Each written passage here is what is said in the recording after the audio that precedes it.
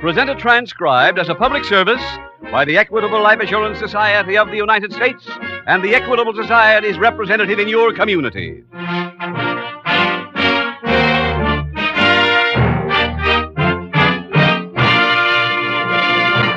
The Equitable Life Assurance Society has nearly 8,000 trained representatives from coast to coast, serving over 4 million members. Tonight, an Equitable Society representative has a brief but important message on Social Security. Undoubtedly, you've heard about the new Social Security law. Millions of self-employed businessmen, salesmen, and others are now included for the first time, and those already covered have had their benefits greatly increased. To whichever group you belong, can you think of a better time to look into your family's changed financial position and see just where you stand? To make this a simple job, the Equitable Society has revised its famous fact-finding chart for fathers and mothers. Mr. Keating will tell you all about it in just 14 minutes. Don't miss this important message from the Equitable Life Assurance Society.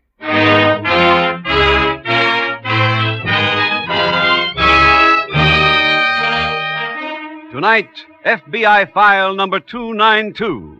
Its subject, extortion. Its title, The Backstage Shakedown.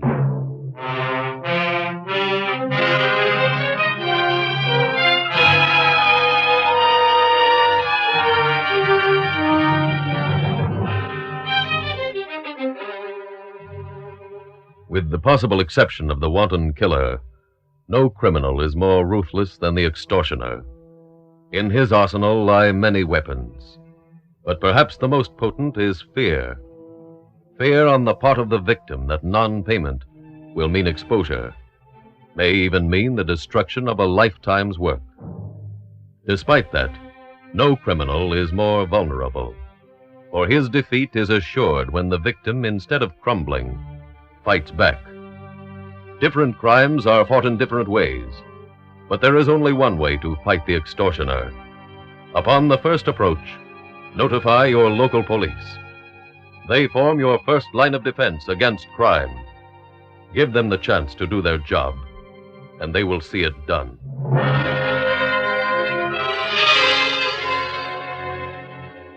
Tonight's file opens at an FBI field office located in a large Midwestern city. Special Agent Jim Taylor returns to his desk to find Police Sergeant Ken Brown waiting. Oh, hello, Ken. Hi, Jim. Hey, where'd you get that sunburn? Oh, it's just a plain old-fashioned windburn. I've been up in the woods the last 3 days on a surveillance. Well, you're not getting much rest between cases. Oh? I was just in to see your agent in charge. He said to work with you. Oh, on what? You ever hear of the Roswell Construction Company? Oh, I've seen their trucks around town. Why? Mr. Roswell came to headquarters this morning, wanted us to locate his wife. Seems she disappeared yesterday. Is this a kidnapping? I don't think so, but there's extortion mixed up in it. Huh? Roswell found this bundle of letters here in his wife's desk. Oh, thanks. They refer to the fact that 5 years ago she was in show business doing a striptease act. Apparently her husband never knew this. The letters threatened to expose her. Oh, I see. And the husband thinks that this threat of exposure made her run away. How long have they been married? 3 years. You done any checking on her? Just locally so far. How about her family? She has none. Do these letters ask for any sum of money, Ken? Yeah, $5,000. To be paid when? Well, they didn't say that. Mm-hmm. You got a full description on Mrs. Roswell? Yeah, right here. Fine, thanks. Now, I get an envelope. Send these letters on to our lab. The letters are composed of words that were clipped from a newspaper. How about the envelopes? Well, they were addressed by hand. Good. Well, the lab can analyze the handwriting and attempt to trace the origin of those clipped words. I'll let you know, Ken, when I hear anything.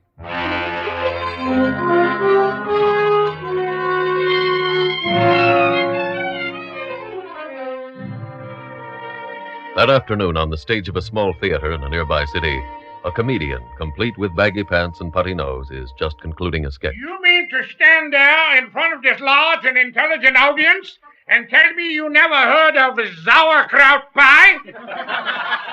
I've never heard of sauerkraut pie. What's that you got in your hand there? This is pumpkin pie. And what's in the other one? That's custard. But I don't eat those kind of pies. Okay, my friend. Then wear 'em.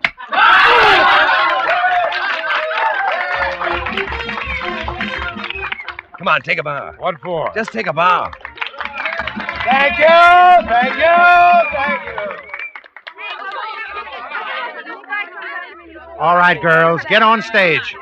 Look, start the line moving and smile, will you? Smile. Paul, can I talk to you a minute? Yeah, what about? Look, I don't want to sound like I'm beefing or anything, but you're kind of crowding those laughs on me, kid. Laughs? You've been getting laughs? I've been getting the ones you ain't stepped on. For instance? Well, for instance, the pies. Space them. Don't hit me with a second one till the laugh gets a chance to build. Now, wait a minute. No third banana's going to tell me how to lay out a joke. Oh, you too, Reuben, again? Yeah, and we don't need any stripteasers to straighten it out. Is that why you've been cutting out my billing? What do you mean? I was just in your dressing room. There were programs on your shelf, all of them with my name cut out. I don't know what you're talking about. Okay. This ain't Madison Square Garden. Fight on your own time. Well, what's he pulling Look, get anyway? ready, Helen. You're on next. And you two, get dressed for the finale.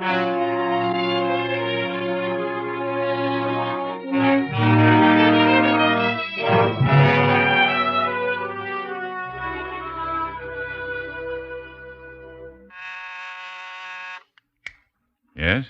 Mr. Taylor of the FBI to see you, Mr. Roswell. Oh, send him right in. Yes, sir. Hello there. Hello, Mr. Roswell. This is about my wife? That's right, sir.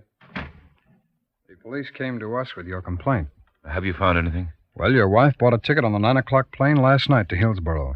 The ticket clerk out at the airport made positive identification, and the Hillsborough police are trying to locate her for us now. I see. Tell me, does she have any close friends there? I've never heard her mention any. The police said that you would look for her address book. Have you located it yet? Yes, I've gone all through it. And anyone with addresses in it in the 3 cities where the extortion notes were postmarked? No. Well, we may still get some news today, sir. Well, how, Mr. Taylor? We're checking every Western Union office to see if any clerks remember your wife sending a wire to Hillsborough. But she doesn't know anybody there. Well, in a case like this, Mr. Roswell, we've got to investigate every possible angle, sir. Yes. You still have the notes? Yes, they're being examined by our laboratory. I'll notify you, sir, when I get a report.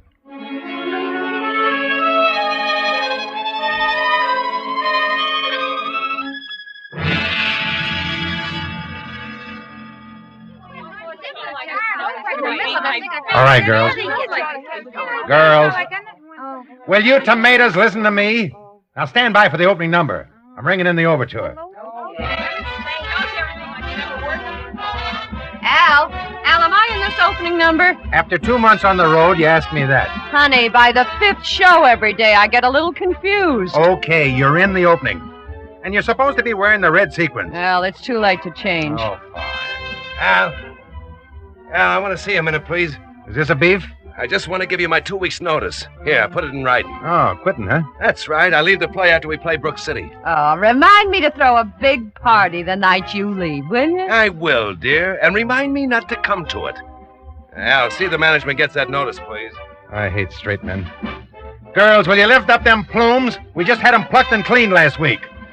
I also hate dames. Hey, Helen. Al, what do you think? What? What do you think just happened? We already know. Paul's quit. Oh, I know about that. This is even better news. Remember when we played Dallas, there was an all-night saloon near the hotel? Yeah, I remember the joint. Well, I went in there one night, and I walked up to the bar, a 10-gallon hat stacked over, and said, you're not from Texas. I said, no, but I can sing The Eyes of Texas Are Upon You. So he says, go ahead. Well, you know how I sing. Yeah, like a knife being sharpened. Honey, it killed this guy. When I finished the first number, I segued into Mexicali Rose and finished off with 2 choruses of Deep in the Heart of. By now, there ain't a dry eye in the house. Or a good ear. Well, when I finished, the 10-gallon hat wipes his tears away, throws his arms around my shoulder, and tells me I got a piece of the next oil well he hits. And? I just got a phone call. It was him. He said a well came in, and he'd meet me. All I'd do is sign some papers and start collecting. You're getting a cut-in on an oil well? That's right. Oh, Randy, honey, that's great. I also hate comedians. Where's the guy meeting you? In Brook City. By the way, Al, I'm handing in my notice, too. With that kind of loot, who has to tell jokes? Look, as far as I'm concerned, the whole company can give their notice. But right now, that overture's ending, we got a show to do. All right, come on. Places, everybody. Stand by.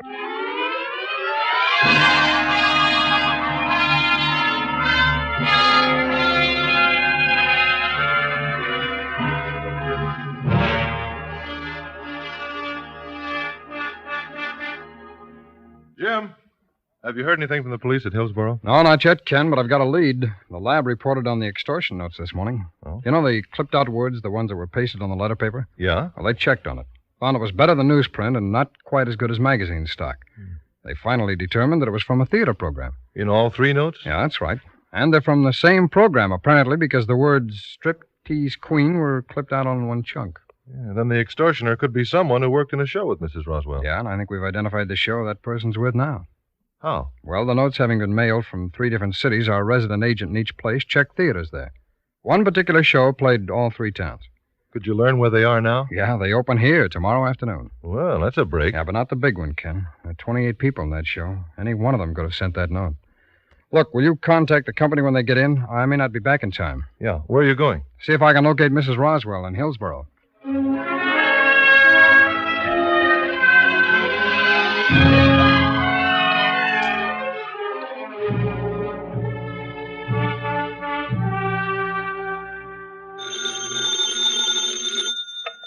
Brown speaking. Ken, Jim Taylor. I've located Mrs. Roswell. In Hillsboro? Yeah, that's right. How'd you find her? Well, we knew she hadn't made any calls from her home or sent any wires, so when I got out to the airport, I decided to check with the telephone counter there. I showed the operators a picture, and one of them remembered her putting in a call to Hillsboro. Well, did she give you the number? Yeah, and when I got here, I checked with the local phone company. I found the address it was listed under. And Mrs. Roswell is there? Yeah. Ken, call her husband, will you? Have him meet me here in Hillsboro.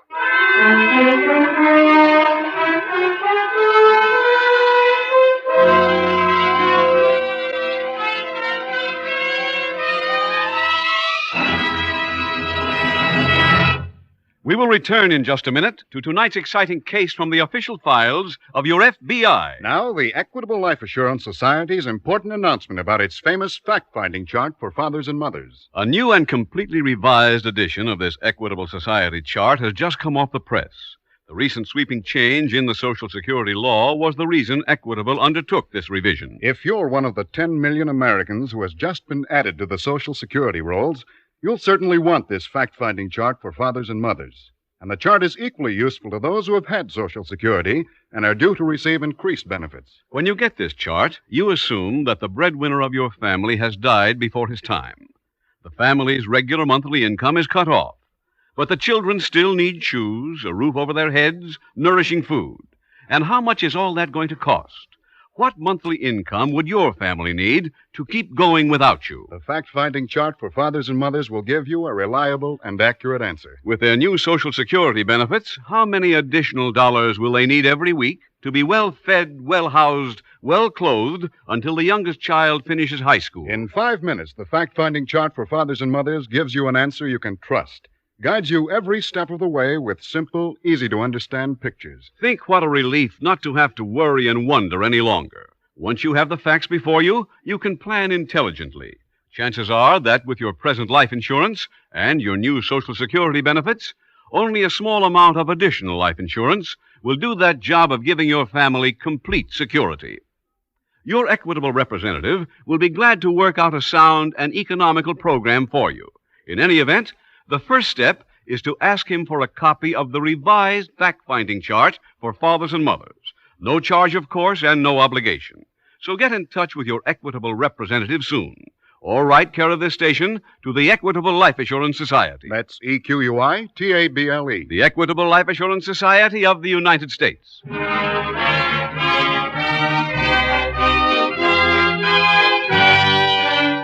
And now back to the FBI file, the Backstage Shakedown.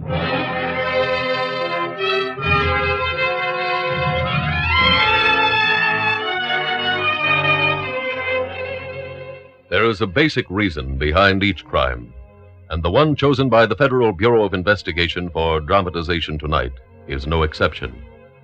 This extortion could not have progressed as it did without Mrs. Roswell's lack of faith in her husband and in her community, and without her mistake of running away. An even more common mistake among extortion victims is paying and hoping in that way to settle the matter. It rarely does, for almost never is an extortioner satisfied with one payment. More often, he returns from time to time, always for what he promises will be the last installment. Whatever the basis of the extortion might be, paying is not the way out. Your FBI has had years of experience with extortion schemes. Take their advice. Expose the extortioner and save yourself.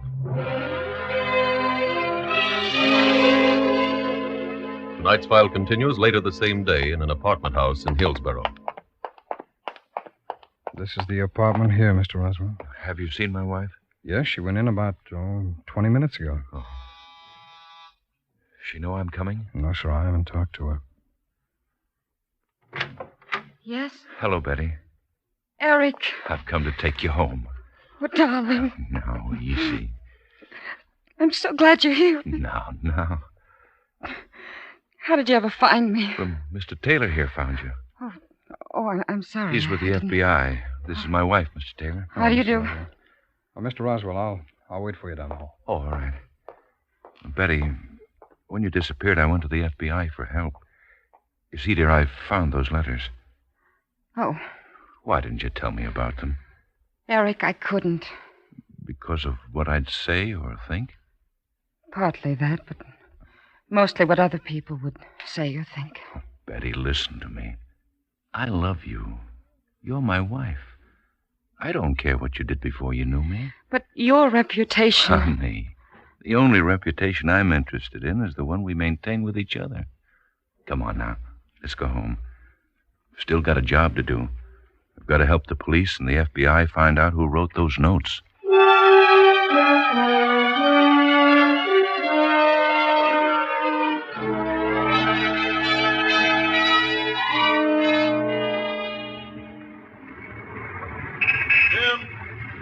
Jim!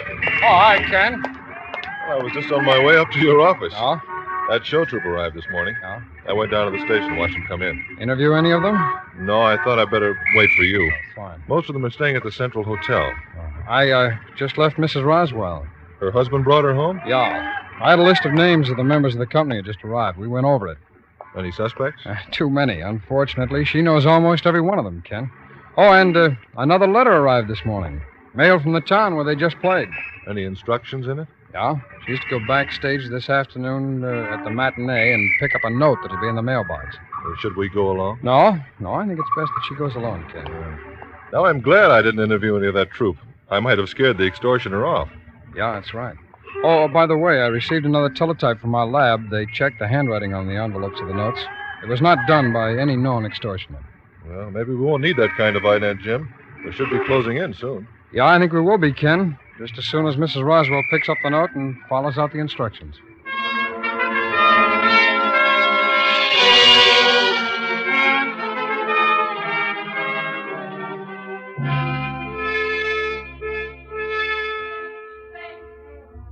There's not another one to take your... All right, boys, get that table ready. Lemon bit coming up. Hello, Al. Look, honey, we're trying... Betty.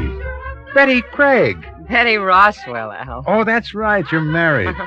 Say, you're sure an ad for it, kid. You look swell. Thanks. What's the action? You got any kids? No family yet. Hey, Randy, look who's here. Well, old 1, 2, 3 kick. Hello, Betty. Hello, Randy. You haven't changed a bit. He hasn't changed the joke either. How's the show going? Well, I'm doing great, but business could be better. That television's rough on the box office. Get him. The towns we've been playing, they don't even have radios. Hi, Betty. Oh, hello, Helen. Well, get a load of that bracelet. What are those things, ice cubes? Of course. Helen, how'd you ever lose all that weight? Oh, split weeks, 5 a day, and aspirin sandwiches. All right, let's have that street drop. Lemon bit coming up. Randy. Where's Paul? Paul! Take it easy. I'll be there. The girls haven't even... Oh, hello, Betty.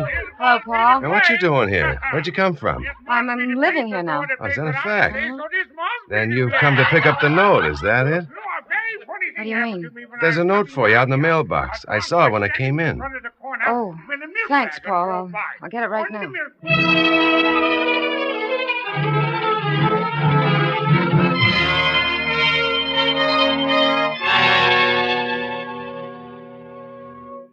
Any word from Mrs. Roswell, Jim? Yeah, she picked up the note. Oh, what were the instructions? She's to wrap $5,000 in a package, address it to a Mr. Webster, and leave it at the desk of the Hotel Central. Where's Mrs. Roswell now? At the bank, getting the money. Don't you think we ought to have somebody going around with her, Jim? Well, she doesn't know it, Ken, but we got a man keeping her under surveillance now. Oh, and the hotel agreed to allow one of our agents to work on the desk until the package is claimed. Good. Come on, let's get over there.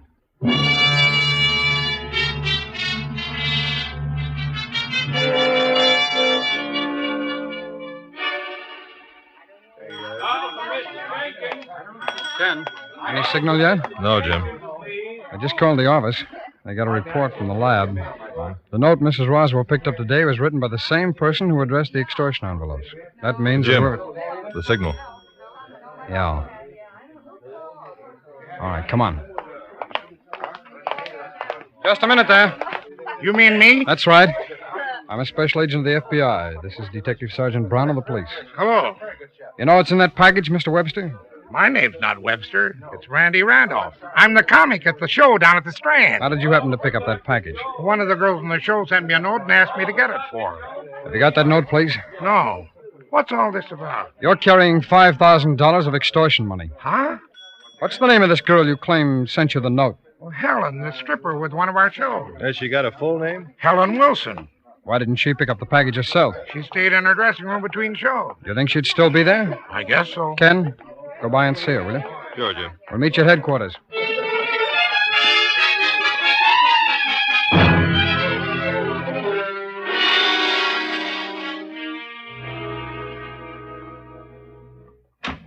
I've got Miss Wilson outside, Jim. Fine, bring her in, will you, Ken? Right.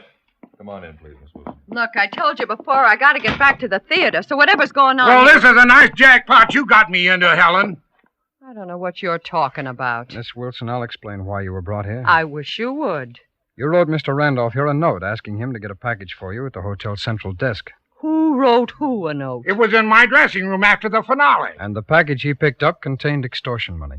Wait a minute. You mean he got nailed picking up extortion dough and then tried to pin the rap on me? Is that it? I just told him the truth. Hey, now I get it. That routine you were giving out about striking oil was a phony. What routine was that? He did a verse and 2 choruses on a guy who called him from Dallas. Said he'd meet him here and give him royalties on an oil well he owned. That story was on the level. Who was this man? Well, his first name was Hank. That's all I remember. Anybody with you when you got this call? No. Naturally. And the topper is the guy hasn't shown. I tell you, it's now, the truth. Look, please, I think we're getting off the subject. Miss Wilson, someone with your show wrote 3 extortion letters to a woman here in town. The letters were composed of words clipped out of a theater program, and they were mailed from the 3... What's that about a theater program? The words in the letter were clipped out of a program from your show. Why didn't you say that before? Randy, remember me beefing about Paul cutting my billing out of the programs? Paul who? Paul Caswell, Randy's straight man. I went in his dressing room one day and saw some programs, and my billing was cut out of each one of them. What do you mean, you're billing? Get him? She means the way she's described on the program or the marquee. And how are you described, Miss Wilson? As the world's greatest striptease queen. You hear that, Jim? Striptease queen? Did you think I played chess for a living? Miss Wilson, those 3 words appeared in each letter that the extortioner sent. Then Paul Caswell's your boy. When's your next performance? 40 minutes. Ken, I've got a few phone calls to make. I'll meet you all backstage.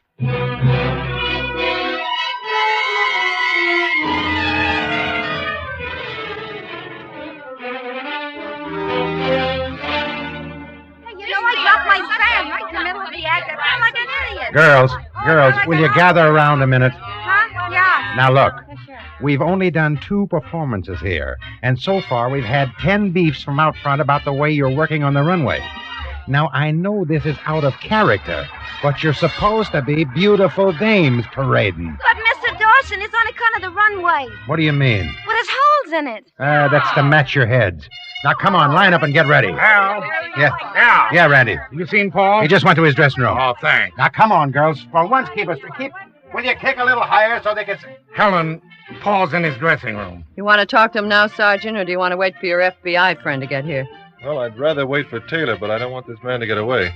We better go to his dressing room. We won't have to. This is Paul coming now. He ain't made up. Just got his street clothes on. Looks like he's leaving. Well, will you help me stall him until Taylor gets here? Okay. Well, I know you're going to hate this, but I'm saying goodbye. You mean you're quitting right now? That's right. Who is this, Randy, a new straight man? No, this is a friend of mine. Hey, Randy, you and Paul are on next. Well, looks like I'm doing a single, Al. Paul's leaving now. He's what? Now, don't act surprised. They gave you my notice last week. Ken! Oh, hi, Jim. Well, I found out what I wanted. Good.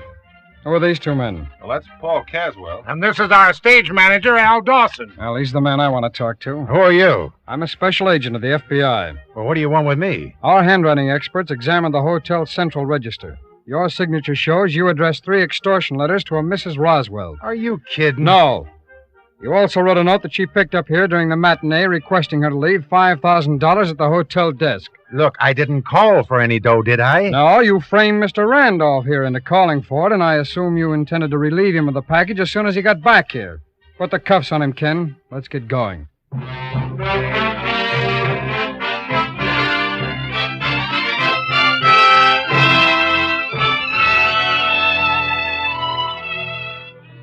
Hal Dawson was tried and convicted in federal court on a charge of extortion.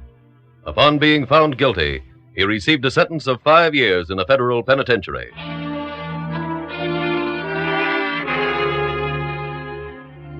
Tonight's case is an example of how careful the Federal Bureau of Investigation is to secure all the evidence before making an arrest.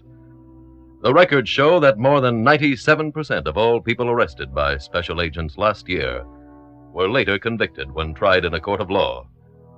As in this case, the job of the special agent is frequently to prove the innocence of people cast under suspicion by circumstances.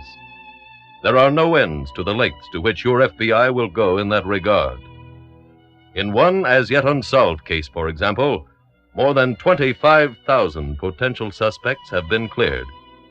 As it does on all files, work will continue on this one.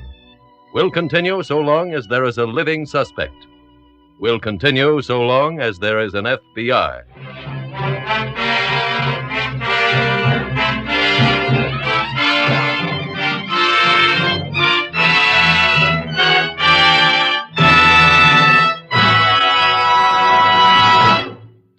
In just a moment, you will hear about next week's exciting case from the files of your FBI. But first, another quick message from our Equitable Society representative on the fact-finding chart for fathers and mothers. This Equitable chart can do a lot for you fathers and mothers. And the best part about it is, it's so easy to get. There's no charge or obligation. Simply get in touch with the Equitable representative nearest you and ask for the fact-finding chart for fathers and mothers, revised to meet the new Social Security benefits. Or send a postcard care of this radio station to the Equitable Life Assurance Society of the United States.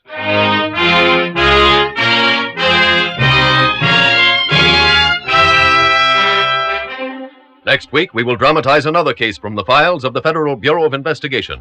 File number 293. Its subject, Homicide. Its title, The Prodigal Hoodlum.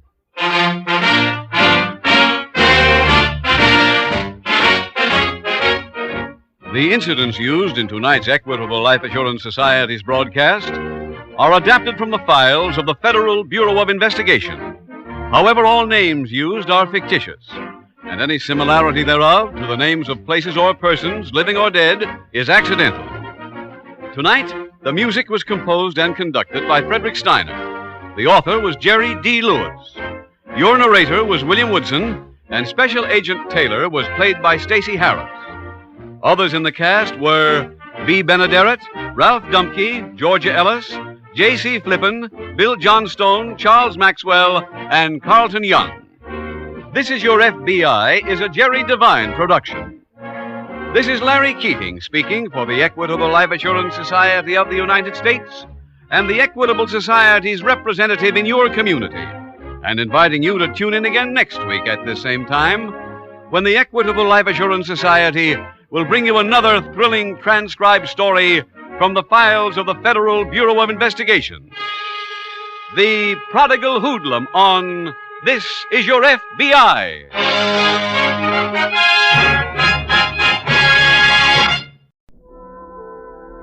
And now, the Whistler's strange story. 12 Portraits of Marcia.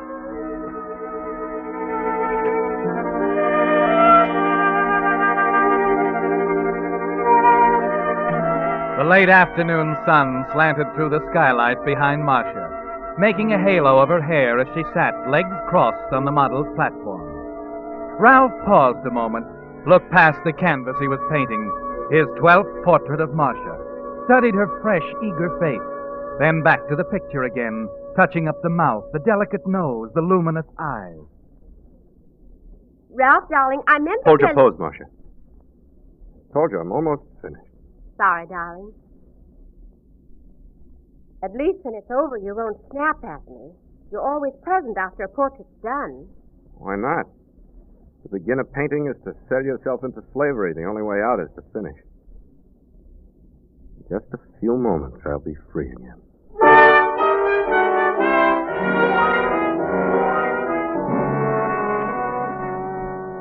Yes, Ralph, you'll be free. The picture is nearly complete. One stroke more, and loyal, loving Marcia, who would never take a penny for her hours of tireless posing, will never pose again. Ralph, Yes? supposing someone offered you $1,000 for a picture. Don't talk such rot. I'm a failure, and you know it. That's not such a wild dream. Through with me? Yeah, that does it. All through. You can relax now. I don't know if I can stand up. I've been sitting with my leg crossed under me for so long. Help me up, will you? My mind is just as cramped as your leg. Oh, always the temperamental genius. Oh, well, someday you'll be rich and famous and I'll be your wife, so why should I complain? What about dinner, darling? Well, I'll have to run out and get something. You know, the only reason you're not famous is publicity, dear. People just don't know about you. I decided this time I did something. I've been trying there to... are sardines and wine in the kitchen. I'll go get some cheese. Excuse me? I'll have to consult the treasury. Oh, Ralph, you never listened to me. I was about to tell you.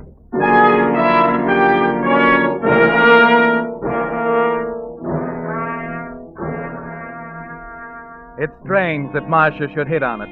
Today of all days, now that you've decided to do it. Publicity, Ralph. Something that will tell the whole world of you and your paintings. Headline. Great artistic talent uncovered when model commits suicide. Foul play suspected. Artist may be brought to trial. Ralph Winston. Winston, eh? Have to look him up. You're perspiring now as you pull open the drawer of the battered dresser in your room. Fumble for the little store of currency under the pile of handkerchiefs. And your gun, with its black handle toward your hand. You realize it could happen now, Ralph. There couldn't be a better time. You'll tell them that you went out for groceries, and when you return... You don't mind if I rest a minute, do you, Ralph? Thought I'd stretch out here on the couch while you're gone. No. Go right ahead. Oh, you're so moody, Ralph. You used to want to celebrate when you finished a painting.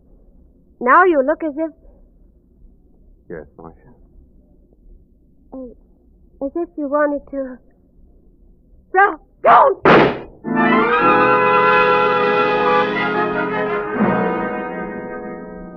You press the gun into her hand, wrap her fingers around the handle.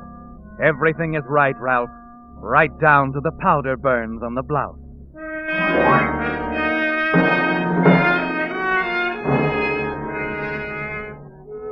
A half hour later, you're on your way back to the studio with a package of cheese and a few other things for dinner in your arms. The lights are on when you get there. You have visitors, Ralph. You stop for a minute, get hold of yourself.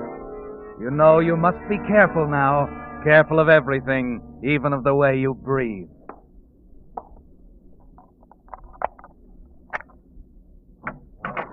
What? What's going on? Oh, you Ralph Winston? That's right. What's the matter? I'm afraid I have bad news for you, Mr. Winston. Inspector Shawn, homicide detail. Homicide? Over there on the couch. What? Marcia! Marcia, why'd you do it? She was your model, wasn't she? I just finished her picture. Yeah, we saw it over there on the easel. Any idea why she'd kill herself? Oh, she threatened to several times. We were going to be married if I could ever make enough of my painting to support her. It seemed hopeless. Where have you been? I just left her a while ago and went to the store for some things for dinner. See here, how'd you get here so soon? How did... This gentleman, Mr. Sultan. Sidney Sultan, Ralph. The art dealer. You've heard of me, eh? Oh, yes, of course. Mr. Sultan was coming up to see your paintings. He had a letter. From Marcia, Ralph. A rather unusual letter, you know. As a rule, I ignore requests from people who want me to look at paintings. But this one, there was something different about it. Marcia sent it? Something so sincere and intelligent and selfless about her letter, you know? Yes, it was different. I was as interested in seeing Marcia as in seeing the paintings. Matter of fact, just looking at some of your things scattered around the room here and found them not bad at all, not bad at all. Thanks, Mr. Self. Call me Sidney, Ralph. Sidney will do for us. I think we're going to see a lot of one another. I get a big kick out of helping a young artist. You can be thankful Mr. Selfton arrived when he did, Winston. You might have been in something of a jam. What do you mean? Under suspicion. Mr. Selfton was on his way up when he heard the shot, rushed in to find Marcia dead, and called us. Oh, so that's how it was. Now, here we are, gentlemen. Oh, this is a herald photographer, Ralph. Let's let him take some shots. They can't do any harm, and who knows, eh? Who knows? Yes, it'll be all right, my good man. You may take your pictures. Always glad to cooperate with the press. Oh, wait a minute. Now, let's see over here by the easel, Ralph. Looking at your last picture of Marcia. Nothing like a picture, you know. Picture tells 1,000 words and all that. Oh, Inspector, don't you think I shouldn't... No reason why you can't go ahead. Coroner will be here in a minute, and we'll all clear out. Now, get the idea, my man. The artist here, Ralph Winston. Winston. Got it? Got it. Now, he's looking at the last picture he painted of the model, who shot herself because no one would buy the pictures so they could get married. Very tragic affair. Very tragic. Marcia. Marcia. Got it? Got it. Very beautiful girl. Attractive, intelligent, a fashionable school, Vassar, all kinds of money. Giving it all up to be with a man she loved, believed in, and wanted to help. Got it. Hold on, Mr. Winston. That's it. And that's your story, gentlemen. Selfton discovered the girl while on way to make deal with Winston to present his pictures to the public.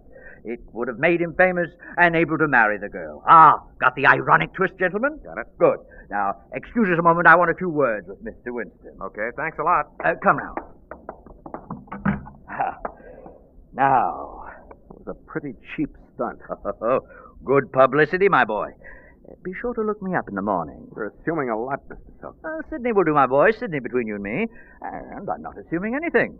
You've got a good head on your shoulders. Ought to recognize the expedient move when you see it. What if I don't? No, none of that. Oh, I could see it all, Ralph. Page one, pictures, headlines, all of it. The moment the opportune moment, I might say, when I arrived at your studio tonight. Oh, you wouldn't consider any other arrangements now, would you, Ralph? You will let me help you. I'll be at your gallery tomorrow. Good. First thing in the morning, bright and early, eh? All right, Mr. Selfton. Sidney, my boy. Sidney. Got it?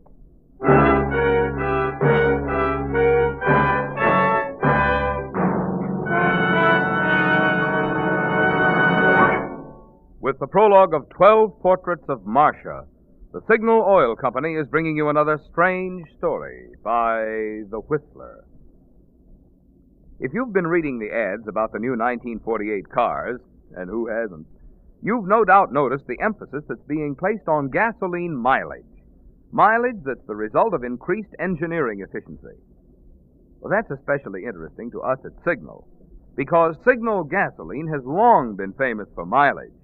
Mileage that's the result of that same engineering principle.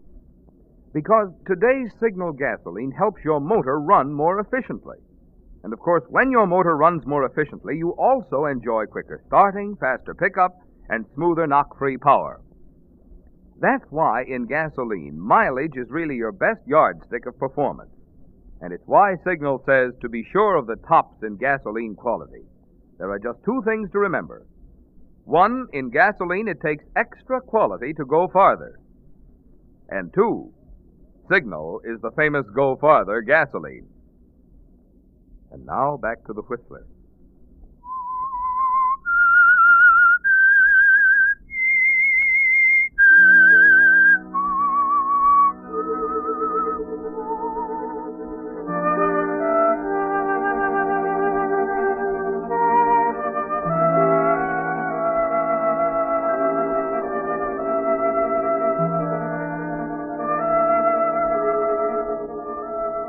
It seems as if you tell the story 100 times, doesn't it, Ralph? To the reporters, to the police officials, to the coroner when he arrives. So often that you almost believe Marcia did commit suicide while you were out of the apartment. But though at long last it's over, the fear of Sidney Selfton keeps you awake, tense, wondering how he could have heard the shot and yet not seen you leave the apartment. Finally, at 9 the next morning, You walk into his office, and he takes you into a private gallery behind the main display room. You decide you're going to put it to him directly. Well, Ralph, right on time. I like to see that. How are you, Sidney? Exultant, to put it mildly. Have you seen the papers? You and Marcia all over the front page. Biggest story since the Hall Mills case, eh? Sit down, my boy. Thanks.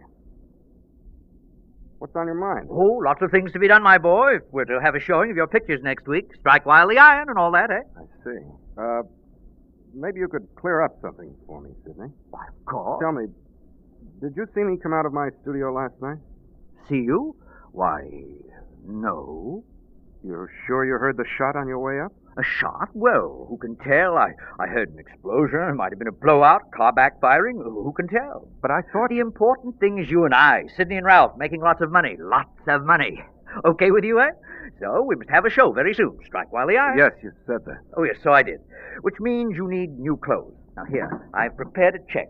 In here somewhere. I just signed it a moment ago. You, keep that thing around all the time? What thing? That revolver? Oh, well, can't be too careful, my boy. Occasionally have pictures of great value around here. Things which don't require publicity to sell. Always keep it here, ready and loaded. Let's see. Oh, yes, here we are. A check for $500, my boy. Call it an advance. Clothes are what you need. Clothes make the man and all that, eh? Here you are. You're sure you'll get it back on my first showing? We'll double it on the first picture we sell. Nothing to it after this fortunate publicity. And the pictures, works of art. Oh, Ralph, you're a lucky man. We're lucky, lucky people. I'm still a little dazed. Well, naturally.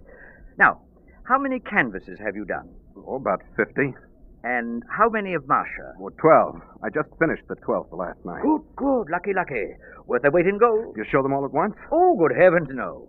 No, first, a harmonious variety of your things. 1 or 2 landscapes, seascapes, 3, no, 4 Marcias.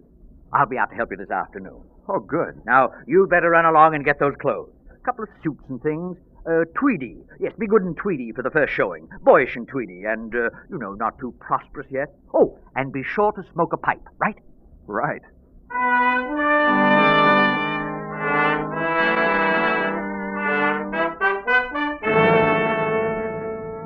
And that's the way it is, Ralph. Sidney taking over and running your life. And it's all right with you, isn't it? Yes. The big day with the public viewing your painting for the first time is almost too much to believe. You stand shyly on the sidelines, dressed in smoky brown tweed, a black mourning band on your arm, thrilling inwardly with every bit of comment and praise, watching admiringly as Sidney handles the smartly dressed society women. I cannot use a stick. Oh, Mr. Selfton. Yes, Mrs. Andrews. I think it was simply vile of you not to give me a chance to buy Marcia 1945. My dear Mrs. Andrews, everyone wants to buy the Marcia paintings. They were all sold almost before we opened the galleries this morning. Oh, dear. Oh, now, if you'll excuse me, Yes, please. of course. Oh, Ralph?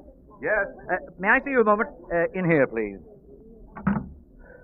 Well, Ralph, congratulations. The show has been a success. Has been? I've sold everything on the wall. Oh, that's fine, Sidney. From now on, we play host to curiosity seekers and future buyers, eh? Yeah, I guess that's right. But what if the critics... Critics? Oh, if the critics knew anything about art, they'd be in the business of buying and selling it, wouldn't they? I suppose so. I know so. Now, don't you worry about the critics, Ralph. Just think about our next showing in, shall we say, 2 weeks?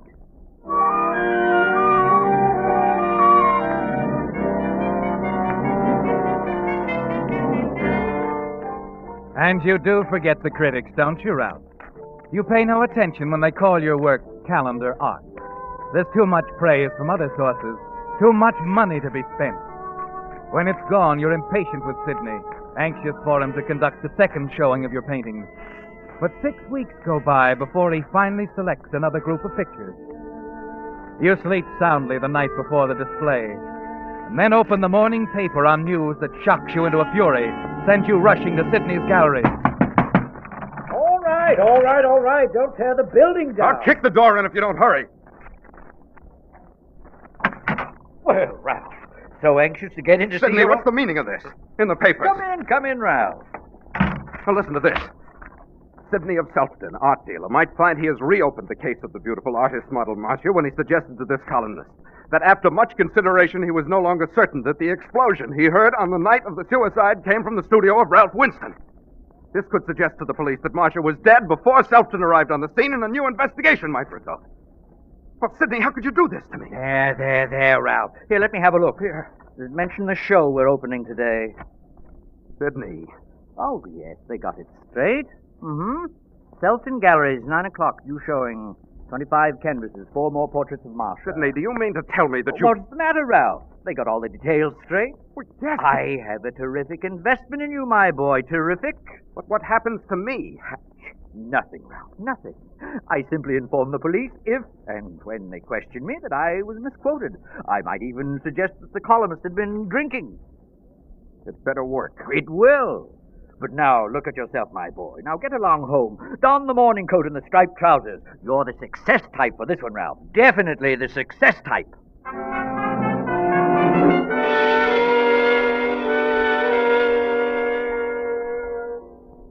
You feel successful, don't you, Ralph?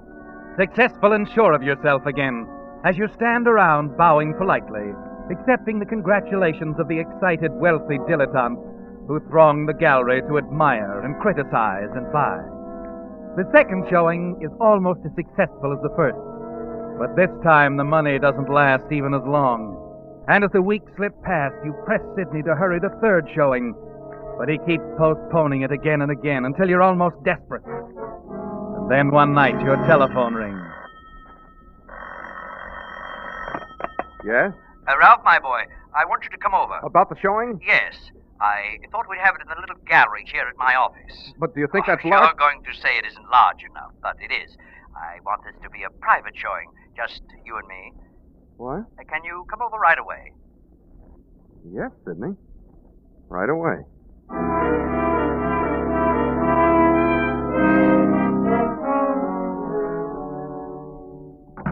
Now, Sidney, what is all this nonsense? You're not going to pull any more stunts like last time. Did that bother you so much, Ralph? Just that the memory of Marcia is sacred to me. Of course, I understand. Sacred. That's right. And while we're on the subject, Sidney, whatever became of all the portraits of Marcia that you sold? Who bought them? Oh, a customer. Funny customer. Always managed to buy them all before the show is open. I spoke of a private showing, didn't I, Ralph? Let's go inside. What? Wait a moment, I'll get the light. Why do you... Sidney, what does this mean? All the portraits of Marcia, all 12 of them, hung side by side. Is it so strange? You got a fair price. If I wanted to buy them, that was my business, eh? Sidney, what are you trying to do? Such an admirable person, Marcia. These portraits provide physical proof of the image that I formed of her while reading her letter. This is incredible. These 12 portraits tell me so much about the girl and about you. She was good, kind, beautiful, through and through. Now, this first portrait, Marcia, 1944, shows that you were in love when you painted it. Yes, I was. You idealized her beyond reality, the pinks and the blues and the gentle sunlight gliding through her hair. No woman could be so beautiful except to the man in love with her. Beautiful experience. And Marcia, early 1945. You began to look on her more as a playmate. In spring 1945, ecstasy, blinding golden light, a look of joy and expectation on her face. It was the most beautiful spring I'll ever know. She was so wonderful you didn't want to paint another thing. You see, 2 more canvases, almost identical. So? Then, a long pause in the series, Ralph. You didn't paint Marcia again until the following winter. You were tired of her. What is this, Sidney? Black magic? No, it's all there, Ralph, you see?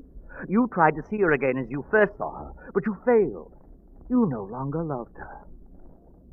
Ah, poor Marcia. A photograph would have been more just. What's all this leading up to, Sidney? Don't you think it clever of me to deduce so much information from paint on canvas? Oh, very clever, Sidney. Go ahead. I won't interrupt you again. Oh, there isn't much more. Now, here you grow panicky. The worry over a promise to marry a woman you didn't love. Your mind was straying here, groping wildly. I paint as I please. Oh, obviously. But such caricature, so grotesque, Ralph. Why, the only happy picture is this one, number 11, showing Marcia saying goodbye in the doorway. Would you have been so happy to see her leave? Never mind that. Nothing becomes more hateful than an unwanted woman, eh? Ah, poor little Marcia. And in this last portrait, you were spiteful and cruel. You put her in a tight-fitting green satin dress, her lips a flaming red slash across her face, and her eyes, you painted them a weak and watery blue. Sidney. Oh, Marcia, how could he ever do this to you? Sidney. You fool. I actually believe you've fallen in love with Marcia. In love? In love with Marcia? No, I could hardly fall in love with a room full of pictures. No, Marcia doesn't exist. I can't love her, Ralph. But I can hate the man who murdered her. Murdered? Well, Sidney, you yourself said you heard the shot when I was blocks away. I was mistaken, Ralph, and you know it. You shouldn't have said that, Sidney. You should never have used the word murder. Wait, what are you doing? What do you want in my desk? Only your gun, Sidney. Ralph, you're making a terrible mistake. No, Sidney, you made the mistakes. First in telling me about this gun, second in making this showing so completely Ralph! Private. Ralph!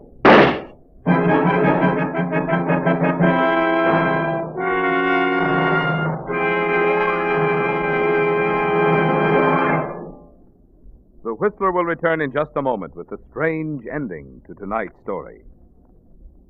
Meantime, in place of the message about Signal gasoline usually heard at this point on the Whistler, Signal Oil Company is giving this time tonight for an announcement in the interest of public health. Have you ever asked yourself what you would do if infantile paralysis would strike someone in your home? The treatment is long, the average cost over $2,000. Fortunately, however, you wouldn't have to worry about cost. For today, the National Foundation for Infantile Paralysis guarantees every victim of this dread disease, regardless of age, race, creed, or color, the immediate scientific care which alone can prevent tragic crippling. And where does the foundation get the millions of dollars needed for this great mission of mercy? Why, from the dimes that you contribute during the annual March of Dimes. When you consider that last year those dimes took care of over 10,000 victims of infantile paralysis, you can realize how much every contribution counts. So let's all get into the march. Drop into an envelope whatever you can spare, a few dimes or a few dollars. Then mail it tomorrow morning to the March of Dimes headquarters in your city. Now back to the Whistler.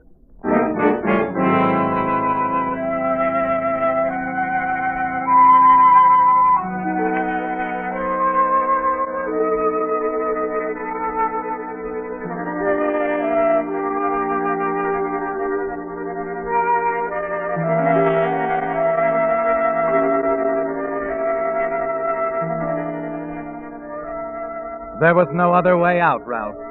As you sat at the desk watching Sidney move from picture to picture, his eyes glowing as he described Marcia, as he uncannily guessed your changing feelings toward her, instinctively followed the winding road that you and Marcia traveled, full of sunlight and brightness at first, finally plunging downhill into the dark valley of murder.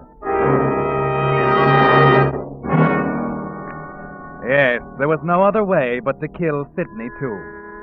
And now, moving like a man in a dream, you find yourself going through it all again, exactly as you did with Marcia. You walk forward, bend over him, press the gun into his hand. And then suddenly the room is filled with a blinding light. A flash gun, Ralph. And as you sense a movement behind the heavy drapes. What? Very good, Joe. A perfect picture, perfect. Huh? Here, Ralph, help me up. What? You can come out now, Joe. Let Ralph meet the press. That's it, my boy. Sidney? What is this? What are you trying to do? All done, my boy. One picture, 1,000 words. The camera eye doesn't lie and all that. Oh, here's your caption, Joe. You ready? Shoot. Art dealer traps murderer at midnight rendezvous. Yes, that's good. Midnight rendezvous. You got it? But listen, Sidney, you can't. Tut, my boy. I'm not through yet. Picture shows killer duplicating original murder plan.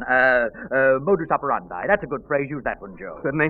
Blank cartridges save life of dealer on eve of final showing at Selton Galleries. Selfton. Got it? Got it. That's all now. You've got a deadline to meet. You better run along. Thanks, Mr. Selfton. Oh, so long, Winston. I'll be taking your picture again soon. At your trial. Sidney? Sidney, why? Why did you play with me, use me? Because, my boy, I had to know whether you really killed Marcia or not. Oh, you know, you were right, Ralph. I guess I am in love with the picture.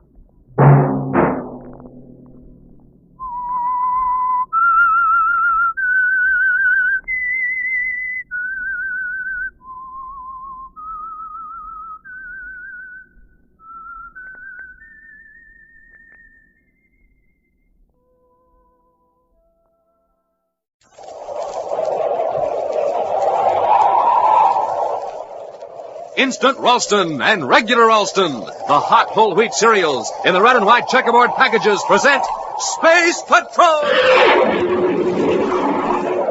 High adventure in the wild, vast reaches of space. Missions of daring in the name of interplanetary justice. Travel into the future with Buzz Corey, Commander-in-Chief of the Space Patrol!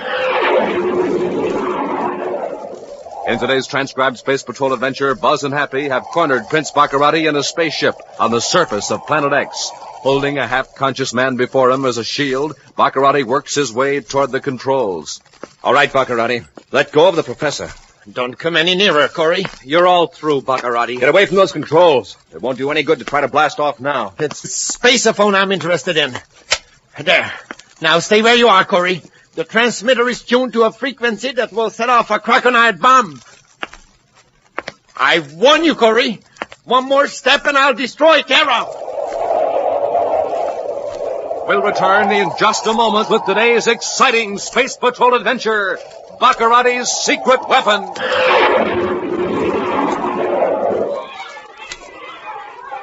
Say, listen to all that excitement inside the Space Patrol clubhouse. Let's see what's going on. Hey, Cadet Happy, you got another space coin with a picture of the moon on it? I'll trade you 3 Saturns for a moon. Sure, here you are. Smoking rockets now, I only need one more space coin with a picture of Terra, and I'll have a complete collection. Hi, Billy, what you doing? Hiya, Captain Twofield. We're trading space coins. Hey, that looks like fun. You betcha. Space coins are really swell. I've got 24 different ones already. Look how big they are. Big as a $50. And look at these keen pictures of Saturn and the moon and Terra on them. Space coins come in all kinds of colors and different values, too, all the way up to 100 credits. Yeah, and they're really neat for playing Space Patrol. Best of all, you get a space coin absolutely free inside every new package of Instant Ralston. Right you are, Hap. And Space Patrollers, why don't you get in on the fun? Start collecting these sensational space coins. You'll have lots of fun flipping them, trading them with your pals, and making up games with them. And remember, you get a space coin absolutely free inside every new package of Instant Ralston, the package with the picture of Commander Corey or Cadet Happy on the front. So why wait? Zoom over to your grocers right now for a package of Instant Ralston and your free space coin.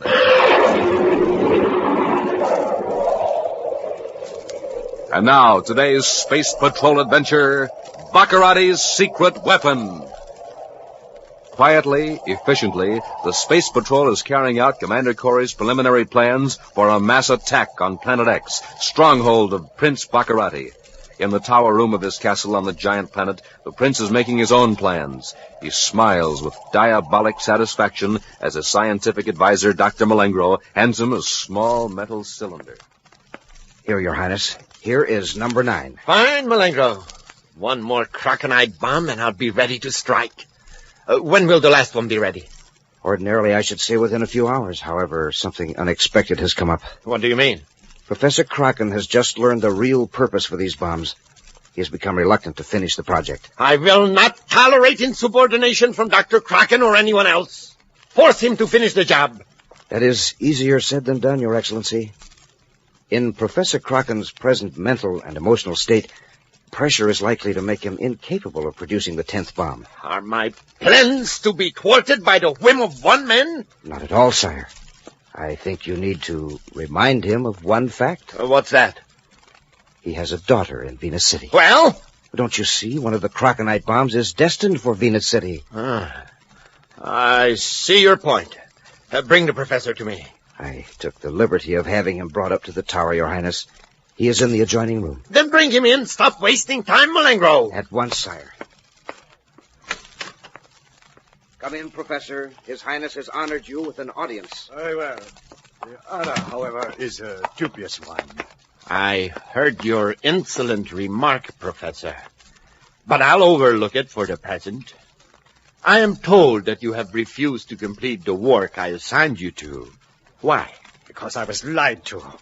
I was assured that my discovery would be used for the good of this planet and its natives. Dr. Malengro here told me that crockenite would be used to clear away mountains, so water could be brought to the desert regions. Perhaps it shall, someday, when it suits my purpose. Then it's true that you're going to use it to destroy the United Planets. That's right. One city on each of the 10 planets will be blown to pieces. I now have 9 bombs. I want number 10 immediately. I refuse to have anything more to do with this monstrous plan. You're being very foolish, Professor. I can still easily destroy 9 cities. One of those cities could be the one where your daughter is, Venus City. If I make the 10th bomb, you'll get my daughter out of the city before it's destroyed? Is that what you're telling me? Exactly. Then, in effect, I'm to destroy a city in order to save my daughter. That's one way of looking at it, of course. I could still destroy the 10th city with other weapons. However, crockenite is much more simple. Those small cylinders are so easy to smuggle into a city, and they can be detonated one at a time from my castle by spaceophone signals. I should never have followed through on those experiments once I discovered the properties of crockenite. As a scientist, you could do nothing else. Well, Professor, I assume you're ready to return to your laboratory and complete the last crockenite bomb. You will see that my daughter is removed to a safe place? Yes. Very well. The sooner the better. My agents inform me that Commander Corey is planning a full-scale assault on Planet X. But with these crockenite bombs, I can wipe out the key centers of resistance. Without leaving my planet, I can conquer the universe. Meantime, Commander Corey is now in Jupiter City with Cadet Happy, organizing Space Patrol forces on Jupiter for their role in the planned invasion of Planet X. Right now, they're in the office of the governor of Jupiter, talking to the governor's secretary, Eric Temple. It's unfortunate that Governor Blake is ill at this particular time, Commander, but I'll do anything I can to help you. The governor seems to have a great deal of confidence in you, Mr. Temple. His spaceogram to me says that you're familiar with all of his correspondence and decisions. That's correct, Commander. Good. I understand you have been contacted by one of Baccaratis' agents. That's correct. This man is willing to reveal the names of Baccaratis spies here on Jupiter, if the governor will guarantee him immunity. Just who is this agent? I don't know his name, but I'm to meet him tonight at a certain address. He's to hand over the names of Baccaratis' men. That's a dangerous assignment, Mr. Temple. Might be a trap. That's occurred to me. But it may be the only way to round up Baccaratis' gang on Jupiter. If you're willing to take the risk, Temple, the least we can do is help you. Where is the meeting place? It's an old building formerly used as a clubhouse by commercial space pilots. I'm to be there tonight at 21:30, Universal Star Time. Happy and I'll be on hand early, Mr. Temple. You show up alone, just as the plan calls for. Excellent. I'm to meet this agent in room 217. In his castle on Planet X, a jubilant Prince Baccaratis seals a deadly cylinder in an innocent-looking package and turns to Dr. Malengro. Now, Malengro, when this package is hidden in Venus City, I am ready to conquer the universe. Your agent has his instructions, Your Highness. He is awaiting orders to blast off for Venus. Excellent. The other crockenite bombs have all been planted, even on Terra. Your Highness, you don't expect to detonate all the bombs, do you? Why not? Well, perhaps the United Planets forces will surrender after you demonstrate what you can do to one city. No, Malengro. There is but one way to terrorize the entire solar system into complete surrender. Every planet must get a taste of my power, one after the other. Your Highness, what about Kraken's daughter? What about her? I was thinking of your promise to the professor to remove his daughter from Venus City. Malengro, please don't bother me with such trifles. Now that Kraken has carried out his part of the bargain, we can forget him completely. Billions of miles away, in a Jupiter City abandoned building, Buzz and Happy wait in a darkened room. Hours go by in utter silence. Then Happy looks at the luminous dial of his Space Patrol watch. Commander, it's 21:55. What happened to Temple? Well, there's nothing to do but wait, Hap. I hear someone out in the hall. Get back in the closet, Hap, but leave the door slightly ajar. Yes, sir.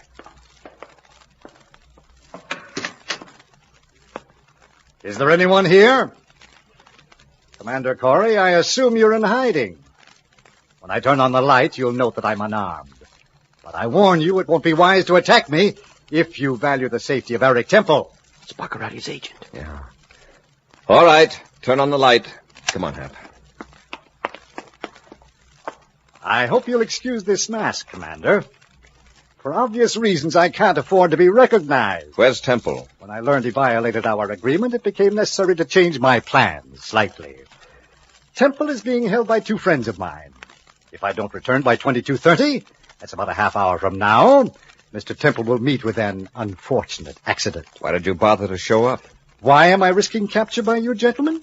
Simply because I expect more lenient treatment from the Space Patrol than from my former boss, Prince Baccaratis. You want to make a bargain, is that it? Yes. I have here the information I promised the governor's secretary. It's in this folder. The names of Baccaratis' agents on Jupiter? That's right. I'm not in the habit of making bargains with crooks. This is once you'd better compromise with your high standards, Corey. You'd better make a deal for this information. It isn't just Temple who is in danger. As long as Baccaratis' agents are free, they can keep him informed on your plans to attack Planet X. Of course, Baccaratis doesn't know many details of your plan of attack. But eventually... All right. You win. Here's the data on Baccaratis' agents. Look it over. Looks like a complete file. Names, addresses, meeting places. It's all there, Commander. Happy, hold on to this. Now, whoever you are, see that your pals turn Temple loose. There's no need for that, as you will see when I remove this mask. Temple. Hey, what's the idea? Put up your hands, both of you. I don't want to use this blast gun unless I have to. What's your game, Temple? Why the masquerade? Why, merely to get you here, so I could handle you without interference. And this phony evidence against Baccaratis, that was to get us off guard so you could whip out a gun. Of course. Now I'll relieve you of your weapons, gentlemen. Don't attempt any heroics. How long have you been working for Baccaratis? That's really of no importance now, Commander. No, don't lower your hands. Flash them behind your heads. That's it. Temple, if anything happens to me, the Space Patrol will be around asking questions. They'd better hurry, because Jupiter City won't be in existence very much longer. What do you mean? Did you ever hear of Croconite? Croconite? No. Well, a few ounces of Croconite, 1 and 2, could destroy this city. Smoking rockets. You may well say smoking rockets, Cadet. Well, there's a Croconite bomb concealed in this city right now. And in the capital city of every planet from Mercury to Pluto. Are you telling the truth? I certainly am. Each bomb is set to respond to its own resonant frequency. Baccaratis can destroy all 10 cities, one at a time, by sending spaceophone signals from Planet X. And you know where these bombs are hidden? No, that's no concern of mine. You'd better make it your concern. I warned you, Corey. You're lucky I used the paralyzer ray instead of my blast gun. Prince Baccaratis is going to be very pleased when he sees who I'm bringing to Planet X. We'll return to Space Patrol in just a moment. More power to you. More muscle power for sports. More brain power for school. Yes, that's what you get from a breakfast with a hot whole wheat power cereal, Good Hot Ralston. Because, gang, just one bowl full of delicious hot Ralston gives you 20% of the vitamin B1 and 11% of the iron you need all day long. And listen to this. Hot Ralston gives you twice as many vital bodybuilding elements from the heart of the wheat. Yes, all the power of whole wheat and twice as much power from the heart of the wheat. That's why a power breakfast with Good Hot Ralston gives you extra protein for strong muscles, extra vitamins for good health. And Hot Ralston is the only cereal that gives you so much power, yet tastes so good. So, gang, join the power team. Get Good Hot Ralston, Instant Ralston, or regular Ralston today at your grocer's. And tomorrow morning, more power to you from Good Hot Ralston. And remember, there's a free space coin inside every package.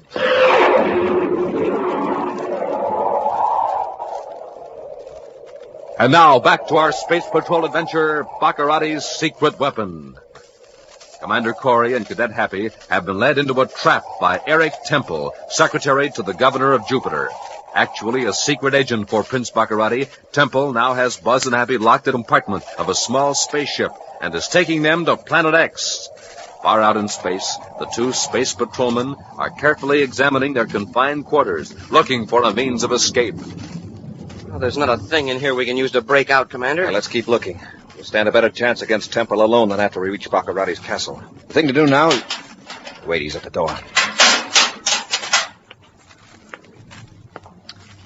Hurry, raise your hands and step into the corridor. All right, Temple. I'll keep your distance while I lock the cadet in. Head toward the control compartment. And don't try to be clever.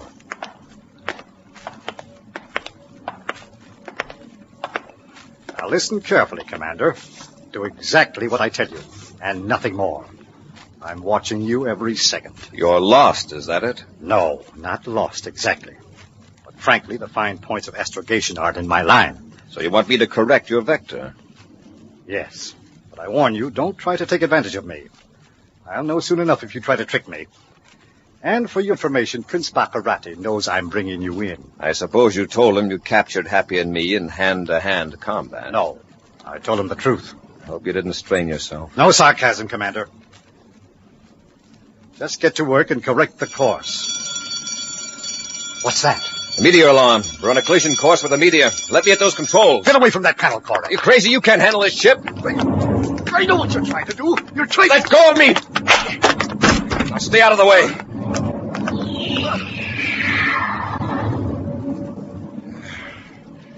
Little boys shouldn't play with spaceships, Temple. If I hadn't changed course just then, we'd have been spread over that meteor like a coat of paint. And don't leave ray guns lying around on the deck. Somebody might stumble. What are you going to do? I'm going to put you back there where Happy is now. Then I'm going to follow through with your plan. You're going on to Planet X? Of course. Prince Baccarati's expecting us, and I wouldn't want to disappoint him. Gloating over his expected triumph over the United Planets and upon the capture of Commander Corey by his secret agent, Eric Temple, Prince Baccaratis sits in his tower, lost in the dreams of power and glory, his fingers fondling the spacephone controls that at his will can destroy the 10 largest cities of the solar system. Soon, it's within my grasp at last. The greatest empire any mortal has ever controlled. Your Highness.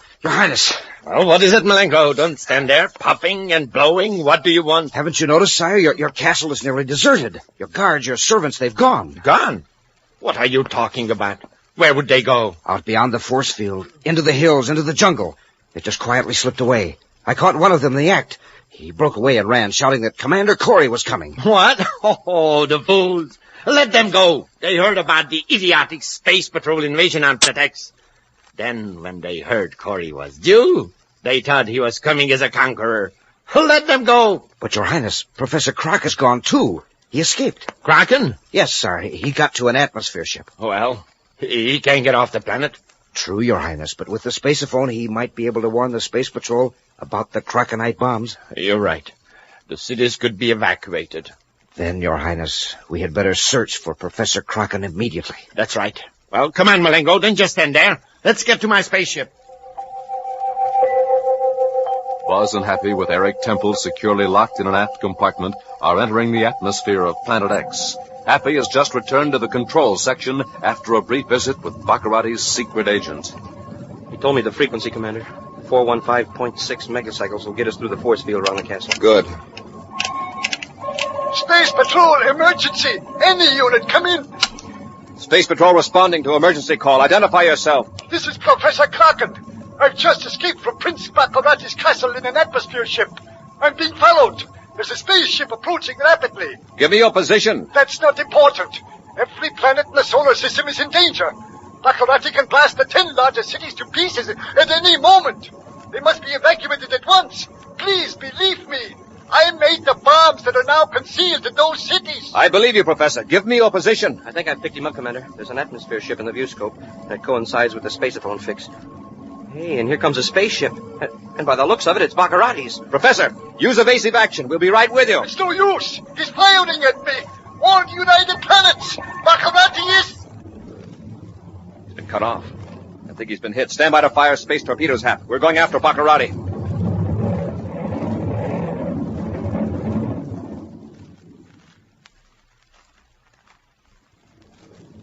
Your Highness, we've scored a hit.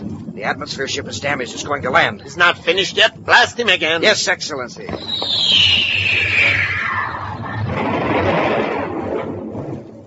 Oh, you're off range, Malengro. Fire again. Your Highness, look. There's a spaceship 12 degrees high, and it's coming toward us. It's a small Class C cruiser. That must be Temple, bringing Corey in.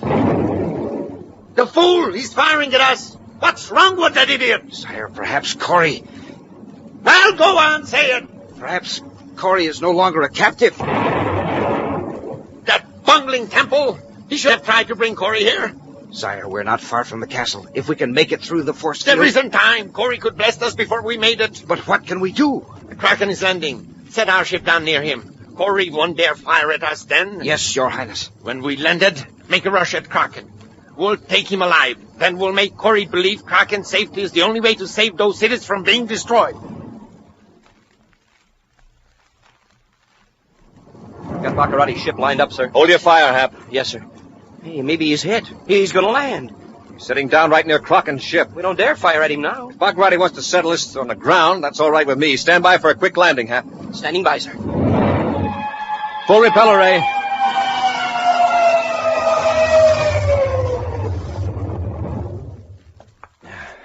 They're getting out of their ship. It's Baccarati, all right. And Malengro. Open the hatches, Hap. Hurry. Yes, sir. Down the ladder. Hey, they're dragging somebody out of that atmosphere ship. Must be the professor. Hold it, Baccarati. Hold him off, Malengro. I'll take Kraken to my ship. Take care, Malengro, Happy. I'm going after Baccarati. Yes, sir. Stay where you are, I'll fire. Too bad you missed, Malengro. Malengro. We won't be needing his blast gun for a while, but... Hey, Commander, wait for me!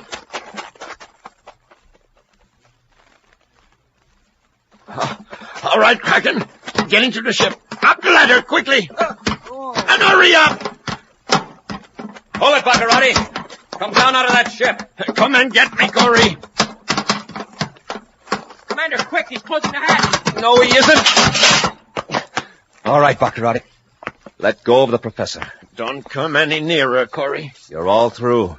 Get away from those controls. Won't do any good to try to blast off now. It's just the spaceophone I'm interested in. There. Now, if you take one more step, I will destroy Terra. This transmitter is tuned to the frequency that will set off a Krakenite bomb. Hidden in the heart of Terra. And there are 9 other bombs. In 9 other cities. The professor can confirm that. He made them. Terra would be wiped out. Is that right, Professor? If the signal was sent from here, I doubt that the energy reaching Terra would be strong enough to activate the Krakenite detonator. But you don't dare risk it, do you, Corey? Not with all those lives at stake. Well, Commander? All right, Baccarati. I can't take the chance. Splendid choice. Now, Cadet, if you will bring me that blessed gun you took from Malengro, and the Commander's ray gun, too, if you please. Go ahead, Happy. There's nothing we can do. Yes, sir. And remember, my hand is on this switch. In a split second, I can send an impulse toward Terra. Okay. Here's your weapons. Thank you. Now, step back, Cadet.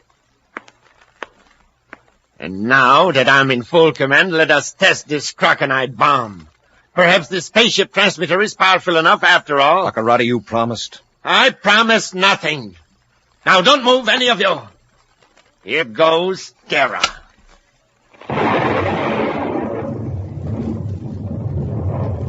Smoke and rockets, Commander. Look through the viewport. That big ball of flame. And the smoke. My castle. It's gone. That's what I failed to tell you, Baccarati. I made 11 bombs. The last one was set to the same frequency as the one on top. And I hid it in the castle. My castle. My beautiful castle. wiped off the face of the planet. All right, Baccarati, I'll take those weapons. Everything's gone. My castle, my empire, everything. Doesn't anyone understand? Take him to the other ship, Happy. I'm going to check on Terra.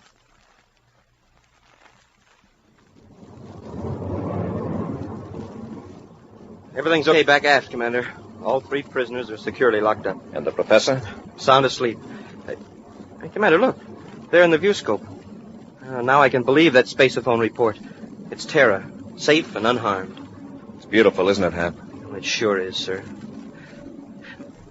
But you know, Commander, now that it's all over, I almost feel sorry for Baccarati. Oh, not really, but, oh, gee, just to look at him lying there. No more fight in him, and, gee, Commander, he just looks empty. I can't hate him because, well, there's just nothing left to hate. Baccarati is another example of an evil man who destroyed himself. An action preview of next week's exciting Space Patrol adventure in just a moment. Hi, Space Patrollers. This is Captain Dick Tufeld speaking. And this is Cadet Happy. We've got a question to ask you.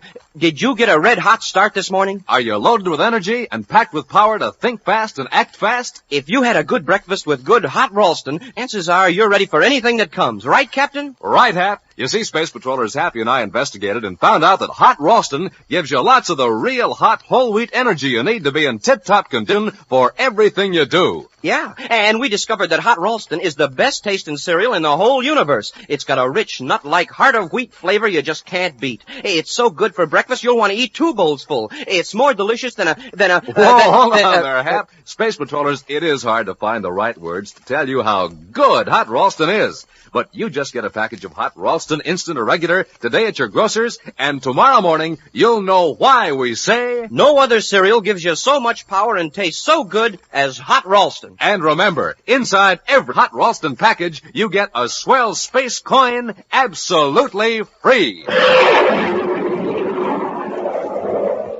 And now, a preview of next week's exciting Space Patrol adventure.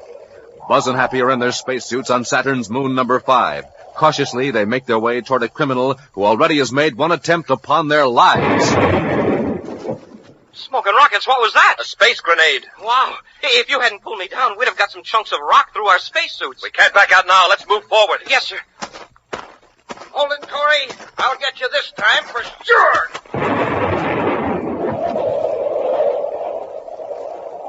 Be sure to join us again next week for the thrilling story, The Lost Condor, when Wheat Chex, Rice Chex, and Good Hot Ralston again present Space Patrol! Space Patrol, created by Mike Moser, starring Ed Kemmer as Commander Corey and Lynn Osborne as Cadet Happy, was written by Lou Houston, produced and directed by Larry Robertson, executive producer Mike Debris. Other players were Bela Kobach, Norman Jolly, Jerome Sheldon, and Stephen Robertson. Dick Tufeld speaking. Now, don't forget to tune in next Saturday and every Saturday when Instant Ralston and Regular Ralston again present Space Patrol!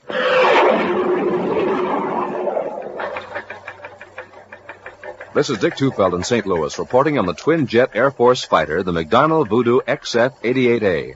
In a moment, we'll hear from the noted test pilot who flies this plane, Phil Houghton. Speed of the Voodoo is a military secret, but it's plenty fast. Wingspan is 40 feet, length 55, weight 10 tons. And now, Phil Houghton recorded this morning at Lambert Airfield. After seeing Voodoo, I guess you know why I like my job.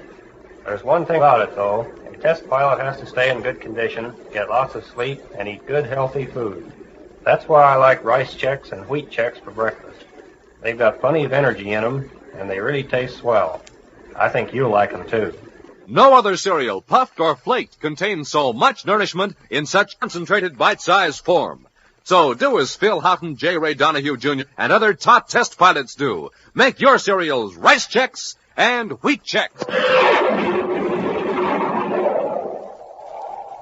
If you had a chance to save someone's life, you'd do it, wouldn't you?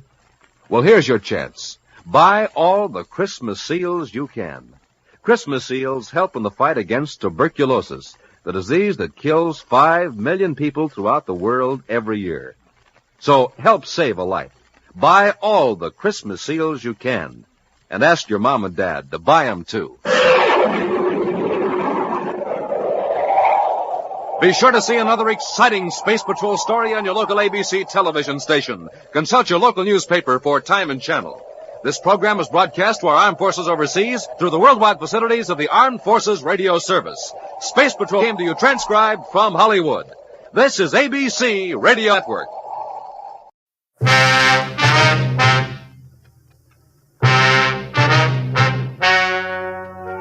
The story you are about to hear is true. The names have been changed to protect the innocent. Fatima Cigarettes, best of all king-size cigarettes, brings you Dragnet on both radio and television.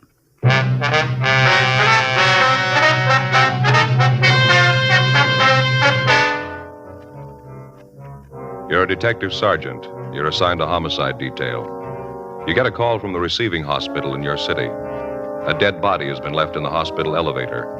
There's no lead to the identity of the corpse. There's no apparent cause of death. Your job, investigate. Compare Fatima with any other king-size cigarette. Yes, compare Fatima with any other king-size cigarette. 1. Fatima's length filters the smoke 85 millimeters for your protection. 2. Fatima's length cools the smoke for your protection. 3. Fatima's length gives you those extra puffs, 21% longer than standard cigarette size. Fatima gives you more for your money. And in king-size Fatima, you get an extra mild and soothing smoke, plus the added protection of Fatima quality. Buy Fatima in the bright, sunny yellow pack. Best of all, king-size cigarettes.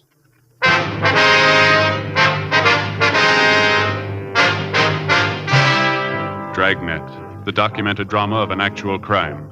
For the next 30 minutes, in cooperation with the Los Angeles Police Department, you will travel step by step on the side of the law through an actual case transcribed from official police files. From beginning to end, from crime to punishment, Dragnet is the story of your police force in action. It was Wednesday, November 9th. It was foggy in Los Angeles. We were working the night watch out of homicide detail. My partner's Bill Lockwood. The boss is Captain Lorman. My name's Friday. It was 11:28 p.m. when we got to the 3rd floor at Georgia Street Receiving Hospital, Dr. Terrell's office.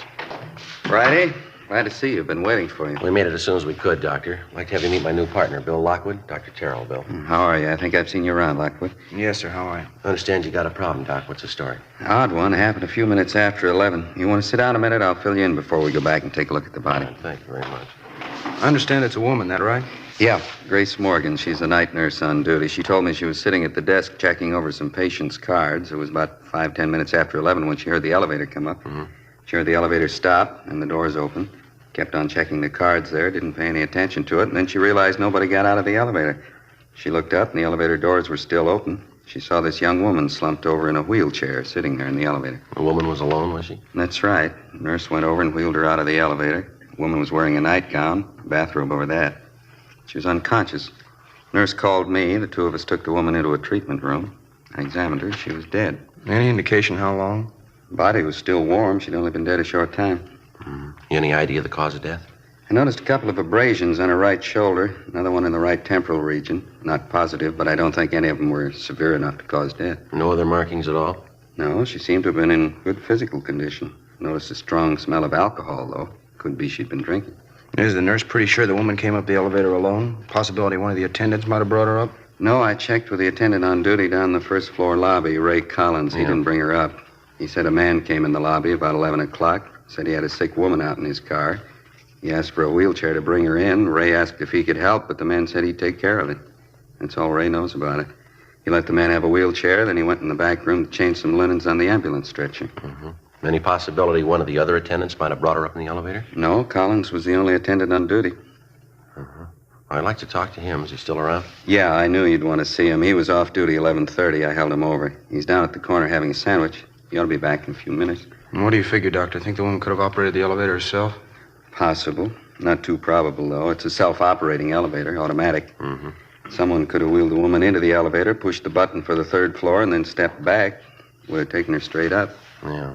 The nurse is sure the elevator didn't go back down after it got up here, huh? Positive. She heard the elevator doors open. They stayed that way. She kept waiting for someone to come out, and that's what attracted her attention. I see. How about identification? The woman have a purse with her or anything like that, Doc? No, all she had was what she was wearing, nightgown, slippers, and bathrobe. Let's go back and have a look. I'll show you. Okay, thank you. You say the only markings on the body are those abrasions on the shoulder and the forehead. Yeah, that's right. And you don't think that's why she's dead? You any ideas at all? Well, I wouldn't want to say, Lockwood. Strange one. Going to have to wait for the autopsy. Well, how about the wheelchair the woman came up in, Doc? Where's it now? Back here in the same room with the body. I gave notice it wasn't to be touched. I knew you'd want to check. Oh, fine. In here. All right, to smoke in here? Yeah, sure. Fine. Want a cigarette? No, thanks. Bill? No. Over here on the table. Nurse put the woman's clothing over there. Nightgown, slippers, bathrobe. I see. Seems to be a fairly young woman. I'd say in her early 30s. Nice-looking girl. Well-groomed. Notice her hair and fingernails. Well-kept. And bruise there on her head. Took a pretty good blow to cause that, wouldn't you say? Yeah, might even be worse than it looks. Hard to say right now. Other abrasions I was telling you about, right here along the clavicle, seem to be fairly distinct. 3 or 4 of them. That's all of them, huh? That's it. Like I say, we'll know more after they post the body. Take a look at the clothing over here. Want to check over the bathrobe, Bill? Yeah. There's no label here. Size marking, though. Size 34. Just an ordinary rayon nightgown. Seems to be fairly new. It's not damaged. Nothing on the bathrobe, Joe. Both pockets empty. No visible markings. Manufacturer's label here. Fairly common trade name. Laundry marks? No, none showing. We can have the crime lab check them over. How about the slippers? No, it's the same. Nothing. You fellas want me to notify the coroner? No, we'll get it, Doc. We have to call in for the crime lab crew anyway. It looks like a rough one. We don't even know what we've got. I can't figure it. If somebody murdered the woman, why'd they bring her here to die? Yeah. If she was sick or hurt and they were worried enough about it to bring her here, why'd they want to get rid of her? Leave her alone in an elevator. Yeah. Doesn't make sense. Somebody's got something to hide. Sure could use a lead. Man puts her on the elevator and sends her up 3 floors. Don't know who she is, how she died. Don't even know where she came from. Well, there's no choice. We'll just start at the beginning. Yeah? Ground floor. 11:52 p.m. The receiving hospital attendant, Ray Collins, returned, and we interviewed him in Dr. Terrell's office. He told us substantially the same thing the doctor had told us. At a few minutes past 11 o'clock that night, a man entered the lobby of the hospital and asked for a wheelchair to move a patient up to the 3rd floor. Collins stated he gave the man the wheelchair. The man refused his offer of assistance, and Collins went on about his work. He didn't see the patient, and he didn't see any car parked outside, and he was able to give us only a partial description of the man himself. A male Caucasian, about 35 years old, short, heavy build, dark hair. The crew from the crime lab arrived and began their investigation. The body was photographed and fingerprinted, and the wheelchair was also dusted for prints. The clothing was packed up to be taken downtown for further examination. After the men from the crime lab left, Bill Lockwood began a canvass of the immediate neighborhood for possible witnesses. Meantime, I checked with the rest of the hospital personnel and the patients. They could tell me nothing. 12:30 a.m., I met Bill back at Dr. Terrell's office. How'd you do, Joe? Any luck? Well, I talked to the nurses and some of the other attendants. They couldn't help any. Checked with the dispatcher on incoming and outgoing ambulances. Nothing there. What about you? No good. Most of the business places around here are locked up. Talked to the newsboy down at the corner. He was about the only one on the street. He didn't see anything. It's sure going slow, isn't it? Might give Bergman a call, see if he's got the woman's prints classified yet. How about the coroner? Show up yet? Yeah, I think he's in there now. Yes, ma'am. Give me station 2557. Yeah, that's right. Latent prints. Hi, let me talk to Bergman, please. Right. Yeah, Dean, Joe Friday. No, we're still over at the hospital. You do any good on those prints? Uh-huh. Yeah, that's what we figured. How about her prints? Okay, Dean, thanks. Yeah, right. Well, we're still batting 1,000. What do you say? They make her prints? Nothing in records on her. Dean's going to send along a set to Washington, see if they got anything. How about the wheelchair? Any prints there? Well, the nurses and Doc Terrell's, that's all. We figured on that, didn't we? Lousy luck. Sure is. I checked with missing persons while you were out. There's nothing there either. Well, that about finishes up here, huh? Yeah, we better get back to the office. Joe? Yeah, Doc. I think I got something for you here. Yeah? Nurse at the switchboard got a call a minute ago. Man's voice wanted to know the condition of Carla Cheswick. Nurse checked the list of patients, didn't find anyone by that name. The man insisted she's here. The nurse asked him what time the woman was admitted to the hospital. He told her 11 o'clock tonight. Yeah? The man said, I know she's there. I brought her myself.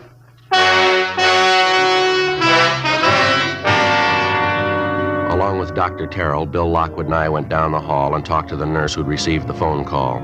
She told us that she tried to question the caller as to his name and his relationship to the alleged patient, Carla Cheswick, but the man refused and hung up. We put in a call to R&I and asked him to run the name for us. There was no one with that name in the files.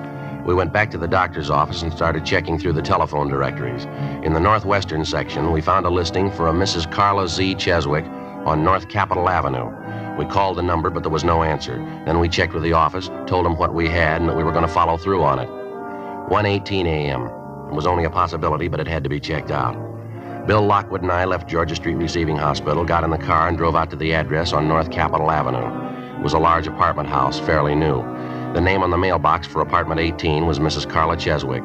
We rang, but there was no answer. We finally had to get the manager out of bed, a Mrs. Herbert. We identified ourselves and explained the reason for our visit. She got a pass key, showed us upstairs to the second floor, and let us in apartment 18. There was no one there, but there was evidence of a recent party within a matter of hours. Half-filled cocktail glasses, an empty whiskey bottle, a glass bowl containing partially melted ice cubes. An end table in the corner had been overturned. In the bedroom, women's clothing was scattered on the floor and on the dressing table. On the mantel in the living room, there was a picture of a woman. Did you notice anything unusual about her at that time, Miss Herbert? I mean, anything out of the ordinary? No, don't think so. She'd been drinking some. I'm pretty sure of that, but that's not unusual for Mrs. Cheswick. She drinks quite a bit. Parties and things. Runs around a lot. Yes, ma'am. You didn't notice anything about her face? No cuts, bruises, anything like that? No, nothing like that. Why? And you told us she had quite a few men friends. Do you know any of their names, where they live? No, can't say to do. She was just one of the tenants. I didn't try to get acquainted. Didn't have much in common with her. The other tenants didn't either, matter of fact. She kept pretty much to herself, her and her friends. Mm-hmm. I see. Now, about this party she had last night, Miss Herbert, you say you don't know who was there with her? No, I'm afraid I don't. When I called her on the phone to ask her to quiet things down, I heard that one man's voice talking. That's about all, though. I couldn't tell you who was there. Well, is there anyone at all that you know of that was close to her? I mean, someone we could talk to about her. Well, her husband, I suppose. He's the only one close to her I know. He comes around every month and takes care of the rent. Kind of a peculiar thing, but I never questioned it. I figured it's their business, live and let live. Do you have any idea where we can find the husband, ma'am? No, I'm not sure. He works at a machine shop out near Glendale. I have his home address in my rent book downstairs if you want it. Yes, ma'am. We'd like to have that if we could. Would you happen to know how Mrs. Cheswick and her husband got along? I mean, the separation of theirs. Was it friendly, or did they still quarrel quite a bit? No, as far as I know, they got along all right, as long as they didn't have to live together. Poor Mr. Cheswick, I feel sorry for him. He's going to take it hard. His wife, I don't know whether to blame or pity her. She was a terrible disappointment to him. That's so? I had a long talk with him once. Seemed like such a nice man, hard worker. And his wife, he was so disgusted. I mean, drinking all the time, going out with different men. Bitter disappointment. He told me how he felt. Well, did he seem violent on the subject? I mean, did he feel anger toward his wife? Would you know? No, just pity. Said he'd rather have her dead than go on the way she was. We checked through the dead woman's apartment for names and addresses of some of her men friends, but we found nothing. The crew from the crime lab went over the apartment thoroughly. The only evidence found were fingerprints on some of the cocktail glasses. Along with the apartment manager, Mrs. Herbert, we went downstairs and she gave us Mr. Cheswick's home address and also his place of employment. 2:30 a.m. We got to a phone and called Cheswick's home, but the people he was staying with told us that he wasn't there. He was working the all-night shift at a farm implement factory on Glendale Boulevard. 3:05 a.m. Bill and I drove out to the factory and checked with the night personnel superintendent. He directed us to the factory repair shop where Cheswick was employed as a welder. The foreman at the repair shop pointed him out for us. Cheswick was working on the welding line, a tall, thin man, slight build. Bill Lockwood and I went back and introduced ourselves. Yes, sir, Ernie Cheswick. That's my name. What can I do for you? I'd like to talk to you for a few minutes if we could. It's about your wife, sir. Carla? What's the matter? Is she in trouble again? Well, it might be better if we could step outside and talk. It won't take very long. All right, I got to finish up this little job here, if you don't mind waiting. A couple of pieces of tubing. It won't take a minute. Sure, you go right ahead. You might stand back a couple of steps. This thing pops a little. Okay, thanks.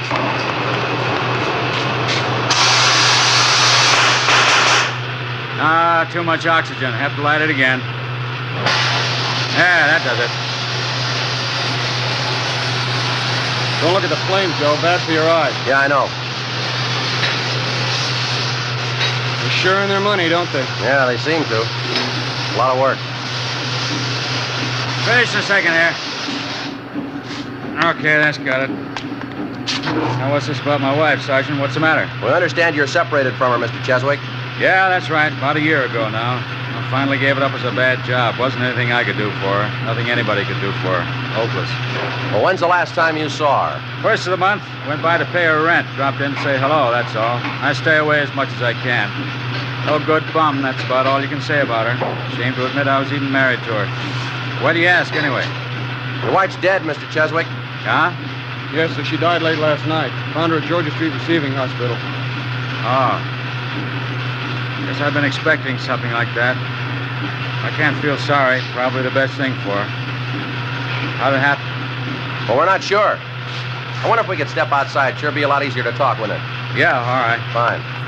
Over here, we can duck out the back way. Okay.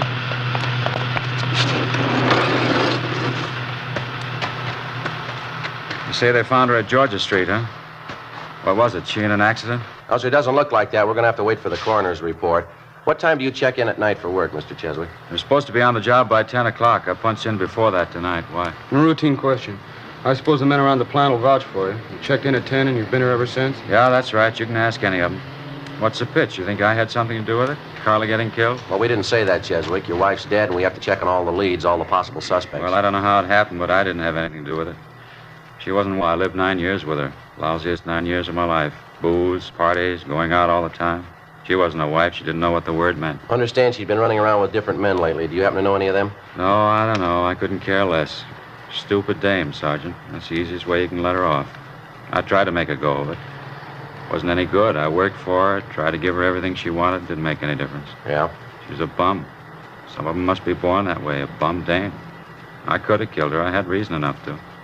I didn't. How about your wife's drinking habits? She do most of it at home, or did she go out to bars? Always at the bar. Only one place she ever went to. Place on 8th and Rosewood, right on the corner. Went there all the time, 6, 7 nights a week. She'd hang over the bar all night. How'd you like to put up with that for 9 years, huh? Drinking, going off somewhere on weekend. How come it lasted that long, Cheswick? I don't know. I guess I should have had my head examined. Just a bum. I figured I could change her. Kept trying. Never worked out. After the drinking, she'd have these terrific headaches. It'd make her sick. I'd stay home from work and take care of her, wait on her hand and foot. She always made promises, nothing but a liar. As soon as she got well, she'd start it all over again, same thing. Yeah. Just a bum, a tramp. No good at all, no good. Just a tramp, no good tramp. Cheswick? Mr. Cheswick, is there anything we can do? Carla. She's dead. Carla.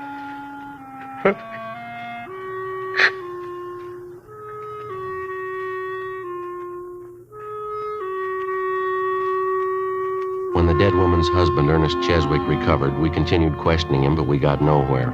Before we left the plant, we checked his time card, talked to the machine shop foreman and some of the men Cheswick worked with. We got the same story all along the line. Cheswick had showed up for work at 9:46 p.m. the night before and had not left the plant since that time. 4:35 a.m. Bill and I got in the car, drove back to the office, and typed up a 15.7 report for Captain Lorman. 8:30 a.m., over in the county morgue, the body of Mrs. Cheswick was being posted. A few minutes past 10 a.m., Bill Lockwood and I drove out to a bar on the corner of 8th and Rosewood, the same bar where Ernest Cheswick told us his wife did most of her drinking. It was a typical neighborhood cocktail lounge in the early morning. 2 customers sipping beer at the far end of the bar. The manager busy washing glasses and bringing in supplies. We called him over and identified ourselves. Popular girl. Married old Ernie Cheswick. They're separated now. Yeah, would you know if she was in here last night? That's right, she was. Hardly misses night. Why? Would you happen to know about what time she left last night? 8:30, about that. You might ask that fellow there down at the end of the bar. He'd know better than me. Well, how's that? He left with her.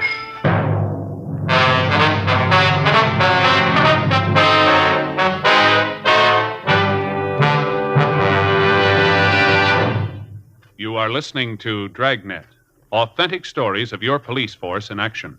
To show our confidence in Fatima, we make this money-back guarantee. Buy a pack of Fatimas. Enjoy Fatima quality, extra mildness, and superbly blended tobaccos. If you're not convinced Fatima is better than the king-size cigarette you're now smoking, just return the pack and the unsmoked Fatimas by August 1st, 1952, for your money back plus postage. Fatima, Box 37, New York 1. Prove Fatima quality yourself.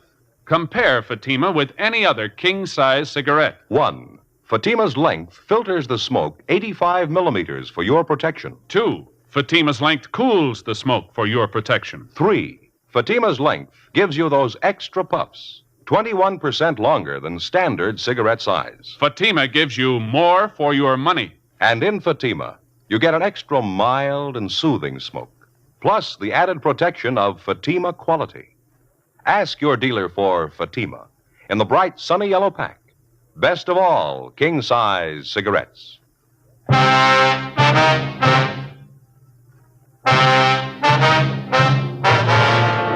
November 10th, Thursday, 10:14 a.m. The manager of the cocktail lounge pointed out the man at the end of the bar who was supposed to have left the place shortly after 8 o'clock the night before with the dead woman, Carla Cheswick. Bill Lockwood and I went up to the man, identified ourselves, and questioned him briefly. He appeared tense and highly nervous.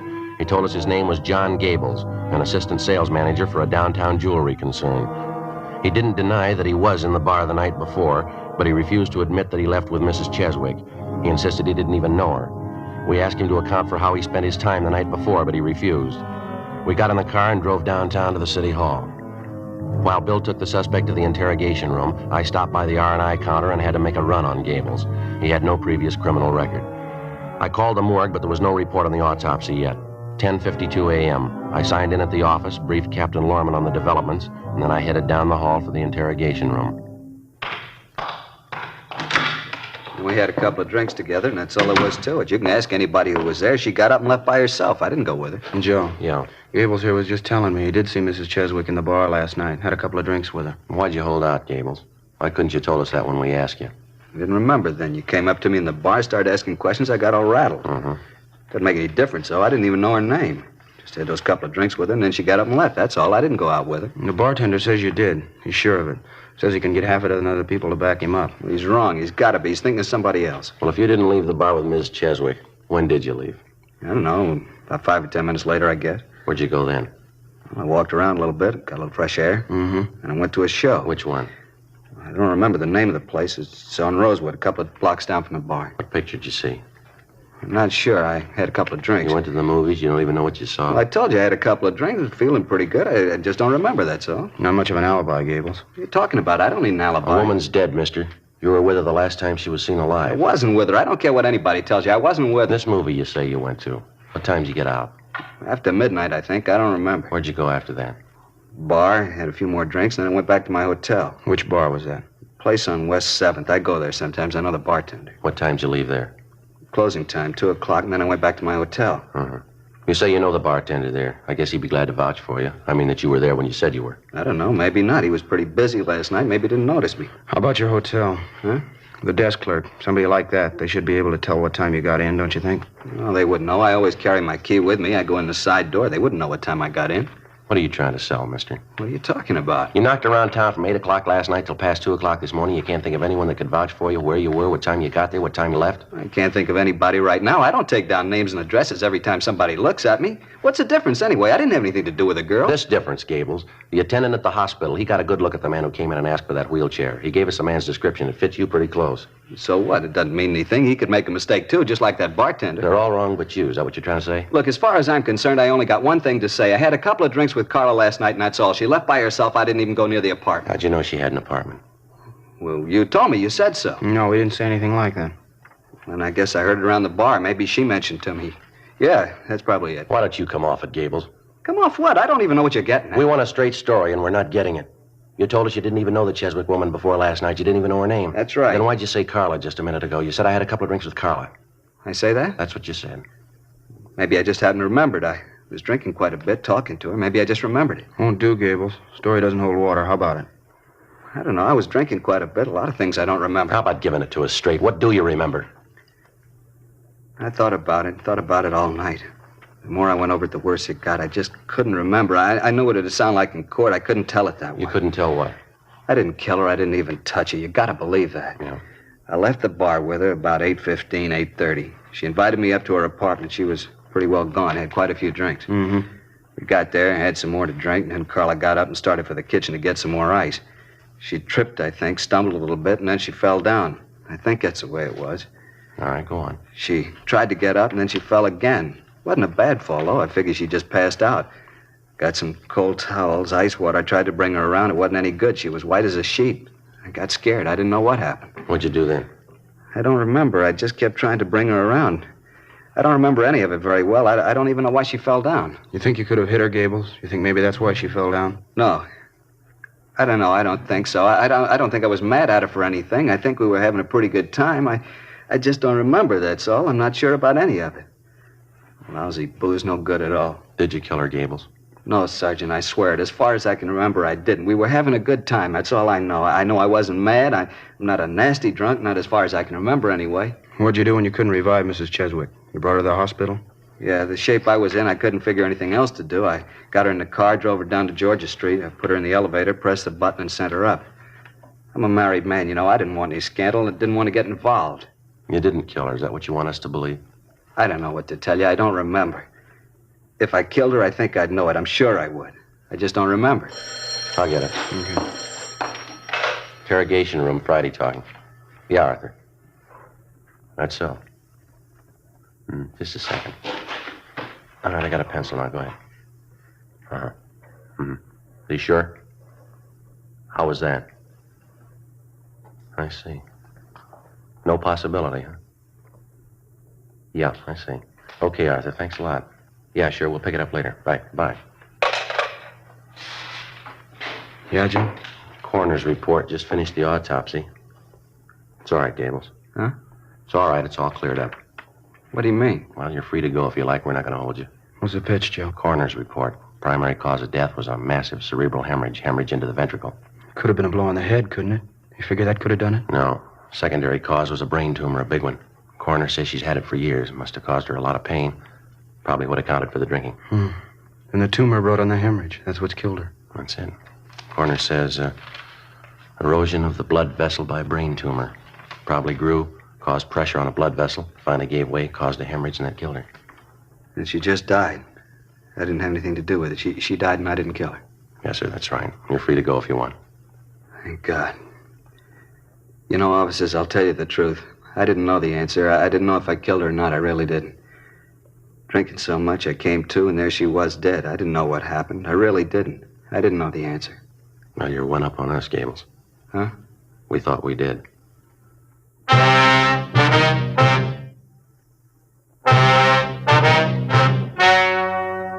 The story you have just heard was true. The names were changed to protect the innocent. On Thursday, November 10th, a meeting was held in the office of Captain of Homicide. In a moment, the results of that meeting. And now, here is our star, Jack Webb. Thank you. Friends, there's not much I can add to what George Fenneman and Hal Gibney have already told you about Fatimas. If you smoke them, I know you'll agree with me that Fatima is the best of all king-size cigarettes. If you haven't tried them yet, well, there's only one way to prove it to yourself, and that's to buy a pack and give them a try. I wish you would kind of check up on what we've been telling you. Compare Fatimas with any other king-size cigarette. You'll like Fatima's better flavor and aroma. It's extra mild and soothing smoke. In Fatima, the difference is quality. Buy a pack tomorrow. Fatima.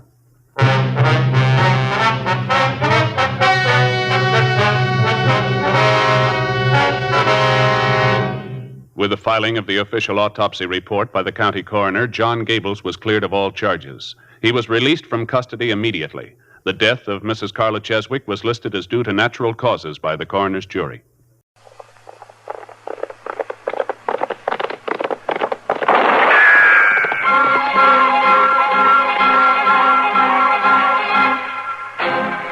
Around Dodge City and in the territory on West, there's just one way to handle the killers and the spoilers, and that's with a U.S. Marshal and the smell of Gunsmoke.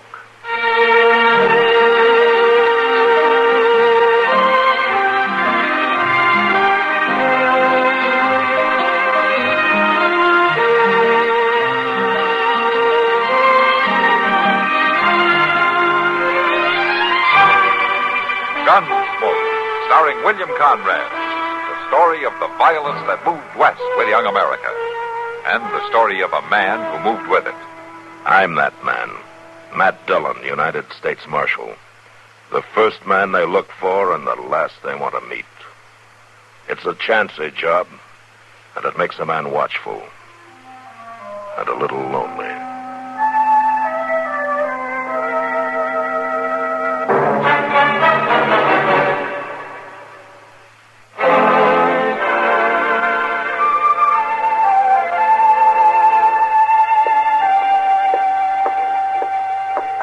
Hello, Laurie. Hello, Kitty. I thought you weren't coming to work till this evening. It's hotter at the boarding house than it is here in the saloon. Hey, you got your hair fixed different. Yeah. How you like it done up like this? Nice, real nice. Maybe I'll have it this way then. See what some of the men think of it. Honey, it isn't the way you fix your hair that attracts men. Oh, I know that. Just thought some of them might notice, that's all. They will. One in particular. You mean Roke? Uh-huh. How is he, by the way? I haven't seen him in here the last few days. He's been doing some ranch work for old man Johnson. Sounds like he's settling down. You better watch out, Laurie.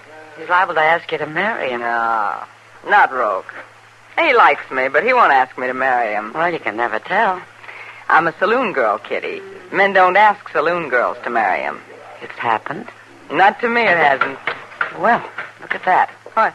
Looks like you've got company. Howdy, Miss Kitty. Laurie. Hello, Roke. Hello, Roke.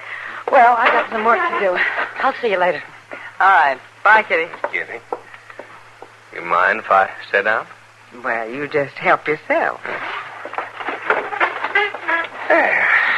You finished your job? Oh, yeah. He just wanted some fence fix. It didn't amount to much.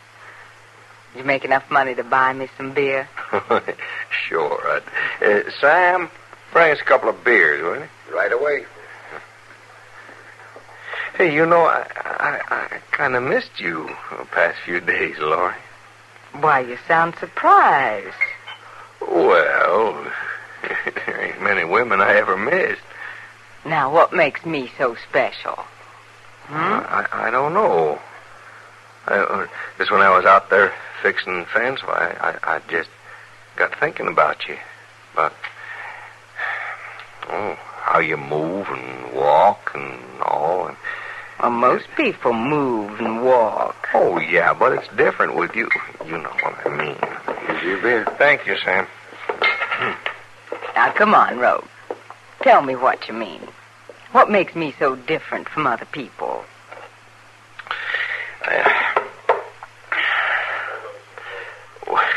You know what I mean, Laurie. Just thinking about you just made me want to come to town, that's all. Well, I sure didn't know you liked me because of the way I walk. Oh, it ain't only that, you know it. Well, that's what you said. No, I done no such of a thing. You're just putting words in my mouth. Now, maybe I should get up and walk for you now. Come on, Laurie. You just cut out teasing me. I think you're getting mad. No, Chuck. No, I ain't getting mad. Of course, I could go tease some other man. Maybe they wouldn't get so riled. What? Like that when they just came in. You mean whiskey, Buck? Yes, sir. I bet he ain't took a bath in 6 months. Yeah. Or seen a woman. No, likely not. He's a buffalo hunter, I guess. You know, maybe after all that time, he needs to see something besides buffalo and sagebrush.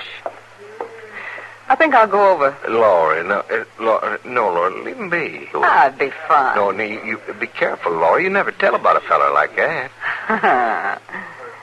You're jealous, Rogue. No, I ain't. No, it's just I don't like to see you get all tangled up with something you can't handle, because like you said, he probably ain't seen a woman in 6 months. I think you really are jealous. Oh, no, all right, you go on ahead, see if I care. All right. I'll be back in a few minutes. Yeah, sure.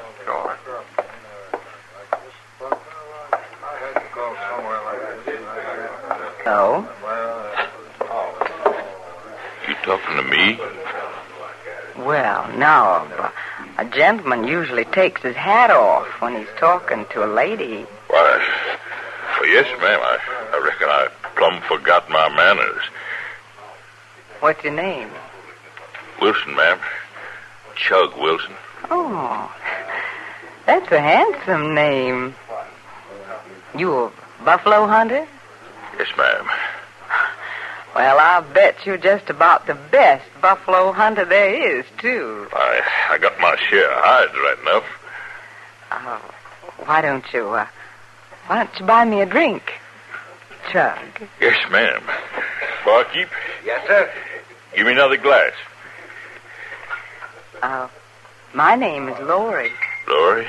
Mm-hmm. Here you are. Thanks. Lorry, that's a pretty name.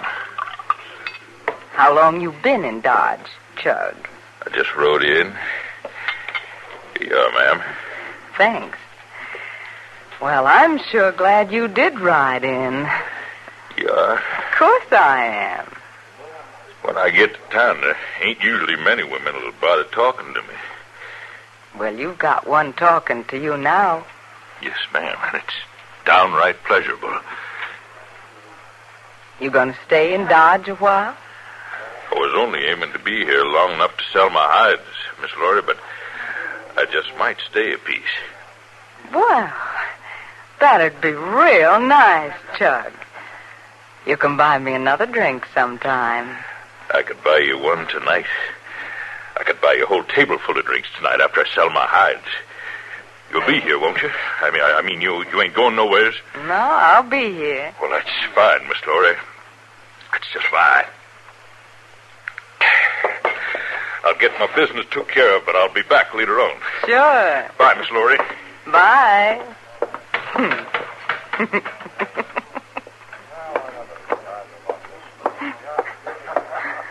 What'd I tell you? He really hasn't seen a woman in months, maybe not talked to one in years. Yeah, he sure was stumbling all over himself. I thought I'd bust out laughing. Yeah. Well, didn't you think it was funny? Well, Lori, he might have took you more serious than you figure. Ah, I'll let him buy me a drink sometime. He'll forget all about it. Yeah. I just hope you ain't piling up trouble for yourself. Oh, Rog, I'm just having fun, that's all. Just having fun.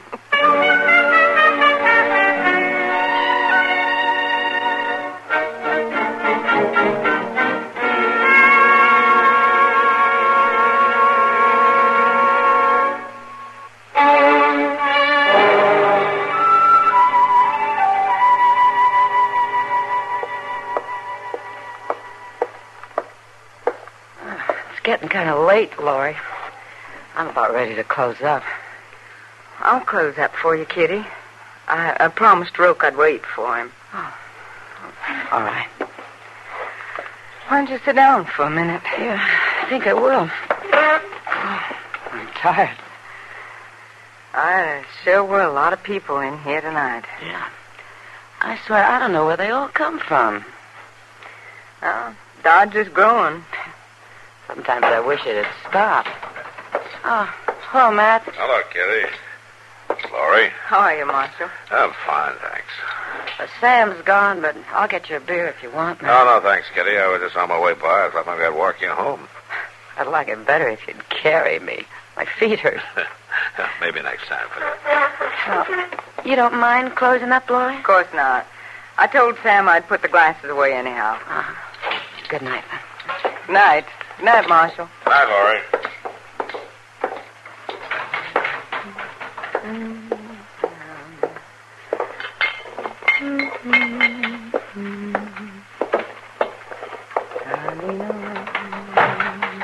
Hello, Roke.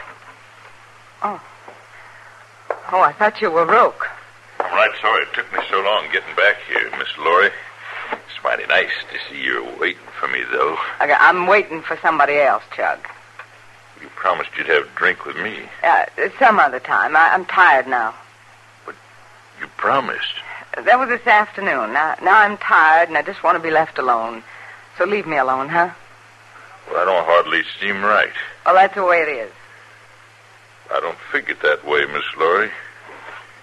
You and me, we're going to have a drink now.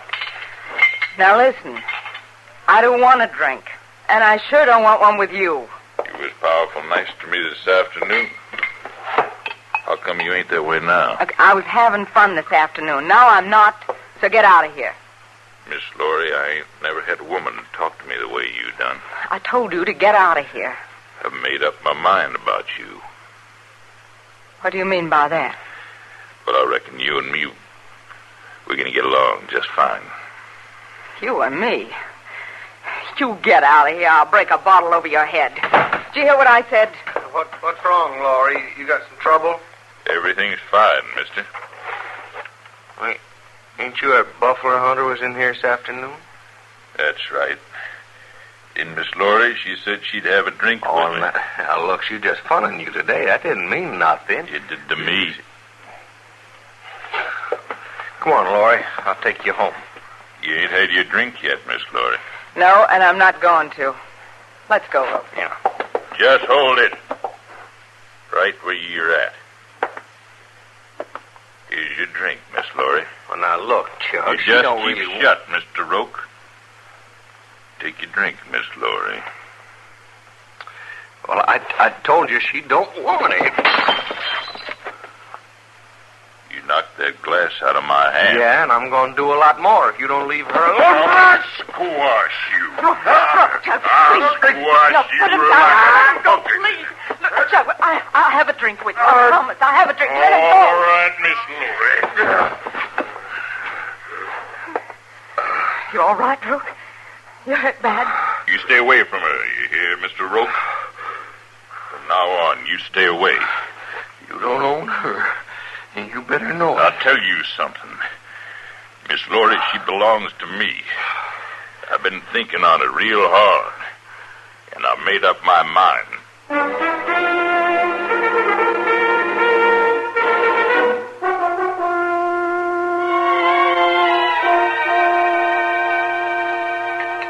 Oh, for heaven's sakes. I declare Delmonico's cooking is just getting better all the time. That was a good steak. Better? It tasted like shoe leather. What? You heard me, shoe leather. Mr. Dillon, was that a good steak or not? Well, I don't know, Chester. I didn't have one. If you think it was so bad, Doc, why in tarnation you eat here? Where else am I going to eat? Well, do your own cooking. Oh, yes. I'd do that, Jesse. Yeah, I'd sure do that. Only I'm not blessed with as much leisure time as some people I know. Leisure time? Why, you ain't done a lick of work all morning. You just been sitting over there in front of the Dodge House watching Chester, folks. why don't you shut up? He started it, Mr. Dillon. Marcia, I seen you in here. I got to talk to you. Oh, what's the trouble, Roke? Well, it's Chugg Wilson. Who's Chugg Wilson? He's a buffalo hunter coming to Dodge yesterday. Yeah, so? Well, last night he most choked me to death. Oh, you look all right to me. Well, that's just because Laurie begged him out of it. Laurie? Yeah. Now, he thinks he owns her just because she shined up to him, but that ain't the half of it. Oh, Marcia. what else? Well, this afternoon, just a little while back, I went looking for Laurie, and I couldn't find her, so I went to her boarding house. I knocked on the door. Now, who should open it but that Chugg Wilson? Well, maybe Laurie invited him over. No, she didn't. She wouldn't do that. And besides, I seen her sitting right there in a chair, and she was all scared looking. Was she hurt? Well, I don't know. Because before I could do anything, he picked me up. He threw me clean down the stairs, like to broke every bone in my body. Now, Marshal, I want you to do something, Marshal. Throw him in jail. I'm not going to throw a man in jail unless he breaks the law or hurts somebody, Roke. You don't look hurt to me. You're not going to do nothing? I'll find Chugg Wilson and hear his side of it. Well, if you ain't some marshal. I haven't got time to nursemaid every drifter that comes to Dodge and looks cow-eyed at one of the saloon girls. All right, and you just better start building a pine box big enough to hold Chugg Wilson, Marshal, because I'm going to get him. I'm going to fix him good. Mr. Dillon, he's mad enough to shoot somebody. Yeah. Come on, Chester. We better find out what this is all about. Yes, sir. See you later, Doc. Yes, all right. So long, Doc.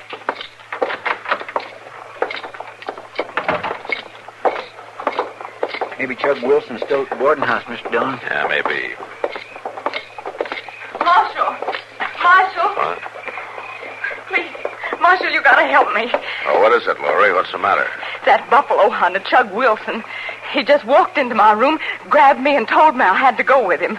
Then Roke come to the door, and Chugg threw him down the stairs. Yeah, Roke told me. I was scared. I ran out when he was fighting with Roke. I went to your office, but you weren't there, so I hid in the alley. What started all this, Laurie? Oh, a joke, Marshal. Just a crazy joke. What kind of a joke? Oh, yesterday when Chugg come to town, Roke and I were talking, and I thought it'd be funny if I kind of made up to Chugg, you know, teased him a little. Oh. That kind of a joke isn't very funny, Laurie. Well, how was I to know he was going to take it You serious? fool with a man's feelings, you're going to get in trouble. Marshal, please, you got to keep him away from me. He's going to do something crazy. I just know it. Laurie? There he is. He's come for me. Now, you just take it easy. If you don't want to go with him, you don't have to. How come you run out on me, Laurie? You shouldn't. Who are you? I'm the marshal here, Chugg. You trying to get Laurie away from me, Marshal? I'm not trying to do anything, but Laurie doesn't want you. That ain't so. Why don't you ask her? There's no need. Yesterday in the saloon, she told me she was mighty glad I come to town. Right then she told me. I was only having some fun yesterday. It said Roke Judson. He's trying to turn you against me. Chugg, you just can't grab a woman and run off with her because she told you she's glad you came to town. Why not? Because I'm telling you right now, you stay away from Laurie. Don't you go near her anymore. Laurie's mine, Marshal. She's been mine since I first seen her yesterday. And ain't nobody gonna take her away from me. Not you. Not nobody.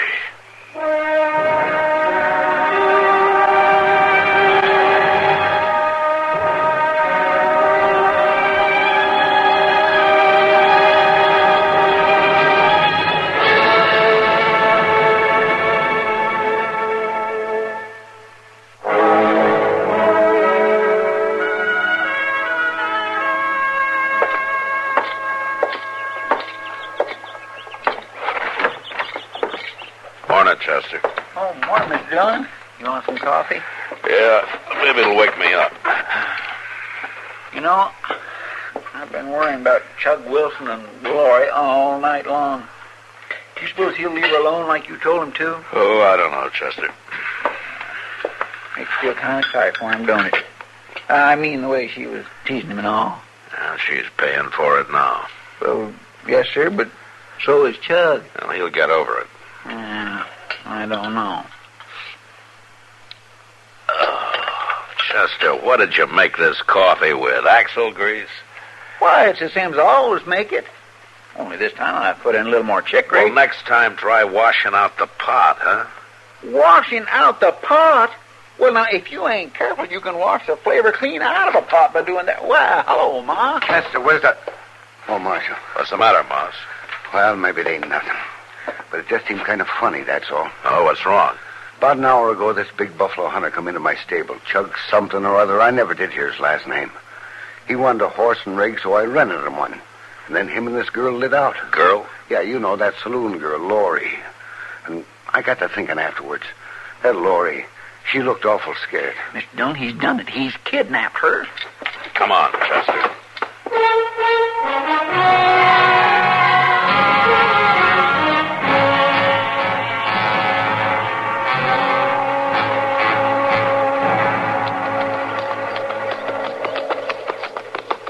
At least the buggy trail's easy to follow, Mr. Dillon. Yeah, doesn't look like they're moving very fast. I wonder how come Chugg to do a thing like that.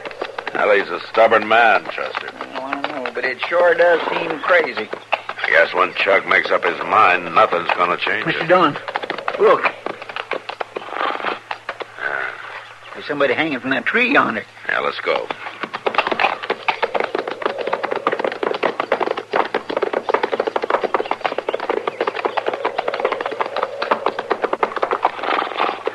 Give me a hand, Chester. Yes, sir.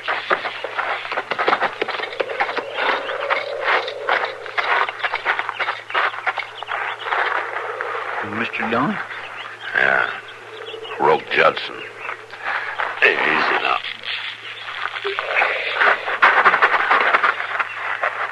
His neck's broke. Yeah, that didn't happen long ago. No, sir.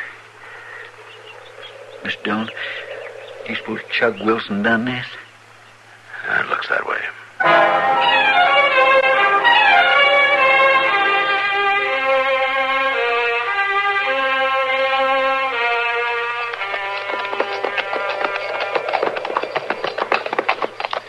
Pull up, Chester.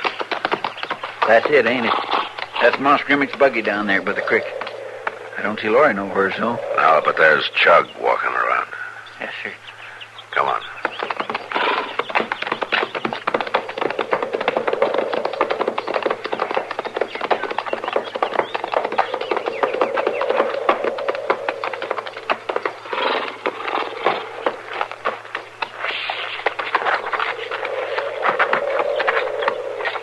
Chugg?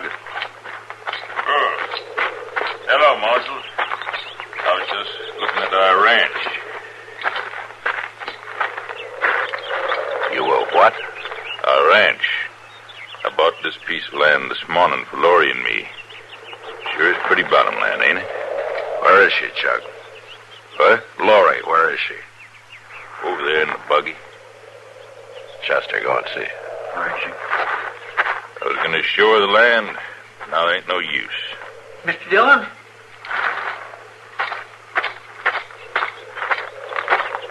She's dead, Mr. Dillon. She's been shot. Yeah. Laurie and me, we were going to go to Hayes City and get married. She pretended she didn't want to and all, but I know different. Chugg. I was going to show her the land first off so she'd know she had something good to come Chugg, to. what happened? Broke Judson. He was waiting for Laurie and me out on the road. Waiting for you? He shot at me, but he hit Laurie. So I took his gun away and hung him from a tree. Yeah, we found him. Why'd he do that? Why'd he shoot at us? I never done him no harm. You threw him down some stairs. You took his woman. She was my woman. Roke didn't think so. We just didn't know, that's all. No, I guess he didn't. You gonna put me in jail, Marshal? I have to, Chugg. Would you do me one thing first? What's that? I brung Laurie out here so she could be on our ranch. Will you let me bury her here? All right, Chugg. I'll let you bury her. I think she'd like that. It's kind of peaceful and all. Yeah. Well, I ain't much on words. You know some you can say far, Marshal? Don't need to be much. Sometimes a little can be too much. What do you mean by that? That's something I guess you don't understand, Chugg. Laurie didn't understand it either.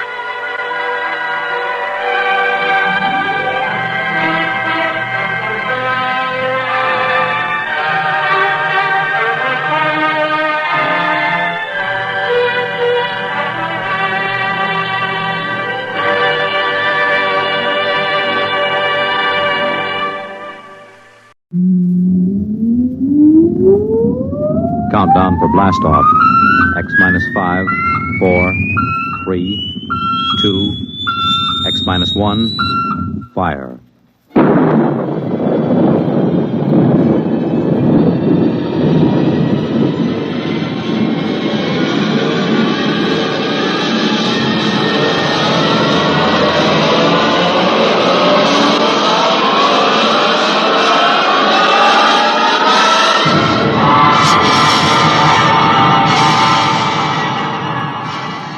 From the far horizons of the unknown come tales of new dimensions in time and space.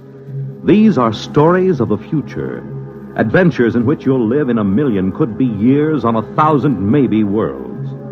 The National Broadcasting Company, in cooperation with Galaxy Science Fiction Magazine, presents X minus 1.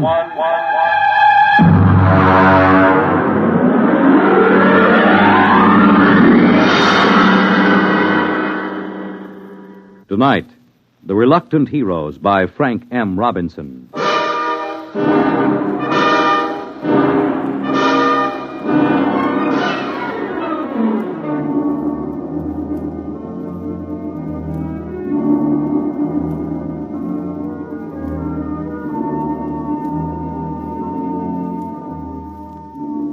Only Chapman was awake.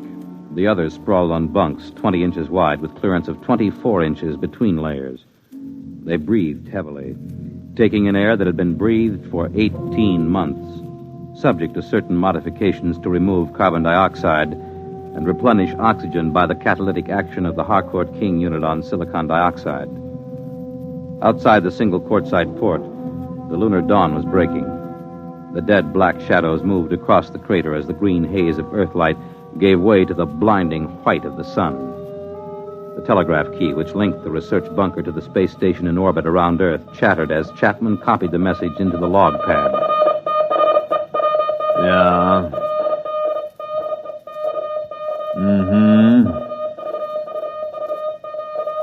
Yeah. In a pig Big's eye. Miserable, no good. What do they want? They want me to stay till the next relief ship lands. Go back to sleep. It's my turn for breakfast. You gonna stay?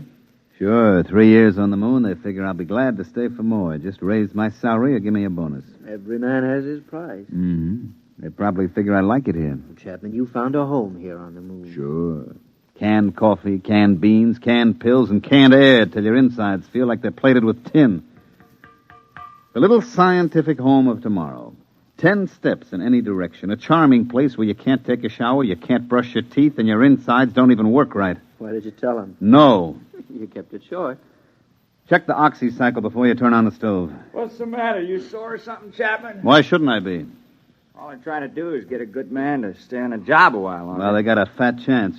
They figure you found a home here, right, Dole? Why don't you guys shut up till morning? Some of us have to stay here, you know. Some of us aren't going back today. All right. You might as well get up and get a day's work today before the relief rockets do. I got the coffee ready. Coffee?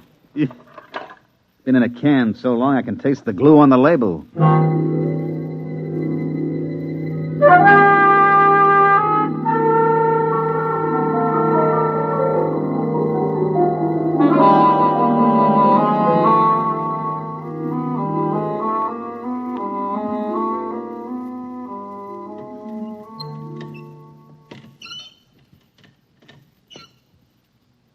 Why don't they send up an oil can? These elbow joints make me feel like the Tin Woodman in The Wizard of Oz. You can't lubricate vacuum seal joinings. Let it squeak. At least it doesn't leak air. Get that back, that Doug, for me, will you, Donnelly? Lean over, you fat slob. You put on 3 more pounds, you won't get off the moon. You won't get through the airlock. Yeah. Hey, chap, Hmm? do you think we ought to radio the space station and see if they've left there yet? I talked to them on the last call. The relief ship left 12 hours ago. They should get here in about 6.5 hours. Chap, you know what I'm thinking? You've been here twice as long as the rest of us. What's the first thing you're going to do once you get back? I don't know. I guess I was trying not to think about that. I haven't been here 3 years like you have, but I've got plans. What are you going to do? Well, I'm going to rent a room in a Hotel Astor over Times Square and just sit at the window and watch the people on the street. And I think I'll see somebody. What somebody? Oh, just somebody. What are you going to do, Donnelly? Well, I'm going to do something practical. First of all, I'm going to turn over my geological samples to the government. Then I'm going to sell my life story to the movies. And I think I'll get drunk. How about you, Julius? Well, first, I'll get rid of my allocations to the expedition. And then I think I'll go home and see my wife. Then I'll take off my spacesuit. I thought all members of the groups were supposed to be single. They are, and I can see the reasons for it, but who could pass up the money the commission was paying? If I had to do it all over again, me. Hand me a fishbowl. You know, chap, it won't seem like the same old moon without you on it. Like they say in the Army, you never had it so good. You found a home here. All right, button up. And remember to check your suits for leaks and check the valves of your oxygen tanks. I've gone out at least 500 times. You've checked me every time. And I'd check you 500 more. It only takes one mistake. And watch out for blisters under the pumice crust. You go through one of those, and that's it, brother. Okay, I'll check. Klein, I never knew you were married. There wasn't much sense in talking about it. You just get to thinking, and there's nothing you can do about it. If you talk about it, it just makes it worse. She let you go without any fuss, No, she didn't make any fuss. I don't think she'd like to see me go either. At least I hope she didn't. You got a girl back home? Yes. No, you never mentioned that either. For the same reason you didn't mention your wife. You get to thinking about it. You got to get married when you get back? Yeah. Hurry up, will you, Klein? I'm sweating. Somebody ought to build in underarm sprays and spacesuits. Chap, why does somebody have to stay here for stopover? Lots of reasons. You can't get a whole relief crew and let them take over cold. They have to know where things are, how things work, what to watch out for. Then, because you've been here for a year and a half and you know the ropes, you have to watch them to see that they stay alive in spite of themselves. Why was it you on the first trip? You're not a scientist. No, I was the pilot on the first ship. When it occurred to us that someone was going to have to stay over, I volunteered. I thought the others were so important that it was better they take their samples and data back to Earth. when the first relief ship came. You wouldn't do it again, though, would you? No. You think Dole will do as good a job as you did? He volunteered. Yeah, he volunteered because he thought it would make him look like a hero. I've lost 3 years up here, and I don't intend to lose any more. Okay. Check your valve. All right, check.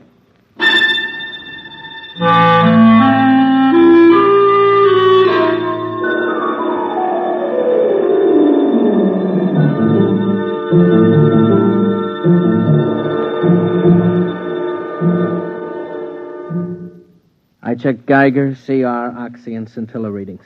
Everything okay. You packing, chap? Yeah. Oh, listen, Dole, I've got 3 or 4 shirts here that are a little too big. I got them from Dreisbach in the first group. You want them? Chap, do you think they'll ever have relief ships up here more often than 18 months? I mean, considering the advance No, I don't. Not for 10 years. Fuel's too expensive and the trip's too hazardous. Why, on freight charges alone, you're worth your weight in platinum when they send you up here. Won't be so bad. There'll be new men up here. You'll pass a lot of time just getting to know them. Yeah. Listen, chap, I'm engaged back home, you know. Nice girl. You'd like her if you knew her. Here, let me show you. This is a picture of Alice taken at a picnic when we were together. Mm-hmm. See, it's a kind of bad angle because she's really got a better figure than that. But, well, we expected to get married when I got back. I never told her about stopover. She thinks I'll be home tomorrow.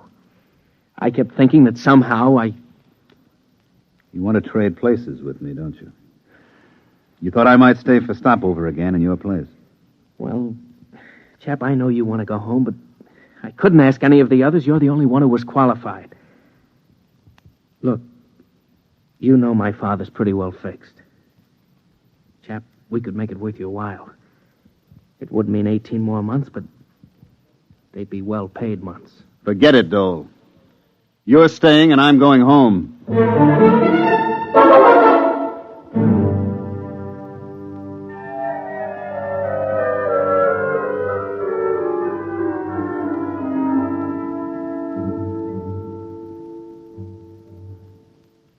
Klein. Hey, Klein. Yo. Where are you? About 10 yards off the trail. Well, come out of the shadow. I've got a meter jammed over here. You know the regulations. Chapman will kick like a steer. Keep inside at all times. I'll only be a minute. I've got a short circuit in my instrument. Time for 10-minute check. I've got my hands full. My valves are all right. I know it. You know it. But the book says valve and leak check every 10 minutes. Hey. Come out. What? You see a flash? Where? Past Camel's Hump. There. What is that, Northern Lights? No. No, come over here, you fat geologist. Oh, what's the matter with you? That's the relief rocket. Come on. Hey, where you going? I'm going over to the ship. Breathe some air that's a little less used. You think we ought to? Chapman said to stay. Forget Chapman. We're going home. I want to see that beautiful ship. Come on. Well, how about the 10-minute check? Just a formality. Forget it. This is Christmas and 4th of July roll into one. Okay, let's go. I can just taste some clean, fresh air. We gotta see it when we top the hump. Well, maybe we better check. Wait a minute. I'll swing my gauge up. Donnelly. Yeah? How long have we been out? Oh, about a half hour. Yeah? Well, look at your gauge. Well, what do you want? Oh. If we'd started for the rocket, we never would have made it. We would have strangled halfway down the hump.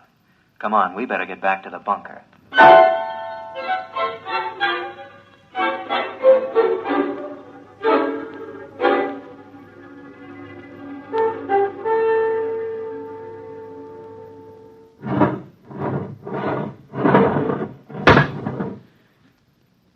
Check the lock seal.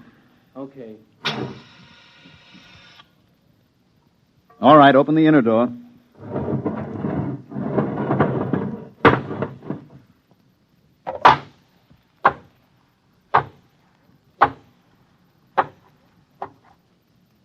Close the lock.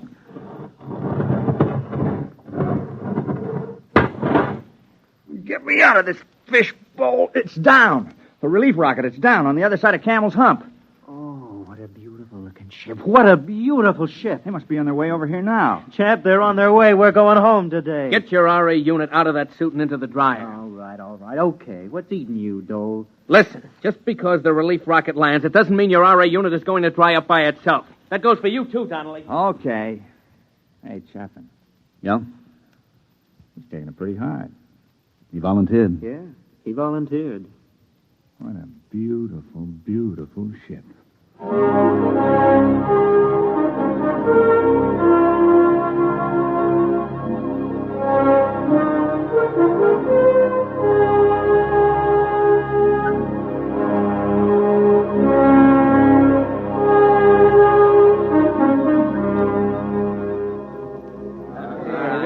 Hey, listen, what happened to Pittsburgh in the series? That's all I want to know. Yeah, Washington But Halstead's still teaching at the university. Who took over a seminar at the AEC? Hey, look what we got here, chap. Come here. What's the matter? Hey, look what this one's got, a box. Yeah? Look inside, dirt. Ordinary dirt with grass. Grass. Hey, fellas, it feels like grass. That's right, it's real grass. Yeah, and real valuable. Do you realize at current freight rates up here, it's worth about $10 a blade? Oh, shut up. Hey, bud, you mind if I chew a blade? Mr. Chapman. Yes? Oh, Mr. Chapman. My name's Eberline, captain of the relief ship. I understand you're in charge here. Yeah, you might say so. They didn't have a captain on the first ship, just a pilot and crew. Dole, turn up the oxycycle in the Harcourt unit. Well, things have advanced somewhat, huh? Look, Mr. Chapman, is there any place where we can talk together privately? Well, come around the corner of my locker. It's about as private as we can get. Oh, good. What's on your mind? I've always wanted to meet the man who spent more time here than anybody else. You mind if I smoke? You better ask Dole. He's in charge now. Oh. You know, we have big plans for the research station here. Oh? I haven't heard of any. Oh, yes, big plans. They're working on unmanned open-side rockets now that can carry cargo. Sheet steel for more bunkers like this. Mm-hmm. Enable us to enlarge the unit. Have a series of bunkers all linked together. Make good laboratories and good living quarters for you people. Have a little privacy for a change. Well, they could use a little privacy up here. Oh, they could. Well, that's one of the reasons I wanted to talk to you, Chapman. The commission talked it over, and they'd like to see you stay. They feel if they're going to enlarge it, add more bunkers, and have more men up here, that a man of practical experience should be running things. They figure you're the only man who's capable and has had that experience. Is that all? Well, naturally, you'd be paid well. I don't imagine any man would like being here all the time. They're prepared to double your salary, maybe even a bonus in addition. They want you to have full charge. You'd be director of lunar laboratories. Oh, a title, too. Well, the commission said they'd be willing to consider anything else you had in mind. If it's more money... The answer is no. I'm not interested in more money for staying because I'm not interested in staying. Money can't buy it, Captain. Look, I'm sorry. I'm afraid you'd have to stay up here to appreciate that. I'm afraid you don't understand the importance Captain, of this. Come over here to the port. Yes? Now look out there about 100 yards. You mean where that mound of stones? That's right. We made that cross out of condensed milk cans slid over iron bars. When you get out there, you can still see the footprints in the pumice where we gathered around. It's more than 18 months ago, but there's been no wind to wear those tracks away. They'll be there forever. Oh, I see. Well, who was it? Dreisbach? Or Dixon? Dixon. We never got Dreisbach out of the crevasse in Tycho. What happened? You want to know? I can give it to you in detail. Sit down and listen. Well, what do you mean? Just wait a minute and I'll show you. Why? What is it? Regulations. When someone goes out alone, we have to monitor his radio, tape recorded. We had the recorder open when Dixon went out. I want you to hear it. Well, all right. Got the tape right here. It's taken me a minute to thread it up. Now, look, Chapman, you don't have to... I want you to listen.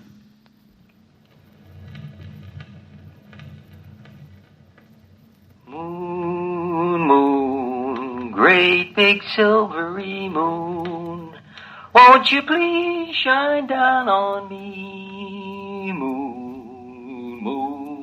Regulations. He had to keep saying something so we know he was all right. Most of the guys just sing. Gentlemen, I'm getting a lovely sonar reading. Hey, if anybody wants to set up a tombstone concession on the moon, this is the spot. Lovely marble, granite, and rock suitable for lobbies here. It's that old devil moon that... He should have been making a 10-minute check on his oxygen level. He was a good kid, all wrapped up in science. Being on the moon was the opportunity of a lifetime. He thought so much about it that he forgot a lot of little things, like how to stay alive. This was the day before the second group came. All right, gentlemen. I have 3 or 4 more readings to take, and I'll be right in. I'm doing fine. Fine. Little stuffy. It's almost as if... Hey, somebody get a fix on me, huh? How far am I from the bunker? Must have sprung a leak. When... Hey, when did I take the last 10-minute check? How far am I? It's down to 22. We took a fix. He was a half hour out. I can't He couldn't get the make valve that. Closed. Listen, you gotta come out and get me. You gotta come out and get me. It's down to 22. Is somebody listening back there? Hey, is somebody listening? I figure I've got 10 minutes. Just 10 minutes. Listen, you can make it in 10 minutes. I'll meet you towards Campbell's Hump. I'll start now. Come and get me, you hear? Come and get me. Chapman? Are you listening, Chapman? Can you hear me? I'm running. Campbell's Hump. Hot. The heat. The RA unit's overloading. Can't dry it up. Gotta run.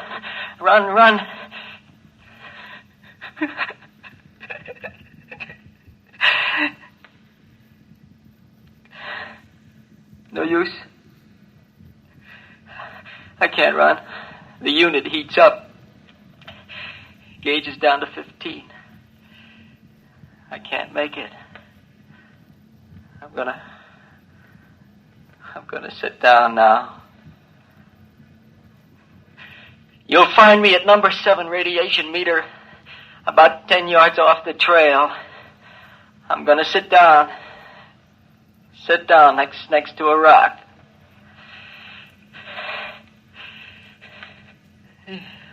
Getting dizzy. Hey, remember we used to argue, do you strangle from no oxy or pass out from CO2? Keep tuned to this channel, boys. You'll find out. It's that old devil moon that you... Oh, boy, the Earth's going around and around and around. Chap, you can't get me, can you? We didn't have a chance by even 15 minutes. We didn't even go out. There wasn't any sense to it. Well, did you record after that? Yeah, it's on the tape, but you don't want to hear it. We've never played it back. That's why we want you to stay, Chapman. We don't want any more like Dixon. You don't get the point, Captain. I don't want to be the next Dixon. I'm going home now. But you're... Bob Dole is staying for stopover. If there's something important about the project or any changes, you better tell him before you go.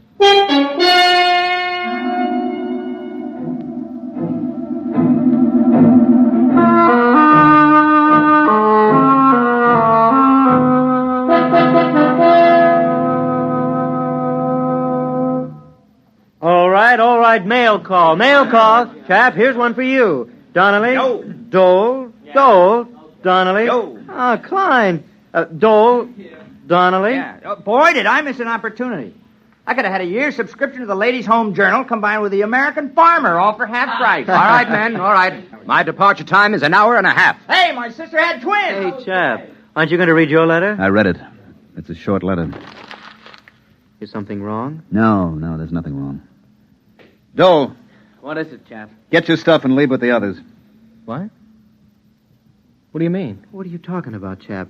Get your bag and let's go. I'm not going back. Well, what's the matter with you? Did you suddenly decide you don't like the blue sky and the trees? Come on, let's Look, go. Julius, I'm not going back. I haven't got anything to go back for. Was it the letter?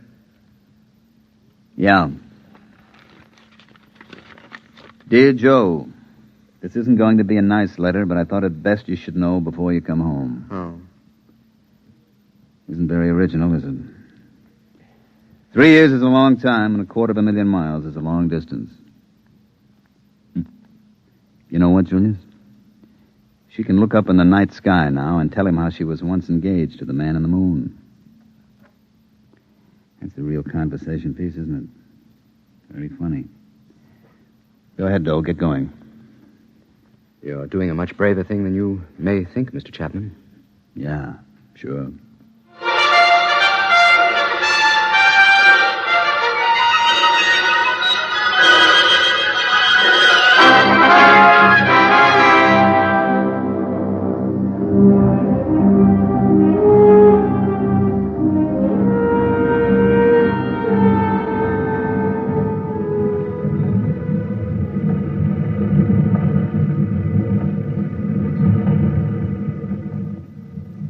You like the looks of the moon going away from it, Mr. Dole? It looks a lot better this way. I suppose you'll be glad to get home. I'd rather not talk about it. They were kidding Chapman this morning. They said he found a home on the moon. If we'd stayed an hour or so more, he might have changed his mind and left after all. I'd offered him money. I didn't want to stay for stopover. I was a coward, and I offered him money to stay in my place. Well, we're all cowards once in a while. But your offer of money had nothing to do with his staying. He stayed because he had to stay. Because we made him stay. I don't understand. Chapman had a lot to go home for. He was engaged to be married. I know. We got her to write him a letter breaking it off. We knew that it meant that he'd lost one of his main reasons for wanting to go back. I think perhaps he still would have left if we'd stayed and argued him into going. But we left before he could change his mind. That was a lousy thing to do. We had no choice. We didn't use it except as a last resort. I don't know if any girl would have written such a letter if she was really in love with a guy like Chapman. No matter what your reasons. There was only one girl who would have. Ginny Dixon. You see, Chapman's girl was Dixon's sister. She understood what we were trying to tell her. That the new shift had to be safe. That there had to be someone who had to take over and keep those boys alive. She understood that. Because her brother died up there. You mean he's the only one? I couldn't have done the job? Oh, look, Dole. Chapman knows how to live on the moon. He's like a trapper who spent all his time in the forest. He knows it like the palm of his hand. He never makes mistakes. He never fails to check things. And he isn't a scientist. He would never become so preoccupied with research that he'd fail to make checks, and he can watch out for those who do make mistakes. He understood that, too, all too well. It costs a lot of money to send ships up there and establish a colony. You have to have the best men for the job. You get them even if they don't want to do it. Personal lives and viewpoints are expendable. It's got to be that way. There's too much at stake. It's a cold place, the moon. You're an odd bunch of guys. You and the others in the groups. Few of you, Dole, come up for the glamour. I know. None of you really like it. And none of you are enthusiastic about it. You're all reluctant to come in the first place, for the most part. You're a bunch of, well, of pretty reluctant heroes. 18 months. He'll be up there 18 more months. Personally, I don't feel happy about that. I don't like having to mess up other people's lives. I hope I won't have to again. Maybe somehow, some way, this one can be patched up. We'll try to. 18 months. In the meantime, on behalf of the Commission, and myself. I feel like a cheap, rotten heel.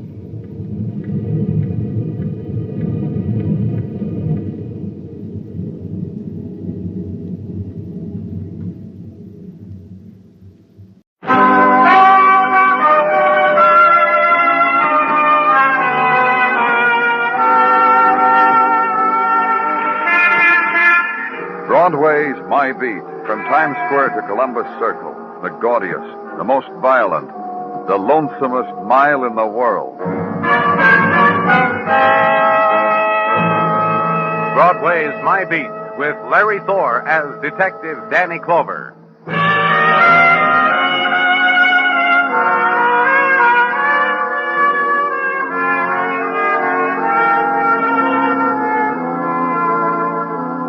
On the days before Christmas, Broadway dances along to carols that flow from sequined loudspeakers. The kids mash their noses against the plate glass, lick it, and watch.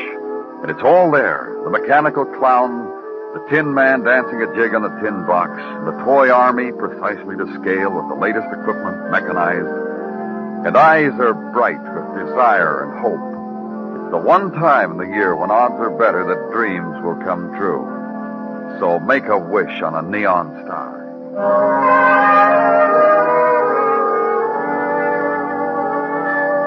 And in the short time before Christmas, creatures were stirring at police headquarters. There's the patter of tired feet and the sound of manly giggles as little gifts are hidden in desk drawers or poured into Dixie cups or slipped under the police blotter. And in my office, my strong right arm, Sergeant Gino Tartaglia.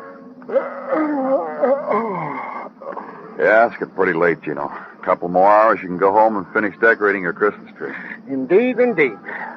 Getting a lot of nice things this year, Gino? Oh, many's the things, Danny. I guess my old cockles should be warmed. But they're not. Oh? Something wrong, Gino? What I want most for Christmas, Danny, I'm not going to get. I'm going to get nicks and knacks and an electric shaver and handkerchiefs and socks and ties and a curved K-Woody pipe to smoke my troubles away. Sounds like a pretty full Christmas to me, Gino. Humbug. Danny, what I want most is to go out and solve a crime. To meet face to face the sultry sirens, the hardened criminals, and to solve them the way you do. To go out on a case with you, my fondest wish for Christmas. Oh, police headquarters would fall apart without you, Gino. You just stick around here and do your job. Yeah, indeed, indeed. I just thought I'd let you know, that's all. Oh, well. I'm going downstairs for some coffee. I'll be back soon. Roger.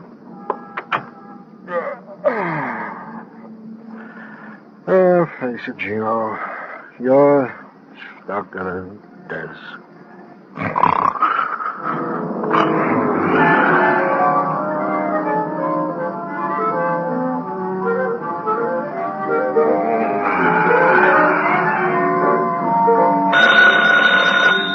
Yeah? Oh, phone, Gino. Sergeant Gino Tartaglia speaking. Yes. Yes. Yeah, right away. Danny! Hey, Danny! Yeah, what's the matter, Gino? I haven't gotten my coffee yet. Coffee? At a time like this? Buddy Malpaugh, the ne'er-do-well millionaire. What? What about him? What about him? He has been slugged. Let's go, Gino. Did you say let? Of course, on a case like this, I'll need you, Gino. Come on.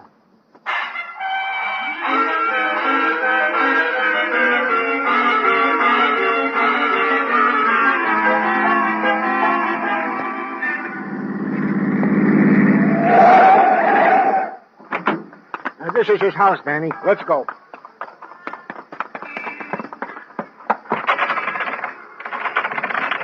It's locked. Yeah. Stand aside, Danny. We can go in now, Danny. Gino. Yeah? We could have rung the bell. Who's got time? You coming? Over here, Gino. Back of the sofa. Oh, yeah. Take a note, Danny. Yes, sir. Buddy Malpaugh, the unconscious ne'er-do-well millionaire, battered and bludgeoned on the supraoccipital region of the cranium, back of the skull, Danny. Slugged on the supraoccipital by assailant unknown. From the size of the lump on Buddy Malpaugh's heretofore refined head, conclude that said lump was administered by a blunt weapon 3 millimeters by 5, of the irregular contour and lead pipe consistency. You got that, Danny? Yes, Sergeant. Hold it. I got a P.S. To wit, luxurious apartment of said ne'er-do-well millionaire, one Buddy Malpaugh, ransacked and left in disarray. P.P.S. The butler of said household will have his work cut out for him. Shall I phone it in now, Sergeant? Don't move. Huh? The drapes just moved. All right, you, behind those drapes. Out. With your hands clasped behind your neck. Out.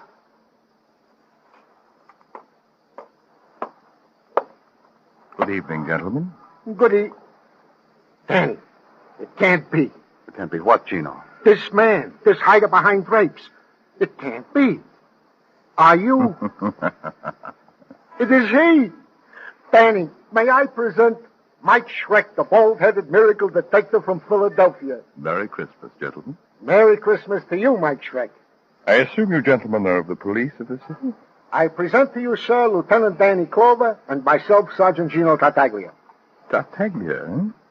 That name has a familiar ring. Oh, perhaps because I was an innocent abroad on the guided In the Footsteps of Mike Schreck tour in Philadelphia last summer.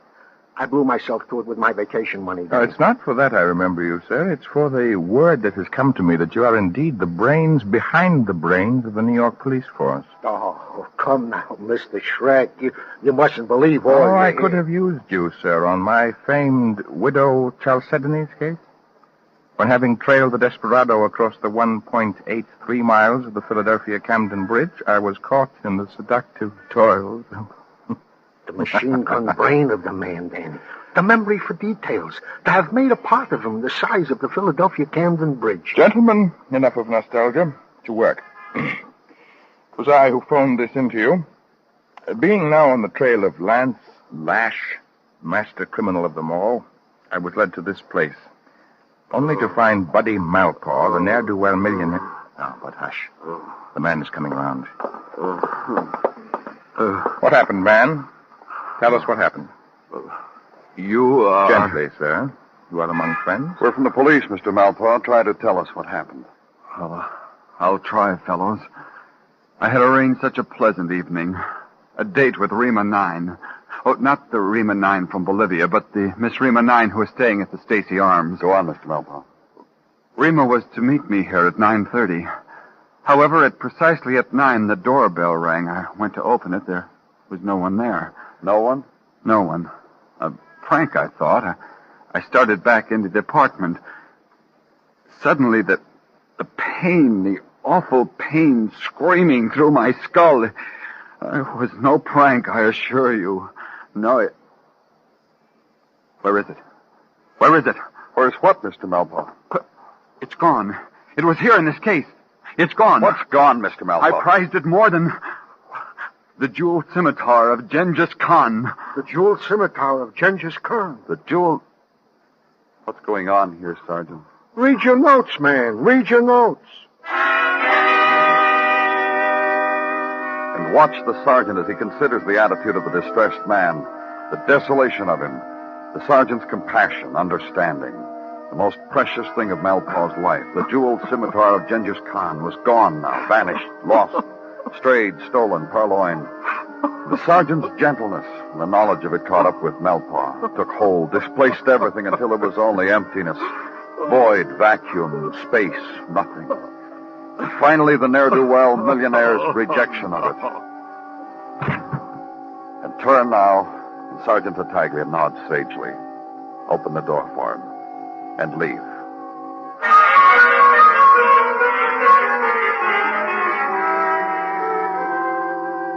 Going out of the Stacy Arms, and the clerk at the desk lifts a corner of his lip and an eyebrow when the sergeant mentions the name of a woman he wants to see. The long ride up on the elevator. And walk down the carpeted corridor. The sprig of Christmas holly above the brass door knocker. This time we'll knock, Danny.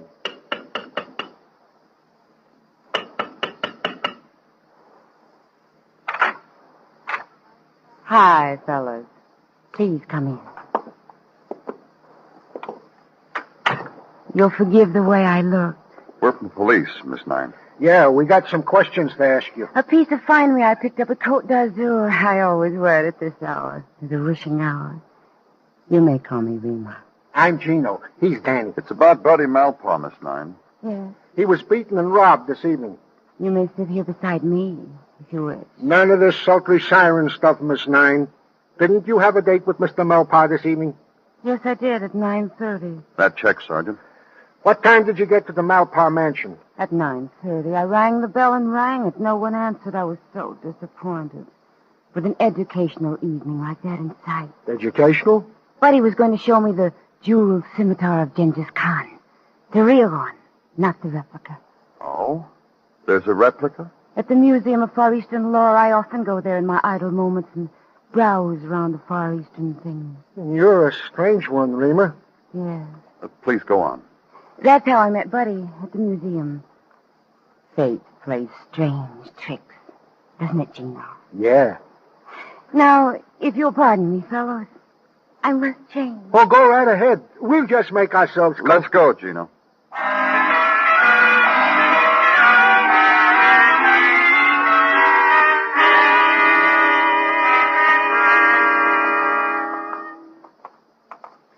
We are sorry, Mr. Zoe, that we have made you open your museum to us at such a late hour. It is always a pleasure, Sergeant, to indulge the whims of the cultured, though they be policemen. Thank you, Mr. Zoe. Not at all.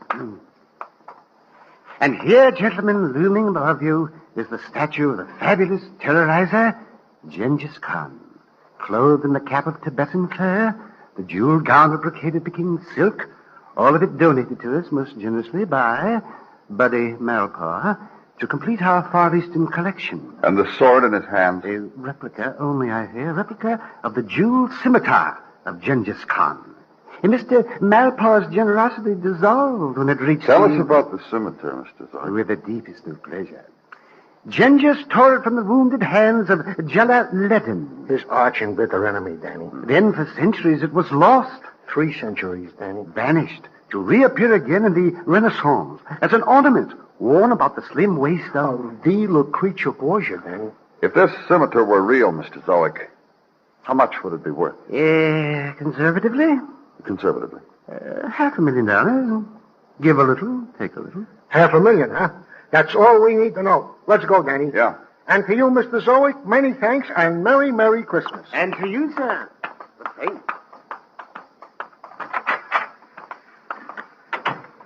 $500,000, Danny. No wonder Mr. Malpaugh, the ne'er-do-well millionaire. Gino, hit the ground, hit the... Gino, you're... Yeah. Help me, Danny. I've been shot. Oh.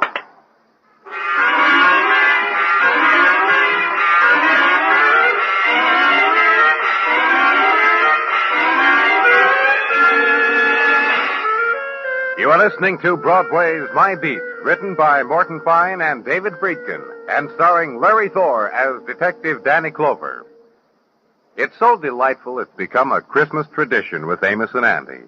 Tomorrow night, again, Amos will be heard explaining the meaning of the Christmas spirit to his little daughter, Arbadella. It wouldn't be Yuletide without this special bit Amos and Andy contribute to the season's atmosphere, so be sure to hear it again over most of these same CBS radio stations tomorrow night on Amos and Andy.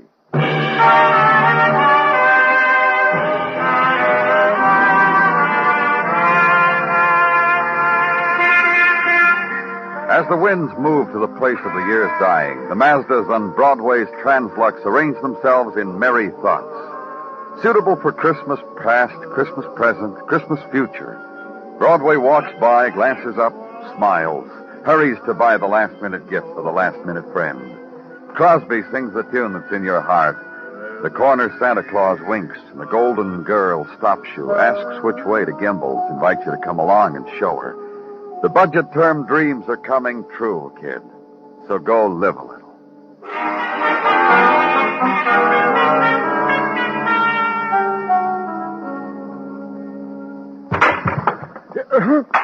Danny, I've been shot. Oh, no. I must have been dreaming. Yeah, where was I? Oh, yeah, I was shot.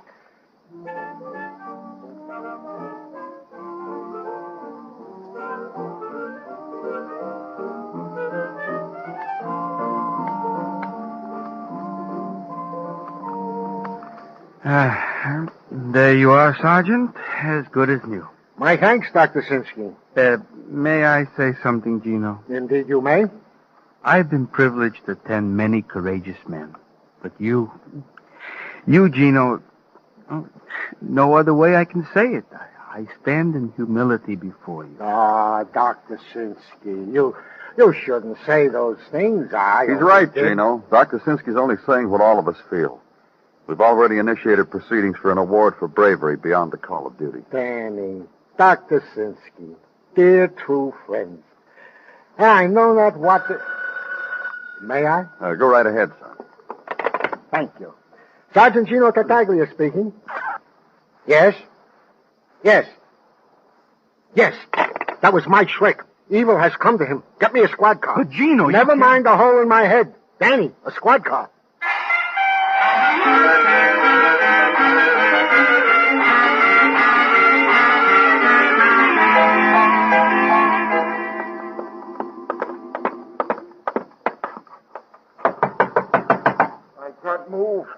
I can't move. The door's locked, Gino. One side. After you, Danny. Mr. Shrek, what happened to you? Landslash. The master criminal of them all? I give the devil his due. You haven't told us what happened, Mr. Shrek. Please, gentlemen, please, you help me up. Oh, of course. Now be gentle with him, Danny. Yeah. Over here on the bed. Now, tell us about it. My friends, I feel I have failed you. Oh, don't talk like that. After all, how many people have come face to face with Landslash and lived to tell about it? Give the devil his due. Yes. Now, would you mind telling us what happened? I came here to my rooms. Sparsely furnished, you'll admit, but the way I like it. No furbelows to distract my attention. I needed to think. I knew I was once again hot on the trail of Landslash. Once again, from the ends of the earth. Listen to the man, Danny. We had met, Landslash and I. The last time on the lonely Isle Mauritius, when we battled hand to hand on top of old Farfangen, the volcano. Yeah, I know, but what happened tonight? As is my wont before I retired, I looked under my bed, gentlemen, and there he was, Landslash. So you got under, too, and started a fight with him, huh? Yes, it was nip and tuck under there, but if the devil has... Why did he come here, Mr. Shrek? He thought I had the jewel scimitar of Genghis Khan. And as you know, gentlemen, I have not. As you... Oh, would you mind, Sergeant? Oh, of course. Yes? Yes. Yes. How do you like that, Danny? Like what? Rema 9. The sultry siren? Yeah, she was picked up on a disorderly conduct charge. And you know what she had with her? No, I don't. A scimitar. And it was smashed to pieces. Let's go, Danny. If I were you, I'd try a poultice, Mr. Shrek.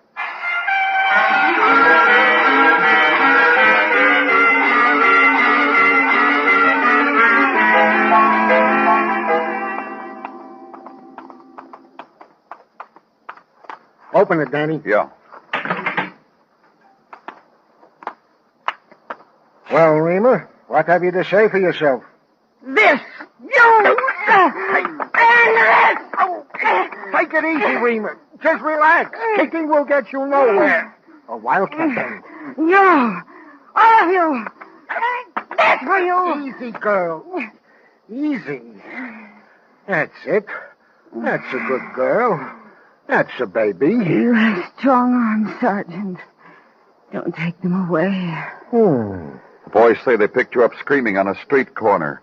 Why were you doing that, Miss Nine? They tell you about me banging their empty heads together till they rang out the season's greetings? They mentioned it. Now you tell us why you did all that, and right before Christmas. You know why.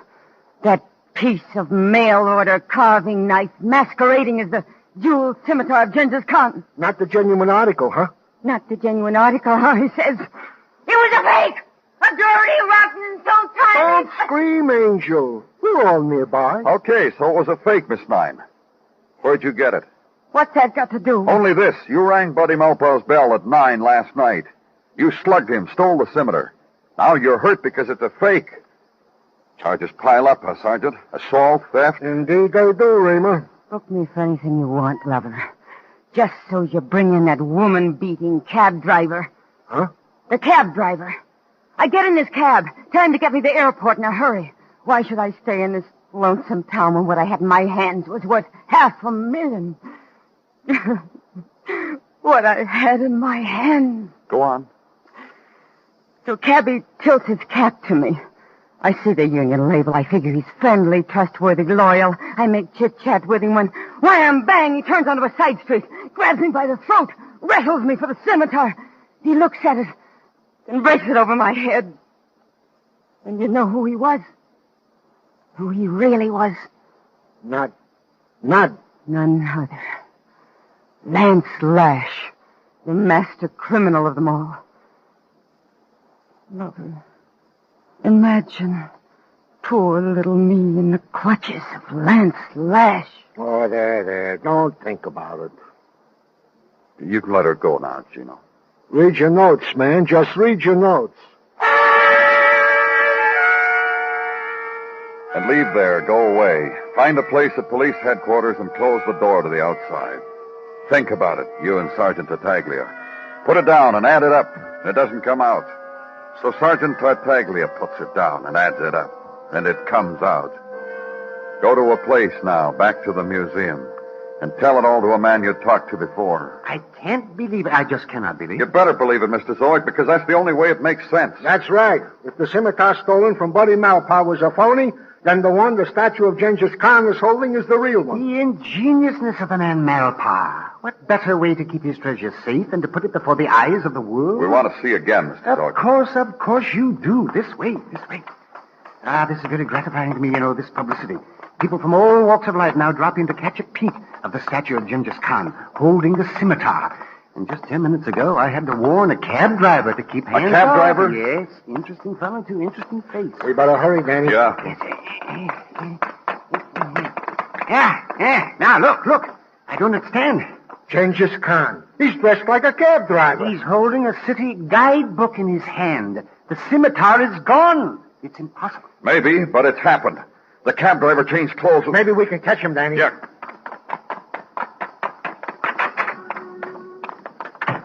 And maybe that man sitting on the steps saw him. Let's ask him. Hey, mister. Hello. Did you see a man come out of here a few minutes ago?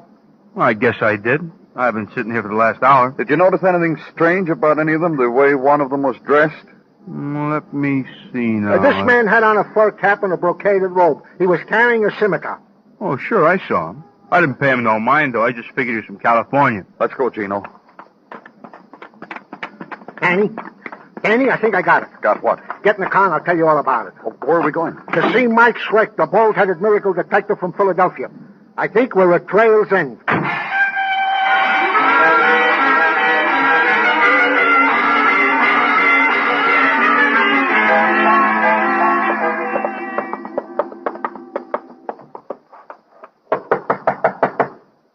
Who is it? It's Lieutenant Clover, Mr. Schreck, and Sergeant Tartaglia. Be with you in a minute.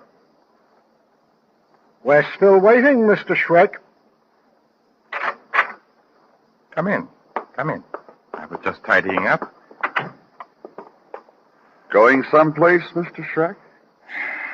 Back to Philadelphia. I'm afraid Lance Lash has outwitted me again. Oh, has he now? Yes, but I'll get him. After the holidays. Sit down, Mr. Schreck. Tell us how you're going to get Lance Lash. Well, I'm going to the Congo after the holidays. Oh? And why are you going to do that, Mr. Schreck? Rumor has already drifted up from the veldt of the sudden appearance of the long-lost emerald eye of the goddess Osiris. If I know Lance Lash, that's where he'll be. After the holidays. Yeah, he will he? Let me ask you a question, Mr. Schreck. At your service. How long did you say the Philadelphia-Camden Bridge was? 1.83 miles. See? What did I tell you, Danny? Go ahead, Gino. Correct him. The length of the Philadelphia-Camden Bridge is 1.81 miles. Did you hear me, Mr. Schreck? I heard you. Mike Schreck would never make an error like that. Oh? Lance Lash, the master criminal of them all, I presume. At your service, gentlemen. Look in the closet, Danny. Right. It's here, all right. The costume of Genghis Khan. And, of course, you left the disguise of the cab driver at the museum. My compliments to you, sir. You came to the house of Buddy Malpaugh after the Scimitar was stolen. You traced it to Rima 9. Disguised as a cab driver, you found her with it making her flight. You discovered it was a fake. That is correct. Of course, you know what happened then. I deduced the same thing you did, that the genuine Scimitar was at the museum. Where is it now, Mr. Lash? Where is it? Why, it is here. Watch out, Gino. He'll cut you to pieces. I'll take him, Danny. Lance. Don't. Say uncle. Uncle. Yeah. Look, Danny. See? I removed this bald-headed toupee, and what do we have? A full head of hair. What a phony you are, Lance Lash.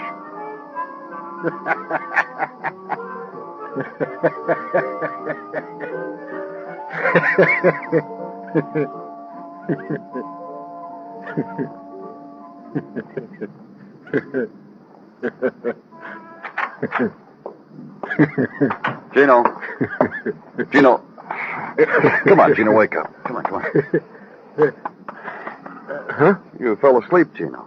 Huh? Yeah, I must have dozed. No calls, huh? Yeah, from...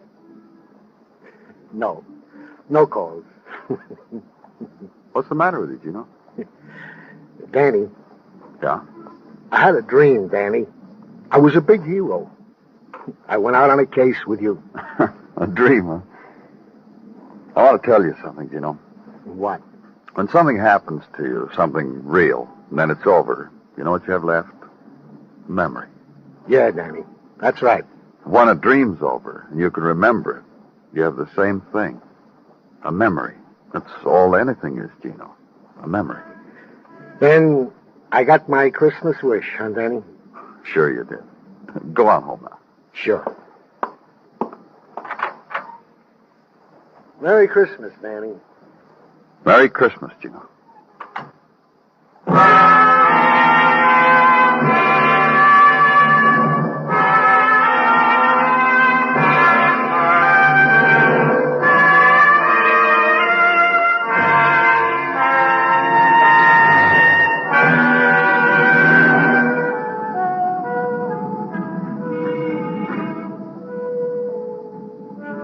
The bells ring out on Broadway, the horns blow, and there's laughter.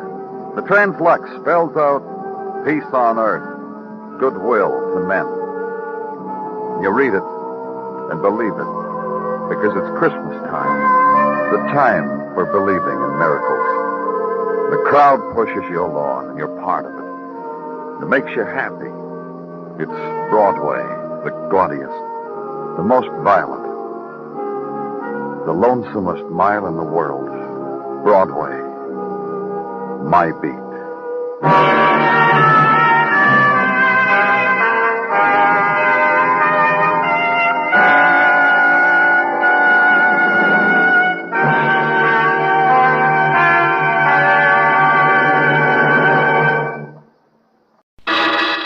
Personal notice, danger's my stock and trade.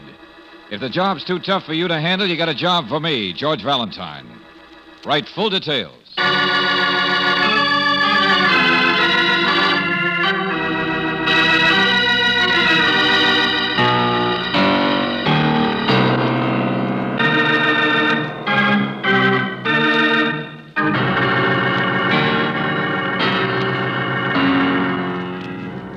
Standard Oil Company of California invites you to Let George Do It.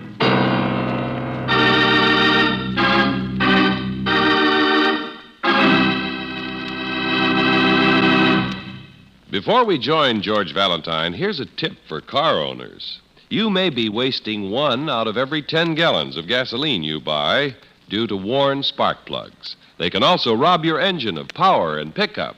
To avoid this waste, let Car Savers check your spark plugs soon. They'll clean them and reset the gap, or if necessary, they'll be glad to install new plugs. It takes just a few minutes to check the condition of the spark plugs in your car. So stop in tomorrow for a Car Saver spark plug checkup at your independent Chevron gas station or standard station, where they say and mean, we take better care of your car.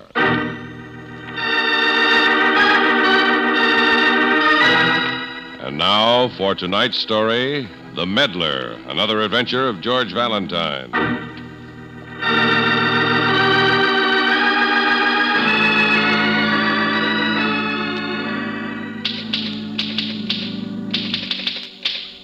Hey, Angel, how do you spell inaccessible? Inaccessible, I think. What? Who would... There was no one in the outer office, and I saw the door open, so I walked in. Oh. Well, you might as well put those suitcases down. They must be heavy. Thank you. I wish a person could put other burdens down as easily, don't you, Mr. Valentine? I'll be coming up, Master. Oh, maybe I should have brought another container. Mr. Valentine, my name is Sally Riker, and I'm supposed to be on a bus going back to college. I'm a freshman at Laurentine. But I just had to see you. Why? Because I feel as though I'm living under a dark, heavy cloud just before the storm breaks. Oh, did you have breakfast, Sally? No, I could hardly think about food under the circumstances. Okay, well, here. Oh, thanks. Oh, this is Claire Brooks, my assistant. Hello. Hello. Oh, now, Sally, what's this about living under a storm cloud? Well, last night I heard a shot. There was no mistaking it. But when I asked about it, everyone in the house just simply clammed up, said I'd imagined things. Even after I saw the broken glass in the French doors where the bullet hit. You mean this happened in your parents' home? Oh, no, my father's been dead ever since I was a little girl. My mother works for Mr. Mayhew. She's his secretary. And since it's such a great big house on Fairway Terrace, we all live there, too. Except now that I've grown up, Mother doesn't like me to be around there, and so she sent me to college out of town. Mayhew on Fairway Terrace. You don't mean Henry Mayhew. Of course. No wonder your mother isn't too anxious to have you live there. Yeah. Oh, you're wrong about Mr. Mayhew. I know he has a rather romantic reputation, but after all, an actor... Romantic reputation? He's a middle-aged chaser. As I get it, even his wife is finally fed up with him, going to divorce him. He's a sensitive man, and people don't understand him, not even Mother. All she thinks of is business. And Mrs. Mayhew... Yeah, well, never mind, please. What happened last night? Why did you come to me? Well, I couldn't go to the police. The publicity and all. Why don't you start at the beginning? Well, I heard a shot. It sounded as though it came from Mr. Mayhew's study. I ran there, and he was just coming out. He was pale and shaken. But he said there wasn't any shot. And the broken glass? His study faces the garden. They're big French doors. One of the panes was broken. Didn't you talk to your mother? Well, that's just it. She was very upset, too, but she bawled me out for making such a fuss and said I was to go back to college immediately. So was Mrs. Mayhew there? Well, she was somewhere in the house, but I didn't speak to her. And another thing. Earlier in the evening, I saw a man sneak away from the garden. I couldn't see him clearly, but he was a very tall man. Mr. Valentine, something, sinister's going on. And you must find out what it is. Hey, Sally, you're not worried about your mother being mixed up in all this, are you? Oh, no, of course not. She's wonderful. She couldn't do anything wrong in her life. But she was so happy to see me when I came home for the weekend. Happier than she's ever been. And she laughed and said maybe next summer we'd go to South America. And then after that shot, she wasn't the same person somehow. Well, now, look, apparently no one was hurt. And it's not a good idea to go meddling into other people's lives. But I won't go back to school until I know I can't. Mr. Valentine, you don't have to let them know who you are. George, maybe you could. Okay. You stay here with Sally, Angel. You say there's a pane of broken glass in Mr. Mayhew's study, huh? Yes. Well, I fixed a broken window once. Maybe I could fix another one.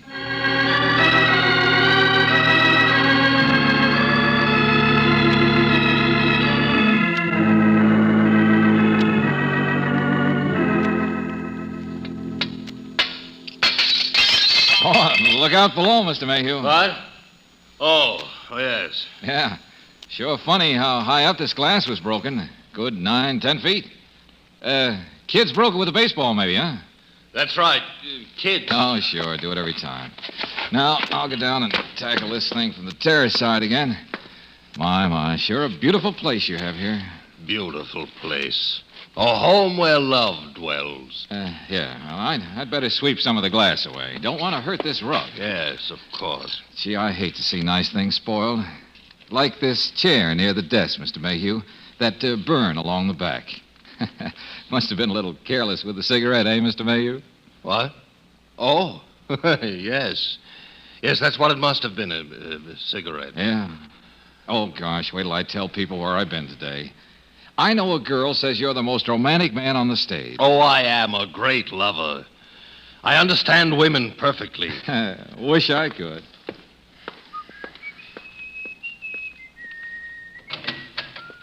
Here you are, Mr. Mayhew. I'm sorry, but I had to wait a few minutes for the druggist to make them up. Thank you, Mrs. Riker.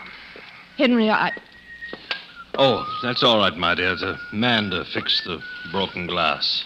I see. Oh, good afternoon, ma'am. I'll just put these in the bathroom. Don't want to risk having a sleepless night. Gosh, lady, you don't know what it means for me to be in Mr. Mayhew's house. You work for him, huh? Secretary? Say, is it true that his missus is going to divorce him? Guess she found out something she shouldn't have, huh? She's not so pure herself. But suppose you do a little more work and a little less talking. Oh, well, I'm not butting in now, lady. Just curious, you understand. And, say, when I was out in the garden, right there on the terrace, I found this little gold thing. Phi Beta Kappa key.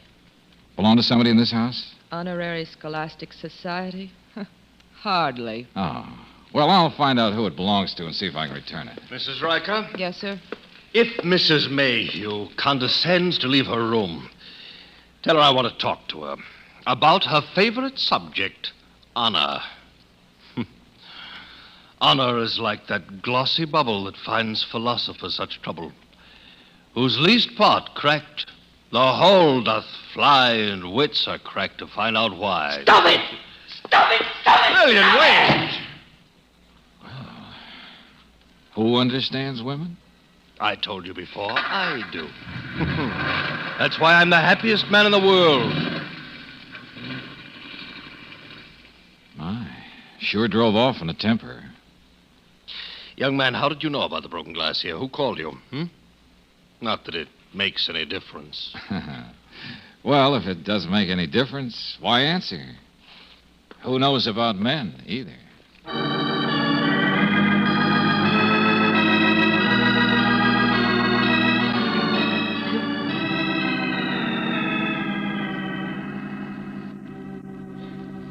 That was very nice of you, Mr. Valentine, to go to all the trouble to return this key to me. Oh, I knew it must have meant a great deal to you, Mr. Dwight.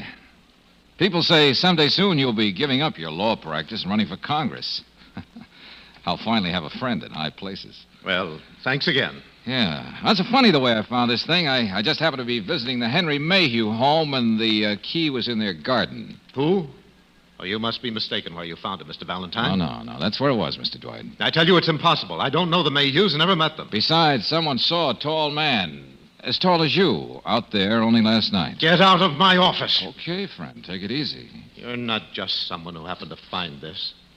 How did you trace this key to me anyway? Saw your name on it? Check with the Alumni Association? Oh, spoken like a detective. Well, go back to whoever hired you. Hired me? Tell him you were as unsuccessful as the others have been. Because there's nothing to find out. Now, I said get out. Oh, easy. I said relax. Why? I know. You're a lawyer. You'll sue me. So long, Buster.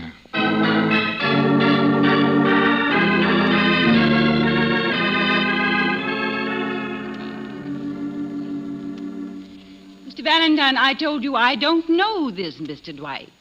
And as long as no one was hurt by what you say happened here last night, I see no reason for you to go on meddling. No, neither do I, Mrs. Mayhew, but I think it's your business to listen to what I have to say first. Really? Well, I'm sorry Sally Riker went to you. She's too imaginative. She romanticizes things. Maybe. But if you want to hear my opinion, I think your husband tried to kill himself last night. Oh, I say the most comical yes. things. You don't know how comical. You forget I've been married to Henry for a long, long time. And? And I know he would never hurt a hair on his head. He loves himself too much. He's too vain. He's too selfish. Well, he seems to be taking your leaving him very hard. Mr. Valentine, I know he has a fatal charm for women, but not for me any longer. There. Simple enough? In other words, you don't care. Come on, he's in his study. Let's ask him. Well, I don't think putting it to him as bluntly as this... My husband is a very strong person, really. Henry? Yes? What are you doing back here, young man? He's sort of a private detective, Henry. What? You've had dealings with private detectives before. Don't be shocked. But why would a private detective... His name is George Valentine. And he thinks you tried to kill yourself last night. Oh, now, that's silly. It's not true at all. Mr. Valentine says he has some proof for his statement.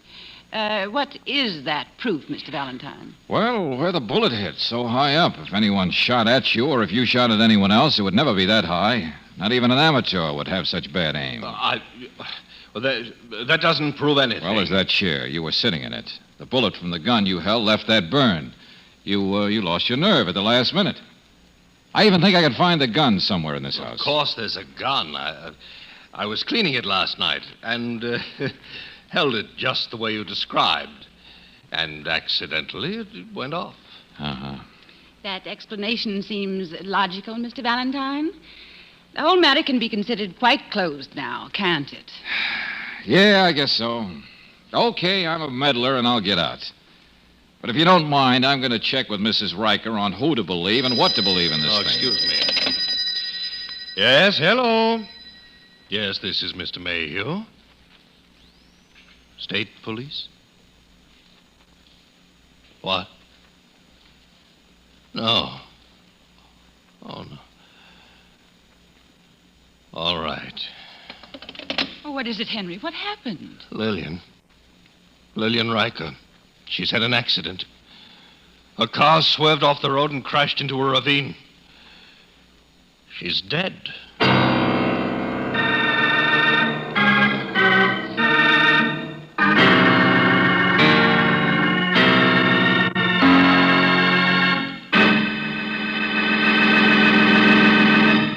In just a moment, we'll return to tonight's adventure of George Valentine. With colder weather here, you've probably already taken steps to protect your car during the frosty days ahead. But did you know that you can buy a gasoline that is also designed for winter driving? One of Chevron Supreme's all 8 high-performance qualities is area blending, which means that Chevron Supreme is specially blended for every climate and area. The Chevron Supreme you buy in Los Angeles, for instance, is refined differently from that which you buy in the Rocky Mountain area or the San Francisco Bay region. For Chevron Supreme, gasoline is always right for the kind of driving you do where you do it. And that's just one of the all 8 necessary high-performance qualities in every gallon. In addition, you get mileage, power, anti-knock, vapor lock prevention, starting, warm-up, and acceleration. So for top, all-round driving pleasure wherever you drive in the West, just remember to fill her up with the gasoline that gives you all 8 Chevron Supreme gasoline at standard stations or independent Chevron gas stations where they say and mean we take better care of your car.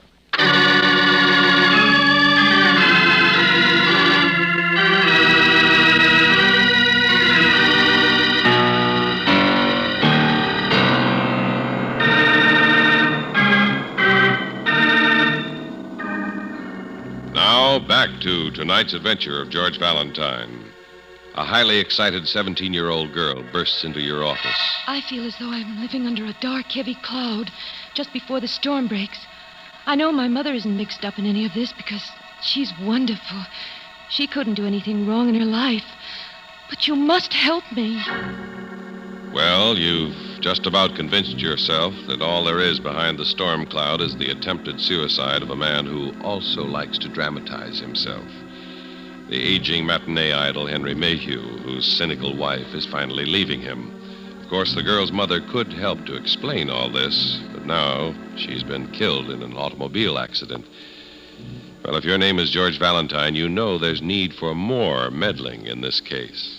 I went down to identify her. It was Lillian, all right. And she's gone. Well, what sent her out of here like a bolt anyway, Mr. Mayhew? She was my strong right arm. Took care of me all these years. Helped me out of scrapes so my wife wouldn't know. You didn't answer my question. Oh, I don't know. I suppose she was upset over the way I've been acting. She told me to snap out of it, that I had to snap out of it. I guess she was impatient with me. But I never I thought... see. What do you intend to do now, Mr. Mayhew? What can I do? Maybe it's some sort of poetic justice. I haven't been exactly a model man or husband, Mr. Valentine. Besides, a man can only fight up to a certain point. You don't still have any fancy ideas left, do you, Mr. Mayhew? I don't know what you're talking about. By the by, I've invited Philip Dwight to come over here this afternoon. Dwight? Do you know him? Not exactly, but I think I should. Yes, I think I should meet him once. You know, there's something that's been bothering me, Mr. Mayhew. Yes? Both Philip Dwight and Mrs. Mayhew have made some cracks about private detectives. Now, what were they driving at? I don't know. Anyway, all that is unimportant now. That's all in the past. Oh, stay where you are, Mr. Valentine. I'll see who it is. Honor is like that glossy bubble that finds philosophers such trouble. Oh, George. Yeah, Brooksy. I came out as fast as I could. Where's Sally? The poor kid must be half crazy after she learned about her mother. She's a pretty wonderful girl and brave. I left her with a state police lieutenant. Well, what about that accident? Not a single thing to show that it wasn't just that. Apparently, Mrs. Riker was driving too fast and lost control of her car. She sure took off here in a great big hurry. Hey, what's going on out here? I came in with a tall, distinguished-looking gentleman. You did? That'll be Mr. Dwight. Come on, Brooksy. Let's find him before Mr. Mayhew gets cute again.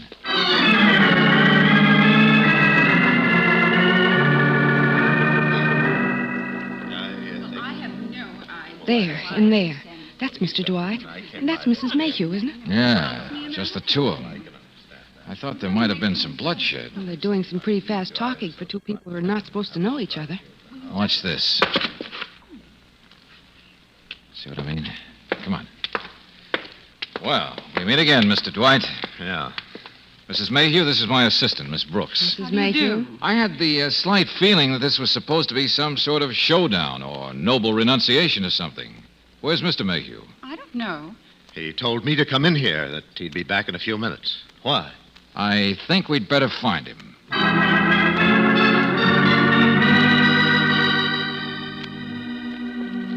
Henry? I don't know where he could have gone. And I certainly don't see the need for all the excitement. It's a big house, Mrs. Mayhew. We'd better keep looking.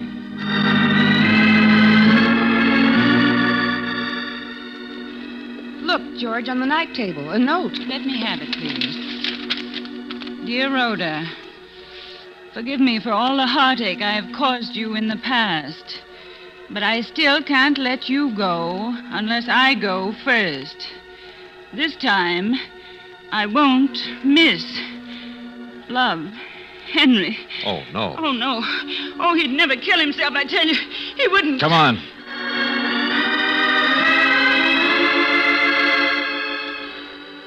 Hey, this box almost empty. What is this? You take medicine or something? Sleeping pills. Take only as directed. What's beyond this bathroom? Oh, just a little dressing room. It leads nowhere. Henry! Don't come near any of you. Don't be a fool, Mayhew. Put that gun down. Stand still. Yes, this is the gun you were looking for, Mr. Valentine. I didn't have the courage to shoot myself last night at the last minute. But this way is simpler. I'll phone for a doctor, George. Stay where you are. I don't want to be rescued. It'll all be over in a minute. There were 10 pills in that package. Henry, please. No, it's too late. Better this way. You must listen to me. I want to explain something to you. Better this way. Oh, Philip. Rhoda, darling, please. Brooksy, get that doctor. Hurry.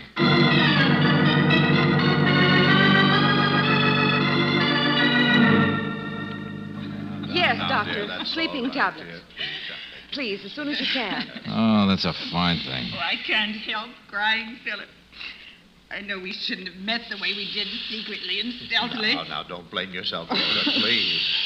But I knew what he would have done with his love for scandal. And I didn't want you to get hurt. Your career. Now, we didn't do anything wrong. I've had enough of that.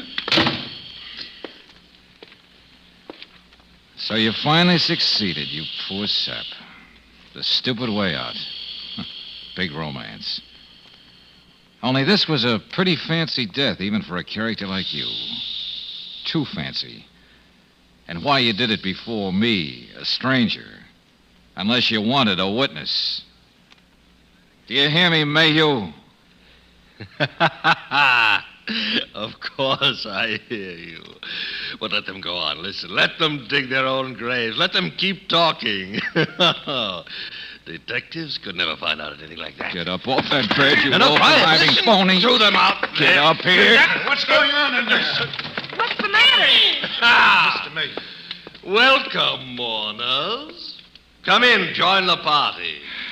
Yeah, it's him, all right. Back from the dead. Even the devil won't take me.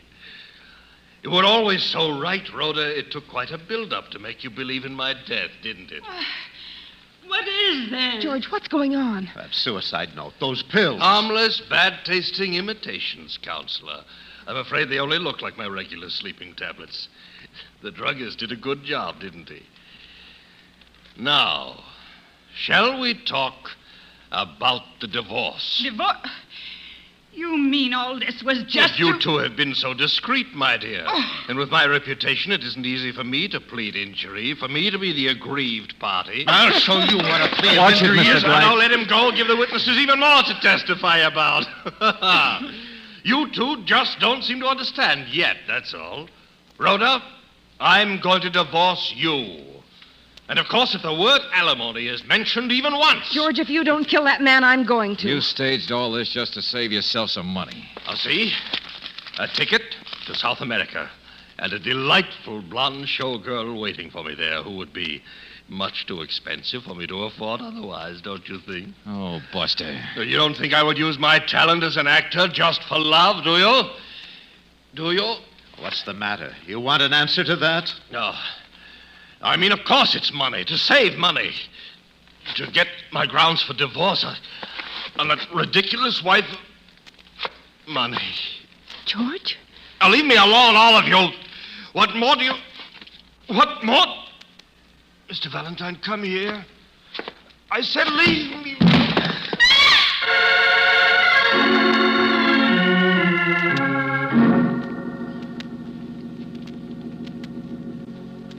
Dead? Of course he's dead. Casey, that's not what I asked you. Well, poison. What do you think? But he said those pills of his were harmless. They wouldn't hurt a fly. Look, Valentine, I'm not a doctor. I'm not a magician. I don't know who switched his medicine around. I don't know who took advantage of a silly suicide to make a perfect murder.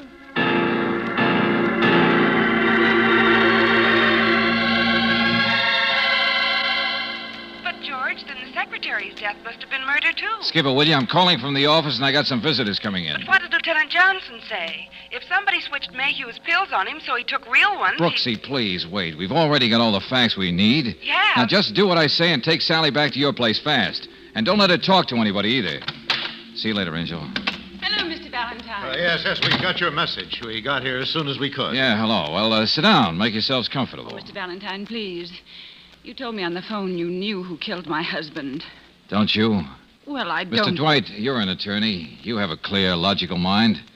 Examine the evidence. Well, I'm afraid I don't quite understand. Well, the date on that box he took the pills from was today. Well? We checked up and found that nobody else had delivered any packages to the house. I don't understand. Well, I was out there when his secretary, Mrs. Riker, brought in a package for him. From the drugstore, too. That must have been the pills. You mean she was in on it with him? I mean more than that. I mean she murdered him. What? Yes. It's quite a mess, isn't it? Oh, the police checked up on the drugstore. They confirmed it, too. And nobody ever bought any phony pills. She always did everything he told her to. Yeah, and there's her fingerprints on them and everything else. It ties in with what both of them said. He sent her to get some phonies for his little act. And then she brought him real ones instead. Not that I blame her. But why? Why would Sally she... told me her mother was so businesslike, so calm and reserved. Oh. Yeah. In love with him, wasn't she? Just like every other woman he ever met. He treated her miserably. Did he? When Sally even told me her mother thought she was going to South America, and the police said she told several other people, too? She thought Mayhew was going to take her with him? Well, she agreed to help your husband with this lousy act of his. just so he could marry her. And then she found he had only one ticket to South America. I remember she was all upset last night. But do you really think her accident was an accident? All I know is she just left the house after handing the man the stuff to really kill himself with. Her perfect way of getting even. And so, that's it. Oh, no, it's not. Sit down, please. What? Well, I just finished a selling job on Lieutenant Johnson. Now I'm going to do one on you. I don't think it'll be too difficult. But this time, I'm really going to meddle for good.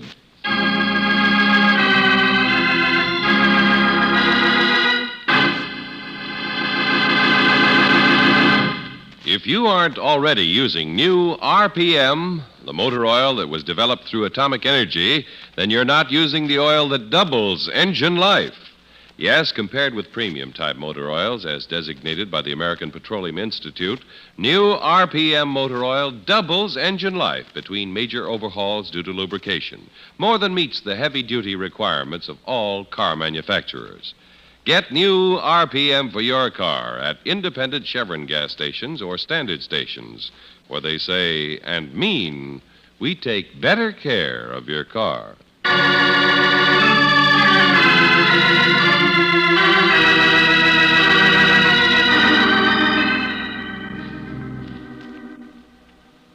It's horrible, isn't it? My mother's accident. But it's one of those things you can't help, can you? No, well, that's right, Sally.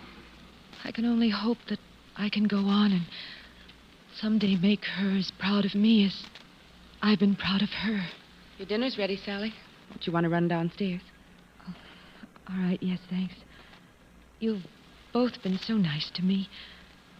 Mr. Mayhew used to be very nice to me, too. I told you he was a fine, sensitive man.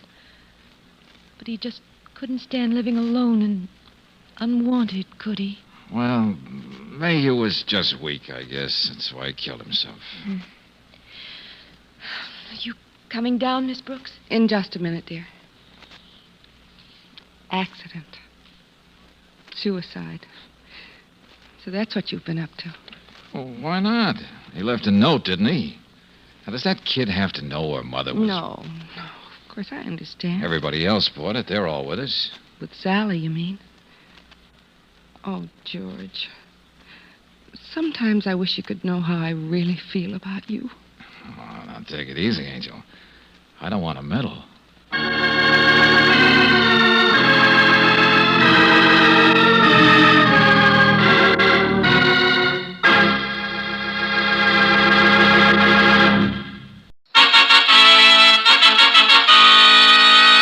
Tonight, transcribed from Hollywood, another authentic reenactment of a case from the files of the Texas Rangers.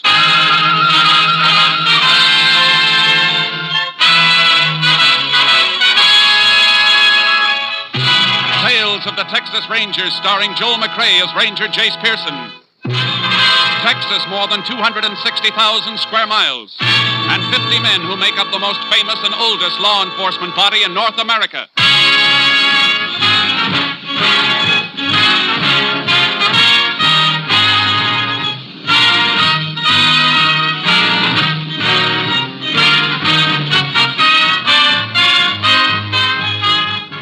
From the files of the Texas Rangers come these stories based on fact. Only names, dates, and places are fictitious for obvious reasons. The events themselves are a matter of record.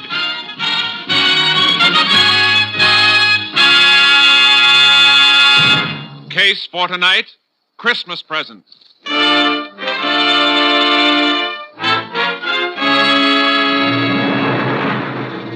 It is 2 p.m., December 21st, 4 days before Christmas in the Depression year of 1931. On a city street corner in North Texas, a man dressed as Santa Claus suddenly leaves his post beside a large red pot labeled Help the Poor.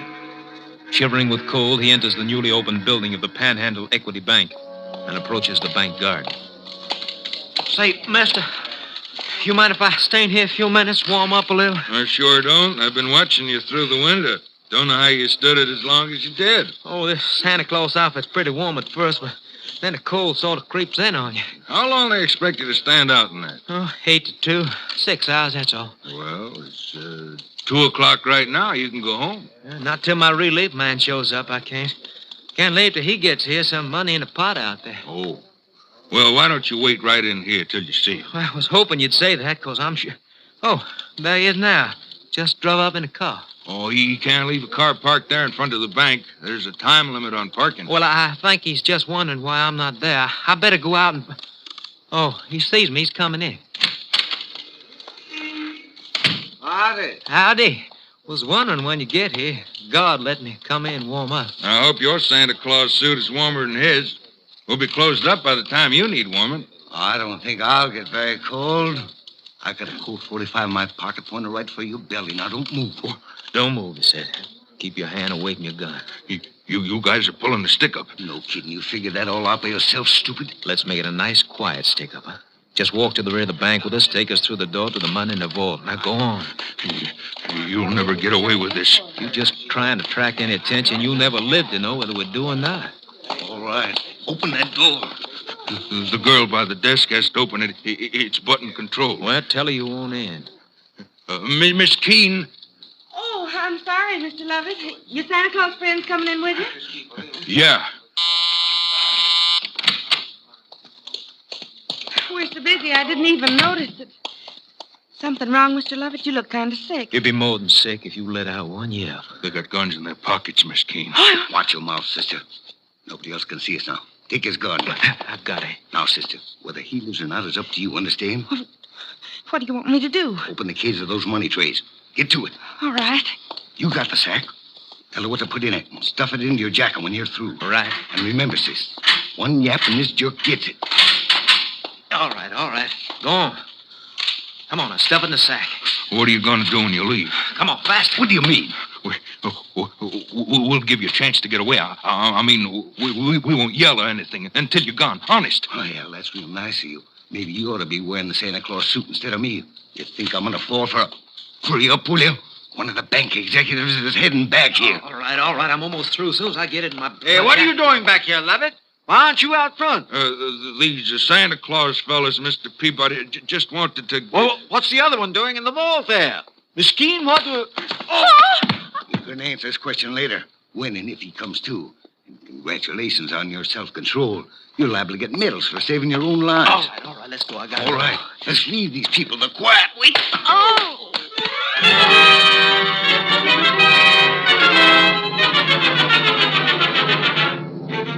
A statewide alarm was put out to all law enforcement agencies in a matter of minutes, but the perpetrators of the Santa Claus stick-up had vanished. Texas Ranger Jace Pearson, closest unit to the scene of the crime, was requested to investigate.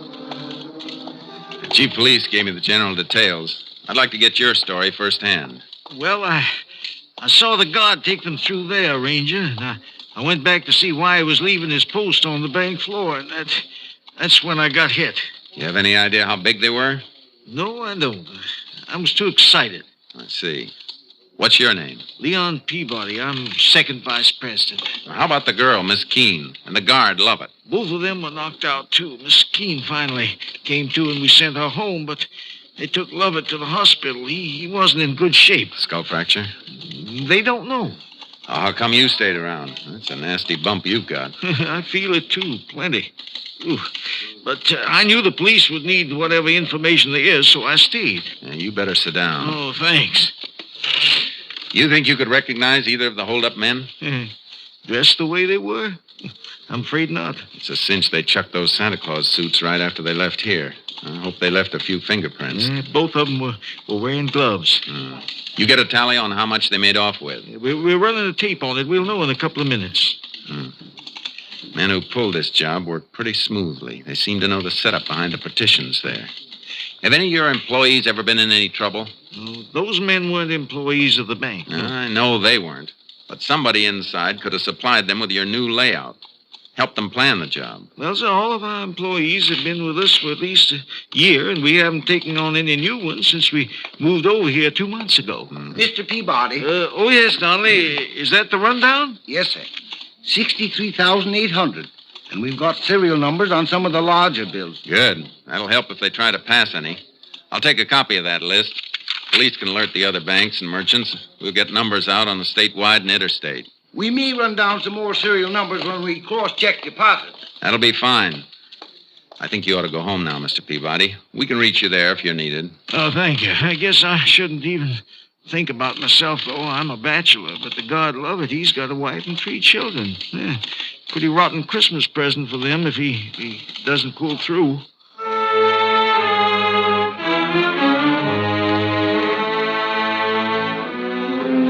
I paid a call on Miss Keene, the girl who'd been slugged, but she was in a state of shock and hysteria.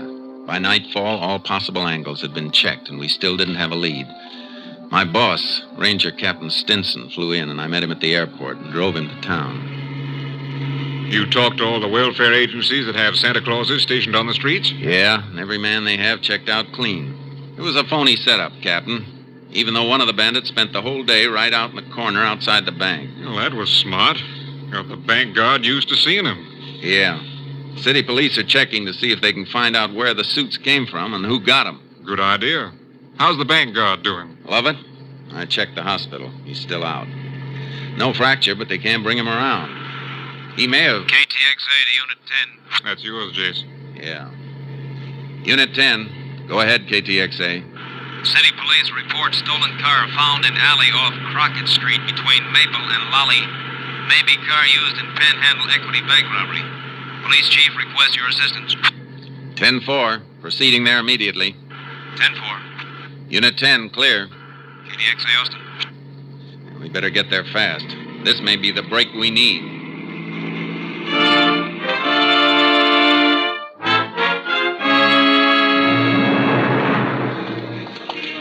Here it is, Rangers. Abandoned in the alley. Prowl car spotted it and checked the license on the stolen car list. When was it reported stolen, Chief? Early this morning, but the owner says it might have been missing since yesterday. He's been away. You check on him? Yep, he's clear. That's where he said he was. What makes you fellas think this is the car? Found this on the floor, under the seat. Big red button. Off a Santa suit, all right. I'm going to climb in behind the wheel for a second. Ask one of the men in the prowl car to flash his light this way. Sure. Let's have a spotlight here, will you, boys? Okay, Chief. That do, Ranger? Yeah, that's fine. Hey, have any of your men moved this rear vision mirror, Chief? Nope. How about this front seat? You slide it back to get that button you found? No, just saw it under there and reached in and got it. What are you trying to figure, Jace? The last fellow who drove this car was pretty big, about an inch or inch and a half taller than I am. What makes you think so? Because the seat's all the way back where it would be for a tall driver. And I have to raise myself a bit to get a clear view through the rear vision mirror. Hey, that's good thinking, Jace. Yeah, but maybe he didn't touch anything. Maybe he left the car just like it was when he stole it. I'll give odds against that. A man who's getting away from a bank stick-up wants to know what's coming behind him.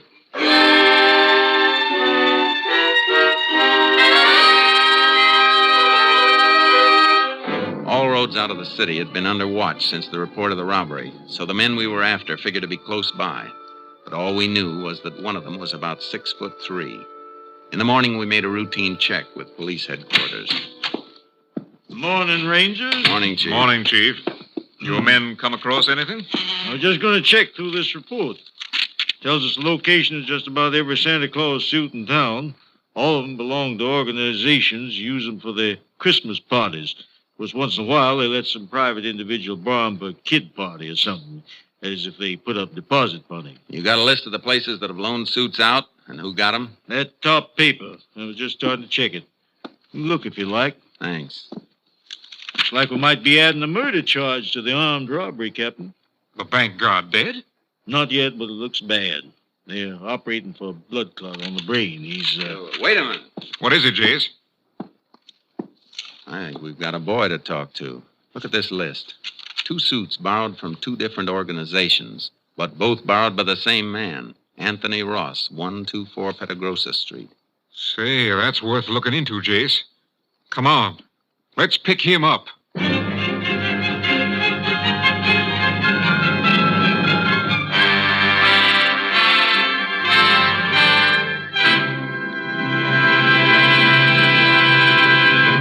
You are listening to Tales of the Texas Rangers, starring Joel McCrea as Ranger Jace Pearson. We continue now with tonight's case, Christmas Present, an authentic story from the files of the Texas Rangers. The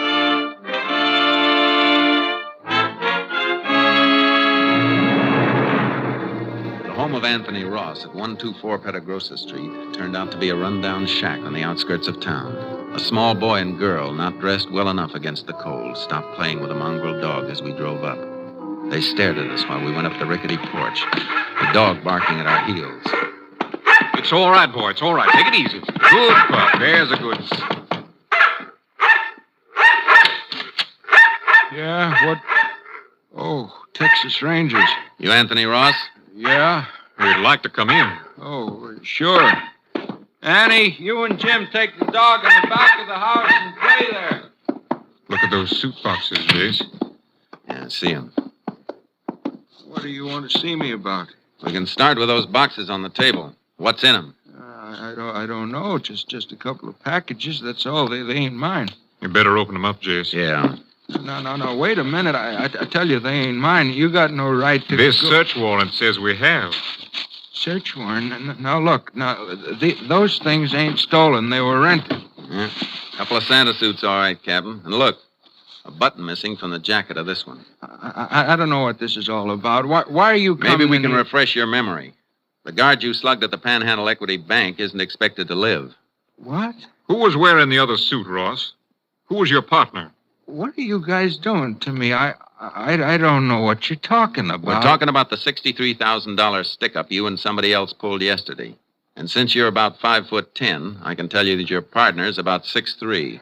Rangers, you're making a mistake. I don't even know anything about a holdup. The button missing from this suit was found in your getaway car, the one your partner drove. It wasn't me. I tell you, I didn't even know what kind of costumes were in them boxes. They ain't mine. Then where'd you get them? I picked them up at a couple of places yesterday morning. You say you picked them up, and you're trying to tell us you don't know what's in the boxes. I picked them up for somebody else. They were rented out in your name. The woman ordered them in my name. What woman? The one who hired me to pick them up. That's a pretty phony story, Ross. Who was this woman you're talking about? What's her name? I don't know. I don't even know. You better come with us, Ross. No. You got to listen to me. Please listen. You got to believe me. I was in town early yesterday morning. She come right up to me on the street. I was pulling my kid's old wagon along, trying to find some junk I might sell. You sure you don't want to think this story over before you go any further? She asked me if I wanted to earn $1 running a couple of errands. I said, sure. A buck could give my kids a meal for a change. She asked me my name and address, and I told her, and then she told me to wait while she went into a booth and made some phone calls. When she come out, she sent me to 2 different clubs, told me there'd be costumes and packages. She had them left in my name to avoid confusion, she said. You didn't think that was funny? Mister, all I could think about was earning that $1. She gave me money, deposit money for the costumes, and told me to come back and meet her with the stuff on that same corner. Where were you at 2 o'clock yesterday afternoon? I was looking around for a junk again for a couple hours after I delivered the packages, and I guess at 2 o'clock I was walking back home from town. It's a long walk to here in this weather. Cost of a bus ride will buy a loaf of bread for the kids you saw outside. Is that a crime? What's it to you if I walk my feet off to feed my kids? All right, Ross. That was a nice act. But there's a big hole in it. You say you delivered the Santa Claus suits to a woman you didn't know. But you've still got them. Yeah, I got them. They're going to mean a good Christmas. Yeah, but you're not going to believe what I tell you. The woman came here last night, drove up in a car, woke me up. She said she was leaving town in a hurry. It didn't have time to take the costumes back herself, and if I'd take them back, I could keep the deposits. $15 each. Yeah, but you're not going to believe that, are you? You better get your coat. Will you give me a chance to ask one of the neighbors to watch out for my kids? I'm afraid you'll be gone too long for that. I'm sorry, but we'll have to take him into the juvenile home. Oh. I guess they'll get better care there than I've been able to give. I'll get my coat. Ross, you been doing any painting around here? Painting? This place looked like it ever saw paint. What made you ask that, Jace? I just noticed this inside the leg of this Santa Claus suit. Paint blob. Looks fresh. Well, how come it's inside the leg, not outside? I don't know. That's something we'll have to figure. This is the large size suit. Must have been worn by the big boy we're looking for.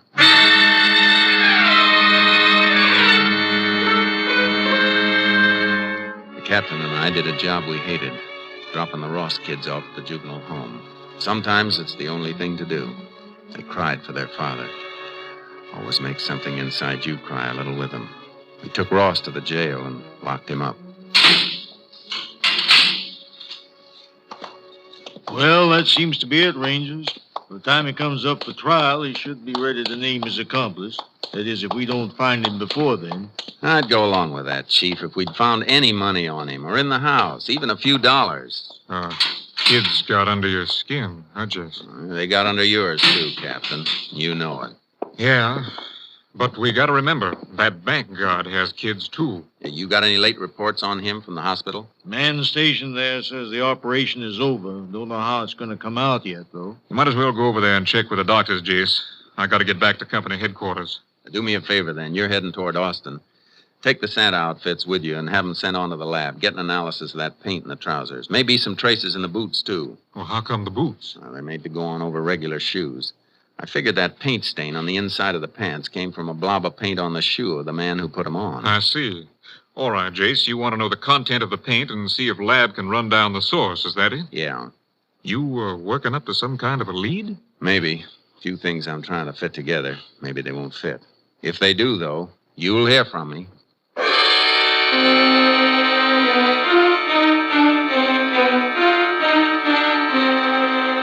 I went over to the hospital and checked with the doctors, but the outcome was still in doubt. The guard's wife was there, face twisted with worry and fear. There was nothing I could do to help, so I got some sleep. Then in the morning, I went back to see the police chief. Oh, Ranger, I'm glad you dropped in. I just had a long-distance call from your lab headquarters at Austin. Report on that paint. Mm-hmm. Here, I wrote it all down. Paint is manufactured right here in town. Brand name is Light Glow. Light Glow, huh? Mm-hmm. Can you get a list of local painting contractors who use it? Well, I reckon just about all of them do. It's good paint, and this wouldn't hardly be Texas if we didn't deal with a local outfit, would it? No, it wouldn't. Thanks a lot. I'll see you later. Where are you going? Over to the Panhandle Equity Bank.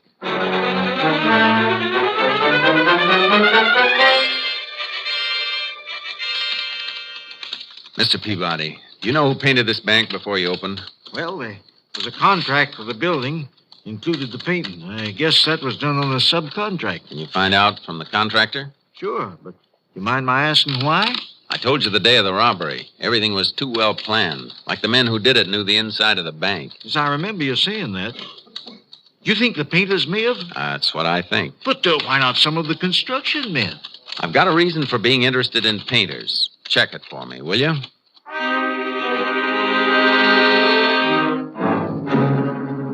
He checked. Contractor gave the name of the painters. 2 men, Eddie West and Martin Poggin. They'd been working the day of the robbery, he said, at a house on the north side of town. I went out to the house to see the owner. Why, yes, Ranger. They worked here all day that day. I remember we heard the report of the robbery on the radio. They were both here all day? Yes. Didn't even go out to eat? Had their lunches with them. Kind of smelly when the house gets painted. Most women usually get out of the way. I wanted to watch them, so I was here every minute to see they didn't get sloppy. I like things neat. I see. Well, thanks, ma'am. I'm sorry I bothered you. Why are you asking about them, Ranger? Nothing important. Not as long as you say they were here. Goodbye, ma'am. Merry Christmas to you. Yeah, the same to you, Ranger. Merry Christmas. She was the alibi for Eddie West and Martin Poggin. But she was too nervous about answering a few simple questions. Nervous enough to make me wonder. I went back to the jail, got Anthony Ross out in my custody, and drove him to the north side of town. All right, get out, Ross. We're going in here for a minute. Why? What are you trying to frame now? I just want you to meet somebody.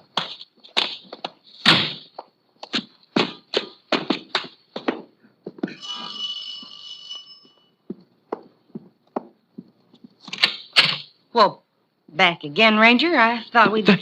That's her. Ranger, that's the woman... Who is he? Who is this man? You ought to remember me, lady. My kids are in juvenile home on account of you, and I've been in jail. I never saw you before in my whole life. Tell him the truth. Tell him before I... Hold it, Ross. Take him away from here. Go away, both of you. Ranger, I got those costumes for her. For her! You're a liar, a liar! That word fits somebody all right. Can I come in and have a look around, ma'am? What for? What do you want? I want to check over the painting job to see if it's just new painting or if there's some new plaster under it someplace. You can't come in. You have no right. The boys you're alibying for must have come back here after they cracked the bank.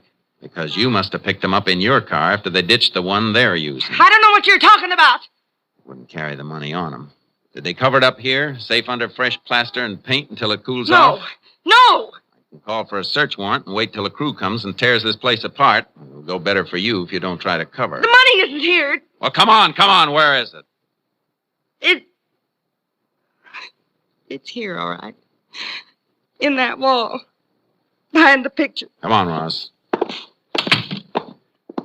Now, which one's your boyfriend? Hogan or West? Eddie. West. He said we'd get married. Go to Europe next year. You'll all go someplace next year, but it won't be Europe. West about 6'3". Yes. How did you know?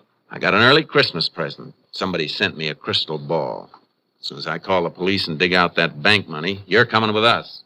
Ranger, I'm clear now, ain't I? Looks that way, Ross, but you'll have to go back to jail for a while and be checked out by the local police. That won't take any longer than it'll take me to pick up Eddie West and Martin Poggin.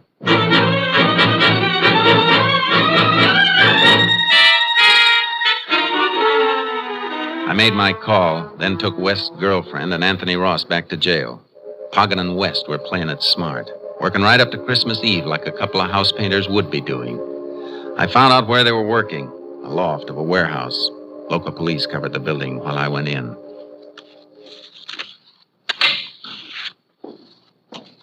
Eddie, who's that? Who came in? Probably the watchman. Watch out for those paint cans. Don't worry. I see him. It ain't the watchman's boys, Eddie. Come out of the shadows where we can see you. I'm coming. But seeing me isn't going to make you happy. Eddie, it's a Texas Ranger. Shut up, Hogan. I got my gun. Howdy, Ranger. Something you want? Yeah. I want the two men who robbed the Panhandle Equity Bank. Shut up. What would we know about that, Ranger? Come down off that scaffold and I'll tell you. Okay. Mighty low way. Too bad you aren't working in a place with a phone. Your girlfriend could have warned you earlier. Eddie, he knows. I'll get him. Keep your hands away.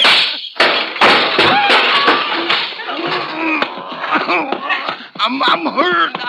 I'm bleeding. I just nicked you when you tried to dig for that gun in your pocket. You're not hurt. We didn't do nothing, Ranger.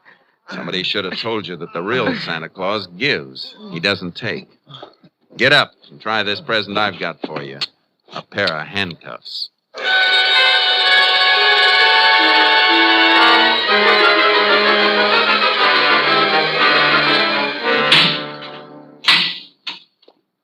Well, that winds it up for sure, Ranger.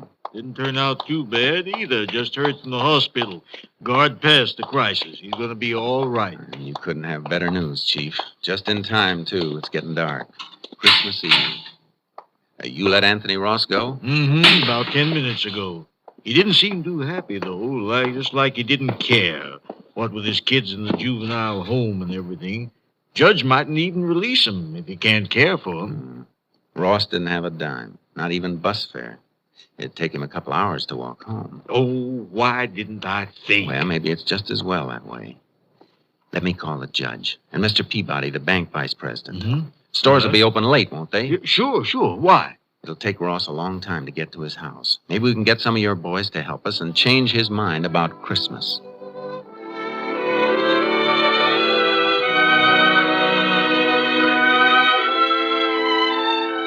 There's Ross. You hear him coming up the walk now? Mm-hmm. Coming slow. His tail is dragging. Yeah. Not that I blame him. Are the kids asleep? Yeah. All bundled up in them new blankets. Shh.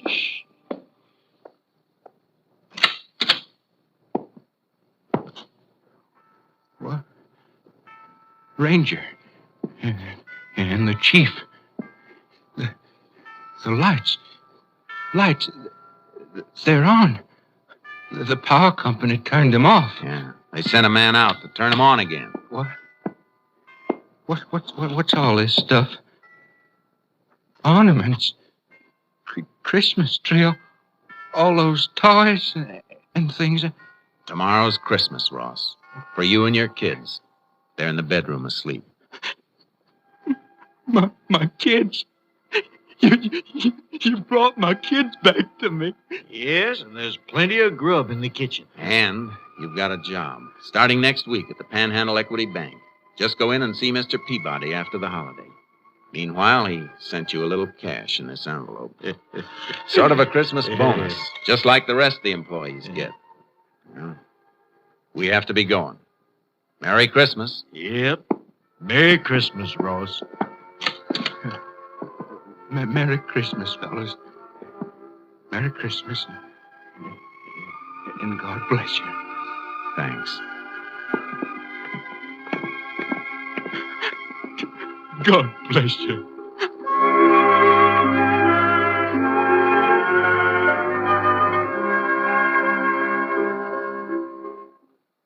This is your FBI.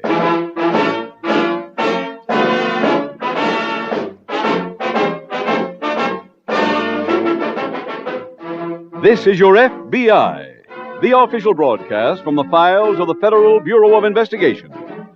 Presented transcribed as a public service by the Equitable Life Assurance Society of the United States and the Equitable Society's representative in your community.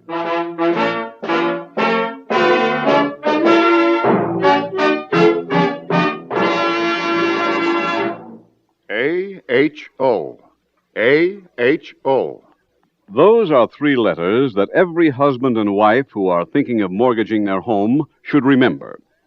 AHO stands for the Assured Home Ownership Plan of the Equitable Life Assurance Society, a money-saving home-saving plan designed to speed the day when you say, "Not 1 cent of mortgage on my house. I own it, free and clear."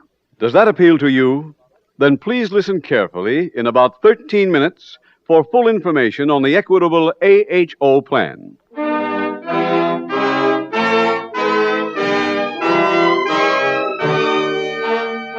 Tonight, the subject of our FBI file, Theft of Government Property.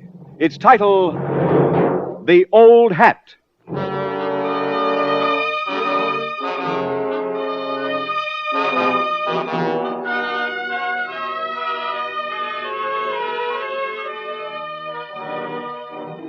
Scientific advances are being made in laboratories throughout the country that stagger the imagination.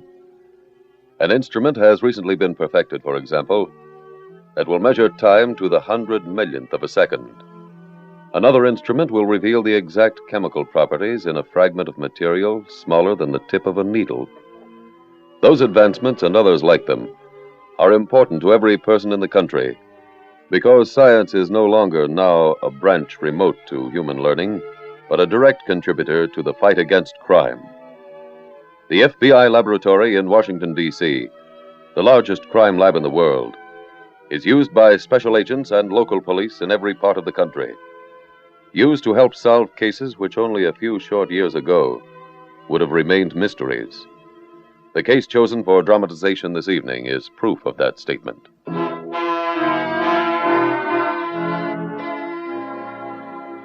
Tonight's file opens in the downtown district of a large eastern city. It is shortly after midnight as a man opens the window of his hotel room. Just below is the roof of an adjoining building. The man lowers himself to the roof, carrying a small valise. He walks toward an adjacent office building, gets to a window, and peers in. He then opens the valise, takes out a hammer, and breaks the window. He then climbs in.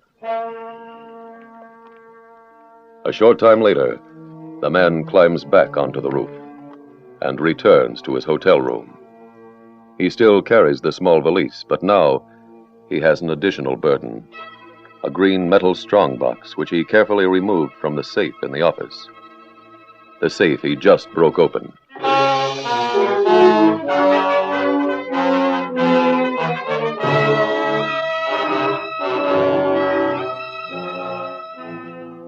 because that strong box contained not only $9,000 in cash, but also government-owned blueprints of a new secret weapon. The local FBI field office was notified immediately after the robbery was discovered.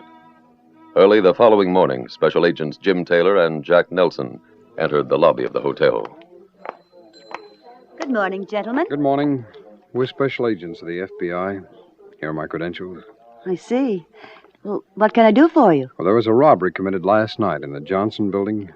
That's almost next door to us. That's right. We found evidence that the burglar who did the job lived in this hotel. Lived here? Yeah. He crossed the roof of the structure next door and entered an office in the Johnson building. Could you tell which room he came out of? Yes, it's the fifth window from the street on the left-hand side, third floor. Well, that would be... let me see. 305. May I have the key to 216, please? Surely. Here you are. Thank you. Miss, can you tell us who's registered in 305? It's unoccupied. I see. Well, it's possible the burglar checked out after the robbery. Can you find out who did have that room? Well, let's look through the register. Thank you. Here's a pencil, Jim. Oh, thanks, Jim. Let's see. 218, 406. Yeah, here we are. 305. John Smith, Times Square, New York. Jack, I'm afraid that won't be much help. When did he check in? A week ago. Yes, exactly a week ago yesterday. And he paid his rent in advance. What did he look like? I don't remember. Well, has the room been cleaned? Not yet. May we look at it, please? Of course. Just a minute, I'll get you the key. Here we are. Thank you.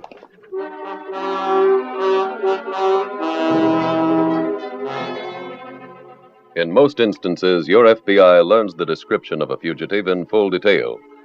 But sometimes, as in this case, he has registered at a hotel under an almost obviously fictitious name and address and vanished. The search of his hotel room produced a brown felt hat, a small jimmy, and a parking receipt with a timestamp on it. The hat and the jimmy were taken to the FBI lab by Agent Taylor, and later he returned for the report. Hi, Leo. You got any word for me? Oh, hello, Jim. Yeah. Here's the report on the jimmy you submitted. Mm-hmm. We made a tool mark comparison with the marks left by the burglar on the safe while he was getting ready to blow the lock mechanism. Yeah, what did it show? The jimmy you found in the hotel room was the one that made those marks on the safe in the rifled office. How about the hat? I got a report on it, too. The hairs in the hat were blonde. Blonde? Well, then we can assume the man's complexion was light? Possibly. Stains on top of the hat turned out to be oil. Motor oil. Oh. Kind you use in a car. I'd say that indicates the man worked in a service station, maybe on a grease rag. This man may have had another job, too. Oh, what kind, Leo? Well, we vacuumed some dust out of the hat, and it turned out to be pure coal dust. Coal dust? Yeah, unburned coal dust. This looks like maybe he worked in a coal yard. Oh, I see. Oh, Leo, I also sent in some pictures and casts of some footprints that I found on the roof. Is there anything back on them yet? May have come in while I was away from the desk. Let's see. Yeah. Got it? Here it is. From the space between those footprints, your suspect is about medium height. And the width of the impressions indicate that he's probably pretty heavy set. Uh-huh. Well, now, let's see. We're looking for a light complexioned man, heavy set, medium height, who's possibly worked in a gas station and a coal yard. Mm-hmm. Okay. Pardon me. Sure, Leo. Leo Scott. This is Agent Nelson. Is Agent Taylor there? Just a minute. It's Nelson for you, Jim. Oh. Thanks, now. Hello, Jack. Oh, Jim, that parking receipt was from a garage around the corner from the hotel. Smith kept his car there. Can you get a description of the car? And the floor man's out to lunch. He'll be back in about 15 minutes. Where is the garage? 96 Rodney Street. 96 Rodney. Okay, I'll be right over.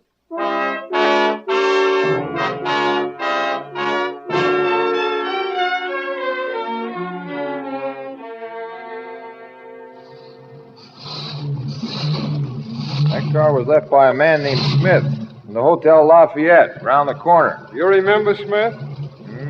Yeah. He was a blonde guy, 30, 35 years old. Kind of heavy. What kind of car did he have? Black Ford sedan, 47. You have a record of the license number? No, afraid not. Is there anything unusual about the car? Well, nothing much. Except for the dirt. We get lots of tourists pulling here, but man, that Ford was the dirtiest. Backed into a wall this morning before he pulled out. I'll bet he must have knocked a pound of it off from under his fender. Would that have been swept up yet? It should have been. Ain't had a chance to get to it yet. Well, can we see it? Sure, it's right over here. Did Smith mention where he was going from here? No. Well, did he say anything that might be of value? He just didn't do much talking. There's the dirt from his fenders. Well, thanks. Well, Jack, let's brush some of this up and get it back to the lab. Yeah.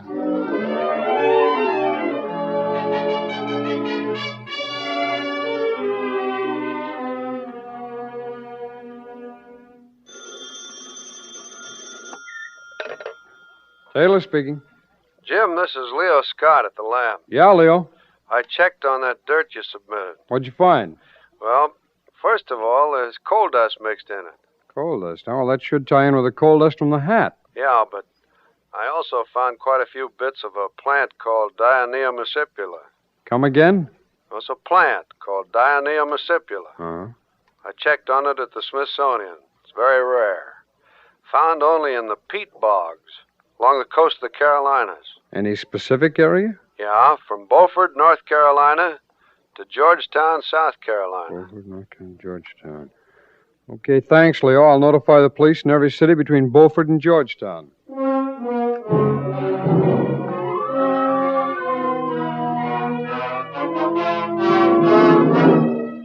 The fugitive's partial description was teletyped, along with his possible lines of employment, the make and model of the car, and the word that he was wanted. Jack, we got a teletype from the police at Black Ridge, North Carolina. Our fugitive's name is Roy Young. The description they sent tallies perfectly with what the lab gave us. How about those occupations? Lab hit him right on the button. Both of them? Yeah. Young worked for a man who owns a coal yard and a string of gas stations.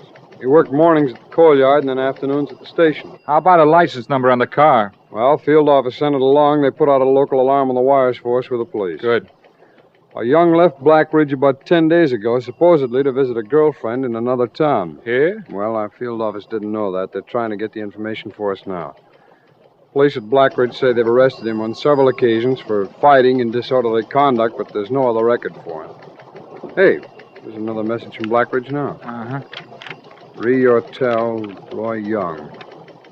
Girlfriend named Nora Marshall. Girl lives with aunt named Edna Grant at Oxford, Virginia. Jack, let's drive over there.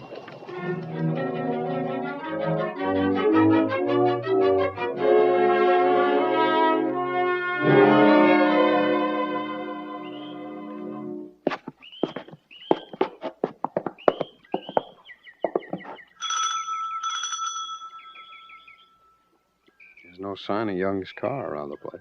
Well, let's hope this is the right Edna Grant. Yeah. Oh, good afternoon, ma'am. Are you Edna Grant? Uh-huh. We're special agents of the FBI. Here are my credentials. I see him. And this is Agent Nelson. Hello. What do you want? We understand you're the aunt of a girl named Nora Marshall, is that right? That's right. Well, is Miss Marshall here? No, May we come in and talk to you about her? I guess so.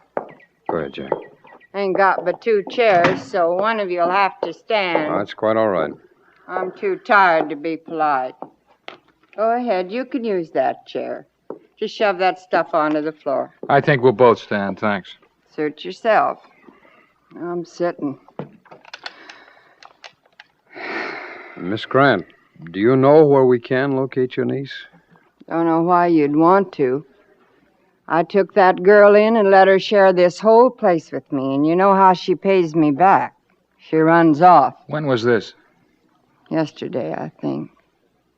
No, come to think of it, it was today. This morning. Well, did she run off alone? No, she run off with Roy Young. Oh? You know where they went? No. Would there be a picture of your niece around the house here? In her room. Guess it'd be under a pile of junk I threw in there a while ago. May we have it? If you can find it. Oh, and Jack, we'd better flash word about the girl being with Young. It'll be easier spotting the Ford sedan with the 2 of them in it. Mister, you ain't gonna find Roy Young that way. Oh, and why not? When he come here today to pick up Nora, he was driving the biggest, newest Buick I ever saw.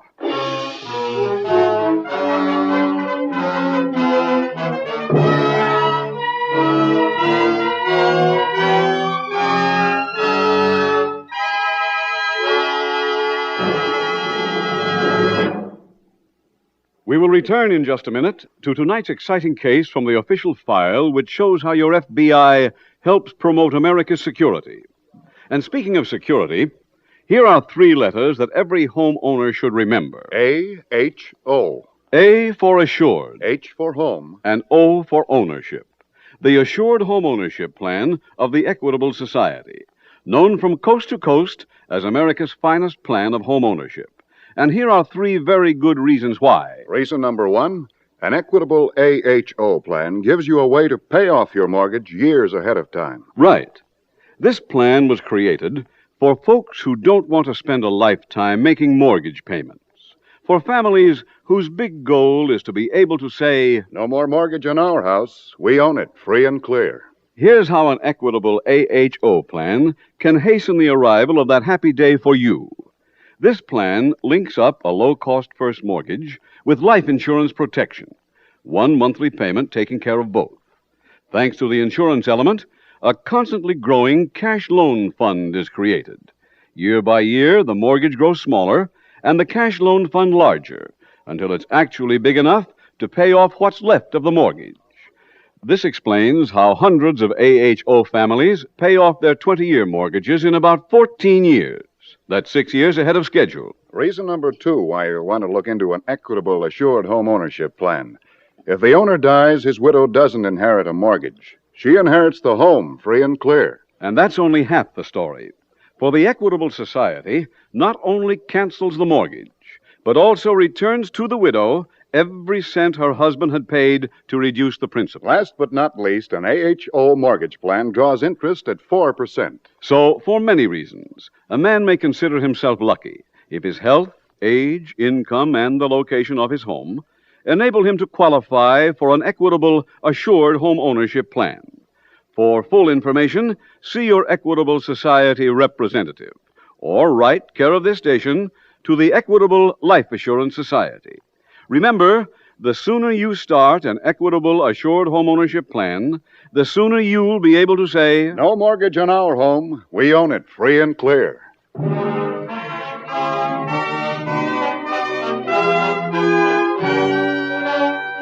And now back to the FBI file, The Old Hat.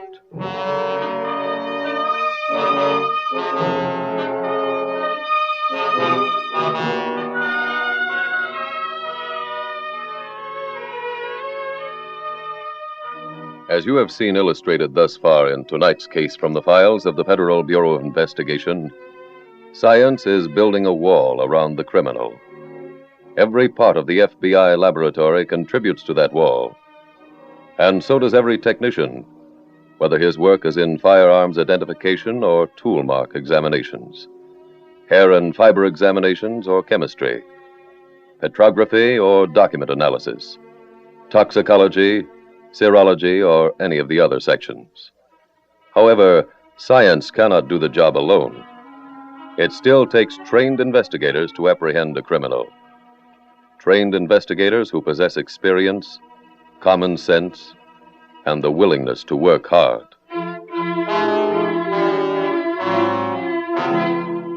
Tonight's file continues at the FBI field office. Jack, the police located Young's Ford sedan at a used car lot. Here in town? Yeah, he traded it in on a new Buick convertible the morning after the robbery. You got the license number? Yeah, police gave it to me when they called. I've already sent out a new alarm. Which used car lot is it? Pete Simon's over on Broadway. Maybe you better interview Simon. Oh, I called. He's out demonstrating a car, but they say he'll be back in about half an hour. So let's start over there.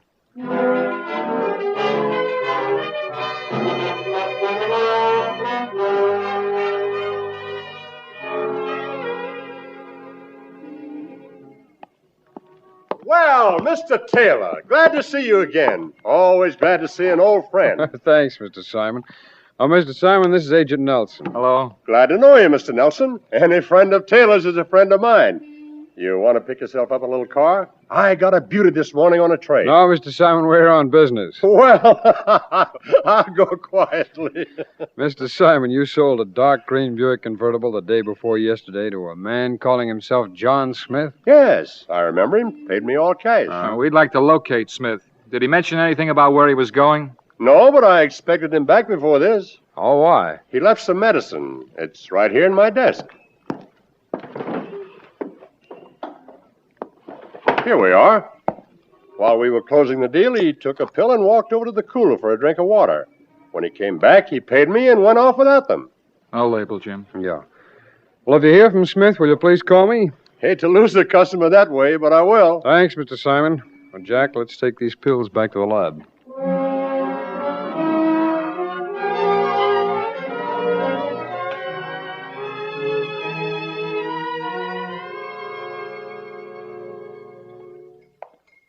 Back again, Leo. Anything on the pills? Yeah, Jim. Are they on the same case? Yeah. Well, they're used by some doctors for patients with high blood pressure. What are they called? There's no particular trade name for them. Well, does a person need a prescription to get some? Mm-hmm. Yeah, I'll write it out for you. Oh, fine. This is what's in each pill. Oh, pardon me, Jim. Sure, Leo. Leo Scott. This is Agent Nelson. Is Agent Taylor there? Yeah. It's for you, Jim. Oh. Thanks, Leo. Hello? Jim, Yeah, Jack. we just got a call from the police in Riverside. Yeah? They spotted the Buick convertible, but it got away. When was this? Oh, about 10 minutes ago. The SAC wants us to get right up there.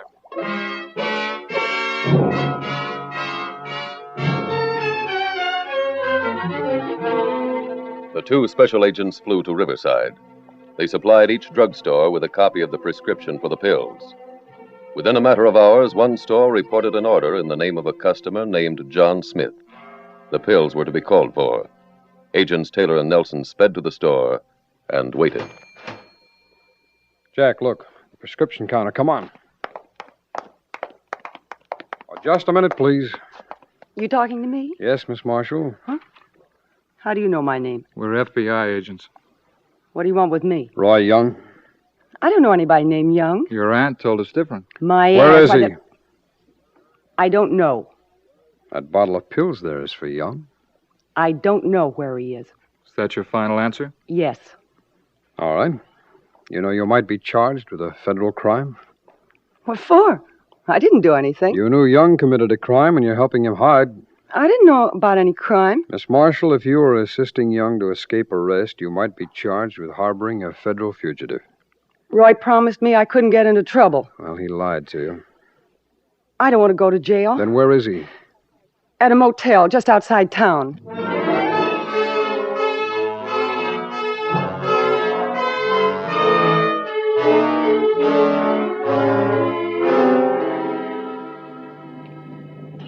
Nelson to Taylor. Come in, Jack. I dropped Miss Marshall at the county jail. You at the motel yet? I've been there already. Young's gone. Where? Nobody knows, but his car's been spotted in the hills. You coming back here? No. Jack, look. There's a police substation in the mountains. Alert everybody at your end and meet me at the station.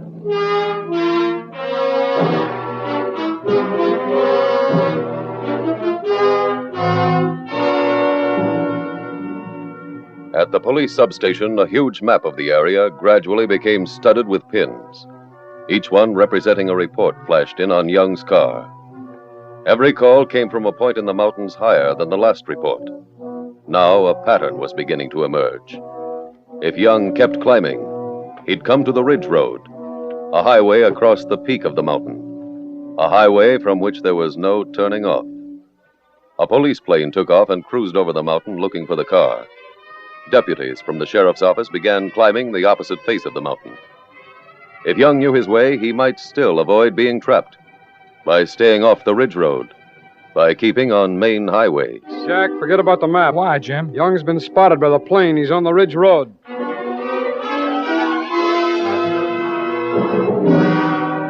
By two-way radio from their car as they climbed the mountain, Agents Taylor and Nelson kept in constant communication with the deputy sheriffs coming up the other face of the hill. with a police plane and the different police units aiding in the search. Then came another report. Police plane to Taylor. This is Taylor. We just saw Young's car stop near the top of the hill. Did you see him? No, but that area is heavily wooded once you leave the road. Anybody live up there? Not anymore. There's an abandoned hunting lodge close to where his car is parked. Okay, thank you. Attention, all units. Attention, all units. This is Taylor calling. Young may be holding up in the hunting lodge near the peak. Let's converge.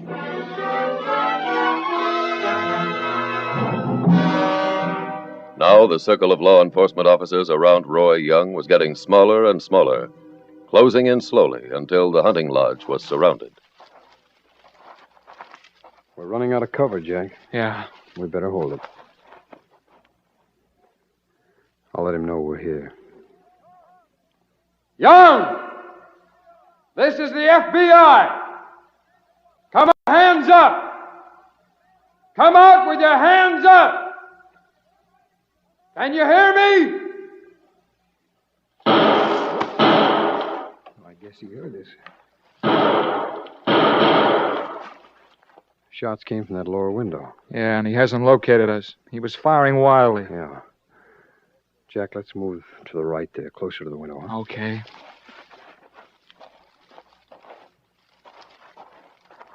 Clearing up ahead. Yeah. This'll do. I'll call him again. Young! This is your last chance. The cabin is surrounded. Come out with your hands up. Come out with your hands up.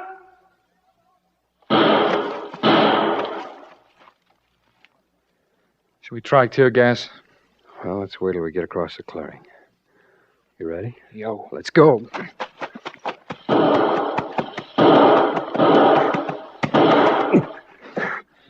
Well, we made it. All right. Let's give him the tear gas now. Okay.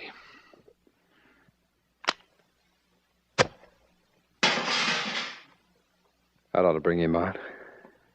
That sounded like a pistol. Yeah.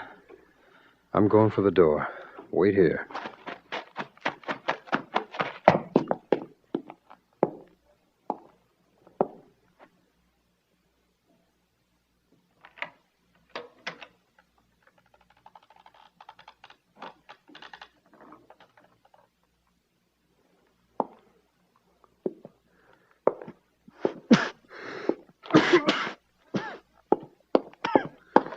Jack! Right! Young's in there on the floor, unconscious. Come on, Jack.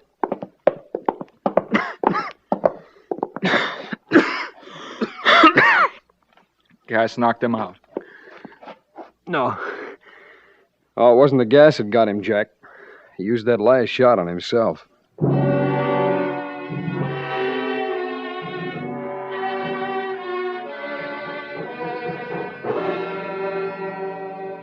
The suicide of Roy Young closed tonight's case from the files of the Federal Bureau of Investigation. After leaving the cabin, Special Agents Taylor and Nelson searched Young's car and recovered the stolen government blueprints, plus a large amount of the missing cash. In this case, you saw an investigation begun with almost no information whatever, and proceed to first a complete and correct identification of the fugitive, and later his suicide when he found himself in a situation without hope of escape. You also saw a perfect illustration of how fully science is aiding in the fight against crime. An illustration of how completely your FBI's laboratory is joined with every other section of the Federal Bureau of Investigation in helping to protect every American.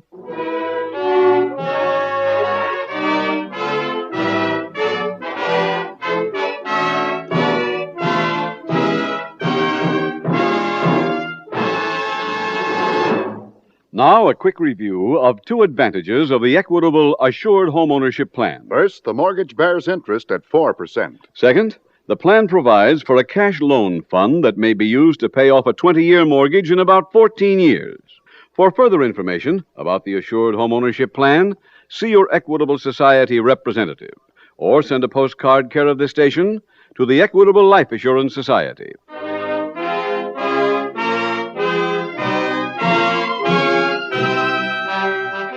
Next week, we will dramatize another case from the files of the Federal Bureau of Investigation. Its subject, crime syndicates. Its title, The Unwelcome Fugitive. The incidents used in tonight's Equitable Life Assurance Society's broadcast are adapted from the files of the Federal Bureau of Investigation. However, all names used are fictitious, and any similarity thereof to the names of places or persons living or dead is accidental. Tonight, the music was composed and conducted by Frederick Steiner. The author was Jerry D. Lewis. Your narrator was William Woodson, and Special Agent Taylor was played by Stacey Harris. Others in the cast were Harry Carey Jr., Junie Ellis, Robert Gist, Tony Hughes, Isabel Jewell, Florence Lake, and Tom Tully. This Is Your FBI is a Jerry Devine production. This is Larry Keating speaking for the Equitable Life Assurance Society of the United States and the Equitable Society's representative in your community, and inviting you to tune in again next week at this same time, when the Equitable Life Assurance Society will bring you another thrilling transcribed story from the files of the Federal Bureau of Investigation, The Unwelcome Fugitive, on This Is Your FBI.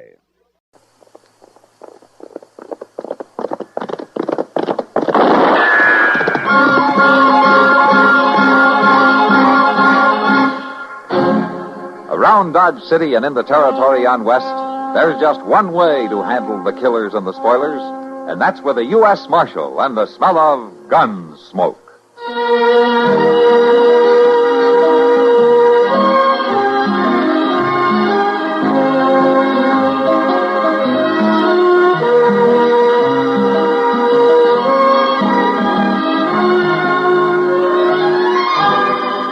Gunsmoke, starring William Conrad, the story of the violence that moved west with young America, and the story of a man who moved with it. I'm that man, Matt Dillon, United States Marshal. The first man they look for and the last they want to meet. It's a chancy job, and it makes a man watchful and a little lonely.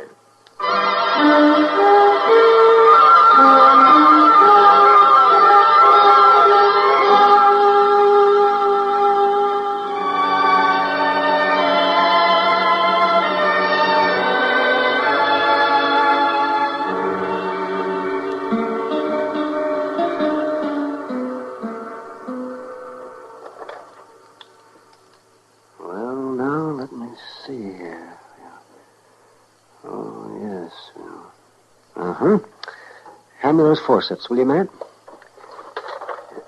Is this what you mean, Doc? Yes, that's right. Now, we'll just...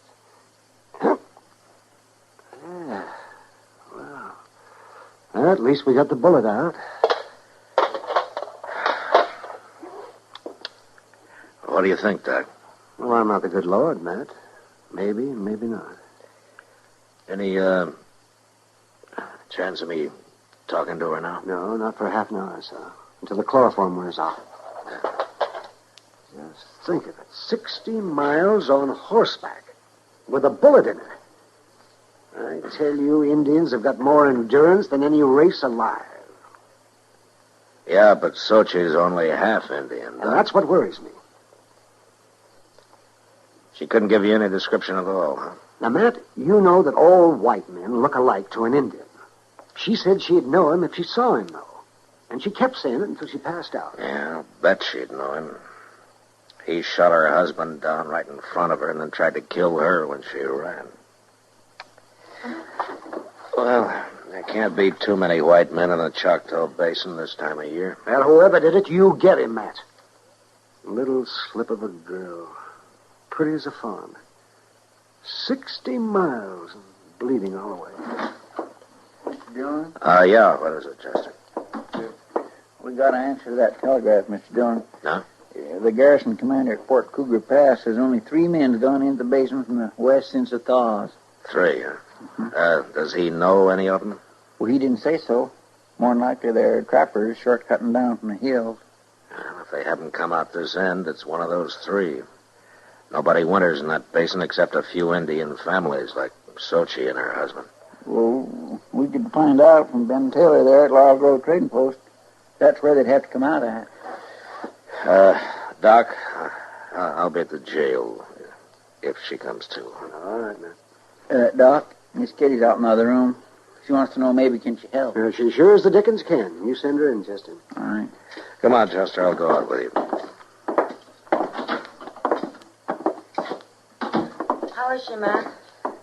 Oh, I don't know, Kitty. Doc had to put her under chloroform to take the bullet out. She's pretty weak.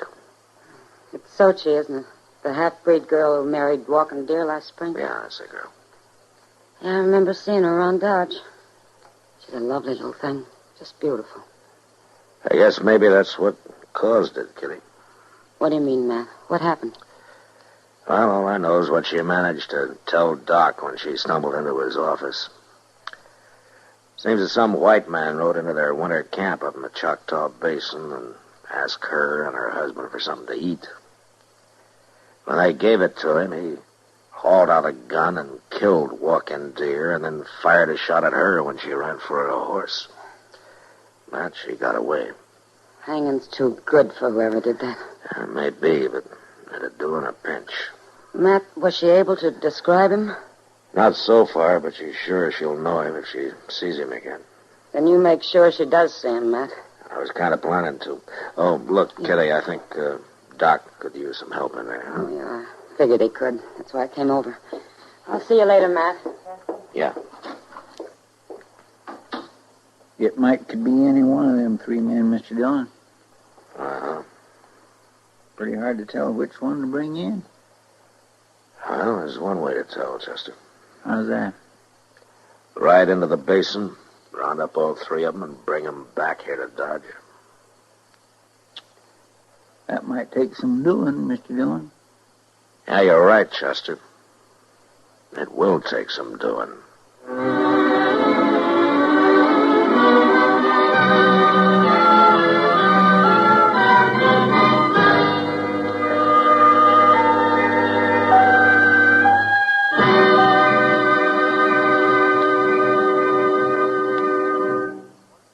How would you like to improve your position in your unit?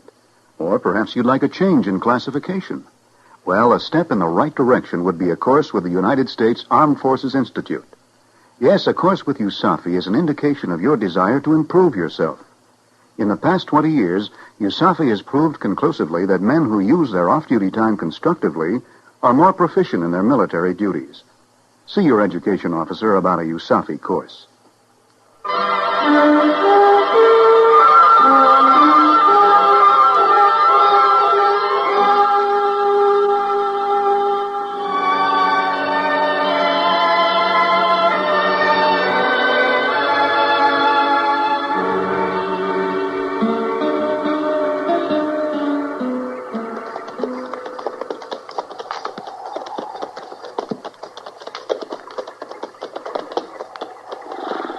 Let's water the horses here, Chester.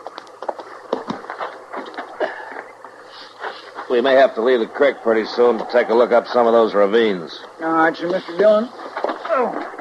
Oh. By jing, it's just going to come to one of two things sooner or later. Either that saddle's going to have to change to fit me, or I'm going to have to change to fit it. Take a look at yourself from the rear sometime. Well, now, that ain't too easy to do. Well, I guess you'll have to take my word for it. The saddle's not changing any. That's about what I figured. Here, now, horse, quit sucking wind in there when you drink. We've got a lot of ground to cover. No, not too much more, maybe. The basin's not over 12 or 14 miles across. Yeah, but they might have rode right on through, Mr. Dillon. One or two of them, anyway. Now, Ben Taylor says no. He might have missed seeing them. Well, Ben knows when a rabbit passes his place. Yeah. You sure enough seen Sochi come riding out hell-bent for leather? Chester. The horses. Maybe we're in luck, Mr. Dillon. Yeah, I think we are. There they come. 3 of them. All together. By golly, we won't have to round them up after all. No. Just get them to Dodge. That's all.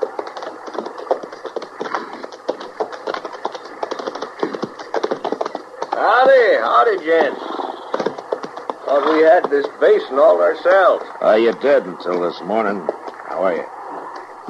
Just fine. You're asking me, Marshal. Boss. You a marshal? I'm betting 3-1 he is. He's got the look. Am I right? Yeah, you're right. My name's Dillon, out of Dodge City. It's Chester Proudfoot. They call me Pegger, Marshal. Pegger? Oh, I had a decent Christian name once, but it got lost somewhere along the trail. I see. You up this way on business, Marshal? I don't think I caught your name, mister. Steed. Clem Steed. Steed, huh? How about you? Foss. Curly Foss. Uh-huh. And you're a professional gambler. Am I right, Foss? Right, Marshal. You're not a bad guesser yourself. What are you after us for, Marshal? Now, take it easy, Steed. Marshal don't always mean trouble. Looks to me like we all just met accidental. How long you three been traveling together, huh? Just since this morning, Marshal. Me and Foss here, we met, and then we run on to Steed, and it appeared we was all headed the same way, so we strung along. I see. It just so happens that Steed's right. I'm not here by accident. I'm here to arrest one of you for murder. Which one, Marshal? I don't know. And I won't know until we get to Dodge City. One of you shot and killed an Indian and wounded his wife.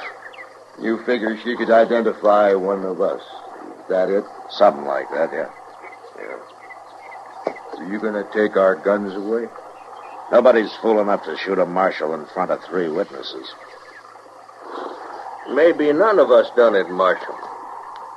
Now, you take me, of course, I ain't got no particular use for Indians. That is, unless they're young and pretty. Now, this girl is, Pegger. They're all a bunch of sneaking thieves. What's the difference if one gets killed more or less? Is that the way you figured it yesterday morning, Steve? I ain't seen an Indian in the last 2 weeks.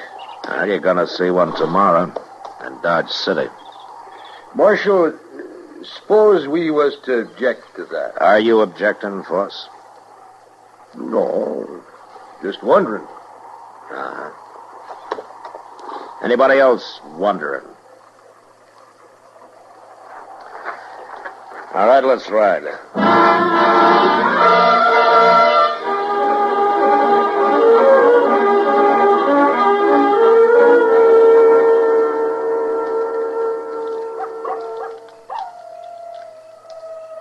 How's the coffee coming, Chester? Oh, I reckon it's boiled about long enough, Mr. Dillon. Give it another half minute, though, just to make sure. Coffee's no good if it ain't strong. Well, then, by golly, it must be strong, Steve. Because it smells good. It smells mighty good to me. Oh, Pegger, I make the best coffee in Dodge City, bar none. Yeah. Anything tastes better on the trail. Them beans and bacon we just had, if I was to get them served up to me in a restaurant, maybe in Frisco or St. Louis, I'd just pitch them out on the floor.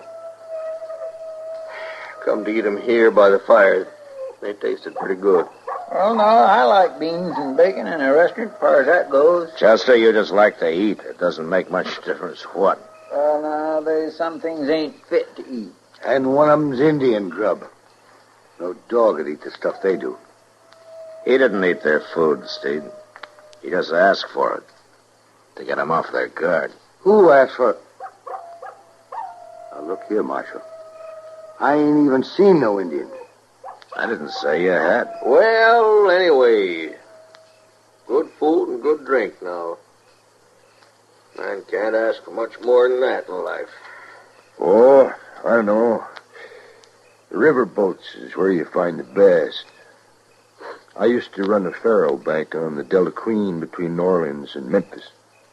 Mr. Dillon, you notice them coyotes is shut up? Yeah. There's an animal of some kind prowling off there in the brush. I've been listening to it. Only 1 or 2 animals would cause coyotes to shut up. Hey, what the devil's that? It's a cougar. That's what it is, a dang cougar. I'll fix that. Hey, you wasting bullets, Steed. You can't see anything out there in the dark. Rifle's what you got to use on a cougar. You just let me get one good look. Figure, drop that rifle. Well, sure, Marshal. Drop it. All I did was stumble. That's all. You don't think I went to shoot that close to you, did you? From now on, there'll be no more shooting unless I give the word. That includes you, Steve. I hate cougars. I'll kill them on sight. Feel the same way about Indians, do you? You saying I'm a murderer? I'm saying one of you is. It ain't me. Now, we'll see when we get to Dodge City.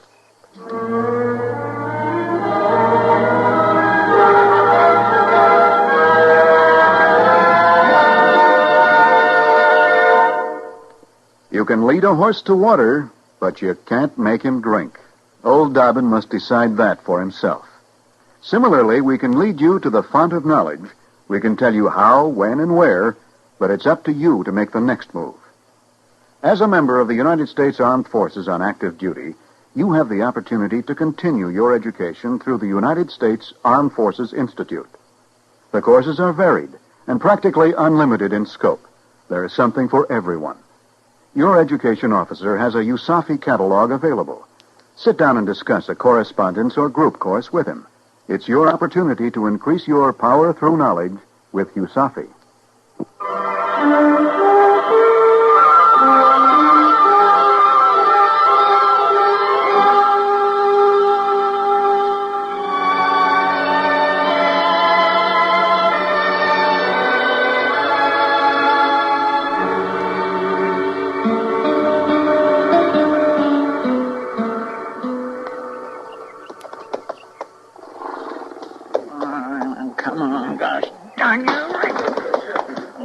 Out of your belly so I can pull up this cinch. You ain't fooling me one bit. Why don't you get rid of that horse, Chester? It's a half-hour job to get a saddle on him.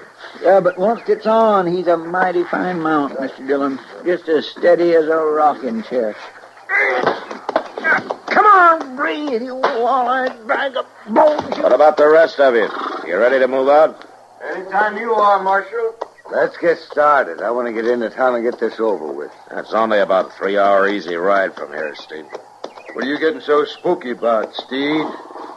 I ain't spooky. What reason I got to be spooky, Force? I wouldn't know nothing about this myself. Only thing I'm sure of is my own conscience. It's just as clean as a newborn baby. I never killed no Indian, not my whole natural-born life. Nor done a lick of work either, beggar, I'll lay odds. Now, for a professional gambler to talk about a lick of work... All right, Chester. All right, let's ride.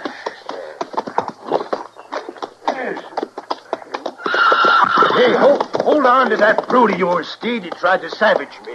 Got him trained that way, Force. He always goes for card shots. You wouldn't be asking for a bullet in your guts, would you? Anytime you think you're fast enough. All right, hold it, both of you. It's all right, Marshal. Steed's just mouthy. We'll see about that. The Marshal won't always be around. Well, he's around right now, gents. I suggest you better take it easy. Steed, I told you to keep that animal away. Hey, his horse bolted on him. Or else he's trying to get away. Steed, you and Beggar stick close together and ride easy. Keep that rifle on him, Chester. Yes, sir. All right, now you two just sit there easy like, and we won't have no...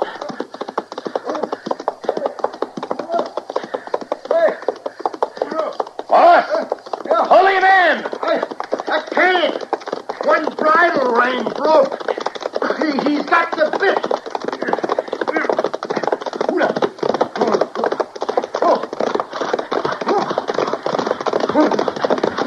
All right, boss, just steady him along. You're right, Marshal. If I can get a hand on that bridle. All right. Easy, boy. Easy, boy. Easy now. Easy. Come on. Easy.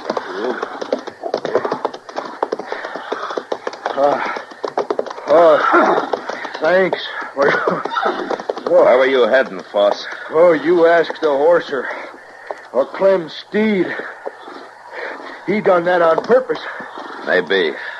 I guess I'm more used to a stagecoach seat than a saddle. You stayed with him pretty good. Yeah. Well, there's no harm done, Foss. We're just that much farther along toward Dodge City.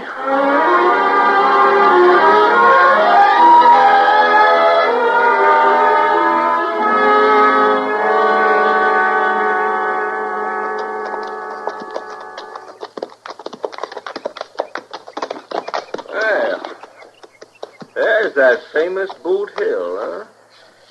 Yeah, that's it. I reckon you put a few men there yourself, Marshal. A few, yeah. That's Dodge City off by the river. 20-minute ride, looks like. It's about that.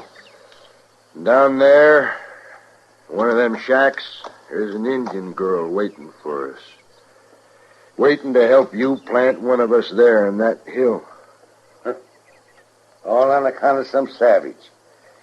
And you see a white man hung just for that. Murder's murder, Steve. There's some that'd disagree with you, Marshal. They can disagree if they want to, Foss, but they still don't have the right to kill. Now, Marshal, that's not the way I figure it. Hey, put your hands, Marshal. Get him up. Now, the rest of you. You're thinking of dealing in to help him. Just don't. It ain't my fight. Nor mine. All right. And you know, Marshal, I just hate to miss getting another look at that little Indian filly.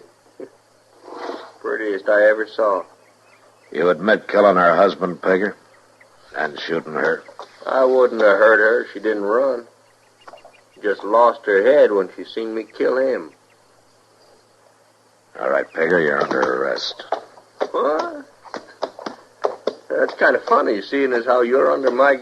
Stay back there, Marshal. I'll blast you Give short. me that gun. All right, if that's the way you want it. You... Hey, no. What's that? It's no use, Pegger. You can lay a man's head open pistol whipping him like that. That's right, Foss. All right, Chester, get him back on his horse and tie his hands behind him. Yes, sir. It's lucky for you his gun misfired that way, Marshal. It wasn't luck, Foss. I pulled the loads on his cartridges during the night. You knew it was him? No. Chester and I pulled the loads out of all three of your guns. And you deliberately turned your back on us here, hoping that one of us would jump you and give herself away. It was the only chance I had of tagging the killer. But what about the Indian girl? She could have told you. She died 20 minutes before Chester and I rode out of Dodge. So Pegger will hang for 2 murders, not 1.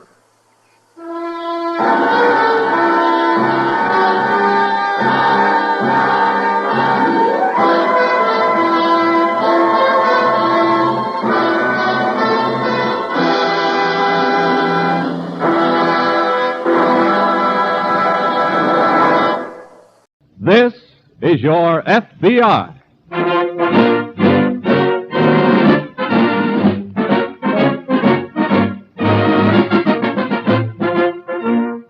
This is your FBI, an official broadcast from the files of the Federal Bureau of Investigation, presented as a public service by the Equitable Life Assurance Society of the United States and the Equitable Society's representative in your community.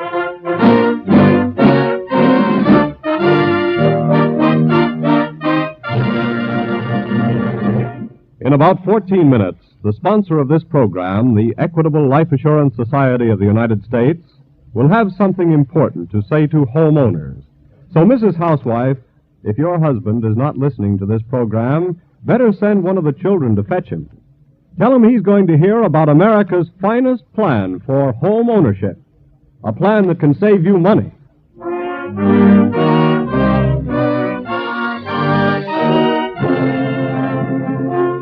Tonight's FBI file, the Homicide Hideout.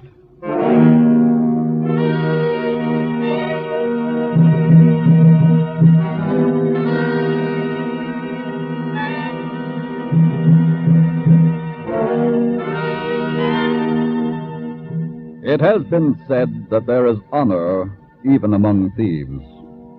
But no greater fallacy than that was ever uttered. For the thief, the criminal, could not possibly possess a true sense of honor and be what he is. This is demonstrated in tonight's case from the files of your FBI. Criminals, in dealing with each other, are still guided by the governing principles of their lives: deceit, treachery, ruthlessness, and all other immoral qualities which combine to make the criminal dishonor incarnate.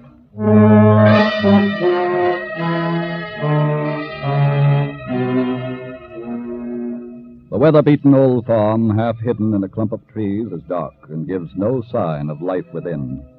But a shaft of moonlight slanting across the porch and through an open window falls across an old feather bed and the faces of two women. One is hard and middle-aged, the other young and grotesquely scarred. Presently the stillness is broken by the sound of an automobile coming up the trail from the main road. The girl is first awakened. Mom, wake up. Wake up, Mama. Somebody's coming. What?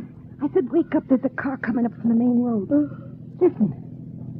You hear it? I got ears, Lena. Yeah, but who could it be? I don't know, and I don't care if it means business. He's pulling in here. You want me to go look out the window? We'll both go. Where's my slippers? Right down there. Oh. It's a man by himself. Who is he? I don't know. Look, he's hurt. You see how he's holding himself? Yeah. This means business, all right. Stay right here, Lena. I'll go. Now, where's my wrapper? On the chair over there. Oh. Come on, open up, will you? Take it easy, mister. Well? Your name Benton? Mom Benton? That's right. Good. Now, just a minute. Let me in, will you? I was sent here. Who sent you? Chick Lansing. You got proof? Look, save the questions. Let me in. I'm bleeding. Okay, come ahead. I gotta sit down. Who are you? Look, can you dig up a doctor? I said, who are you? Red Harper. What'd you get mixed up in? I can wait. I gotta have a doctor quick. Quicker you answer questions, the quicker you get the doc. Okay. 3 of us pulled a bank job today. We had to split up, and I made for here because I remembered Chick Lansing telling about you. Now, will you go get a... What kind of a trail did you leave? I drove north and circled to the south. I threw the cops off okay. How much money did you get? What difference does that make? How much did you get? $10,000, my share. Then I'll take 5,000. Are you kidding? That's my price. I'm not giving you any $5,000. Okay, mister, then you can bleed to death. You dirty... Get out of here, mister. Hold on a minute, Lena. Put down that gun. He's about done for anyway. Look, give me a doc, will you? I said it'll cost you $5,000. Okay, you can have it. On one condition. I walk out of here alive.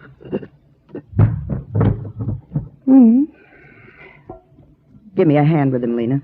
We'll put him on the couch. And then what? I'll run into town and get Doc Smith. If he ain't too full of whiskey. Call him a doctor after what he done to my face. I'm not forgetting that, Lena. We can't get no legal doctor to do this job. Well, what makes you think Doc Smith will do it? Well, after him losing his license, he'll do anything to get money to buy whiskey. All right, put him down. Try to stop his bleeding. All right, Mom. I'll be back with Doc Smith as soon as I can.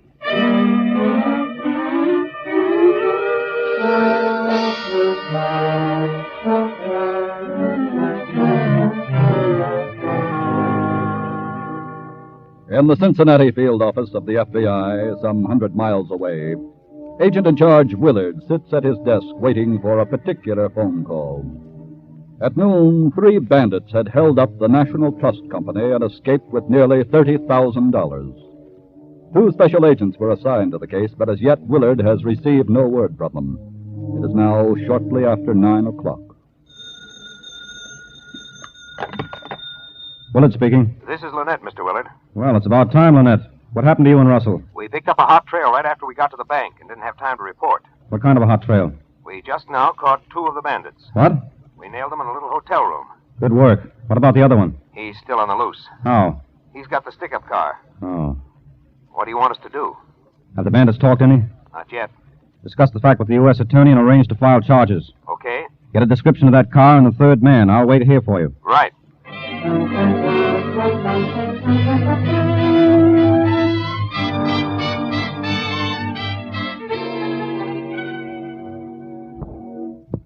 Doc, come on, wake up. What's that? Wake up, you old sot. Wake up, I say. Hey. We ain't got What much for, time. huh? We ain't got time, I tell you. Time? Time. What is time? Never mind now. I'll tell you what the time is. Never mind that. Time is the great disillusioner. That's what time is. Look at me, Doc. Huh? Look at me, I say. What do I look at you? Oh. So it's you, huh? You gotta come with me, Doc. There's a man needs you awful bad. A man needs me? He's in a bad way, Doc. But aren't we all, my dear? Aren't we all, huh? Pour me a little drink. No, not anymore now. We gotta get started. It would be too late. And why have you come to me, madam? Oh, don't think I would have if I could have gone to anybody else. That's professional disrespect. I ain't forgetting what you done to my Lena's face, treating them burns. Your daughter, madam, would only have grown to look more like you. So I think that she got the best of it. Go away, woman. I want to go to sleep. Doc! Hey, look here, woman. Now, I'm you can't... only trying to get it through your rum-soaked brain that there's a man dying. Well, that's his good fortune. You gotta have money, don't you? Only when my liquor runs out. Is that all the liquor you got? Unfortunately, yes. Good. Wait a minute. Wait, give me that bottle. Hey, why are you vicious old... Shut up and get up from Hey, there. look, you can't... Look. Hey. Look, I got liquor out at my place, and if you keep that man from dying, I'll give you $100 besides to buy more. $100? Yes. So get your tools and let's go.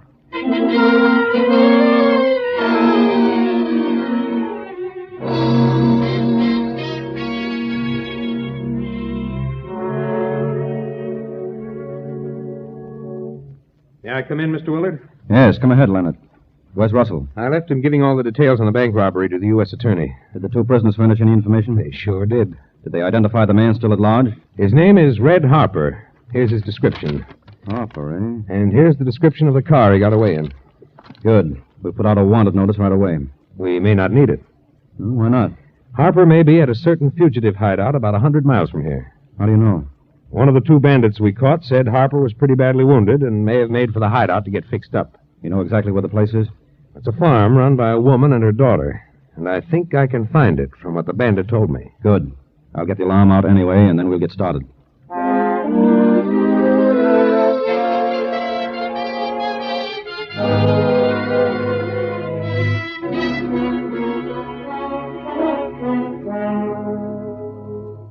Hey. Hey, you.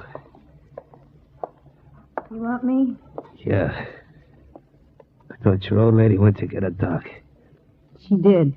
Why did she get here with him? They'll be along any minute now. Is he a good doc? You see my face, don't you? Yeah. Well, he done it. He made you look like that? Yeah. Yeah, he done it when he was drunk. That's how he lost his license. Drunk all the time. I don't want no guy like him working on me. Well, you can tell him that because here's Mom bringing him now. Right in here, Doc. We got him laying on the couch. Very well. Well, I see you come around, young man. Yeah. Go boil some water, Lena. All right, Mom. I'll go get... Wait a minute. What's the matter? Your daughter told me all about this drunken bum. What's that? What's the idea of bringing him to work on me? Are you insinuating, sir, that I am incapable of performing... I want another doc, understand? Look, Huh? you asked me to handle this. I didn't send for you. It's this doc, mister, or none.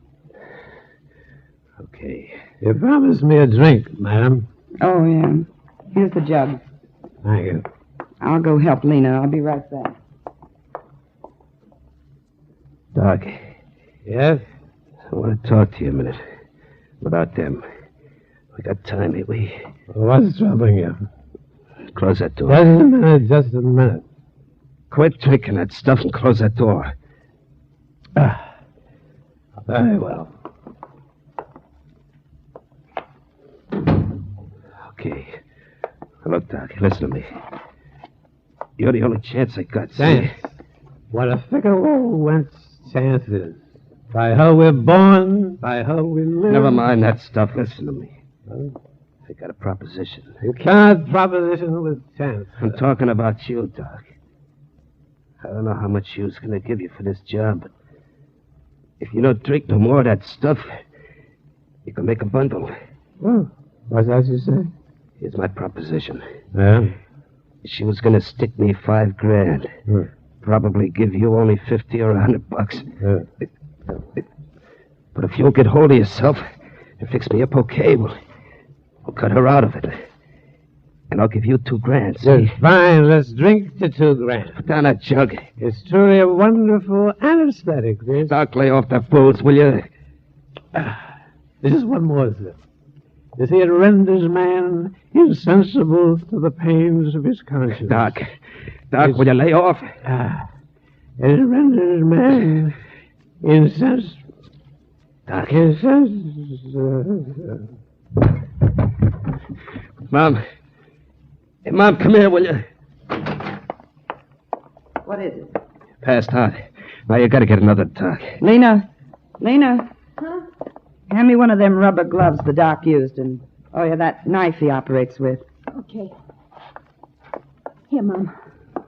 What are you gonna do? I'm gonna get even with that drunken old sot for what he done to Lena's face. Look, you ain't got time for that now. Time ain't gonna mean anything to you anymore. What do you mean? I was listening. I heard the proposition you made the doc about cutting me out. What? I know you got your money hidden your order, too. Wait a minute. If I kill you with this operating knife, it'll look like the doc done it, because he was drunk. No, Don't wait. try to get up. I am getting up. You gotta listen to me. You gotta let me tell you what...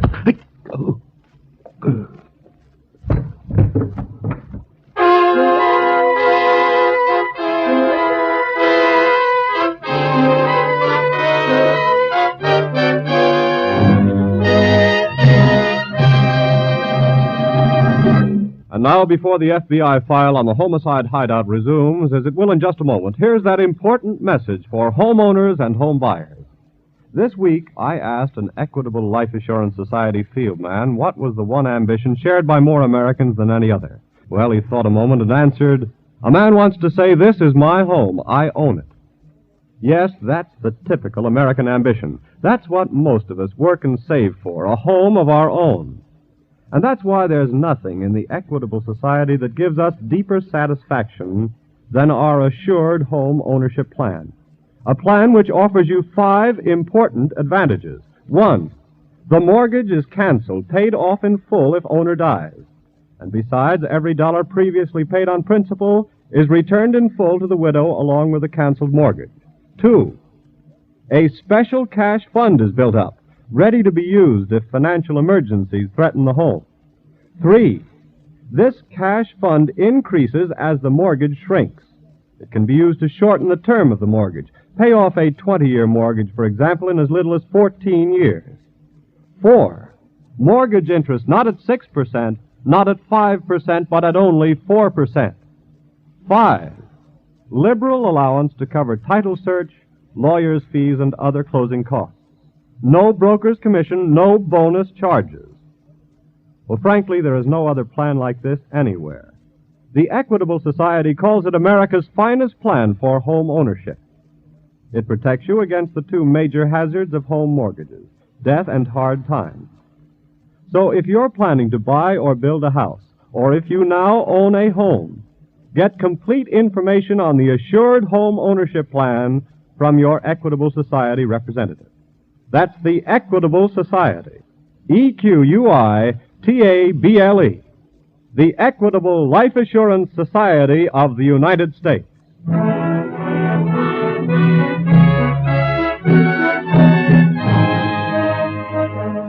And now back to the FBI file, The Homicide Hideout.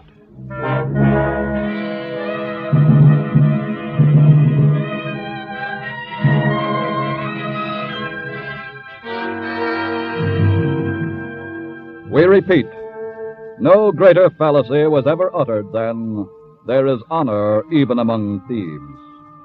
For, as already demonstrated in tonight's case from the files of your FBI, in dealing with each other, criminals are still guided by the governing principles of their lives. Deceit, treachery, ruthlessness, and all other immoral qualities which combine to make the criminal dishonor incarnate.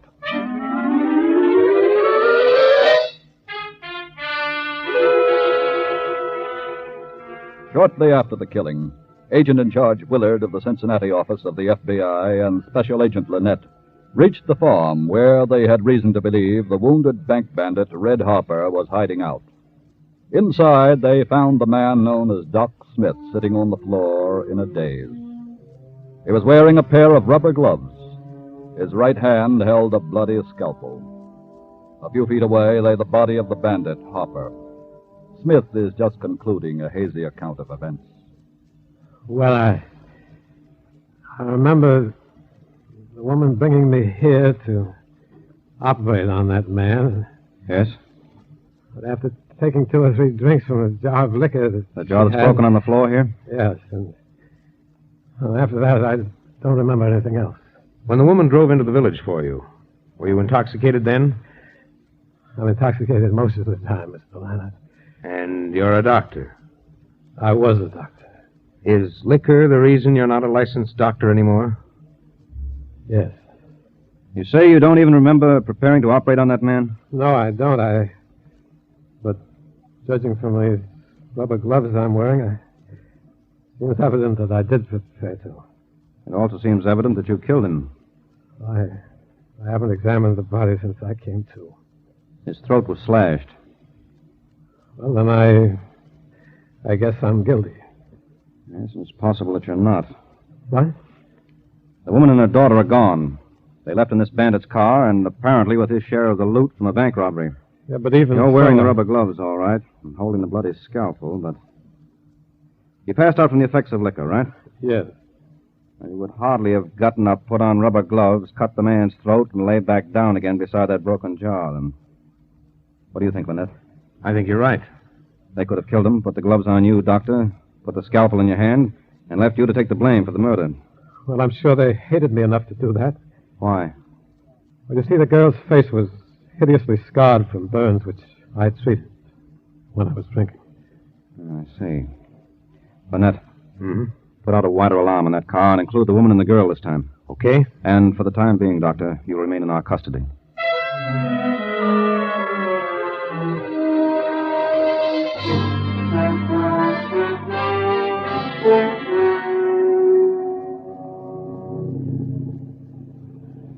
Mom? Huh?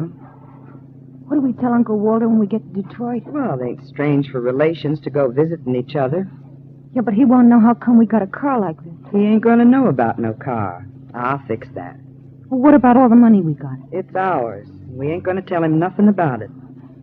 Mom, what about the police? Now, don't start worrying about that again. I know, but if the police track the bank robber to our shack before the doc comes to, they'll see for themselves that he done the murder.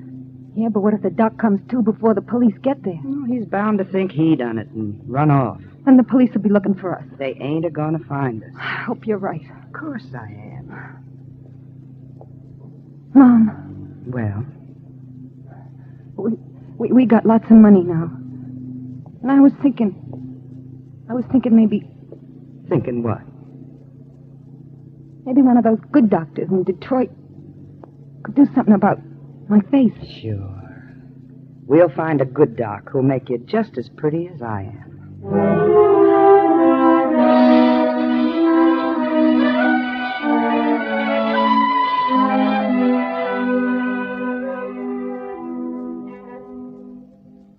Good morning, Lynette. Morning. Any results on the alarm we put out last night, Mr. Willard? No, not yet. Did you arrange to keep Smith in the holdover all right? Yes, he's available on a moment's notice if we need him. Good. Now all we need is a break on that alarm. I'll take it. Willard speaking. Good, put him on. Got something? I hope so. Detroit office calling. Hello? Yeah? Yeah? Fine. Start checking hotels, small ones in particular. Lynette and I will take the next plane. Right. What is it? Detroit police found the missing car abandoned there early this morning. Any trace of the woman and girl? No, but it's a break to know what city they're in. I'll get Smith and we'll take the next plane for Detroit. Come on.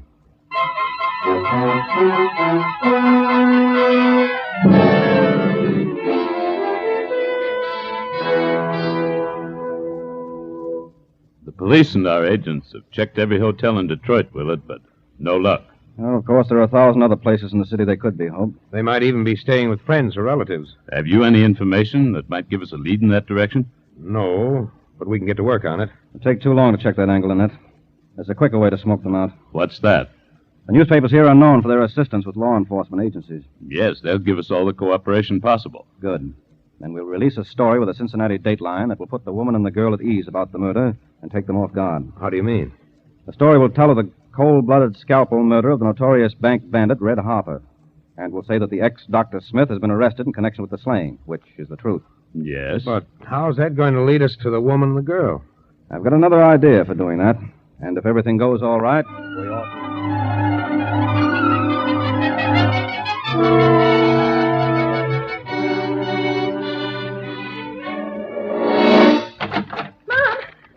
What is it, Lena? That's what I saw in the evening paper.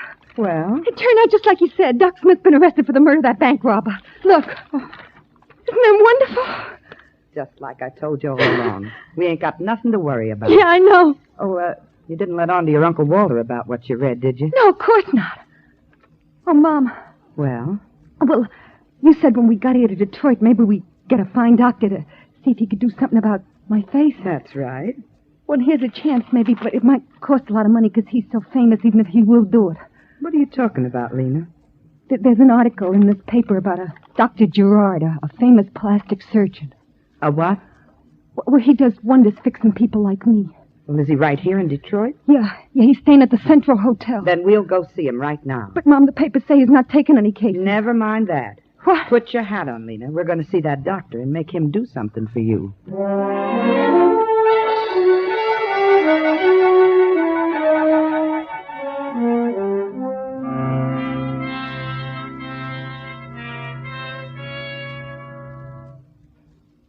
$17.28. This is his room, Mom. Well, knock on the door, Lena. But what if he won't take my case? Oh, he will when I'm through talking to him. Yeah, but if you won't knock on that door, I will. Famous or not, don't scare me.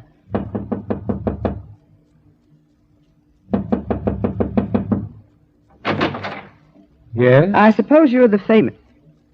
Well, for the love of... Dr. Smith. Yes, and these gentlemen are special agents of the FBI. What is this, anyway? Mrs. Benton, we want the bank's money you took from the bandit Harper, and the state of Ohio will be wanting you for his murder. I never murdered that bank robber.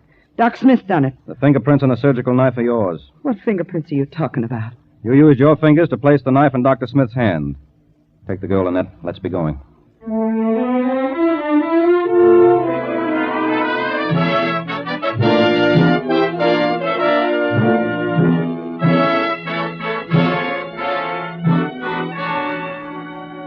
Ma Benton was returned to the state of Ohio and tried for the murder of the bank robber, Harper. She was sentenced to life imprisonment. When one criminal meets death at the hands of another criminal, as in tonight's case from the files of your FBI, we are inclined, humanly enough, to say good riddance and let it go at that. But the law does not let it go at that. To the law, murder is murder, no matter who commits it or who the victim. And your local law enforcement officers and your FBI have one duty, and one duty only: to enforce the law.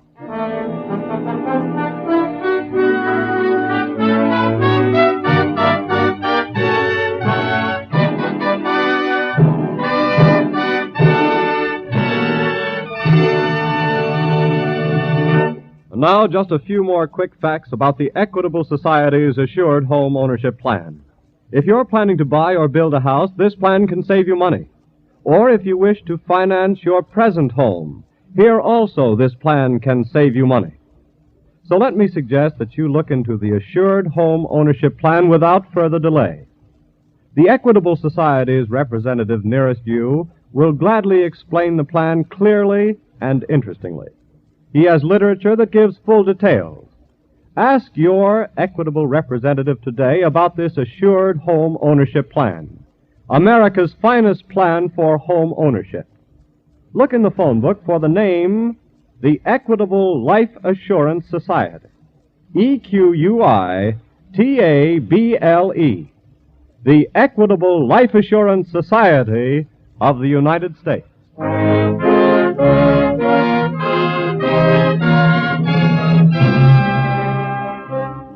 Next week, we will bring you another colorful story from the files of the Federal Bureau of Investigation. The Slaughterhouse Swindlers.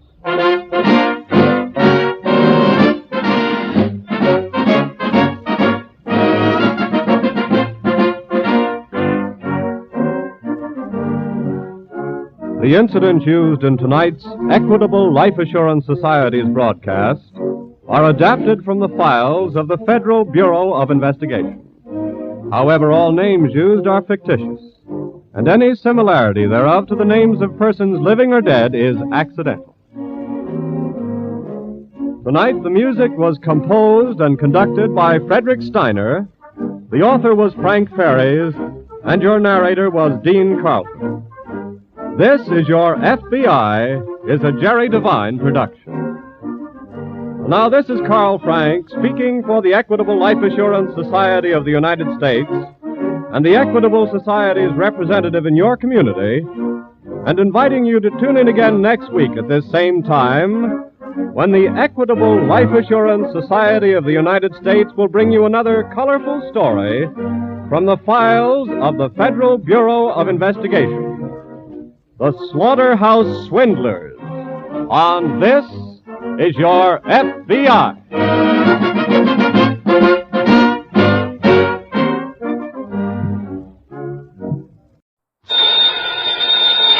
Johnny Dollar. This is Fred Porter, Johnny. Miniatures. Miniatures? You know those tiny paintings, portraits usually done on porcelain? Oh, yeah, I know what you mean.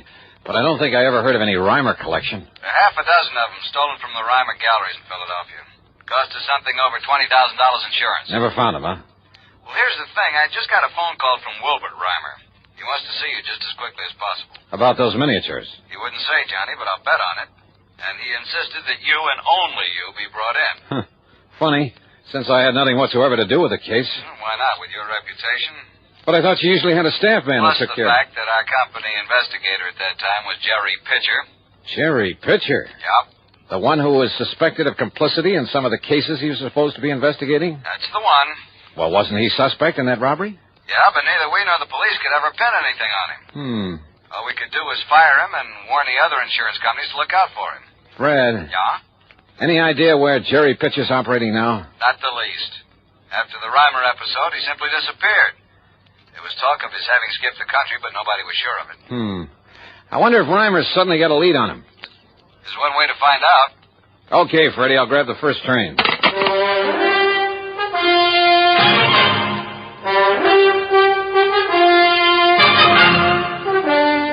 CBS Radio brings you Bob Bailey in the exciting adventures of the man with the action-packed expense account, America's fabulous freelance insurance investigator. Yours truly, Johnny Dollar.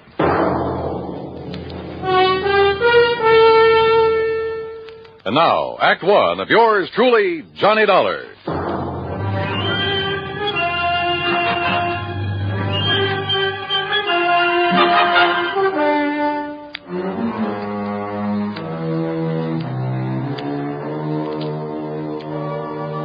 Expense account submitted by Special Investigator Johnny Dollar to the Mono Guarantee Insurance Company, Philadelphia office.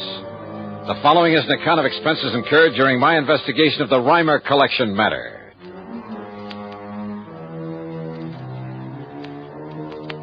Expense account item 1, $8.25 train fare and incidentals, Hartford to Philadelphia, PA. Item 2, 70 cents for a taxi to the Reimer Galleries over on Walnut Street.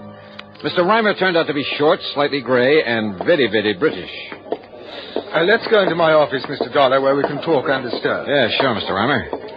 Well, the art business must be pretty good with a crowd like this in the store. Pardon me, miss. In here, please. Okay, thanks. Well, the gallery is rather well patronized this morning, isn't it? We'll sit down, please. Thank you. I must say, Mr. Dollar, that I many times wished that you had been assigned to the case when these priceless miniatures that I brought to me from Europe were stolen a year ago. Oh, how so? Well, they were so vastly uninsured, sir. A man of your capabilities would have been able to find them for me. Yeah, maybe. You, instead of that Jerry Pitcher. I understand that, although nobody could prove anything, you suspected him of somehow being involved in that loss. Oh, yes. If only because of his failure to investigate it properly. But now look here, son. This check has a direct relationship with the unusual number of people visiting the gallery this morning. Uh-huh. This check was made out by you? Yes. I intend to put it in the mails before the day is over. To the Mono Guarantee Insurance Company. $4,050? The exact amount I received for the loss of one of the miniatures, a genuine Pellegrini. But you collected something like $20,000 in all. On the 6th it was stolen, yes. But now, suddenly, and most mysteriously, the Pellegrini has been returned to me. What? And, of course, the people out there in the gallery, most of them connoisseurs, would be interested in seeing it again, wouldn't they? Yeah, I should think so. As a matter of fact, I've already found a buyer for it. Who? Mr. Charles Cunningham, one of my regular clients.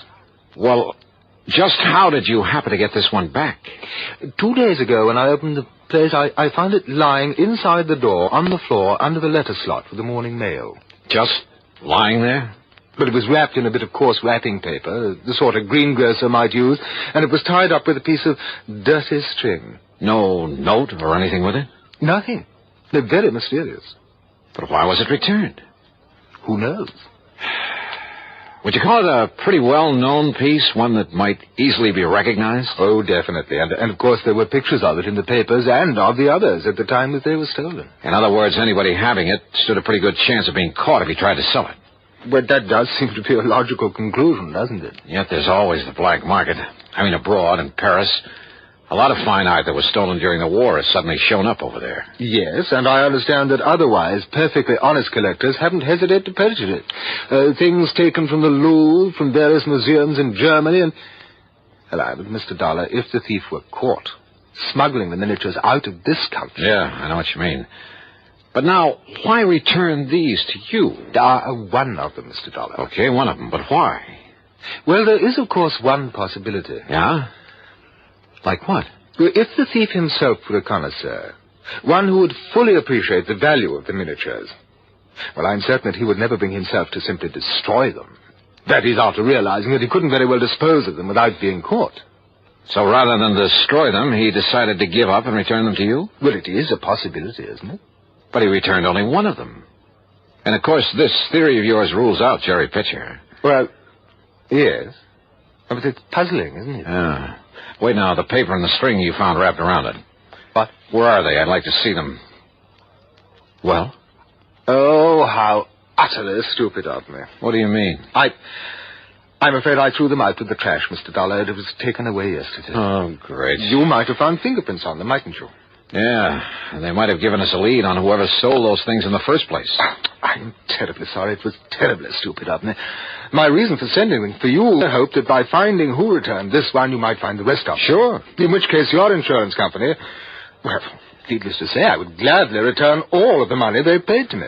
Make them pretty happy, wouldn't it? But now... Yeah, they might even feel like handing me a nice big fat commission. Now I've destroyed the one possible clue. Well, there must be others, if I can dig them up.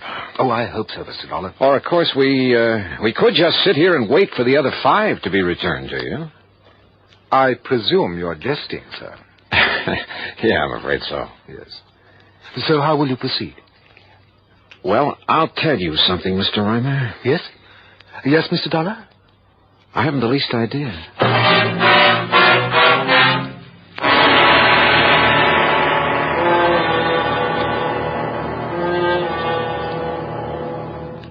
And now, Act 2 of yours truly, Johnny Dollar, in the Reimer Collection Matter.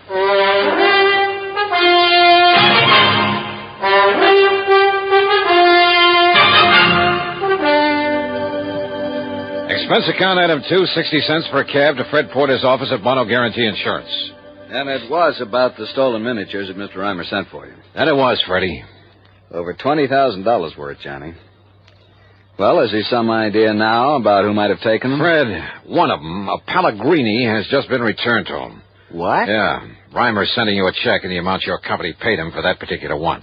Well, who returned it to him? I don't know. He doesn't know. It was simply pushed through the letter slot in the door of the gallery. No clues, no nothing. Johnny, whoever returned it must have been the thief. Or someone who knows the thief has contact with him. So if you can find this person, whoever brought it back, we may be able to recover the other miniature. Yeah. Did the police really do a job when they were stolen a year ago? Yes, and the only suspect was that so-called investigator we'd mistakenly assigned to Reimer because he seemed to know something about art. He was familiar with Reimer's place. That was Jerry Pitcher.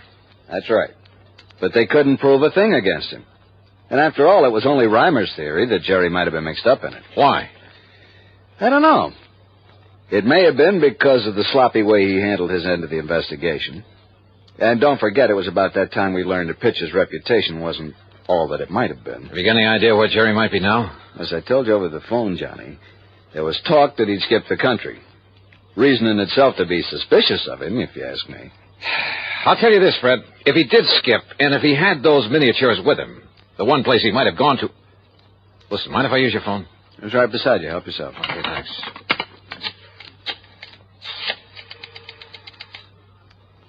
Hello, operator. I want to put through a call to Paris, France.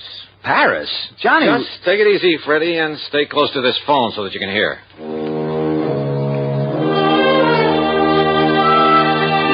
My call was to a strange little character whose name is de Marsac, but who calls himself a Chagris, the gray cat. His knowledge of the Paris underworld and everything that goes on in it is nothing short of fabulous. Yeah, because he himself is very much a part of it, of what goes on there. Not a single important work of art could ever hit the black market without his knowing about it. Oh, oui, Monsieur Darlin. This is your dearest friend, Le Chagris. Oldest and dearest friend, huh? But of course. Oh, sure. Now listen to Marsac. I want some information. Maybe you can give it to me. For a small fee, perhaps? Perhaps. Say, $1,000 American? 1,000? You're out of your mind. Oh, 500? Maybe a couple of hundred, if it's worth anything. Now, take it easy, Johnny. Let me handle this. Now listen to Marsac. Well, speak, monsieur. Well, I'm looking for a man named Jerry Pitcher. Ever see or hear of him? Jerry Pitcher? No, monsieur. You're sure? Yes, I'm sure. Then what about the Reimer collection of miniatures? Oui. Yeah, there's some tiny paintings on porcelain. Yeah, but of course, they were here on the black market. You get that? I sure did. Go on, Johnny. Monsieur? When, de Marsac? When did you see them? Well, it is important. You kidding? Of course it is. Then you will pay me, 400, perhaps? 200. Now when? Oh, me. Well, 3 years ago. 3 years ago? When they purchased for the gallery there in the United States. Oh, well, that's a lot of help. But who brought them for the Reimer gallery? Who purchased them, do you know? Well? Uh-huh. So that is the question. That's right. Well, then 300, perhaps? Oh, it's worth it, monsieur. Okay, 250. Now tell me who. Well, it was Monsieur Reimer himself. What? Reimer himself bought them there in the black market? Oui, monsieur. Ah, I see. Well, so perhaps it is really worth 400, monsieur? No, on second thought, de Marsac, I'm afraid it doesn't mean a thing. I'll mail you a check. Well, of course, the last time I saw it... What? What's that? Well? Okay, 400. Bien. It was 6 months ago, June. In June? Oui, June. At the shop of my very dear friend. Oh, that scoundrel, that terrible crook, Francois Dubesson, defense. But not for long. What do you mean? Because he could not sell them. They were what you call too hot. Huh? Because they were known to have been so recently stolen from the gallery there in America. Too hot, huh? So whoever had them brought them back here. You see, monsieur? All right, de Marsac. Who was that fence that Dubesson... who was he trying to sell them for? This man Pitcher? Oh, no, monsieur. I told you I never heard of him. Well, who then? Well, alas, I do not know. And with a clever man like Dubesson, well, perhaps for you, my oldest, my dearest friend, and it might take some time and expense. Then no bother, yet. Well, monsieur... Forget it. I'll send you a check. Only you can send it to him, Fred. Save putting it on my expense account. Oh, wait a minute, Johnny. If he can find out who was trying to peddle the miniatures over there... Oh, you underestimate Le Chagris. What? If he's seen them, he knows what they're worth. So what? By the time he got that information, you'd have to pay him $1,000, maybe $2,000. Well, even so, Johnny, if it leads us to the thief and the other miniatures that were stolen... Leads us to him or merely tells us who he is? What's the difference? And I thought you were convinced it's Jerry Pitcher. Well, who else? Why? I don't know. Ask the police. Ask Reimer. Maybe I will. Or maybe I got a better idea. Item 4, $1.50 for a taxi out to the Museum of Art, where I finally ran down one of the curators, a man by the name of Kingman. Well, of course I know the Reimer miniatures, Mr. Dollar. Priceless. And such a shame that they've been lost to the world of art. Stolen. Yeah. Stolen by a fool. How do you mean, sir? Well, I mean the thief would never dare to try to sell them, but such well-known pieces, anyone, anywhere would recognize them, would see that he was brought to justice. Maybe. How much would you say those 6 little paintings are worth? About? 2 or 3 years ago, not very much. But now that their history is known, well, this often happens with works of art, Mr. Dollar. How much, Mr. Kingman? Well, somewhere I would say, that is, if they're ever found. Yes? Somewhere in the neighborhood of $200,000. You're serious? Well, among them is a body, for instance, and a genuine Pellegrini, yes. A Pellegrini? Pellegrini the Elder. And one of our wealthy collectors, Mr. Charles Cunningham, would pay almost... Listen, do you know where I can find him? I believe I have his address and phone number in my office. Good. Come on. But why all this interest, Mr. Dollar? I'll tell you about it on the way to your office, Mr. Kingman. Item 5, 10 cents for a phone call, only to learn that Mr. Charles Cunningham was out of town for the day. So item 6, $14 even, is for a dinner, a room, and some breakfast at the Bellevue Stratford. Then early the next morning, item 7, another dime for another phone call. Insurance investigator, did you say? That's right, Mr. Cunningham. Well, what can I do for you, Mr. Dollar? Just answer one question, please. How much are you paying the Reimer Galleries for a Pellegrini miniature?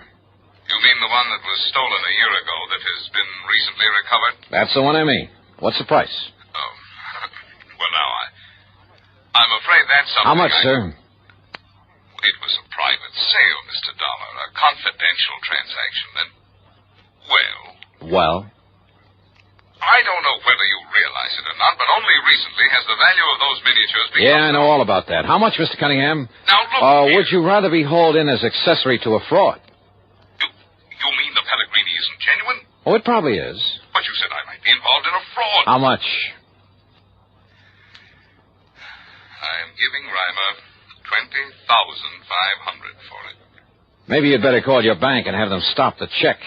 Stop the Thank you, Mr. check? Cunningham. It looks as though my hunch was right. What? Goodbye, sir.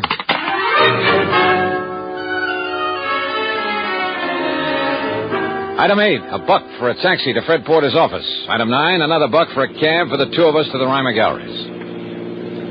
Will you please tell me what this is all about, Johnny? Have you got on the trail of Jerry Pitcher? No, Freddie, I haven't even bothered trying. Hey, listen, do you handle all of Reimer's insurance? When are his premiums due? Well, as a matter of fact, a rather large one, slightly overdue now. Oh. Why didn't you tell me that? What difference does it make? Well, if business were good for a man like that, wouldn't he keep up his insurance payments? Wonder how much else he owes. What are you getting at? Plenty. Looks like we've arrived, though. You know, you still haven't told me why we've come here to the gallery at the crack of dawn. Yeah, buddy. Now, keep the change. Yeah, thanks. See, Mr. Reimer's already opened shop. Johnny? Come on, Fred.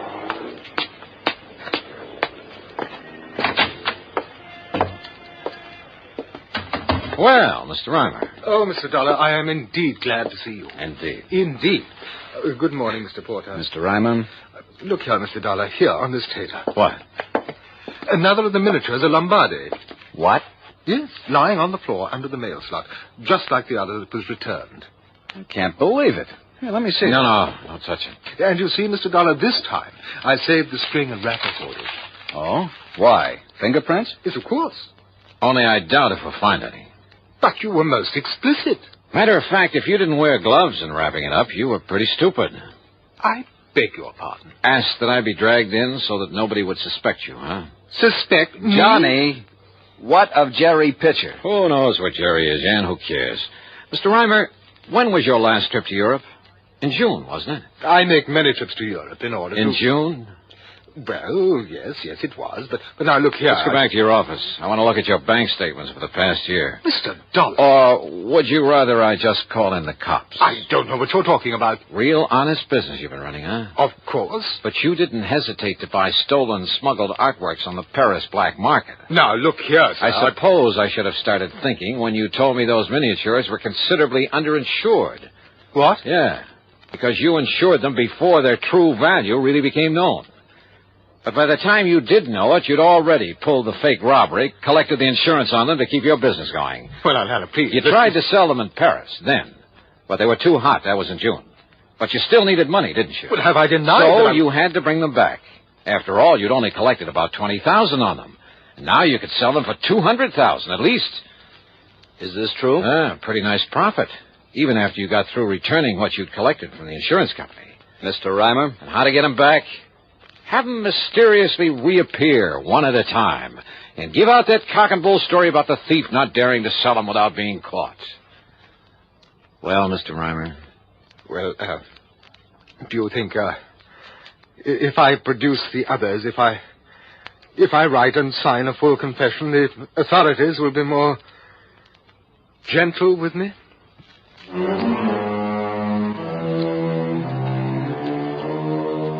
Son of a gun, why do they do it? Won't they ever learn? What's the matter with people, anyhow? Some people, that is.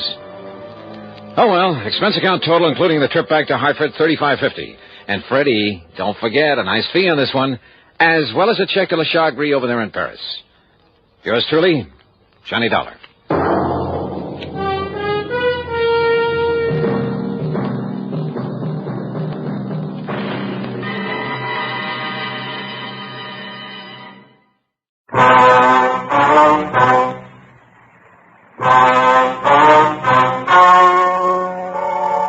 The story you are about to hear is true.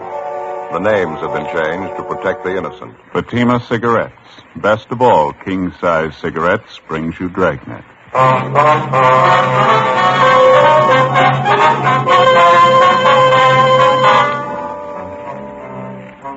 You're a detective sergeant. You're assigned to homicide detail. A 22-year-old girl has been abducted. Her family receives an anonymous message. The abductor demands $30,000 for the safe return of the girl. Your job? Get him. See the difference. Taste the difference. Smoke the difference. You'll find that in Fatima, the difference is quality. Quality that gives you extra mildness. A much different, much better flavor and aroma. Yes, in king-size Fatima, you get all the advantages of extra length, plus Fatima quality, which no other king-size cigarette has. Fatima, best of all king-size cigarettes. Definitely the best quality in its class, but the same price as the cigarettes you're now smoking. Remember, thousands of Americans are switching to Fatima, insisting on Fatima quality. So why wait? Switch to Fatima today. Look for the bright, sunny yellow pack. Buy Fatima. Best of all king-size cigarettes.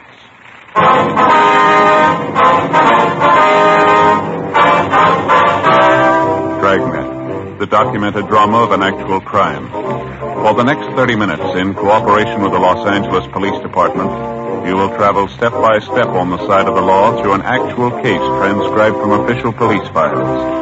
From beginning to end, from crime to punishment, Dragnet is the story of your police force in action. It was Tuesday, October 18th. It was cloudy in Los Angeles. We were working the early morning watch out of Homicide. My partner's Ben Romero. The boss is Thad Brown, chief of detectives. My name's Friday. I was on the way back from the stats office, and it was 3:26 a.m. when I got to room 42. Homicide. Hi, Brian. Hi. Got those mug shots you wanted, Joe. Here you go. Oh, thank you. The captain leave yet? They're waiting for me in the garage. You call back? I'm going to right now, yeah. Okay. I guess I better hustle it. See you out there, huh? Right, Brian.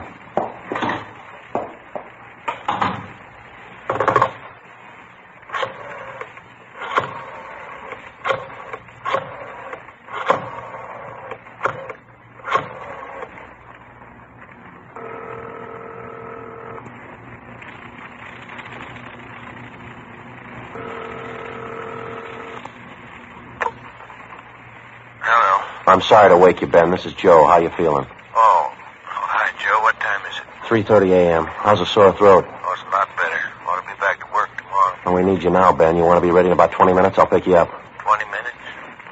Okay, what's the matter? Man by the name of Martin Sullivan, official down at the Third National Bank. Yeah, what about it? He's got a 22-year-old daughter, or he had one. Huh? She's gone.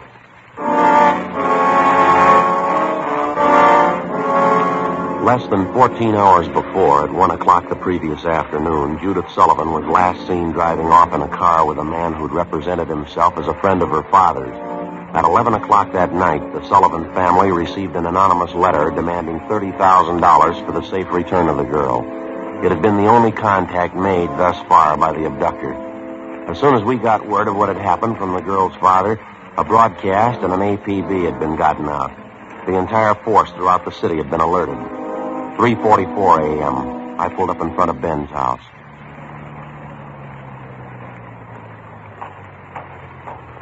Good morning. Hi. You made good time. Where are we headed? The Sullivan home out on Castro Boulevard. Thad Brown's out there now with Brian. Any leads to go on? No, not so far. The girl disappeared a little before 1 o'clock yesterday afternoon. Note from the abductor came through last night. They're asking $30,000. Oh, I don't get it. Sullivan hasn't got that kind of money. Yeah, I know that. Poor guy's almost out of his mind. Mrs. Sullivan, too, they're all broken up. Fill me in. How'd it happen? Well, the girl was taken from a business school that she goes to. Man had her called out of class. He told her father was sick.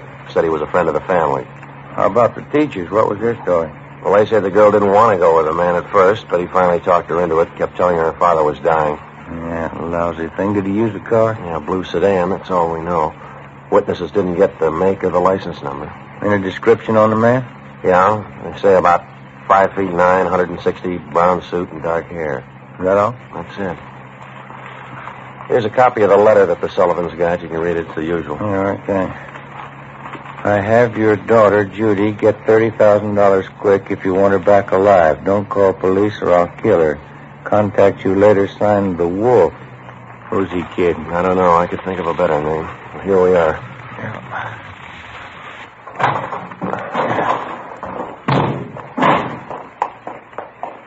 Who's got the original note, Joe? The crime lab. They're checking it for prints and handwriting.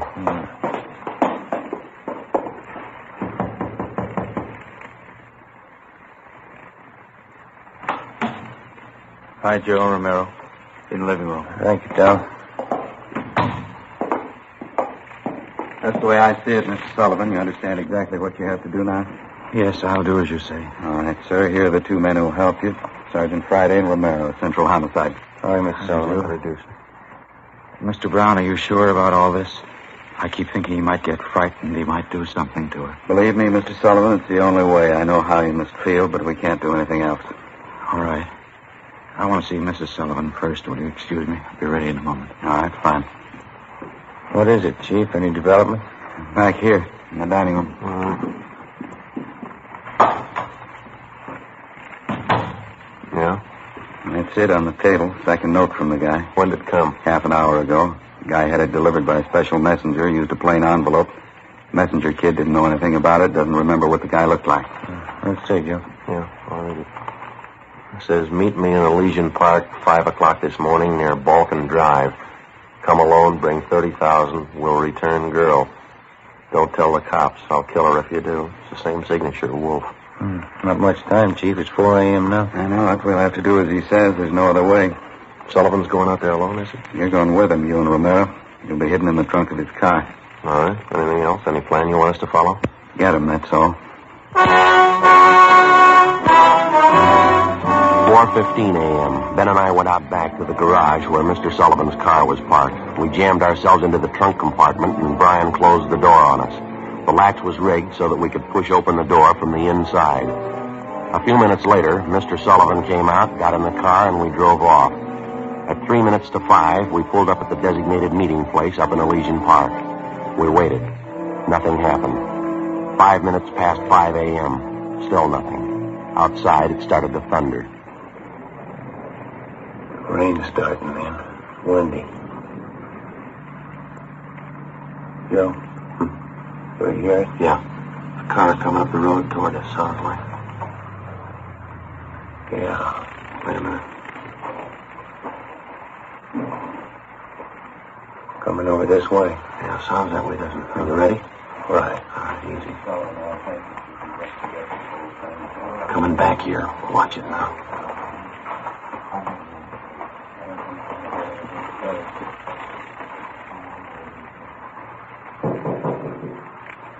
Friday? Romero? Chief, is that you? Yeah, come on out. Meeting's off. Look, that's a break. Up in my leg. Mr. Sullivan, you want to drive back home? We'll contact you there. Yes, sir. All right. Come on. Let's get over to the car. What's the story? Did he scare off? The guy had no intention of following through with the meeting. How come? He told us he phoned a couple of minutes before 5 a.m. We tried to trace the call. He wouldn't stay on the line long enough. Well, what do you have to say? A couple of things. Number one, he wants more money. Number two, he knows we're working the case. What was the reaction? Claims he doesn't care. We'll never get him anyway. Well, how's the thing stand now? $50,000. He wants it in the next 12 hours.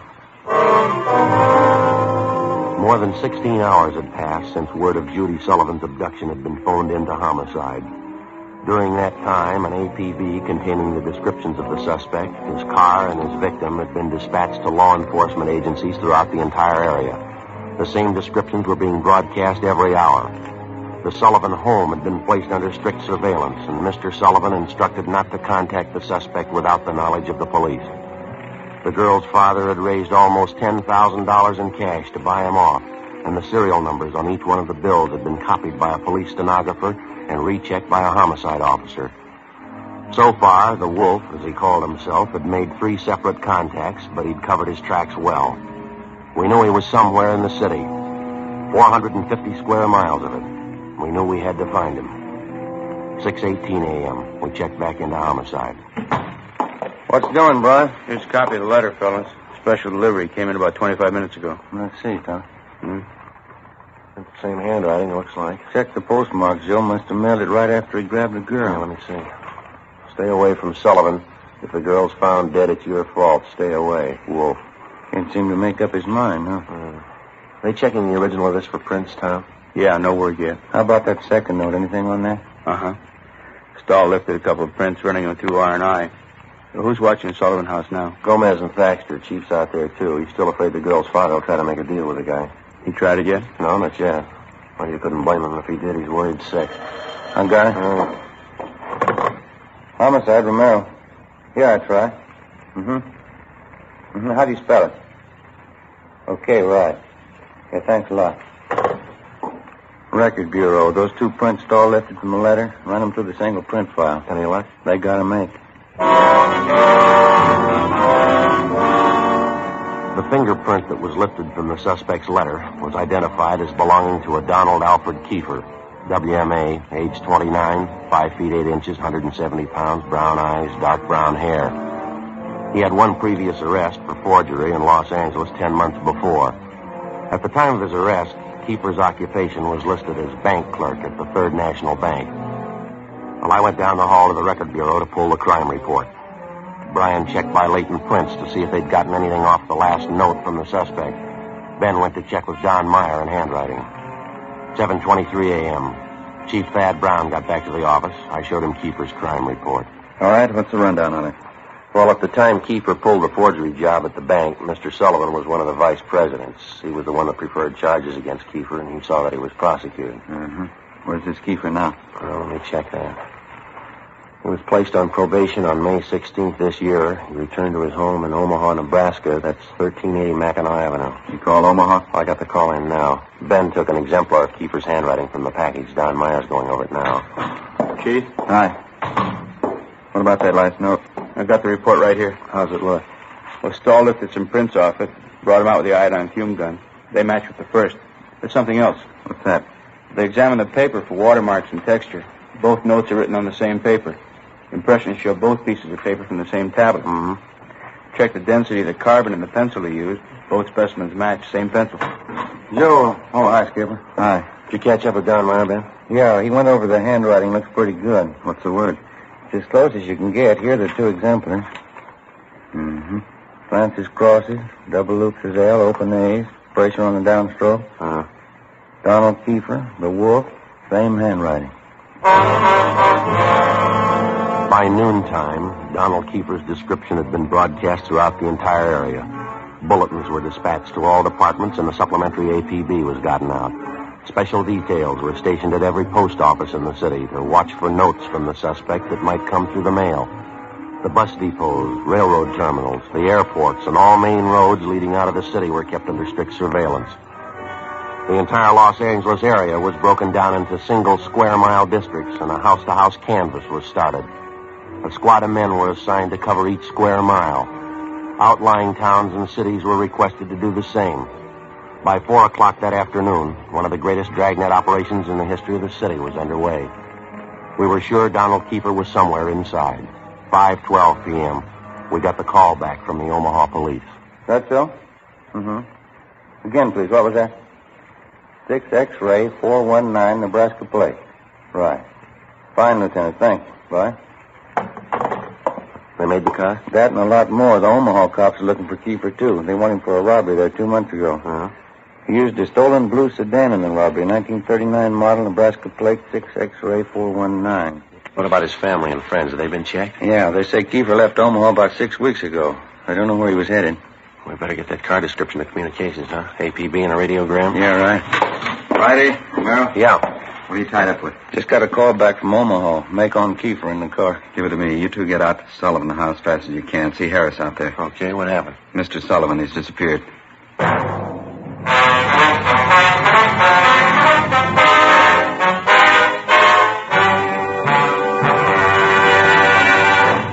You are listening to Dragnet, authentic stories of your police force in action. Millions heard it, yet only 54 have written. Starting on Dragnet over 2.5 months ago, on September 20th to be exact, Fatima made a special money-back offer to more than 10 million listeners. The results? Amazing. Millions heard it, yet only 54 have written. If you smoke king-size cigarettes, listen to Fatima's famous offer. Buy a pack of Fatimas. Enjoy their extra mildness and superbly blended tobaccos. If you're not convinced Fatima is better than the king-size cigarette you're now smoking, just return the pack and the unsmoked Fatimas before January 1st, and we'll give you your money back plus postage. Fatima, Box 37, New York 1. Remember, thousands and thousands of Americans are switching to king-size Fatima, insisting on Fatima quality. So compare Fatima yourself. When you see the difference, taste the difference, smoke that difference, you'll switch to Fatima. Because in Fatima, the difference is quality. Look for the bright, sunny yellow pack. Buy Fatima. Best of all, king-size cigarettes.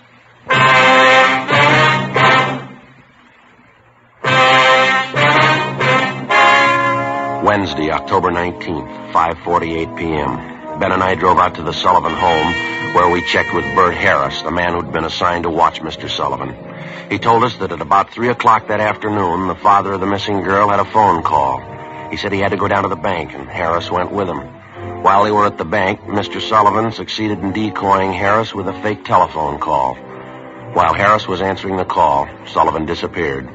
Did Mr. Sullivan get any more money while he was at the bank, Bert? Yeah, $5,000. Did you get the serial numbers off the bills? Uh-huh. I shouldn't have let him get out of my sight. Forget it. Right now we got to find out where he's gone to meet Kiefer. Did you talk to Mrs. Sullivan about it, Bert? Yeah, she said she doesn't know anything about it. Where's she now? Back in the sitting room, lying down. Well, let's try her again, huh? She might be able to help. Okay, it's back this way. What time you got, Joe? It's 5 minutes past 6. I get it. Hello? How's that? Yeah, where are you? What? Oh, well, where are you? Where are you? All right, we'll be right out. Yeah? Mr. Sullivan, he met with Kiefer out in Laurel Canyon. Did he get his daughter back? Yeah, he did. Wrapped in newspaper. All units in the area were notified immediately that a contact had been made with the suspect, Donald Kiefer. We got in the car and we drove out to Laurel Canyon. The entire area had been blocked off. We found Martin Sullivan standing in the middle of the road at the end of East Winding Way. 500 feet down the hill was a private residence where Sullivan had telephoned us. the only building in the immediate vicinity.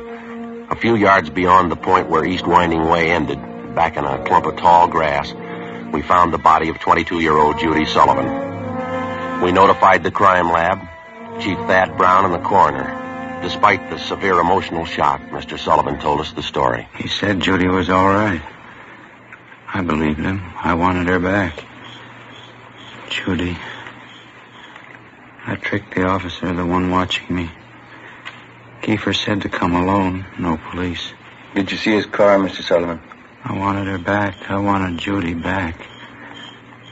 I did as he said. I drove out here at 6 o'clock. I waited. I put the money on the front seat, like he said. Did he get the money, sir? And then I got out. I left the parking lights on. I stood up there by the end of the road, and I waited. And then he drove up. He took the money. And then he came up to me. He had a gun. I wanted Judy back. He had a gun. Did you see his car? He said she was up there. Beyond the road, she was tied to a tree, he said. I wanted her back. Now, look, Mr. Sullivan, did you see his car? I went to look for Judy. He drove away. She wasn't there by the tree. I couldn't find her. On the way back, I saw the money on the way. Yes, sir. Lord, let me find him. Oh, Lord, let me kill him.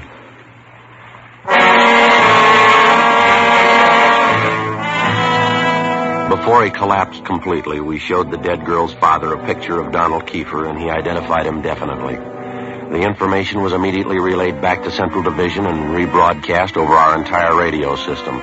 Teletypes were dispatched to sheriff's offices and communications sent to law enforcement agencies throughout the country. 9:52 p.m. The house-to-house search was intensified. The Dragnet operation in which we hoped to trap the killer was drawing slowly inward. A few minutes before midnight, Ben and I drove back downtown to the crime lab to check with Lieutenant Lee Jones. Hi, fellas. Come on back. Anything yet, Lee? Just checking over these towels here. Found them wrapped around the girl's body inside the papers. Funny thing about them. What's that? All yesterday's papers. Every story about the girl's disappearance has been clipped out. Uh-huh. How about the towels? Any laundry marks at all, Lee? Nothing so far, Joe. Every one of them clipped off. Morgue post the body yet? You're doing it now. Nasty one. Yeah, it sure is. Any footprints or tire marks out where they found the body? No, lots of them. Got two of the men checking them now. One thing. What is it, Lee? I don't know. Under the seam here, this towel. Wait a minute. Give me that pair of snippers, will you, Joe? Yeah. Here you go. Thanks. Press back under the seam here. There. That's one tag he missed. Yeah, can you read the marking? Greenway Apartments, Los Angeles. 12:34 a.m. We located the Greenway Apartments in the East Wilshire district, and we checked with the manager. He identified Kiefer's mugshot, but he said he hadn't been home to the apartment since the day before. We called the crime lab, and we went up to check the suspect's apartment. One look was enough. Lieutenant Lee Jones found specimens of the Sullivan girl's blood in the wash basin and the bathtub drains. In an adjoining garage, we found the car which Kiefer had used. A blue sedan, Nebraska plates, 6X-ray 419. A cancellation of the want order for the car was issued and a stakeout placed at the apartment and in the garage in case Kiefer decided to return. All that night and into the next day, the citywide dragnet went on. There was no sign of the killer. At 2 that afternoon, the first piece of ransom money showed up. It was at a used car lot on the corner of Beverly and Naylor Streets. 2 hours later, another piece of the money turned up at a busy downtown department store. In both cases, the man who passed the stolen money was finally identified as Donald Kiefer. Details were strengthened in both areas where the money appeared. The search went on. 6:42 p.m. Ben and I got a call to meet Chief Thad Brown at the Hollywood Division Station. Tommy Bryan from Central Homicide was with him. This is the way it stacks up now. This pin map over here, this is where we're concentrating the search. This area here. How about the lead we had on him downtown? Didn't it work out? No, the last 20 minutes we picked up 3 possible leads on the man out in this neighborhood here. East of Vine, south of Franklin, west of La Brea, north of Santa Monica. Mm-hmm. More ransom money show up? You got it there, Brian. Read it off. Yeah. 5:35, Sunset and Highland. Newsboy thought he saw Kiefer crossing the street. 20 minutes later, a salesgirl in the diamond store up on Hollywood Boulevard thought she saw him. 10 minutes after that, he was reported seen near the intersection of Hollywood Boulevard and Las Palmas. You figure the reports are reliable? And they were all checked out. Didn't put too much faith in him till a few minutes ago. How's that? $5 bill was passed at a cigar store, Hollywood Boulevard and Hawthorne, ransom money.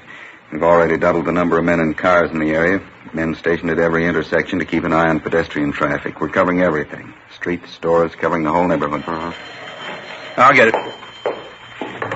Homicide, Brian. Yeah, just a minute.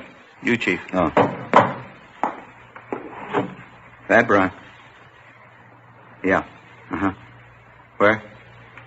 When was that? No, stay there. We'll be right there. Goodbye.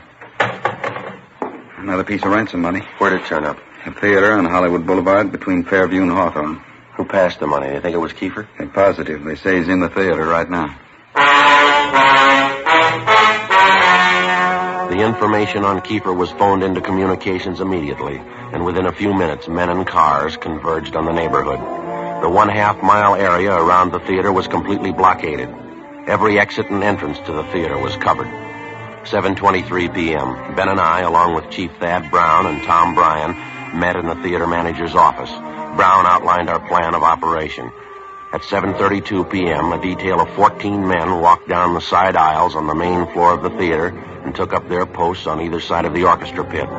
The picture was stopped and every light in the theater was turned on. Chief Brown, Bryan, Gomez, Thaxter, Ben, and myself went down the aisle and up onto the stage. Chief Brown made the announcement. Ladies and gentlemen, would you hold it quiet for a minute, please? We're sorry to interrupt the picture, but this is a very important matter. We're police officers. Maybe you've read about it in the papers. A girl by the name of Judy Sullivan was abducted and murdered day before yesterday. We think we've traced the man who murdered her to this theater. We believe he's in this theater now. We're going to search the theater row by row, and we'd like to ask your cooperation. There's no need to be panicky or afraid. Those who wish to leave now may do so. Leave by the main entrance. Each one of you will be checked as you go out the door. For the benefit of the man we're looking for, don't try to escape. Every exit is covered. The entire area is blockaded. Don't place any more lives in jeopardy. All right, now... Hey! Right there! There it goes! There! Outside exit! Come on, Ben. Going right down the alley, heading to the basement. Backstage, Joe. We can make it from there. All right, come on. Through here. Down here. Right with you. In here.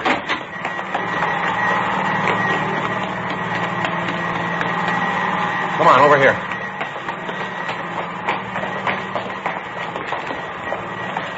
Air conditioning unit for the theater. Yeah. I don't see him, do you? No. You can't get out. There's just 2 exits. We got them both covered. Look out, Ben. There he is. All right, keep her, hold it. Don't shoot, All right, throw your gun over here. Come on, throw it out. Okay, I got it. You got it. Don't shoot. All right, let's take him. Yeah. All right. Okay, you got my gun. I didn't mean to shoot at you. You forced me to... Put the cuffs on him, Ben. Yeah, right. Get your hands off of me. All right, keep her. Got the same for you, too. All right, now hold it. All right, Ben, you all right? Yeah. All right, try the cuffs on him now, huh? Yeah, Got him, huh? Yeah. It's a rough one. Hey, it's starting to rain again. It's really pouring out there. Yeah? Guess you better get him out the car, huh? What's the hurry? How do you mean? Why spoil a good rain?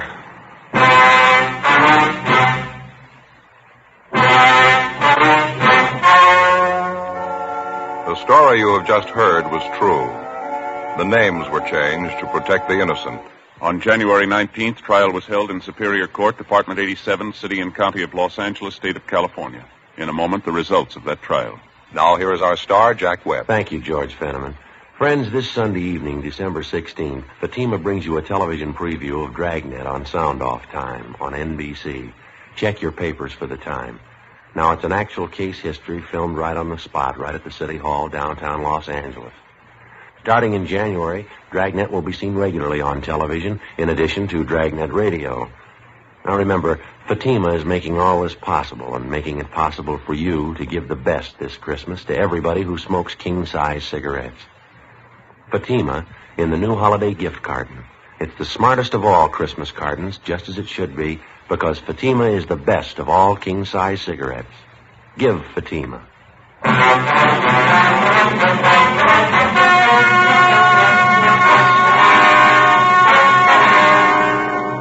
Donald Alfred Kiefer was tried and convicted of murder in the first degree, and on the recommendation of the jury, he received the death penalty. He was executed in the lethal gas chamber at the State Penitentiary, San Quentin, California.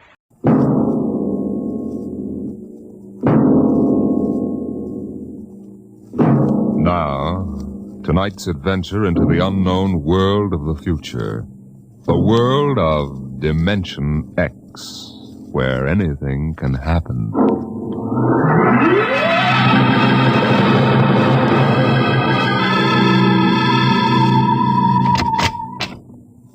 You are Mr. Sid Ryan? The same. My name is Lucia. I'm a Martian. Pleased to meet you, Mr. What was that again?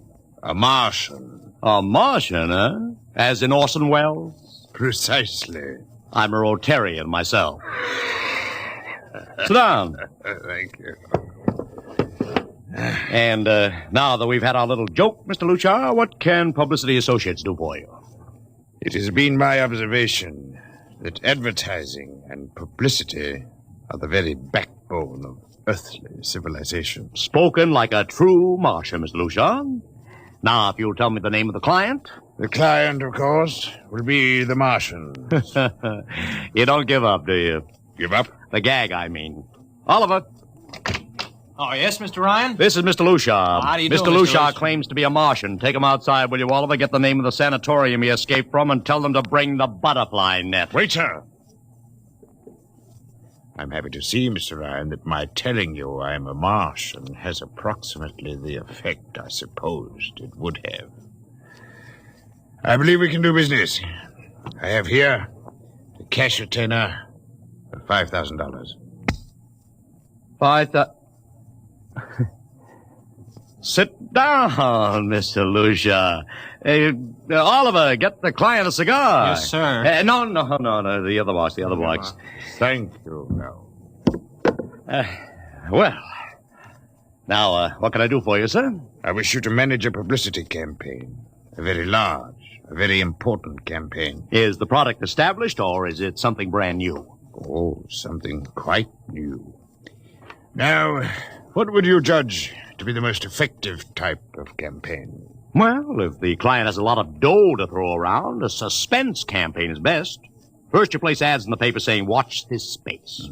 Then, about a week later, you run an ad saying XYZ or PDQ, and you get people guessing what it means. Then, finally, when you've teased them enough, you bust loose and unveil the product. Excellent. Very well, sir. We shall conduct a suspense campaign. Of course, in this kind of campaign, secrecy is very important. Once the name of the product leaks out, it spreads like wildfire, and the whole campaign is kerfloppo. Yes, quite so. Utmost secrecy. That's right. You realize, of course, these things cost like crazy.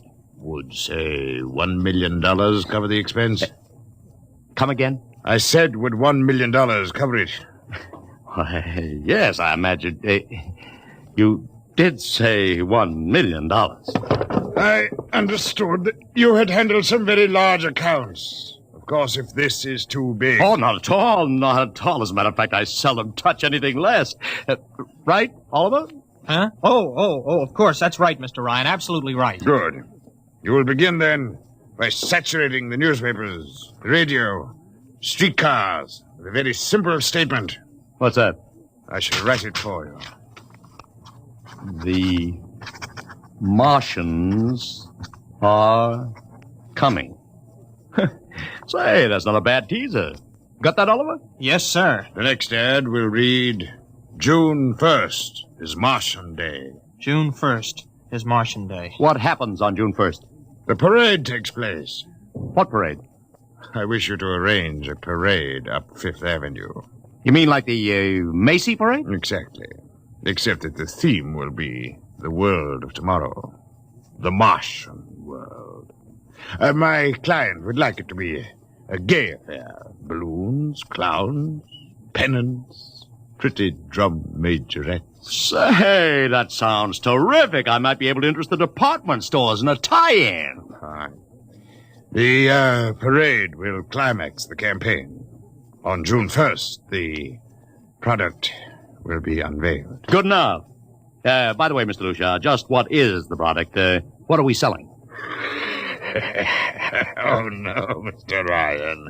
Secrecy, remember. Oh, but after all all... will be revealed to you in good time, Mr. Ryan. For the moment, let us say we are selling a concept. Concept? Precisely. The concept of invasion from Mars.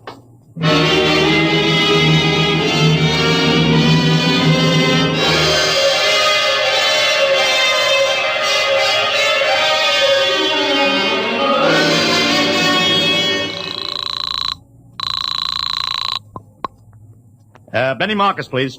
This is Benny. Benny, this is Sid Ryan over at Publicity Associates. Listen, Benny, how you fixed for midgets? I got midgets. Fine. I need 40 midgets for a parade. 40. June 1st.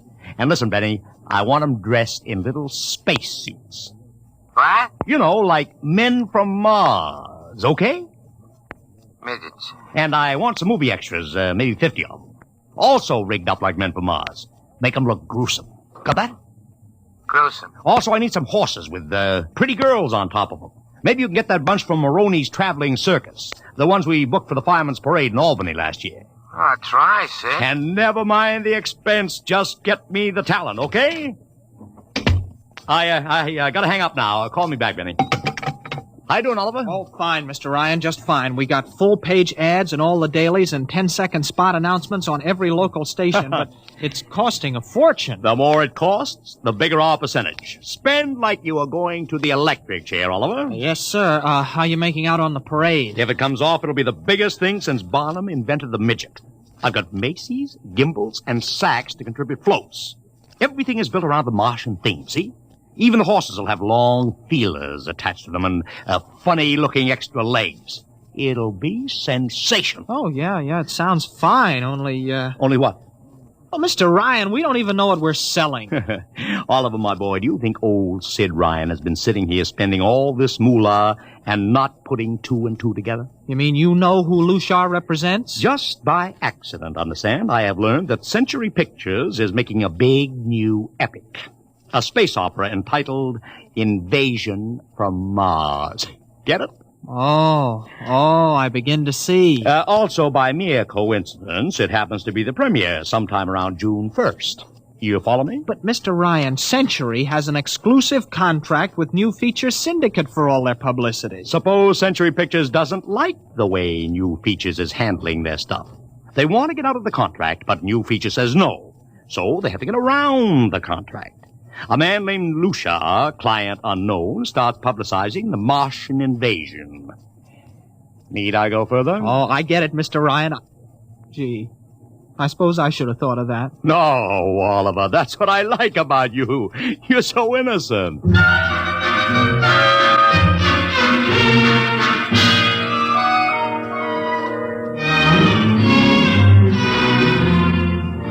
Let me talk to Commissioner Patrick, please. Sid Ryan. Hello? Commish? Sid Ryan. Oh, it's you. Well, what is it this time? If you want to drop a man off the Empire State Building into a teacup full of water, the answer is no. Also, we are not arresting any fan dancers. You know I don't handle fan dances. I want a permit for a parade, June 1st, 5th Avenue. It's a Sunday. There's no traffic. Oh, come now. Look, Ryan. Macy's gets a permit. Gimbals gets a permit. The American Legion gets a permit. The Sons of Erin march every time Morton Downey sings the Wearing of the Green. Don't give me a hard time, Patrick. This is too big. Come on I have the 5th Avenue Merchants Association behind me. Okay, Ryan. Fill out the forms. I'll pass them along to the license commissioner. That's my boy. Oh, by the way, what's the occasion? Oh, don't you read the papers, Patrick? June 1st is Martian Day.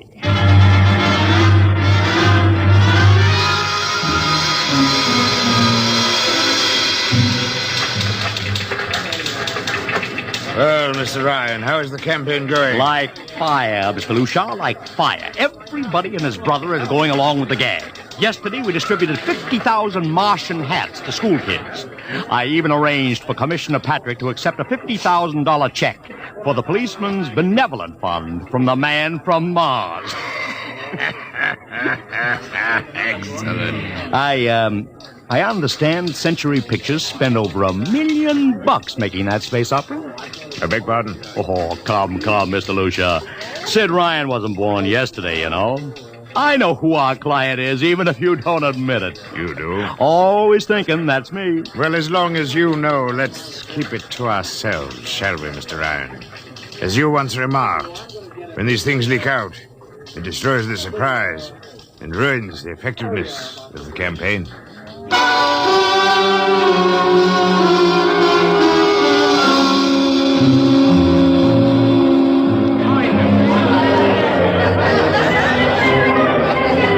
Ladies and gentlemen, this is Ron Heileman speaking to you from our portable transmitter atop the reviewing stand for the much-heralded Martian Parade on Fifth Avenue. It's a beautiful sunlit day here in New York. A perfect day for a parade. And the streets are packed with thousands of spectators, all eager to find out what this is all about. There's an air of shrill expectancy. Run, over here! Okay, tell them all right. I've just had word from Sol Brown up at Central Park Mall that the Martians have landed from big pink balloons. And while we're waiting here for the arrival of the parade, we brought some people up to our microphone to tell you their reactions to this spectacular affair. What's your name, madam? Miss Ada Shackley. A little louder, please. Miss Ada Shackley. And where are you from, Mrs. Shackley? Columbus, Ohio. I see. And I see you have your family with you. Two little curly-headed boys. Are you in New York for your vacation? Yeah, we came for the Shriners Convention with their daddy. Well, what do you think of Martian Day, Mrs. Shackley? Well, it all seems very strange to me, but the boys have been pestering me to watch it, so we've been standing here for 2 hours. I can't make head or tail of it. Well, neither can a lot of other people, Mrs. Shackley, but judging by the thousands here already, there's a lot of curiosity. Curiosity killed a cat, folks say. Let's hope not. Thank you, Mrs. Shackley. And now here they come, ladies and gentlemen. The first units of the big Martian Parade swinging down Fifth Avenue with fanfare, colored streamers, music, confetti, floats, all the trappings of a Mardi Gras. Let's listen to the band for a minute.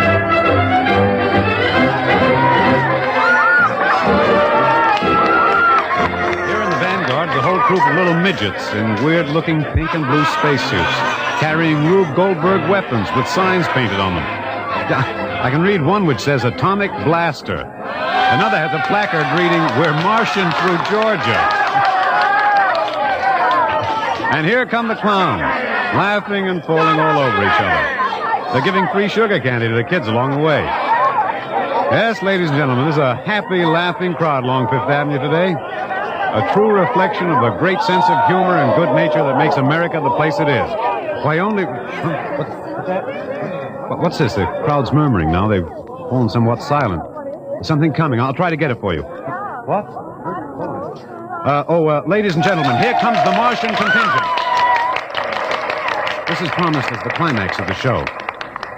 And now a great hush has fallen over the crowd. It's quite a sight to see these thousands of people standing here expectantly, hearing only the great regular sigh of their mass breathing. Now here they come, ladies and gentlemen. The Martians, marching in booted, helmeted ranks, row after row of them.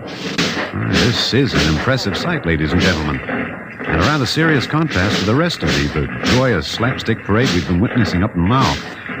There are perhaps 200 tall, broad-chested men dressed in metallic gray spacesuits with thick glass visors drawn across their faces. Each one's holding an ominous-looking ray gun at the ready position. They're marching in absolute silence, keeping step perfectly, as though some mute, unspoken command were marking time for them. Even the children are awed by the unexpected warlike realism of the Martian Legion. And now the first ranks of the Martians move past us down Fifth Avenue toward the reviewing stands at the square. No one moves. A woman, ladies and gentlemen, just dashed out into the street. For what reason, I don't know. She just slipped through the police cordon somehow. They're after her now, but she's already reached the ranks of the marchers, and she's trying to lift the visor of one of the Martian spacesuits. Wait. She's fallen. She screamed and then fell forward in a dead faint. The Martian column keeps right on coming. Unless they break ranks, they're going to trample her. No. The policemen have got her now. They're dragging her away, out of the way. Trying to revive her now. What's that? All sorts of rumors have begun filtering back through the crowd. Some are even whispering that the woman's dead. We don't know yet, but whatever's happened, the incident seems to have cast a slight shadow over the mood of the crowd. The carefree holiday air seems to have vanished. The crowd's stirring uneasily, a little disturbed at what we've just seen. Nothing to be alarmed at, however. It just seems a shame that anything like this should happen to spoil our enjoyment of the Martian parade.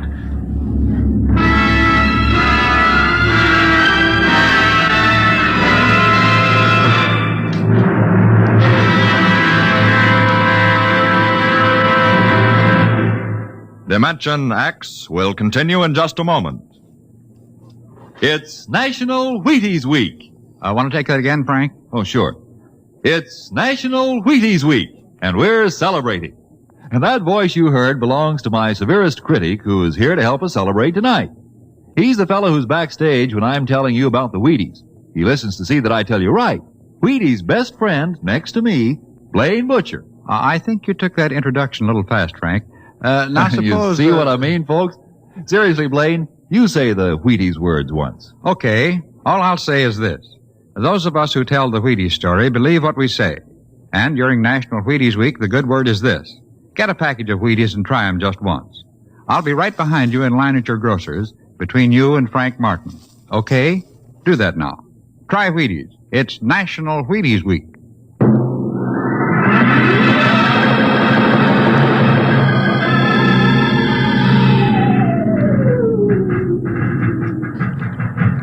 Mr. Ryan, did you see that? A woman fainted. She ran out into the street to get a close look at the Martians, then she screamed and fainted dead away. I'm well aware of that, Oliver, since I paid her $50 to do it.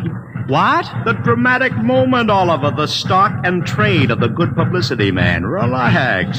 Holy smokes, you sure think of everything. For my share of this deal, roughly $100,000, I can afford to think of everything. Shut the window. Oh, okay, but don't you want to see the finish? We'll go down to the reviewing stand for the finish. Right now, I want to make a phone call. By the way, where's Lucia? I haven't seen him. Well, close the window, Oliver. Well, okay, Mr. Ryan.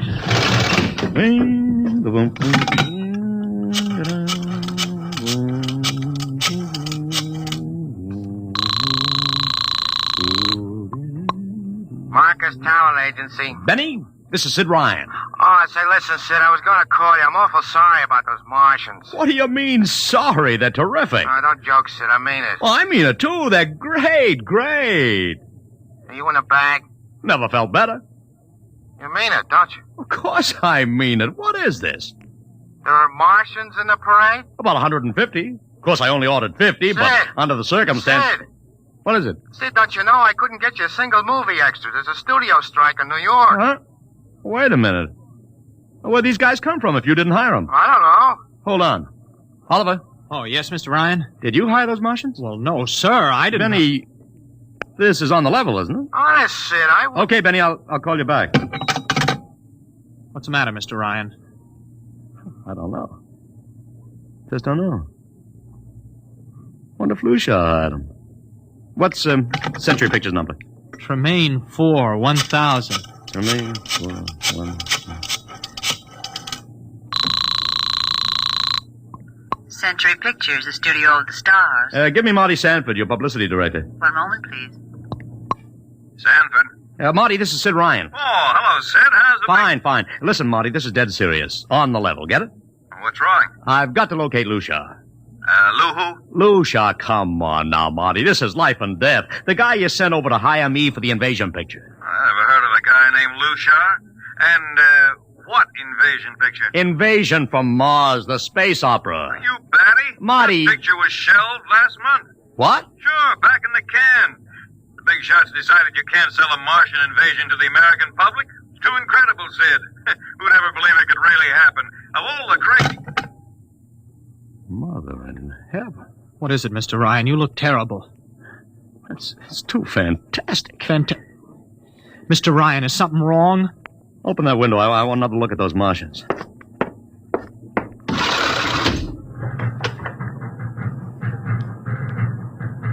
Look at them. Oliver, you were in the Army. Could 150 movie extras learn to march like that in, say, 24 hours? No. Not in 24 days, Mr. Ryan. Not a second's hesitation. Not one out of step. Look at the way they carry those ray guns at the ready. The only other time I've seen troops march like that was on a film of the Nazi SS troops marching through the streets of Paris. Mr. Ryan. Oliver, get down there. Find that woman who painted. Her name's Gloria Montez. Get her up here. Make it fast.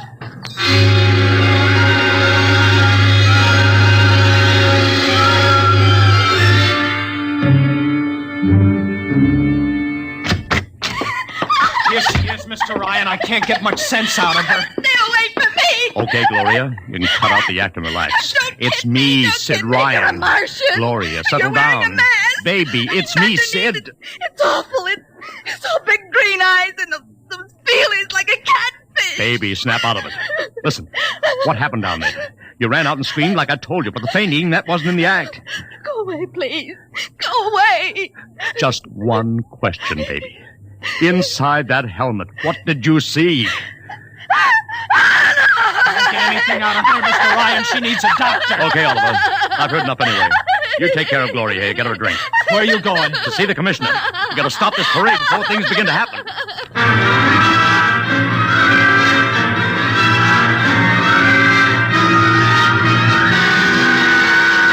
Okay, Ryan, what's the beef? Listen, Patrick, I don't know what it is, see, but something's wrong. You've got to stop that parade. I suppose you'd like the riot squad. That would get you a front-page spread on every paper in town. Now, look, Ryan, I've got no time for your cheap publicity gags. I'm a busy man. Listen, I'm trying to tell you I don't know where those Martians came from, who they are, anything about them. Oh, Ryan, I'm wise to your tricks. Now, if you let the sergeant show you out... You won't do it, huh? An honest citizen appeals for protection and you refuse? I most emphatically do. Now beat it. All right, Patrick. I'll go right to the mayor's office. I'll have you busted flatter than the fried egg. Go ahead. I'm sure His Honor will be glad to toss you out on that phony nickel-plated skull of yours.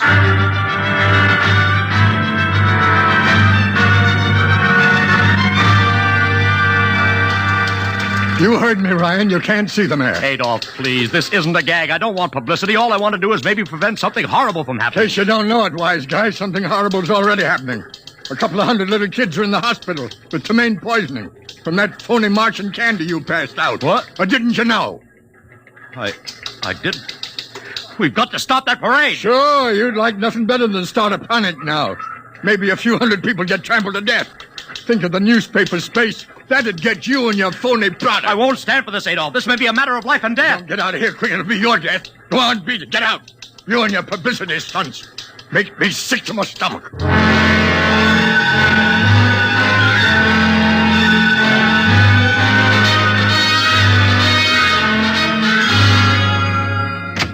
Oliver! Oliver! Oliver, where are you? Oliver! Oliver! It is useless to scream at him, Mr. Ryan. Your friend is quite dead. Lucia. He wanted to run to the police with some story about a Martian invasion. I found it necessary to restrain him. Restrain him, you stinking murderer! Now, Mr. Ryan, collect yourself. After all our planning, it wouldn't do to have everything spoiled now, would it? Lucia, I'll start talking and talk fast, because when you get through, I'm going to take you apart piece by piece. What's this all about? Surely you know, Mr. Ryan. After all, you've been publicizing it for months. You see, before colonizing your planet, the Martian government sent some of us as scouts in advance, disguised as Earthmen, of course, to study your habits, your weaknesses. We found that the people on Earth are predominantly conditioned by advertising and publicity. And so we conceived the idea of treating our entire invasion as a vast publicity stunt.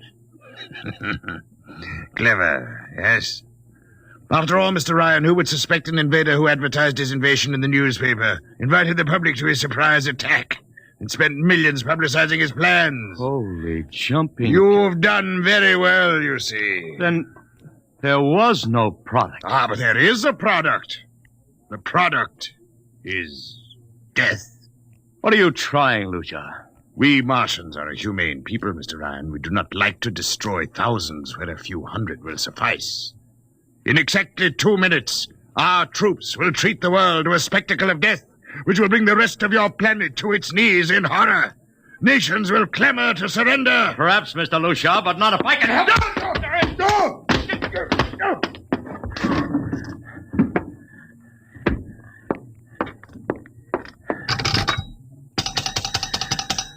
Yes, please? Operator, this is Mr. Ryan. Get me the field telephone on the reviewing stand of the Martian Day Parade. Hurry. Anyone in particular? Just hurry.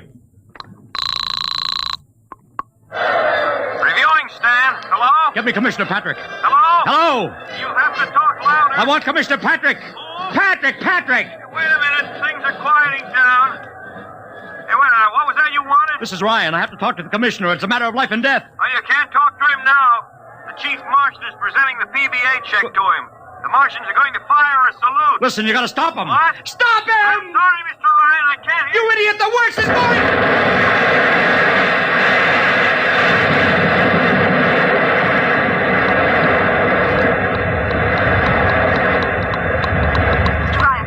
Mr. Ryan, you've been cut off. I heard it. Is something the matter? No, operator. Doesn't matter. Nothing matters now.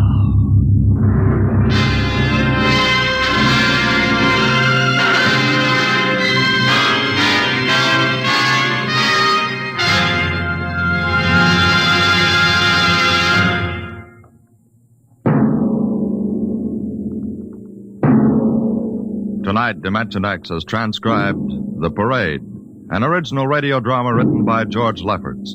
Featured in the cast were Joseph Curtin as Ryan, Barry Kroger as Luchar, and Alexander Skirby as Ron Heilman. Your narrator was Norman Rose. Music by Albert Berman. Engineer Bill Chambers.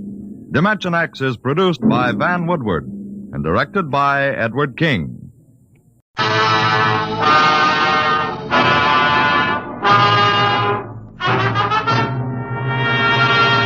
She closed my office door behind her, started walking slowly toward me. Her lips looked warm. Her eyes looked cool. Matter of fact, everything about her looked awfully good to me, except for one thing. That big black gun she was pointing at my belt buckle.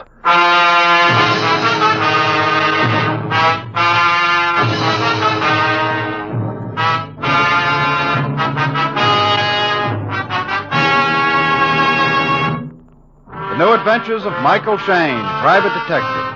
Michael Shayne, reckless, red-headed Irishman, is back again in his old haunts in New Orleans.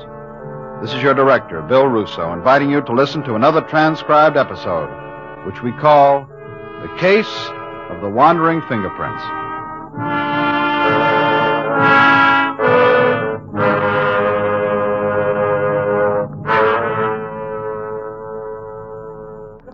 Yeah, what'll it be, Bud? Huh?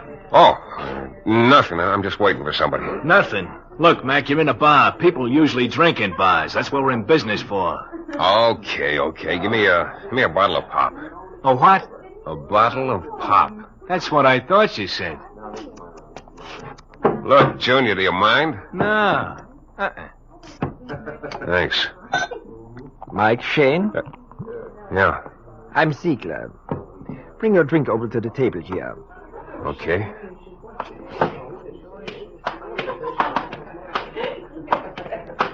Been waiting long? No, just a couple of minutes. Well, let's have it. You said on the phone they'd be doing it. There could be. Well, look, Ziegler, let's not play guessing games. What's your pitch? You and I are going to be partners, Shayne. Partners? What do you mean?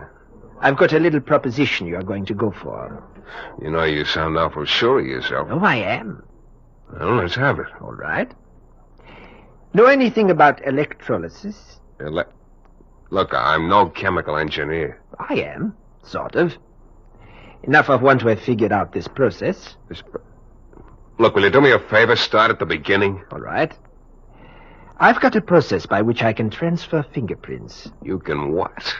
Transfer fingerprints. From one place to another. Any place. You're nuts. Am I?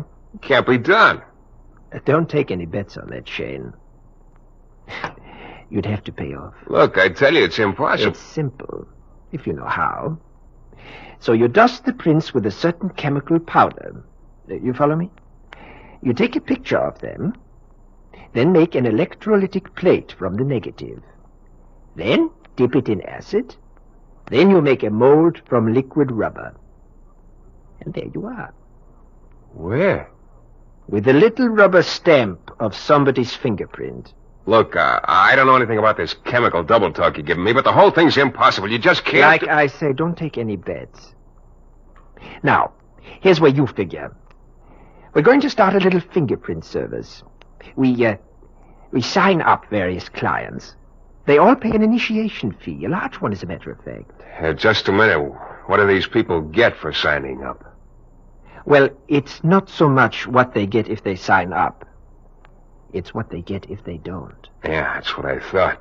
The fingerprints turn up in the wrong place. Exactly. Beat it.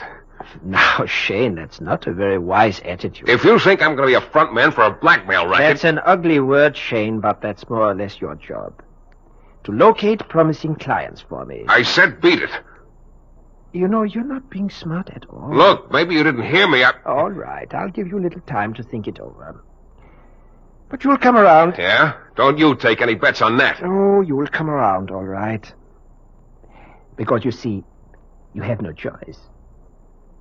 And before very long, I think you'll see exactly what I mean.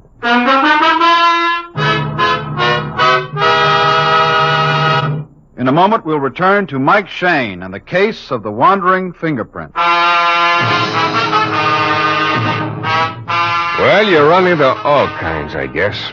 But that day, I'd hit the jackpot when a character named Ziegler told me to meet him in a bar and offered me the charming job of being a front man in a friendly little blackmail setup. I still didn't believe he could transfer fingerprints like he said, but he sure seemed convinced of it. I turned down his deal in a hurry. He implied I was making a large-sized mistake. Then, as I sat at the table watching him leave, I saw him stop at another table near the door. There was a cool-looking brunette sitting there alone. Ziegler said something to her and jerked his head in my direction. The brunette favored me with a long, cold frown. Then Ziegler left, but the brunette kept dissecting me with her eyes. I got the hunch that she was in the deal some way with Ziegler. Finally, even though the expression on her face was pushing me back, there was just too much there for me to stay away from. So I picked up my glass and went over to her table. Hello? The answer is no. What did I ask? What else would you call it? Look, maybe we better run through this again from the beginning. Why? Well, maybe we'll come out with a different answer. One that makes a little more sense. The answer will still be no, and that makes plenty of sense to me anyway. Good night, Mr. Shayne. Well, I sat there with my mouth open while she walked out the door. I was one puzzled guy. What that little conversation was all about was way beyond me. Either I'd missed a few key words here and there, or else the girl was passing up a great career as a mind reader. The bartender came over to the table about then and started picking up the glasses, so I left. It was still early, and I suddenly felt like doing a little of the town. So I called a redhead I know and asked her if she was busy. She wasn't, so we took in the town. The next morning, feeling chipper as a school kid on Saturday, I tripped down to my office, opened the door, picked up the mail on the floor, and started for my desk. Then I stopped. The chair behind my desk was rocking slowly back and forth, and it was occupied. Hello, Shayne. Well, Inspector Lefevre. Inspecting again? Sit down. Yeah, thanks. You decided to move your headquarters here, or is this a social call? Wrong twice. Well, it's early yet. I'll sharpen up. Now, let's see. What could it be this time? Murder? Maybe robbery? Robbery. Arson? Huh? Robbery. Look, I was kidding. I wasn't. No, wait a minute, Lefevre. What goes? You know an old family named Chartier, Shayne? I live in the quarter. Chartier? No, why? Sure. I said no. Haven't paid any social calls on him lately? Say, last night? Look, I told you I don't know him. Why would I be paying him a call? Just trying to give you a break, Shayne, but you won't even go halfway. What are you talking about, Lefevre? I'll tell you. Last night, the Chartier home was broken into. Bunch of jewelry was stolen. What's that got to do with me? I don't know yet. Maybe plenty. We found your fingerprints there. My Oh, no. Oh, yes. Oh, Inspector, there must be some mistake. My fingerprints couldn't have been there. Shayne, fingerprints are sort of a hobby with us. There wasn't a mistake. They're your prints. How come? I don't know how come. Oh, no, it couldn't be. You're pretty hard to convince. Well, that's not what I meant. I meant... skip it. It'd sound like it was right out of a book. What would? Look, Lefevre, I didn't rob the Chartier home. Give me credit for more brains than that. I had given you credit, Shayne. That's what puzzles me. Hey, any idea what time the robbery took place? Between 12 and 1? Yeah, you know, I'm awfully happy to hear that. Mm-hmm. Alibi? Yeah, I had a date with a redhead. Yeah. You happen to remember her name? Of course, she's a friend of mine. Patty Baddock. Patty Baddock. Now, Shayne. Look, could I make up a name like that? You could. We'll check it. Yeah, I know you will, Inspector. And, keep in touch, huh? Yeah, I know. Don't leave town. Mm-hmm. One more thing. What is it? How about a little shot of oil for your chair? Well, as usual, the inspector left me with a lot of questions and no answers. Not even an answer about the squeaky chair. I sat there for quite a while trying to figure out another logical explanation. And I finally gave up. Because as far as I could see, there was only one answer. Ziegler was able to transfer fingerprints. And he'd taken this very quaint way of proving it to me. I spent a little while in a half-hearted search for a can of oil and gave up. I guess I must have been staring unhappily out the window for maybe 15 minutes when I heard a slight noise behind me. I turned around and looked up. There, standing beside my desk, was my friend Ziegler. Hello, Shayne. You again. Me again. You had a visitor a little while ago, didn't you? Inspector Lefevre. So? What did he want, Shayne? He just heard a new joke and had to run right down here and tell me. I think he wanted to tell you about that robbery at the Chartier place. And about your fingerprints being there. Okay. I don't know how you did it, but... It's very simple. I told you. My process. Yeah, your process. Look, you may not realize it, but I was just lucky enough to have an alibi for last night. If I hadn't... Oh, but I do realize it. I know you had an alibi. And that's just the way I wanted it. You what? Certainly. I didn't want you to get into trouble. This time. Look, I don't get it.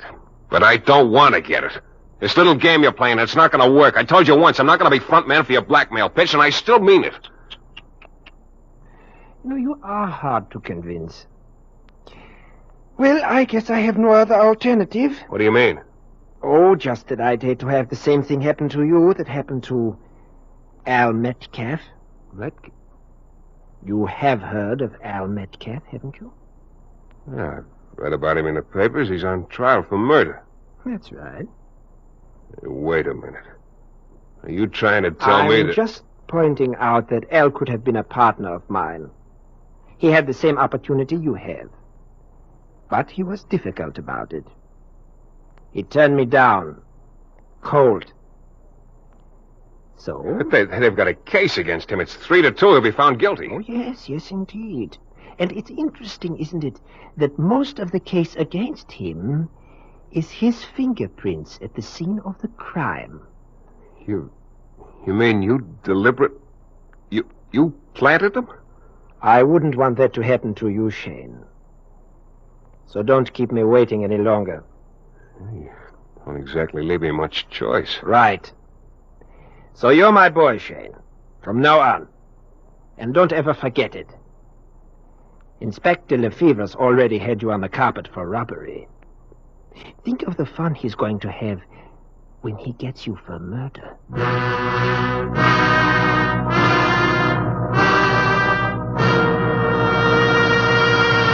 In a moment, we'll return to Mike Shayne and the case of the wandering fingerprints.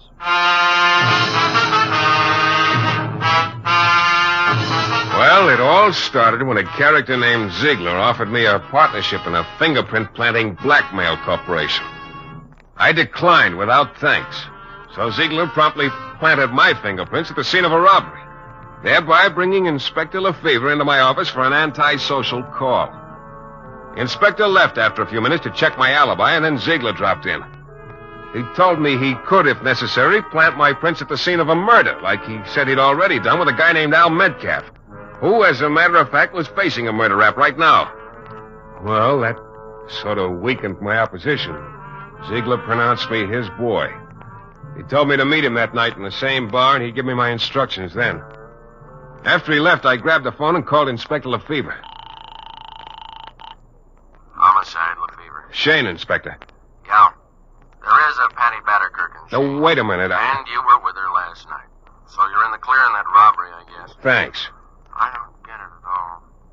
Say, incidentally, what's Patty so mad at you about? That's not what I called you about, Lefevre. Look, you're holding a guy named Al Metcalf on a murder rap. You've been reading back issues. Metcalf's been our guest for weeks. Well, it's a bum rap, Inspector. Metcalf's innocent. Really, Shayne? I tell you, he's innocent. Shayne, I'll make you a little proposition. Yeah. You run your business, we'll do likewise. Look, I'm trying to tell you Metcalf's fingerprints were planted at the scene of the murder. Yeah. Oh, I know it sounds phony, but it's the truth. There's a guy named Ziegler who can transfer fingerprints. He transferred mine to the scene of that robbery, and he framed Metcalf for this murder the same way. Shayne, you're missing a real good bet. The pulp magazines are just crying for guys who can come up with stuff like that. Okay, but I'm telling you, Lefevre, Metcalf's innocent. And what's more, I'm going to prove it to you. All of which was easier said than done, of course. I went over to the library and spent an hour or so reading up on the Metcalf case in the papers. I copied down the names of most of the people involved, and then I started out. The first guy I tried was a pawnbroker. Sure, no doubt about it. Metcalf's the guy who bought the gun from me. The gun that killed Joey Krause.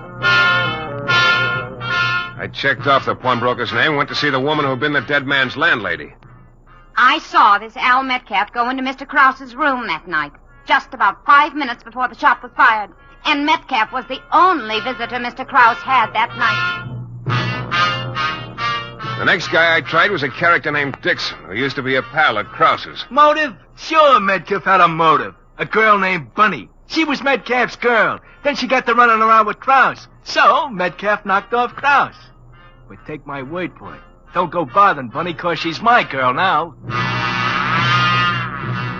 Yeah, all the answers were the same. Al Metcalf was guilty. He really had killed Joey Krause. Well, about then, I got on the trail of a very interesting thought. Wild, but interesting. But also about then, my watch said 8 o'clock, and I was due at the bar to meet Ziegler. So I didn't have any more time for meditation. But I knew that somehow, some way, I had to find a weak spot in Ziegler. Something that'd give me a club, too. And then I thought of a gag that might just possibly give me that club. It was old, but it could work. Ziegler was sitting at his table waiting for me. As I walked over to him, I could see he didn't look very happy. Sit down, Shayne. Yeah, thanks. You're late. A little. I don't like people to be late. What kept you? Look, in case you don't know it, I work for a living. What kept you, Shayne? I was conducting a little investigation. Who for? Me, okay? Shayne, you have quite a few things to learn about working for me. Your attitude, for one thing. It'll have to change. But we'll let that go for now. I've got a list of people I'm going to give to you. I want you to contact each of them and sign them up. You can start... Cigarette? Here. Thanks. Here's a light. Help yourself. Thank you. Now. Oh, just one thing. What is it? The girl. What girl? The brunette who was sitting over near the door the last time I talked to you here. Oh, you mean Susan. Do I? What about her? That's what I'm wondering, where she fits in. Well, let's just say that you and she and I will be sort of in business together. I see. Why? Oh, just that after you left, I went over to her table. Well? Yeah. I thought we might make a little light conversation, but she wasn't having any. She can be difficult. Shayne, all this talk about nothing in particular, I somehow get the impression you're trying to stall me. That would be very foolish, Shayne. Yeah. Yeah, Ziegler, I've been trying to stall. But it hasn't worked, so I'm not going to stall anymore. Okay, give me that list. I'll go to work.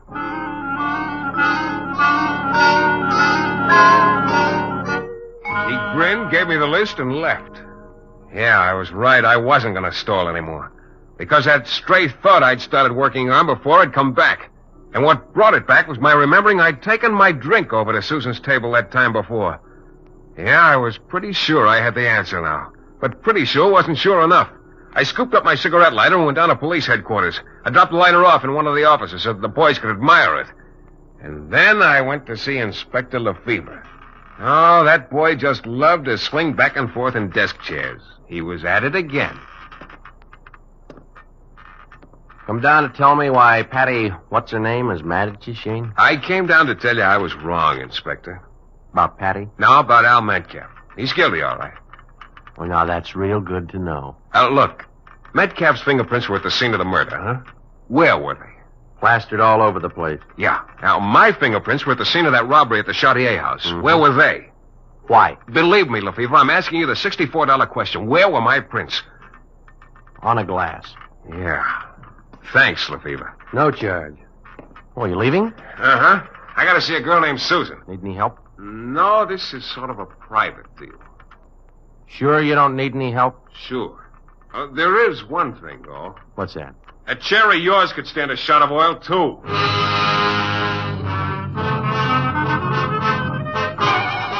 I walked out before he could think of an answer, but I had to hurry.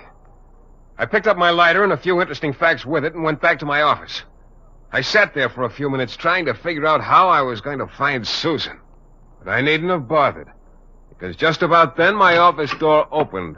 In came Susan. She closed the door behind her and started walking slowly toward me. Her lips looked warm and her eyes looked cool. Matter of fact, everything about her looked awfully good to me, except for one thing, that big black gun she was pointing at my belt buckle. Well, You just won't take no for an answer, will you, Shayne? let's not start that double talk again. I tried to tell you before it was no deal. Look, do you have to keep pointing that gun at me? And what's no deal? The setup with Ziegler. Oh, I think I get it now. You don't like the idea of anyone else working with you and Ziegler, is that it? Well, look, Susan, I don't like the idea... You've got a great sense of humor, haven't Humor? you? I don't think it's very funny. Neither do I. Look, maybe I'm stupid, but none of this makes sense. Stay where you are. None of that little palaver we had the other night in the bar made sense either. I said stay where you So are. you're working with Ziegler. I still don't see why... Oh, I'm working with Ziegler. That's a laugh. You're the one who hates... Hey, get back! Too late, sweetheart. Let go of me! That's better. That was too big a gun for a lady to be carrying around anyway. Or aren't you, lady? Oh, Hey, no, not that. Now, look, stop it, will you? All right. That's better. Now, let's get this thing straightened out. You're not working with Ziegler? Of course not. He threatened to plant my fingerprints and implicate me in a murder. Well, I'll unless be... You too? Oh, sucker. Me to sucker. You see, I could have been implicated, too. It was all innocent enough, but I could have been made to look bad. Yeah, we're both in the same boat. Matter of fact, it's sort of nice in here. You can let go of me now. But I still don't see how Ziegler could have gotten that glass with my prints. I thought you took it. Hey, wait a minute. You can let That bartender. The one who was so anxious for me to buy a drink. He came over to our table and picked up the glasses right after you left. He gave it to Ziegler. He's our boy. Oh, Shayne. Oh, yeah. Yeah, I seem to have a hold of you. Maybe... Maybe we better wind up this Ziegler business, huh? Yeah.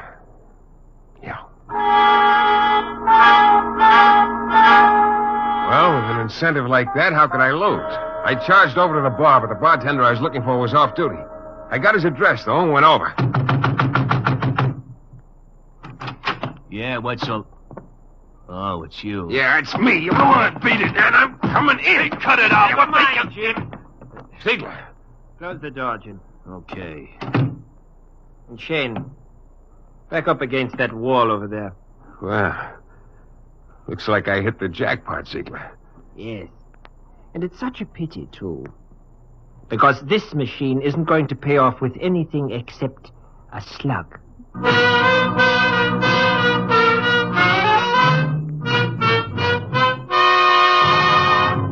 In a moment, we'll be back with a thrilling climax to tonight's Michael Shayne adventure. Well,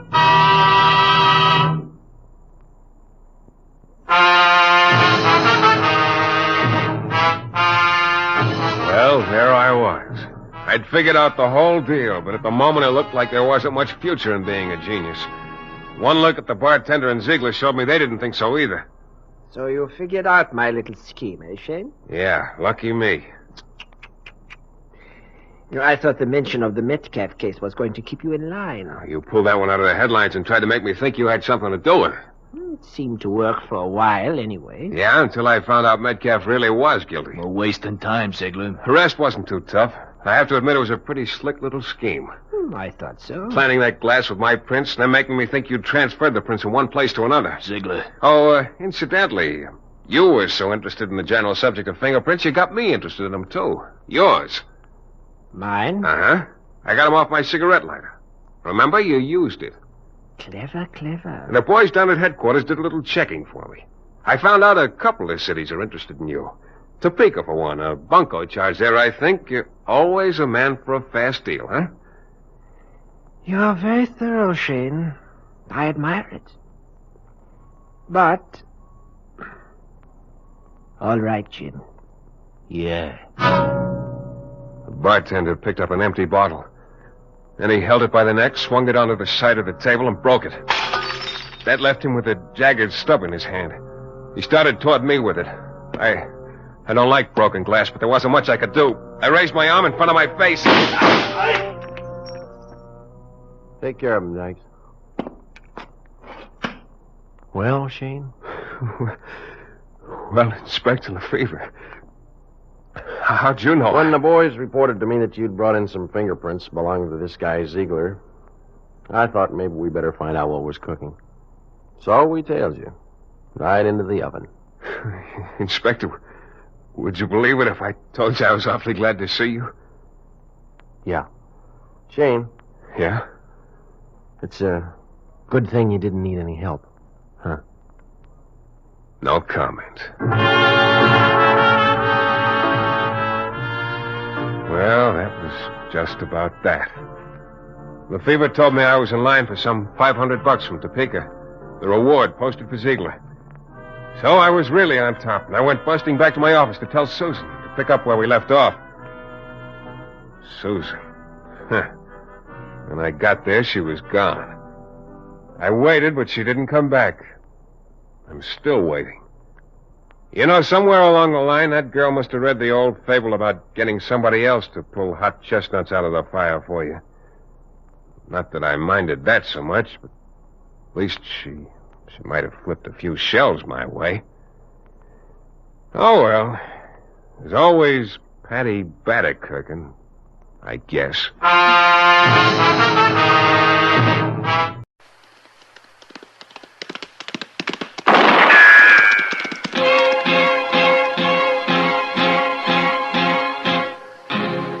Gunsmoke, brought to you by Chesterfield. To put a smile in your smoking, always buy Chesterfield. Made the modern way with Accuray. Around Dodge City and in the territory on West, there's just one way to handle the killers and the spoilers, and that's with a U.S. Marshal and the smell of Gunsmoke.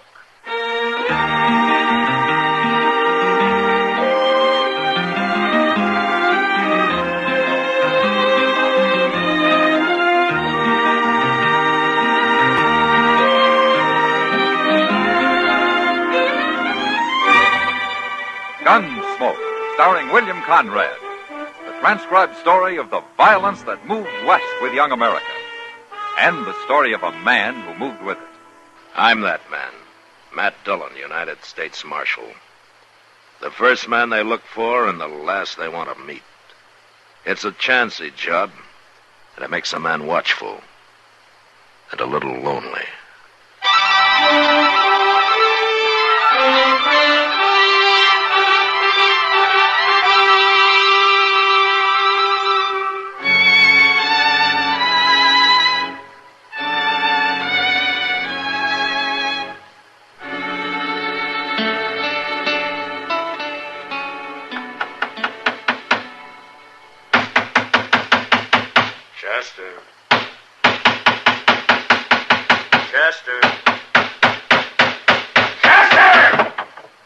What? How can I think with that racket going on? Oh. Well, I'm all through now, Mr. Dillon. What are you doing anyway? I'm nailing up a picture. Here, I'll show it to you. Ain't that a beautiful thing, Mr. Dillon? It's got an awful lot of color, yeah, but what is it? Why, that's William Henry Harrison whipping them Indians at Tippecanoe. Oh. Well, this is the first time I knew he ever did it by himself. Well, now, what do you know? I never noticed that. But it sure is pretty, though, ain't it? Marshal Dillon? I come in, ma'am. So you're Matt Dillon. Yes'm. What can I do for you? You can call me Amy, for one thing. My name's Amy Slater. All right, Amy. I'm 50 years old, and I look 60. The prairie done that. The prairie and some other things, Marshal. Well, where you from, Amy? I've been living in Wichita the last year. And I heard you were here, so I took the Santa Fe Railroad, and I come to Dodge. Oh? Well, why'd you want to see me? I've been waiting a long time to see you. I've been living for it. But I'm about through living. What? I come here to die, Marshal. Oh, well, if you're sick, maybe Doc Adams can help you. I ain't sick. Well, then why are you talking about dying? I've only got enough money to last me about 2 days, Marshal. Well, if it's money you need, maybe I can help. Oh, you're going to help me. But not that way. Well, how? You're going to kill me, Marshal. What? I said you're going to kill me. Now, Amy, wait. I've been waiting, Marshal. A long time.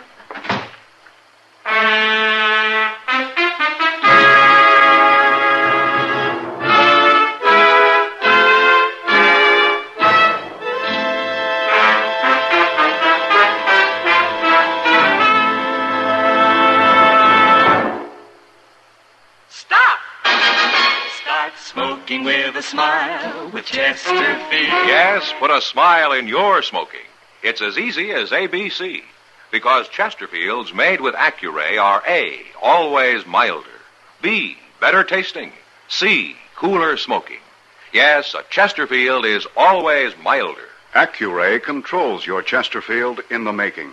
Gives it a more even distribution of fine tobaccos that burn more evenly, smoke much milder. A Chesterfield is better tasting. An Accuray Chesterfield draws more easily, lets you enjoy all the flavor. And the Chesterfield is cooler smoking. 14% more perfectly packed than cigarettes made without Accuray. You enjoy cooler smoking. No hot spots, no hard draw. So always buy Chesterfield. Put a smile in your smoking, just give 'em a try. Light up a Chesterfield, they satisfy.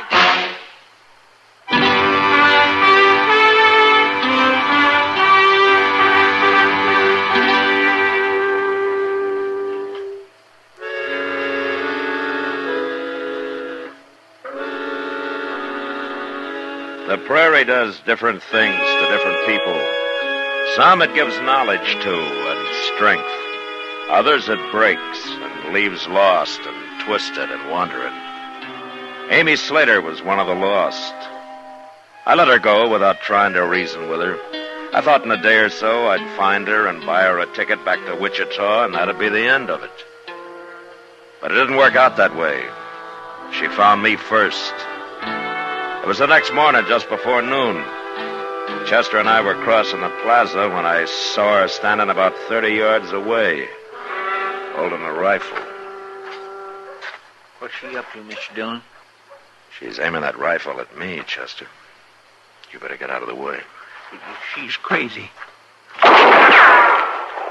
Shoot her, Mr. Dillon. She'll kill you. I can't shoot a woman, Chester. Come back, Mr. Dillon.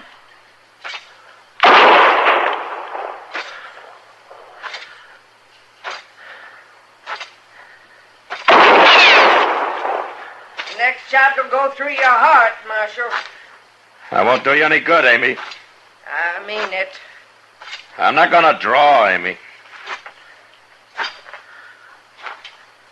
You afraid to fight? Give me that rifle. All right, take it. I will. You're afraid. You're a coward. Why did you try to make me shoot you, Amy? What's this all about? You wouldn't fight. You weren't trying to kill me. How do you know I wasn't? You were shooting close. You were trying to make me draw. I'll destroy you yet, Marshal. By making me shoot a woman, is that it? Yeah, that'd be the end of me as a lawman, wouldn't it? It would be the end of you as any kind of man.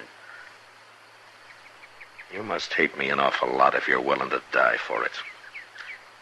Why, Amy? What have I done to you? Amy? Ain't you going to arrest her, Mr. Dillon? You just going to let her walk off like that? Arresting her wouldn't do any good, Chester. After what she done? It didn't work, Chester. She's licked now. And I feel kind of sorry for her. This is really going to drive her crazy.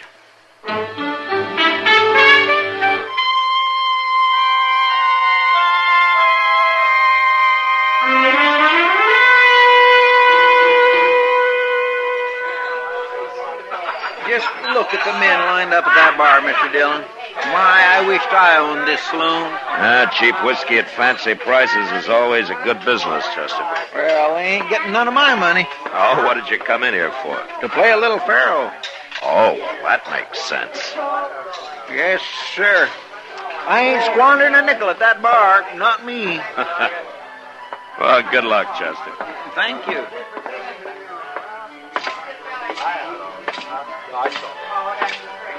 Evening, Ma. How are you, Kitty? Sit down. Thank you. That looks like a busy night. It'll get worse. Wait till some of those boys really get a skinful. Well, I hope they play general. I've been shot at once today. I heard about that.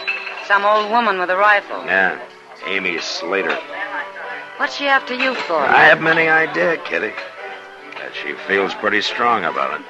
I guess she does. Anyway, her plan didn't work, so maybe that's the last I'll hear of her. You don't give women enough credit, Matt. She'll think of something else. Well, I hope not. Why don't you throw her in jail? Oh, I'd look fine throwing an old woman in jail, wouldn't I? Especially one that's after me. And you got a right to. Besides, when a woman gets to hating somebody, it's usually worse than when a man does. Women don't do things by halves. With them, it's all or nothing. Well, all I know about women is that some of them are pretty and some aren't. You're lying. But I won't argue with you. Good. Marshal Dillon. Matt. Yeah, it's Amy. And she's got a 6-gun. Stand up, Marshal.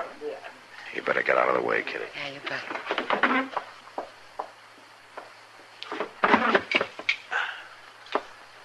Step out here, Marshal.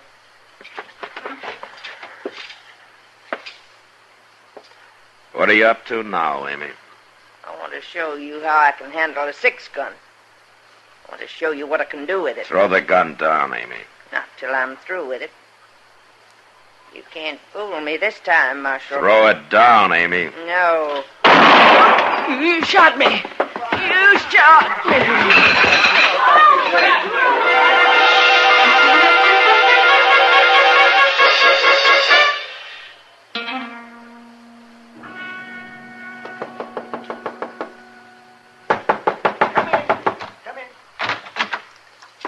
Oh, hello, Matt. Well, how is she, Doc? Oh, she's about the same. She's asleep now. No. You scared her half to death, man. Well, I had to shoot that gun out of her hand, Doc. Another second and she'd have killed me. Yeah, I guess she really was after you this time, wasn't she? What I don't understand is a woman brave enough to go gunning for a man fainting like her. Well, she's got a fever, Matt. She's not well. Oh? But what she's really suffering from is hysteria. There just isn't much I can do for that. Well, she can't go on like this. No, I suppose not. She'd probably be all right if she got over this business with you. She won't even say why she's after me, Doc. No, she What are you going to do with her? You can't keep her here. Well, I can't throw her out in the street. And you told me she doesn't have any money. Doc, I got an idea. Yeah, well, what's that? You know Ma Smiley? Oh, of course I know Ma. She's been doing my laundry for years. Oh, she lives alone. Maybe she'd like company. Amy could help her with the work, huh? Amy shouldn't do any work at all for a couple of weeks, Matt. Then I'll pay for her room and board. You'll pay for her? So you're being awful good to a woman who just tried to kill you. No, I feel sorry for her, Doc. Oh. Well, maybe Amy won't like the idea of you helping. Now, don't you tell her. Tell her you're doing it, huh? All right. Look, why don't you go see Ma right now, and I'll stay out of it. All right, I'll go then. Oh. But there's one thing that you ought to keep in mind, Matt. Oh, what? Just because she didn't make it tonight doesn't mean Amy won't try to kill you again.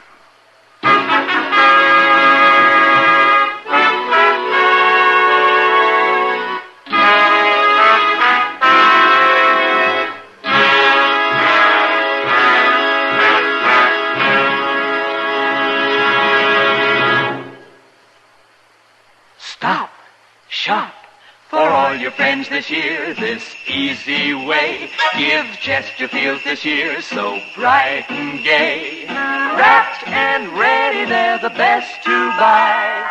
Cartons of Chesterfields, they satisfy.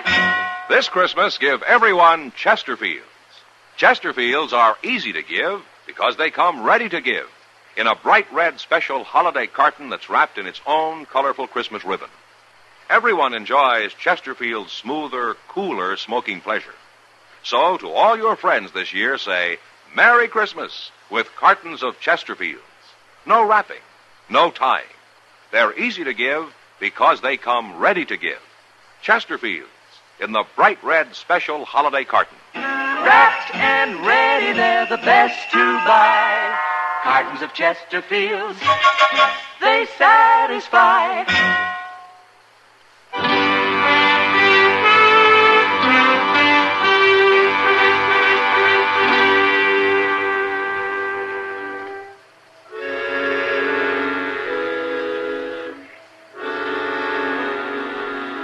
Doc talked to Ma Smiley that night, and the next day Amy moved in with her. I didn't have to worry about any trouble for a while. Doc ordered her to bed, and he saw to it that she stayed there. But she never talked. She never told anybody why she was after me.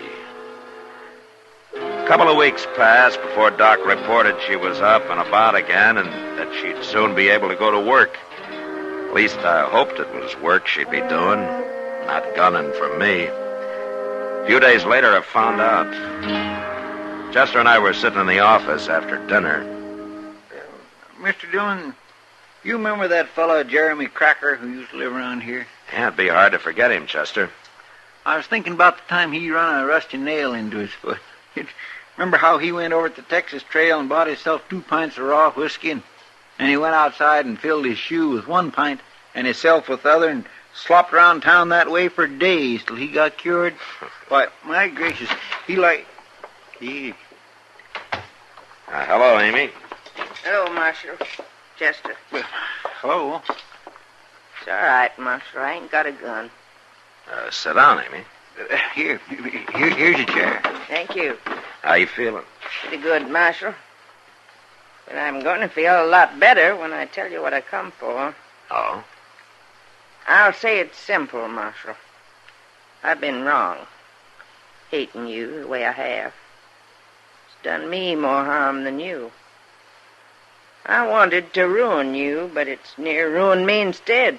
You understand? Well, what's changed your mind, Amy? Doc. Doc? He took it on himself to tell me. Figured I ought to know. told me how you've been paying for my keep with Ma Smiley, and after all I tried to do to you... Well, you needed help, Amy. I don't bear grudges. I do. At least I have, till now.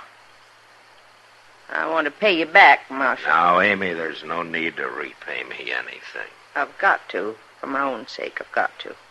But I don't mean money. I've got no money. Well, what do you mean? Jim Band had a partner, Marshal. Jim Band? Dakota Territory, you remember. Oh, yeah, a long time ago. Jim Band tried to shoot me. He hit me, but I killed him. That's right. Amy, what's your name? I'm his sister, Marshal. Ah, I see. Jim's partner's name was Emmett Gold. Yeah, I remember him. I never saw him after the shooting. Until today. Till today? About a half hour ago. He was walking into the Texas Trail. He's come to Dodge after you, Marshal. I know he has. He must have heard you was here somehow, and he's come to kill you. After all these years, huh? I didn't forget, did I? No. It's not easy to warn you about him, Marshal. But like I say, I'm doing it for my own sake. I won't be troubled no more now. I've done what's right. Yeah. We're even now, ain't we? You and me. Yeah, we're even, Amy. And I'm mighty happy about it.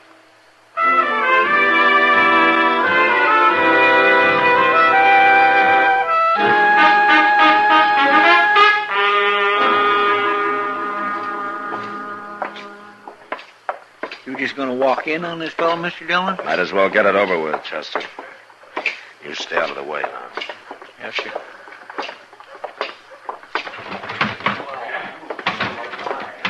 Well, there he is.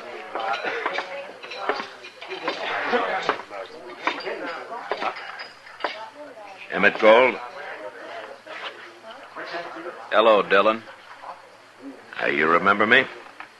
Sure I do. You're Marshal now. Yeah, that's right. Been a long time. Mm-hmm. We was never friendly, Marshal. No. And what do you want? What are you doing in Dodge, Gold? I'm riding through. Headed for Colorado. As soon as I finish this drink. Is that all? That's all. What do you think I'm doing here? Looking for me. Looking for you? What for?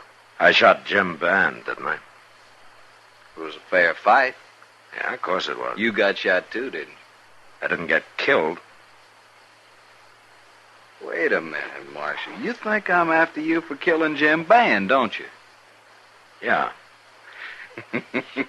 Well, if that don't beat all. What? You remember where that fight happened? I was on the prairie somewhere. And Jim's bullet knocked you out. When you come to again, we was gone, wasn't we? Well, you packed him off and buried him. No, I didn't. I didn't bury him. He wasn't dead. You didn't kill him. He changed his name, went out to Virginia City. That's where he got killed in a brawl with the law about 2 years ago. So long, Marshal.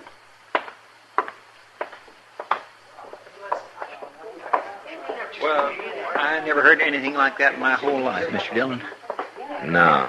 You think it's true? He'd have no reason to lie, Chester. Well, what's Amy going to think?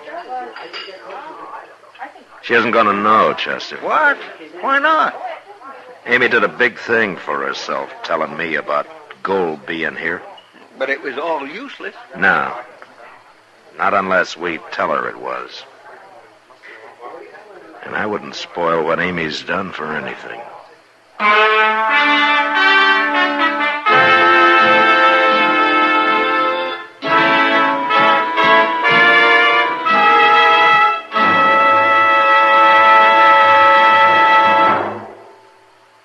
This is your FBI.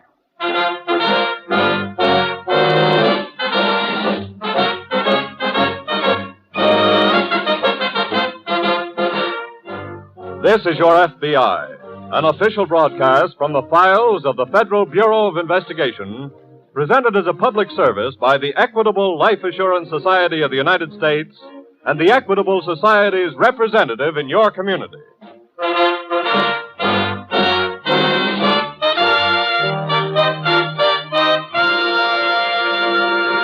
Before opening tonight's FBI file, let's consider the slogan E Pluribus Unum that appears on every United States coin. It means one from many. In other words, get together, stay united. A perfect example is the Equitable Life Assurance Society of the United States. In the Equitable Society, 3.25 million Americans have united for security, have pooled their dollars to give each individual member far more financial security than he could achieve by his own unaided efforts. These Equitable Society dollars are invested for the benefit of its members and to promote the industrial and financial health of the entire country, so that by serving its members, the Equitable Life Assurance Society serves America.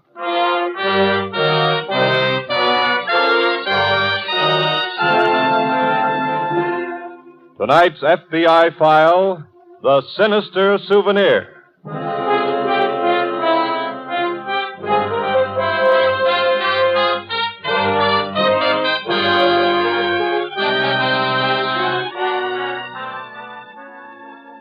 To all of you men who are now wearing discharge buttons in your lapels, here is a message from your FBI. It's about those souvenirs you brought back home with you. The shooting kind. You know, that rifle or pistol or Tommy gun. Well, already scores and scores of these weapons have figured in serious crimes committed by other persons who got possession of them. A little later, we'll tell you how you can keep your war trophy from becoming an instrument of crime. But first, listen to the recent case of one returning vet and the crime that came out of his gear bag.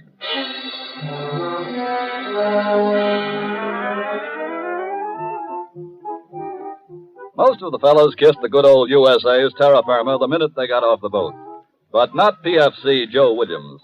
He saved his kiss until he came up out of the subway and planted it smack on Flatbush Avenue, Brooklyn. A little while later, he planted another kiss on the cheek of his sister. Gosh, Joe. Peg. It's just so wonderful you're home. You're home. Yeah, I'm home, baby. I'm so happy I don't know what to say. I feel pretty good myself. Just let me look at you again. Okay. I gotta stop this. Now, let's get organized. You sit right down over there and I'll go fix you something to eat. Now, wait a minute. Food can wait. I've got some things to show you first. You have what? Presents, souvenirs, junk like that. I've got them right here in the bag. But you must be hungry, Hey, though. you just stay put. Here, now take a look at this. That's for you. Oh, Joe. Perfume. Yeah, that's genuine French perfume. Don't smell bad either. Here, take a sniff. Oh, that's wonderful. Good, huh? And look, here's something for Eddie. One of those fancy Heidelberg Steins. Oh, that's beautiful, Joe. By the way, where is that husband of yours? Well, he's still sleeping. I'll call him now and tell him that you're here. No. Don't bother. Here, look, take a look at the rest of this junk. All right. Souvenirs. Here, look. This here's a Nazi flag. It is? Yeah. Here's some Heine medals. Take a look at this. There's an honest-to-goodness German Luger. Oh, that's a nasty-looking thing. Yeah, that's one of the sweetest automatics there is. I took it from the owner personally. How? Well, it's a long story. Hey! Oh, there's Eddie now. He's awake. Hey, where did you put Hi, Eddie. Huh? Oh. Hello, Joe. I was just going to call you, Eddie, and tell you that Joe was here, but I was so excited. Isn't this a wonderful surprise? Yeah. Welcome home, kid. Well, thanks. Hey, where did you put my brown suit? It's in the hall closet. Eddie, you talk to Joe for a minute now. I want to go out and fix something to eat. Yeah, okay. Oh, what a beautiful morning. Yeah. Well, you look good, kid. Thanks, Eddie. But when'd you get here? Oh, I just got in a few minutes ago. What's all this stuff? Souvenirs, presents, junk. Yeah. Oh, here's something for you, Eddie. Oh, for me? Oh, there, man. Huh? Mm-hmm. Right from Heidelberg. Oh, thanks. Hey. Yeah, what's with the gun? Oh, that's a German Luger. Yeah? Mm-hmm. Hey, that's a good-looking job. Where'd you get it? I took it off a guy. Yeah. Look, you mind if I look at it? No, go ahead. Go Hey, ahead. this is okay. Joe. Yeah? Look, I don't want to sound ungrateful, but could I maybe work a swap with you? Oh, what do you mean? This Luger instead of the beer mug? Oh, gee. I'd throw in a little cash on the side. What do you want with a gun? Just for a souvenir. What do you say? I'm afraid not, Eddie. Okay, kid. Come on, let's go in and eat.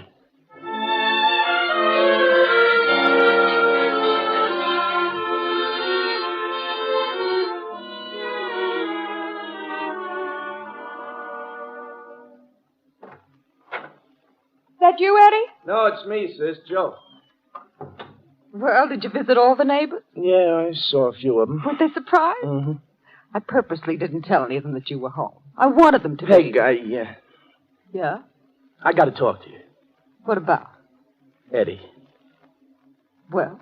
Now, look, Peggy, I know this is none of my business, and if he wasn't married to you, I'd keep out of it, but what does the guy do? You mean his job? Yeah. He's a salesman. What does he sell? Lots of things. Well, I mean, what? What, for instance?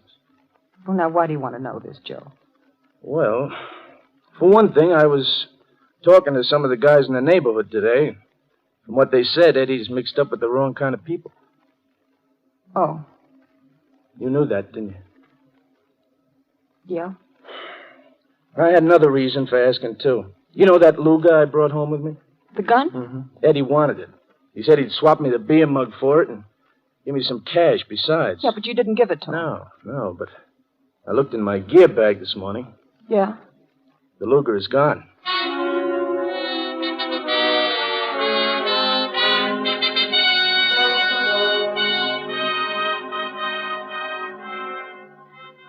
Yes, the Luger is gone.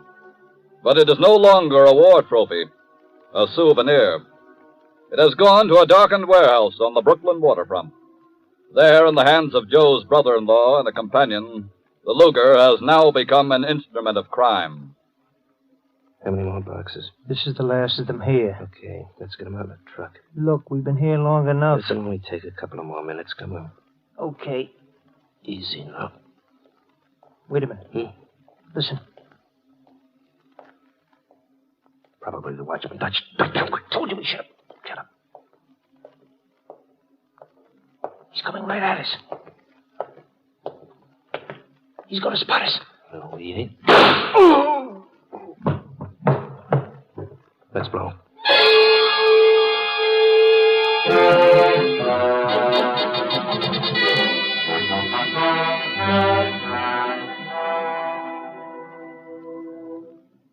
Mr. Forrest? Yes? My name is Hope. This is Mr. Rogers. We're from the FBI. How do you do? The body of the watchman is in the main warehouse. Come with me, please. Surely. Any idea when the killing occurred? Not more than 2 hours ago. That's the last time the watchman checked in. I see. When he missed making his last report, we investigated. After finding the body, we immediately called you. In here, please. All right. Go ahead, Jack. There he is, right over there. Now, if you'll excuse me, I'll go outside and wait for the coroner. Surely, Mr. Forrest. Okay, Jack, let's have a look at him. Okay.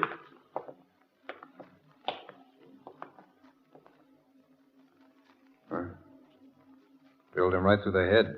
Yeah. Well, we better start looking for where that bullet lodged. Now, let's see. He was standing right here at the entrance of this row of narcotic packing cases.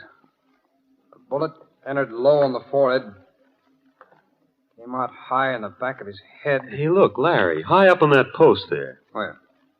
Oh, looks like a fresh chip. Yeah. Come on, give me a hand with this ladder. Okay. Over here now. Yeah, that's good.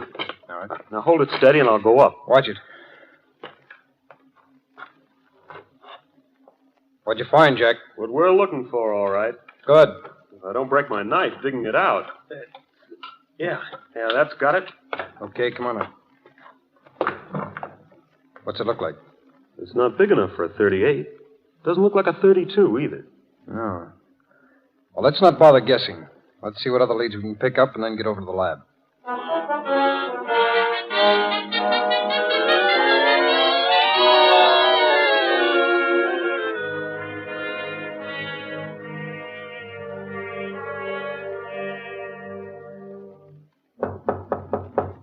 Come in. Somebody here to see Eddie. Who is it? He says he's your brother-in-law. What's he doing here? Tell him I'm busy. Now, you can't be that busy, Eddie. Okay, kid, come on in. Wait outside, don't you? Okay. What's on your mind? Well, Peg asked me to come here to your office. She was worried when you didn't come home last night. I was working. All night? Yeah, all night. Doing what, Eddie? What's that to you? Well, it's nothing to me, but, well, Peg's my sister. Then let her ask the question. Look, Eddie, I talked to some guys in the neighborhood, and they told me some things about you that didn't sound so good. Oh, yeah? Like what? Well, that you were mixed up with the wrong kind of guys. What is this? Are you trying to pin something on me? No, I just want to find out if it's true. Of course it ain't true. Someone's trying to knife me, that's all. And there's one more thing. Well? That German Luger I brought home with me. What about it? You wanted it. That's right. I looked for it yesterday. It was gone. Now, wait a minute. Are you trying to say I took that gun? Eddie, all I know is it's gone. Have you told all this to Peg? Yes. Oh, that's great. That puts me in a terrible spot. Now, look, could you go on home? Tell Peg I'll be home for dinner. Then the three of us can sit down and straighten this out. Okay?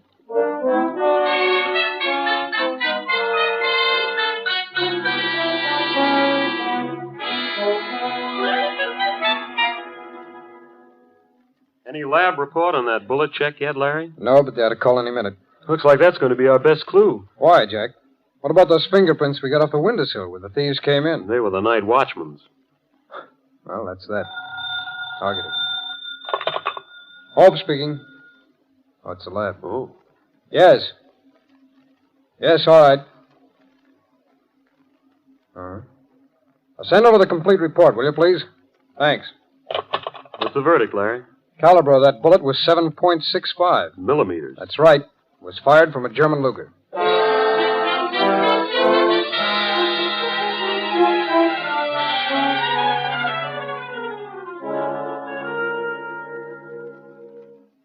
Peg. Peg. She isn't here, Eddie. Oh. Hi, kid. I say Peg went out. Well, didn't you tell her I was coming home for supper? Yeah, I told her. Where'd she go? See the doctor. Doc? What for? Well, looks like you're going to become a father. No kidding. Eddie, have you seen today's paper? Why? There's a story in it about a holdup in a government warehouse. Yeah? The watchman in the warehouse was killed. So what? Well, let me read you something. The bullet which killed the watchman was found lodged in a wooden support. The FBI laboratory positively identified it as having been fired from a German Luger. What are you telling me for? When I was in your office today, I saw some boxes, Eddie. Boxes with government stencils on them. Well, who are you driving at? I know now what happened to my Luger. Oh, look. You did that job, Eddie. You did it with my gun. You're crazy. Where's the gun? I don't know what you're talking about. Turn around. Keep away from me. Yeah, there's a bulge over your hip. I want to find out where you are. I was right. Yeah, wise guy. This is your gun pointing right at you. Let me have it, Eddie. What? I want the gun. Keep away, kid. I said I want the gun. Okay. Oh! So long, sucker.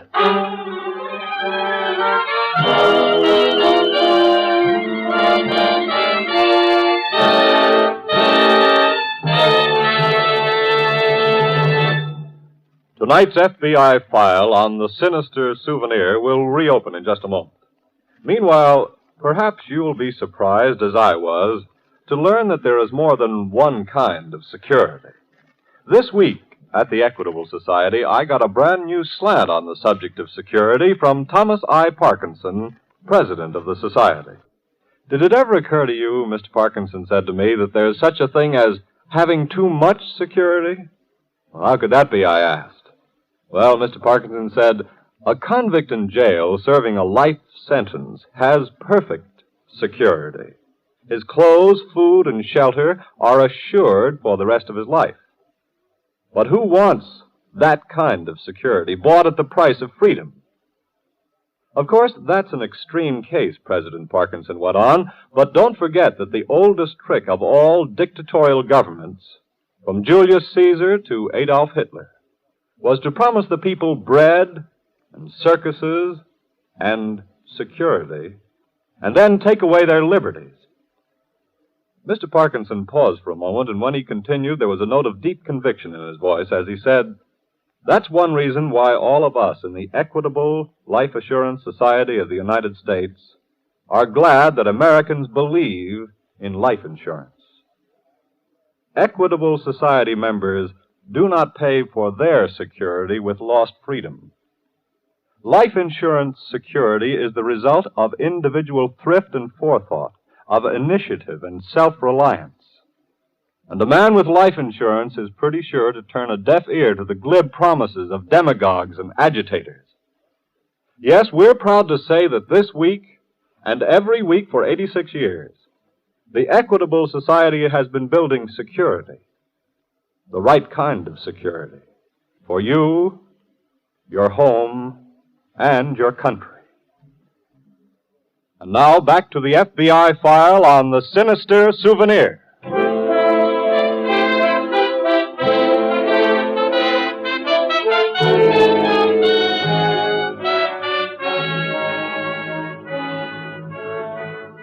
Of course, no returning veteran expects that the pistol or Tommy gun or other lethal weapon which he brings home as a war trophy shall ever become an instrument of crime. Joe Williams certainly didn't expect that to happen to his German Luger automatic. But 2 nights after he got home, one man had been murdered with it, and next day he himself was shot with it.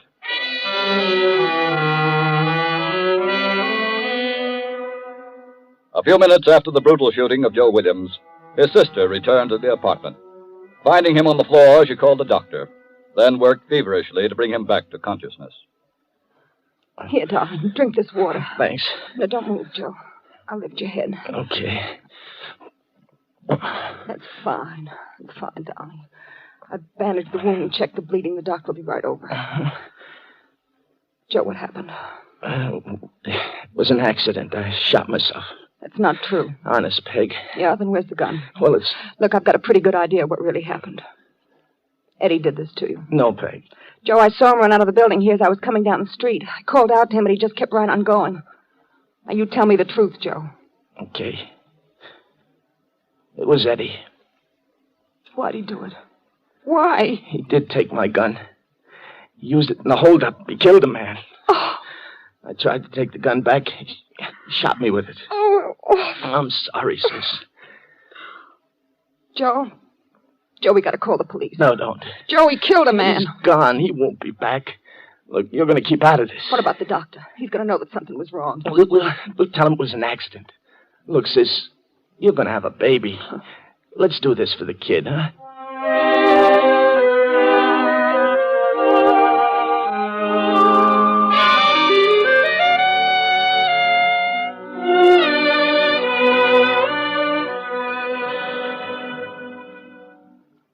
That's the right number, Jack? Yep.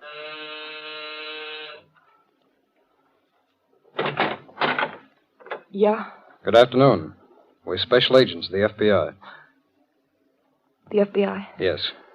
We learned about your brother's accident. May we come in and talk to him? Well, yes, I guess so. Thank you. Go ahead, Jack. Go ahead. This way, please. Thanks. Who's the company, sis? These men are, special agents of the FBI, Joe. What do you want? Well, Joe, we thought you might be interested in something we found out about the bullet that the doctor dug out of your shoulder. How did you know about it? Our doctors have to report these cases to the police, you know. That's how we got hold of the bullet. Well, what about it? Well, under our microscopes in the laboratory, it exactly matches the one that killed the night watchman last night. We'd like to see your German Luger, Joe. I haven't got it. We know you didn't kill the night watchman. Yeah, I say, I haven't got the gun, see. Did your husband take it with him, Mrs. Oakland? You know. Yes. We've checked everybody in your house since we found out about the bullet. Sis didn't know the truth about Eddie. We're sure of that. You see, she wanted to spill everything right away, but I kept her from it on account of... Yes, we even know about the baby, too. What we want to know now is where is Eddie Oakland? I wish we could tell you. We need a good description of him. The police knew him, of course, but nobody has a photo of him. I can furnish that. Oh, good. Jack. Yeah?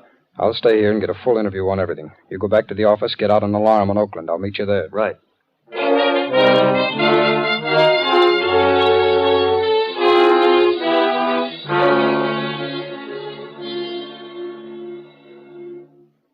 How you been doing, Jack? No results from the alarm yet. How did you make out? Very well. What did you get?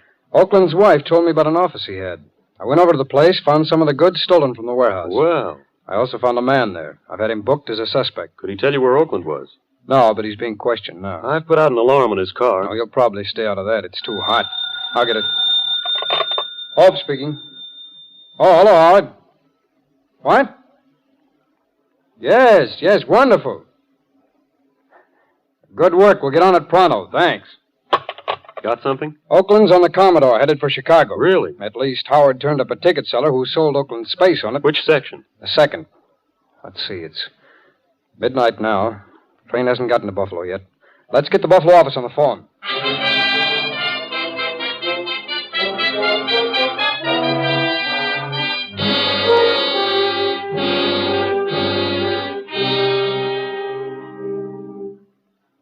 Can I get you anything else, Joe? No, thanks. But you didn't eat a thing. I wasn't hungry. Now, you know the doctor said you've got to eat. I know what the doctor said. Look, sis, I'm getting out of bed tomorrow. Joe. I don't want you waiting on me like Now, this. Joe, I I've don't... caused you enough trouble. What are you talking about? Well, if I hadn't brought that stinking gun into this house... That gun's got no bearing on what Eddie did. Well, it was my pistol that killed that watchman. Eddie killed the watchman. Oh, if I could only get my hands on him, I'd... Do what, Peg? Look. Tell me, what would you do? Why, you Take it easy. Eddie, why did Shut you... up and listen. I come back here for a couple of days until the heat cools off, then I'll be on my way again. No, you can't stay here. Well, this is the safest place for me to be. I'm supposed to be on my way to Chicago. Can I help it if I'm smart? You're so smart, you've got the whole FBI looking for you. That's why I come back. The FBI will never think of looking for me here until after I'm gone. That is, unless one of you tries to tell him something. In which case, there's plenty of bullets left in this Luger.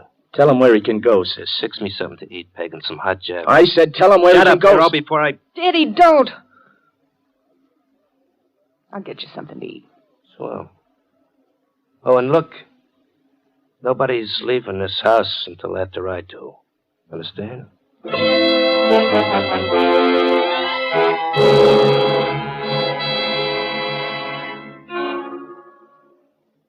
Larry, the Commodore left Buffalo 30 minutes ago. We ought to hear something. Well, maybe it was late. Maybe so, but... Hope speaking. Yes. Oh, it's Buffalo now. Good. Hello, yes. What? Uh-huh. Yeah, I see. Pulled the old gag, huh? Well, thanks anyway. So long. What happened? The man riding in Oakland space wasn't Oakland. Pulled the old trick, booked space, then turned it over to a hotel porter to sell to somebody else. Oakland's trying to be foxy, huh? Well, Jack, there's another part that usually goes with that particular piece of foxiness. What do you mean? Come on. I believe I'll get to show you what I mean.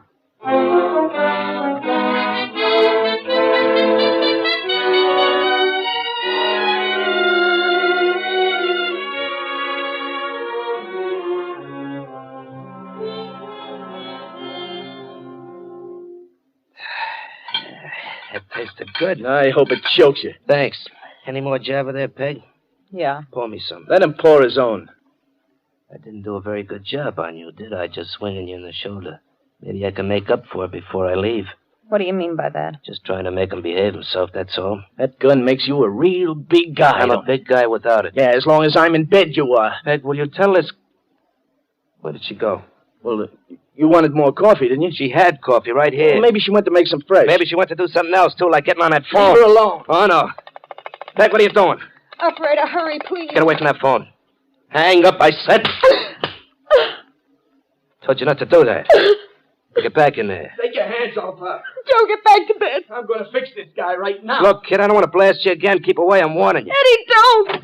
Drop that gun, Oakland, and don't turn around. The FBI. Ah, you see what I meant, Jack? If he was dumb enough to pull the old railroad gag, then he had to pull the rest of the act, too. Try to hide out at home. All right, Oakland. Come on.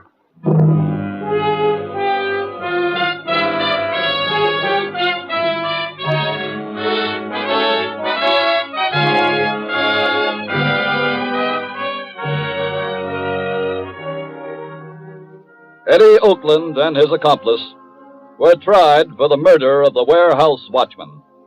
They were convicted on the charge of first-degree murder. As for Joe Williams, his war trophy, the German Luger, was returned to him, but after it had been rendered harmless by experts of the FBI. And that brings us to the final part of your FBI's message to you returned veterans who have brought back firearm souvenirs from the battlefield. No one wants you to give them up. You earned the right to keep them. Earned it the hard way.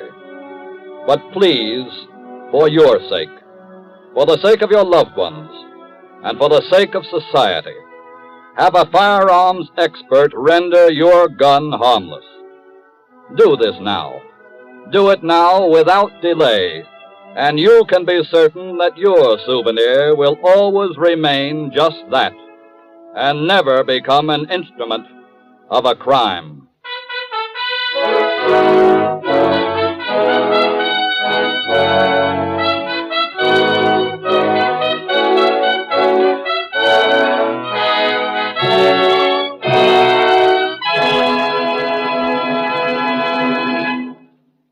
Next week, you will hear another thrilling case from the files of the FBI. Before telling you about it, here's a brief but important message from the Equitable Life Assurance Society of the United States. To the FBI, America looks for national security. And to the Equitable Society, 3.25 million Americans look for the financial security of life insurance. These 3.25 million people comprise the Equitable Society. Because, you see, the moment they purchased life insurance through an Equitable Society representative, they became members of this great mutual organization. Remember, like your FBI, the Equitable Life Assurance Society representative in your community is constantly working for the security of you, your home, and your country.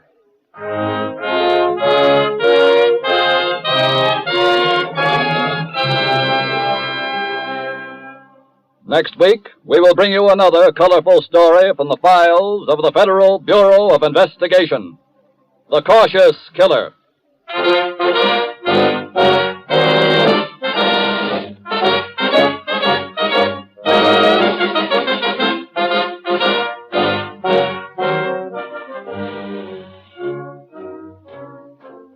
The incidents used in tonight's Equitable Life Assurance Society's broadcast are taken from the files of the Federal Bureau of Investigation. However, all names used are fictitious, and any similarity thereof to the names of persons living or dead is accidental. Tonight, the music was under the direction of Frederick Steiner, the author was Frank Ferries, and your narrator was Dean Carlton. This is Your FBI is a Jerry Devine production. Now, this is Carl Frank, speaking for the Equitable Life Assurance Society of the United States and the Equitable Society's representative in your community, and inviting you to tune in again next week at this same time for This is Your FBI.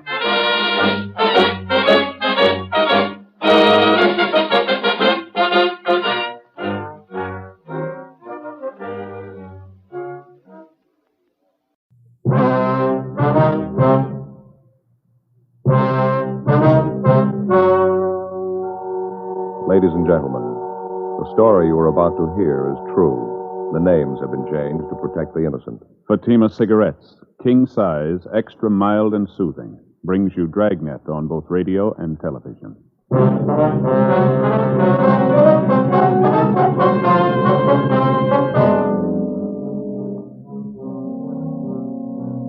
You're a detective sergeant. You're assigned to homicide detail. A young man walks into your office and tells you that his best friend has been killed by unknown assailants. Your job? Investigate. Friends, the name Fatima has always stood for quality.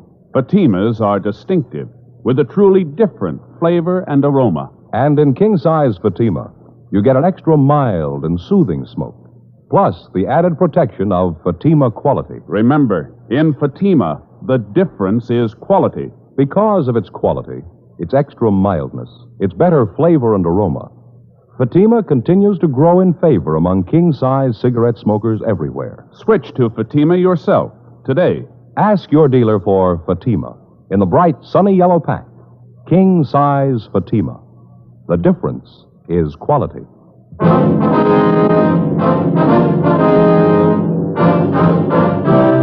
Dragnet, the documented drama of an actual crime. For the next 30 minutes, in cooperation with the Los Angeles Police Department, you will travel step by step on the side of the law through an actual case transcribed from official police files. From beginning to end, from crime to punishment, Dragnet is the story of your police force in action. It was Monday, August 9th. It was warm in Los Angeles. We were working the day watch out of Homicide detail. My partner's Frank Smith. The boss is Captain Lorman. My name's Friday. It was 7:58 a.m. when I got to room 42. Homicide. That you, Frank? Yeah, morning, Joe. Looks like it's going to be a scorcher today, doesn't it? Yeah, nice and clear. How'd the weekend go? Lousy. Why? What do you mean? Oh, Faye and me had a ruckus Saturday night. Was that so? Yeah, it happens every time we have somebody over for dinner. Never fails. Yeah.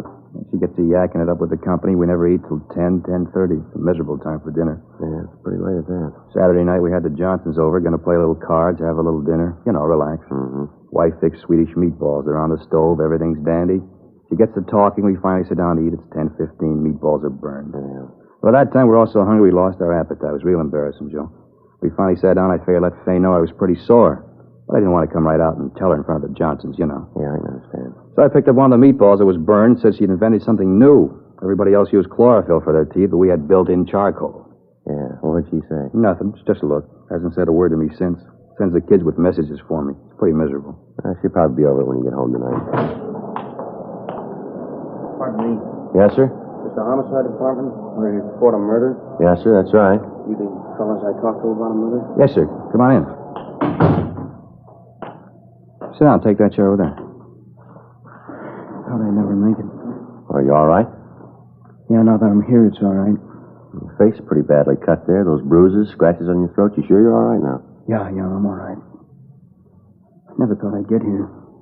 Times I was ready to quit, but then I'd think of Kevin, what they did to him, and I had to keep walking. I had to. For Kevin, I had to. Well, everything's all right now. You can tell us about it. I don't know where to start. What's your name, young fella? Bruce Hamilton. All right, Bruce. I'm Joe Friday. This is my partner, Frank Smith. Hello, Bruce. Oh. Well, we know that you must have been through a terrible ordeal, but you can tell us about it. It's all right. What day is today? It's Monday the 9th. Monday. And it was Saturday night. Just 2 days. Seems like 10 years. We just finished dinner, sitting around a fire having coffee, trying to figure out whose turn it was to do the dishes. Then we heard them. You heard them? Who's that? Horsemen. Lots of them. They rode right into the camp. One of them yelled something, and they all stopped. Stood there looking at us. We didn't know what to do, who they were. We just stood there. Then this big guy, I guess he was the leader, said something to us in Spanish. We couldn't understand him. All right, go ahead. You see, Kevin and I go to school together. Summer vacation, we decided to go down to Mexico and do a little prospecting. That's the reason we were there. Mm-hmm. Go on. We just stood there and looked at him. Big guy said something else, and then they all laughed. And he got off his horse and came over to Kevin and me. He was a big man. When we tried to tell him that we didn't know what he was saying, he laughed and turned to the other men, and they laughed too. Big guy said something else to him, and they all got off their horses and started to go through our things. Kevin told them not to and started to walk over to him to stop him. The leader hit Kevin and knocked him down. The men laughed at him, and Kevin got up and ran toward one of them. Kevin started to hit him. I broke away from the one that was holding me and ran to help Kevin. The big guy grabbed me and hit me in the face, knocked me down, and started to kick me. I heard a shot. When I looked where Kevin was, he was all doubled up, holding his stomach. He hollered at me to help him. Then the guy shot him again. He fell down, didn't move. They all laughed, thought it was a big joke. I got up, one of them shot at me. I started running. I ran as fast as I could. He kept shooting. Thought sure they'd hit me, and I kind of waited for it. Then I ran through some bushes, and I fell into this gully. Mm-hmm. When I hit the bottom, I just lay there and didn't move, almost afraid to breathe. Guess they thought they'd kill me. I see. What happened then? I waited until I couldn't hear him anymore, and then I crawled up out of the gully to see if they were gone. I wanted to help Kevin. I didn't see anybody, so I walked over to where he was. He was laying on his face. You got no idea how I felt when I turned him over. Mm-hmm. All right, we understand. Go ahead. I knew right away he was dead. It shot him in the stomach and in the chest. Shirt was all stained. There was nothing I could do for him. Nothing anybody could do. I looked at him for a long time as I cried. It was terrible. Kevin was dead and there's nothing I could do for him. Okay. What'd you do then? I buried Kevin. I looked for something to dig the grave with, but they'd taken everything, even the shovels, everything. I found a place under a tree and dug a grave with my hands. Then I went back and got Kevin. Laid him in the grave I dug and covered him up. Said a prayer for him. I did the best I could for him. Best I could. All right, son. Try to take it easy. Frank, let's get him some water. I'll take him down to the interrogation room, all right? All right. Bruce, maybe you'd like to go down the hall to another room. It's a little more quiet down there, huh? Yeah. Sorry. Crying like a kid. I guess you think it's silly, but I can't help it. It's all right, Bruce. We know how you feel. Nobody gets too old to cry. Go ahead. No, it's down this way. Okay. So tired. I'd like to get this over with. Sure. All right, here we are. Go ahead, Bruce. Want to sit down? Thanks. Here's your glass of water, Bruce. Thanks.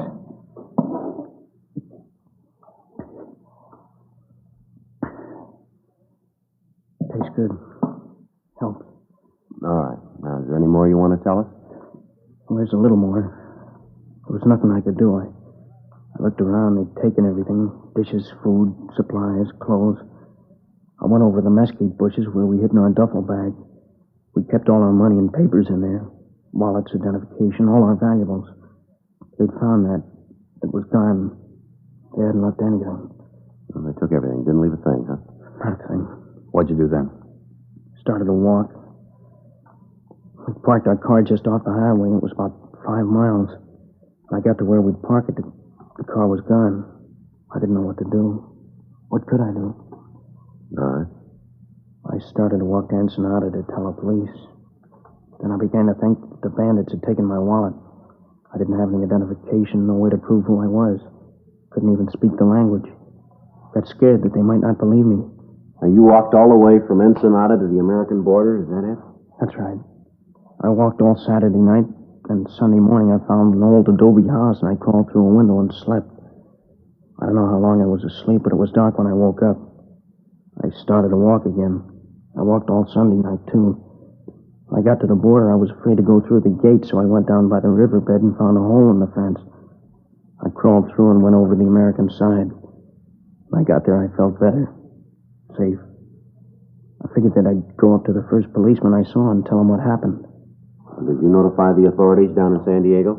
No, I got to the police station, but I didn't go in. I didn't tell them. Why not? Like I said, I didn't have any way to prove who I was. I had no money. My wallet was gone.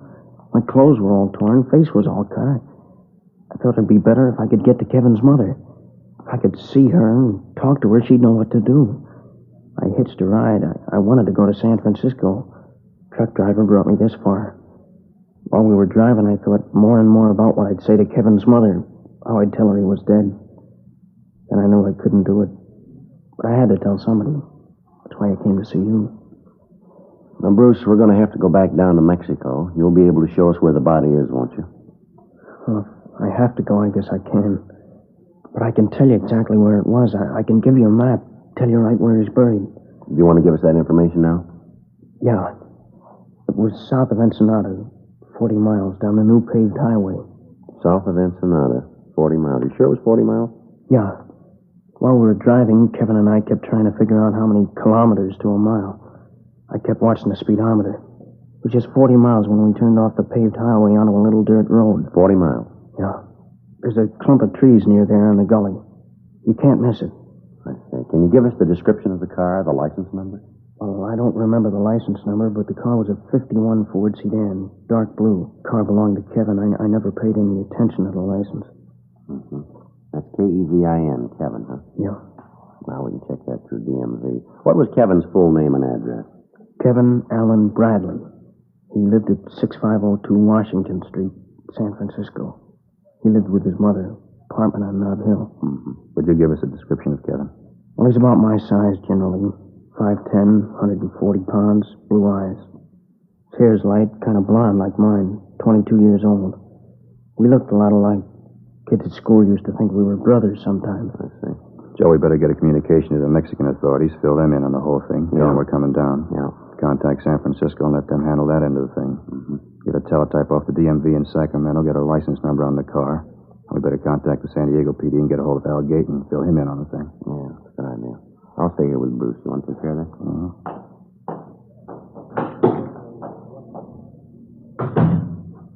Now, look, young fella, would you know these bandits again if you saw them?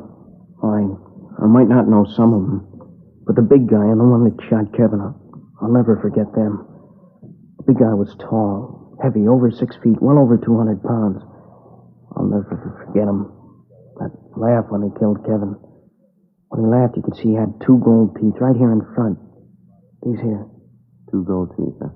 Yeah. Now, how about the other man, Bruce? Did you get a good look at him? He was a small man, dark like the leader. He wasn't wearing a hat, real thin face. His clothes were all dirty and his pants were torn around the bottoms. He was wearing those leather sandals, the open kind. His feet were filthy like he hadn't had a bath in a year.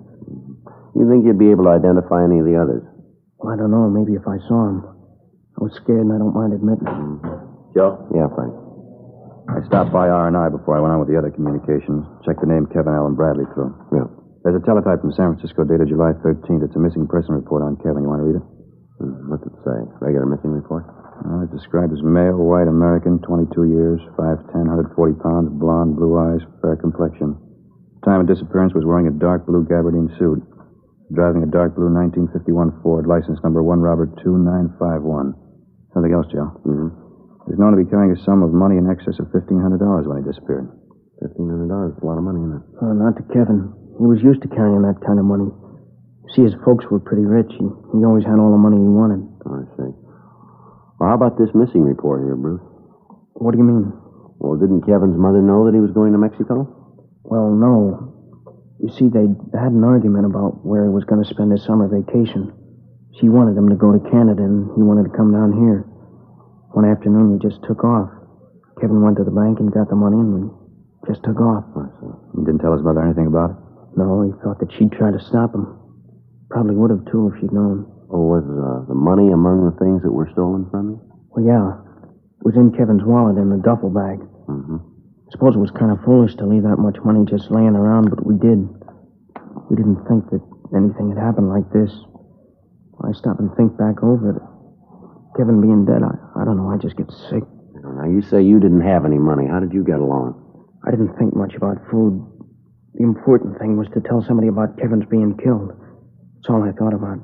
Telling somebody. Yeah, sure. Well, you must be pretty hungry then. You'd like something to eat now, would you? Yeah, it might taste pretty good. Sandwich and some coffee.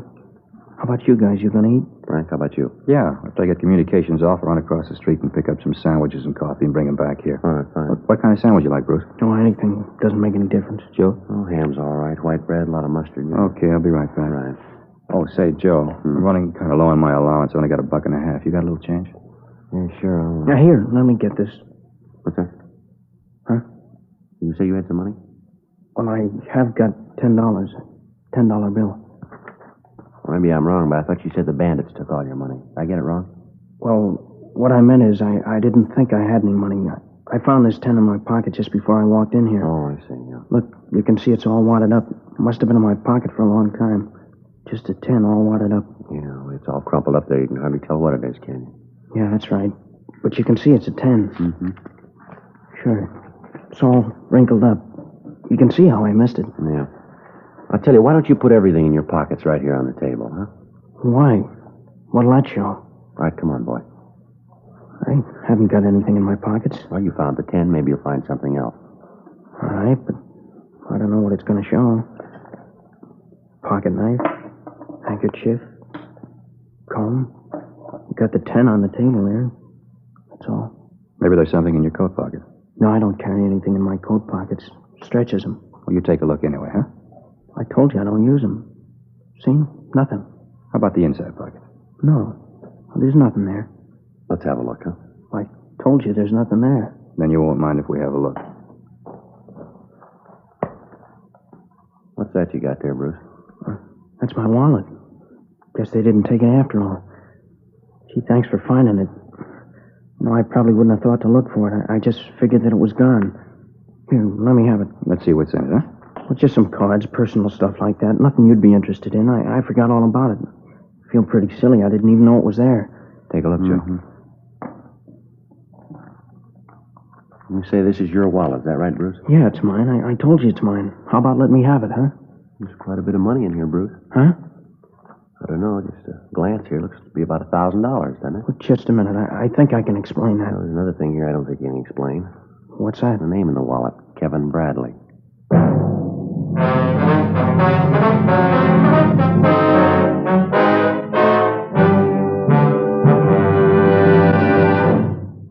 You are listening to Dragnet, authentic stories of your police force in action. Friends, the name Fatima has always stood for quality. Fatimas are distinctive, with a truly different flavor and aroma. And in king-size Fatima, you get an extra mild and soothing smoke, plus the added protection of Fatima quality. Yes, there's a good reason why Fatima continues to grow in favor among king-size cigarette smokers everywhere. In Fatima, the difference is quality. Quality of tobaccos. The finest Turkish and domestic varieties, extra mild and superbly blended to give you a much different, much better flavor and aroma. Quality of manufacture. Smooth, round, perfect cigarettes. Rolled in the finest paper money can buy. Quality, even to the appearance of the bright, sunny yellow pack, carefully wrapped and sealed to bring you Fatima's rich, fresh, extra mild flavor. So next time, insist on Fatima quality. Look for the bright, sunny yellow pack. Smoke Fatima, the extra mild and soothing king-size cigarette, with the added protection of Fatima quality.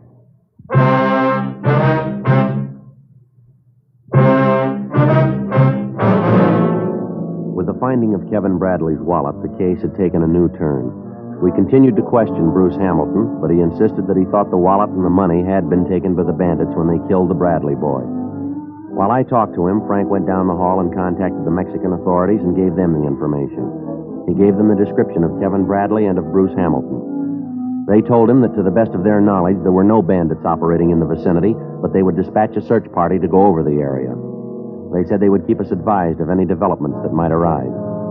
Frank also contacted the San Francisco Police Department and gave them the information. They said they'd take care of that end of the investigation.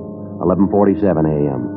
Frank came back to the interrogation room, and we continued to question the Hamilton boy. I told you all I know. I don't know how the money got there. I was as surprised as you were. I don't understand it. You gotta believe me. Yeah, well, you're making it pretty tough to believe, Bruce. It's kind of hard to buy the fact that over $1,000 in Kevin's wallet turns up in your pocket and you don't know how it got there. But it's the truth. I don't know how I can convince you that it's the truth. Well, there are a couple of other things that aren't clear here. What? Tell me. I'm not lying. I've got nothing to hide. What's not right? Tell me. Well, this business of not telling the authorities. I told you I was scared that they might not believe me. You can understand that, can't you? Well, maybe up to a point. I thought that if I could get to Kevin's mother, then she could take care of it. I didn't know what else to do. Then when I got to L.A., I had a chance to think about it, and I couldn't go through with it. I couldn't tell his mother. I couldn't face her. Bruce, when you described where we could find the body, you said it was about 40 miles down the paved highway, that right? That's what I said. Well, how long has it been since you've been to Mexico? Well, I told you I just came back from there. Don't you believe anything I've told you? Well, Joe and I just finished an investigation down in Mexico. Investigation took us about 70 miles south of Ensenada. We found the highway paved for only about 5 miles south. You say 40 miles. How do you explain the difference? Well, maybe I was wrong about the distance. Well, you're pretty sure when you first told us about it. Well, maybe I made a mistake. There's something else, Bruce. It's a little hazy here. I told you I want to help anything. How far south of Ensenada did you say you were? I said about 40 miles now. I'm not sure. But you are sure that it was south of Ensenada? Well, yeah. And Kevin was killed on a Saturday night? That's right. And you started for the States right away? That's what I said. I started walking as soon as I found the car was gone. And you walked all the way to the border? Well, that's right. How'd you walk? What route did you take? I told you I stayed off the road. I was afraid of the bandits coming back. I walked along the roadside and then through the hills. I got off the roadside whenever I saw anybody coming. But you did walk all the way. Yeah, that's right. All the way from Ensenada to the border. And it took you how long? Oh, Saturday night and Sunday night. I got a ride in San Diego in the morning. What time do you figure that you started for the border? Maybe 11:30, midnight. I don't know for sure. And you stopped at dawn? Well, yeah, I stopped and slept. Then I woke up and I started to walk. And you're asking us to believe that you walked over 100 miles in less than 14 hours. Is that right? Yeah. Through country like that? What do you think? That I'm making the whole thing up? Look at my face, my back. Here, look. Does this look like my imagination? You could have gotten these in a fight with Kevin. Maybe he didn't want you to take the money. You keep talking about the money. I try to tell you I don't know how the money got in my pocket. I don't know anything about it. You think I killed Kevin, is that right? Yeah, it looks that way, doesn't it? But he was my best friend. I had no reason to kill him. He was my friend. Now, look, son, we better get this thing straight for you. You've opened up a can of beans here. You waltz in here and give us a cock and bull story about this killing. Parts of your story we can't buy. Why are you trying to sell it to us? You lied about the road. You lied about the money. The story about how you walked doesn't ring true. You want to know what I really think, Bruce? I think the whole thing's a lie, from start to finish, a lie. Now, let's come off it. Who killed Kevin Bradley? I don't know.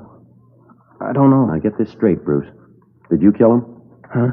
Did you kill Kevin Bradley? Is that the reason for this story? No, I didn't. Well, somebody did. Can you tell us who? You're getting me all mixed up. You're the one that's getting it mixed up, Bruce. We just want to know who killed Kevin Bradley. We think maybe it was you. Looks like it might have been. No, it couldn't be. Leave me alone. I didn't do it. Why couldn't you have done it? Looks like you did. Because Kevin Bradley isn't dead. What's that? He was never killed. I'm Kevin Bradley.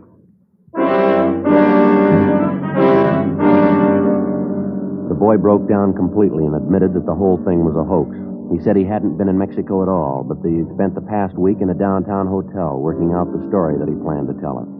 He admitted that the wounds were self-inflicted. He explained that he had scratched his own face and hit himself with a rock to produce the cuts and bruises. He went on to say that he had picked Mexico as the scene of the false killing because he thought the story would be more difficult to trace. Like many citizens, he was unaware of the close cooperation between American law enforcement agencies and the Mexican authorities. We asked him about the existence of a Bruce Hamilton, and he told us there was such a boy in his class at school. 12:50 p.m. The communication had come through from San Francisco, and the teletype said that Mrs. Bradley was en route to Los Angeles to aid in the investigation. When we told Kevin about this, he lapsed into silence, and for another hour refused to say anything. 2:05 p.m. All right, now look, boy, you've been sitting there for an hour and you haven't said a word. If there's something you want to say, we'll listen. There's nothing to say. I tried to get away from her. All my life she's told me what to do. I tried to tell her, but I couldn't. Nobody would understand. You don't, you can't. Every time I tried to get away, she'd say something or do something, so I couldn't leave. I was trapped, and I didn't know what to do. Then I thought I did know, and even that didn't work. I thought that if you told her I was dead, she'd forget me. Leave me alone. I can't even die right. Kevin, you're here. I knew what they told me was wrong. I knew you were all right. Hello, Mother. What happened to you, Kevin, darling? Your face, your clothes. Oh, my poor baby, how did this happen? Are you all right? Oh, your poor face all cut. What's happened, Kevin? It's all right, Mother. No, it's not all right. I don't know what happened or who did this awful thing, but I'll take care of it. Officer. Yes, ma'am. What do you know about this?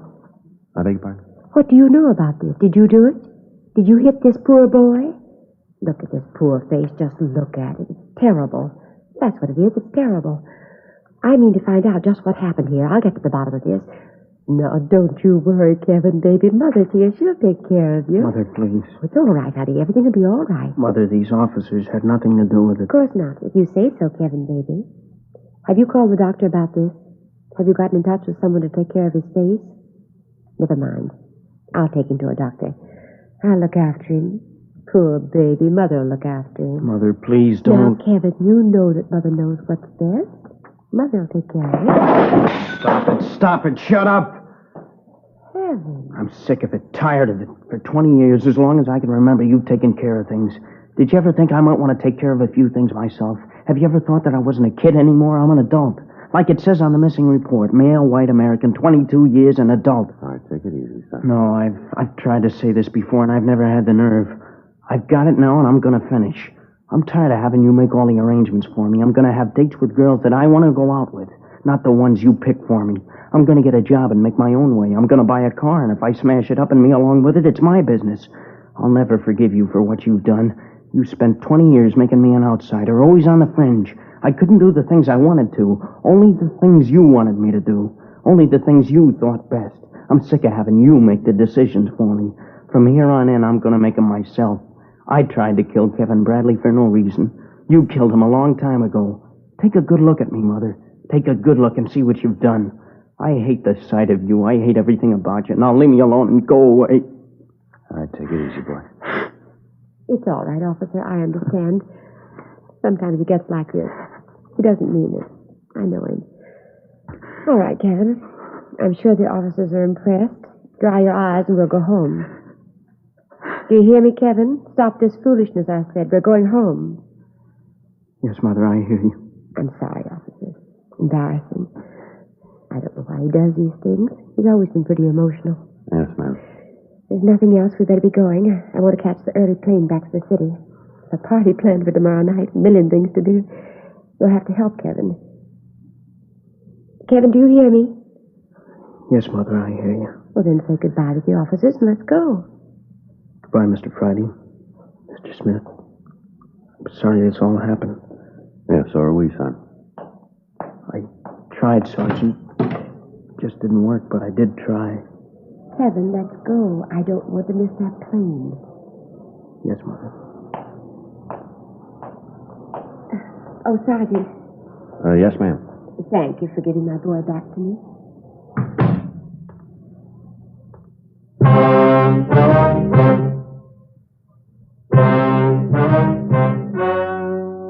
The story you have just heard was true. The names were changed to protect the innocent.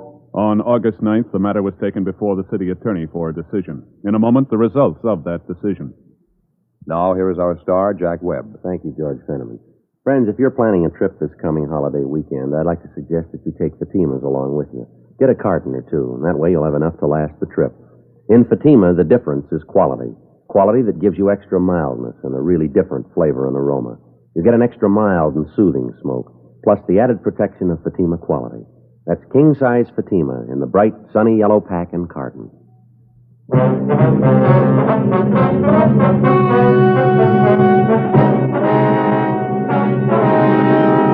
In the interest of justice, there was no complaint filed against Kevin Allen Bradley.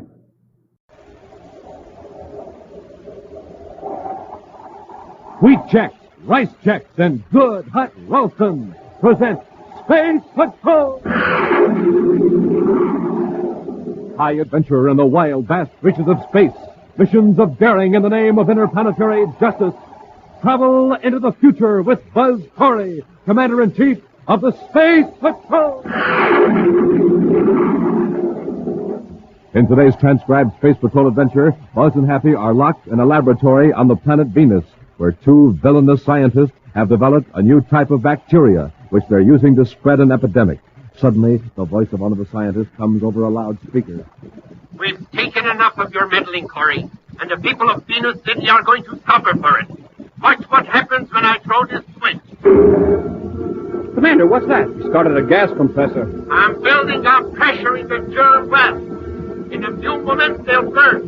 Bacteria will be scattered all over the city. Listen to reason. Turn that off. Don't worry, Corey. The germs won't harm you. You'll be destroyed first by the explosion. We'll return in just a moment with today's exciting Space Patrol adventure, the Indestructible Germ.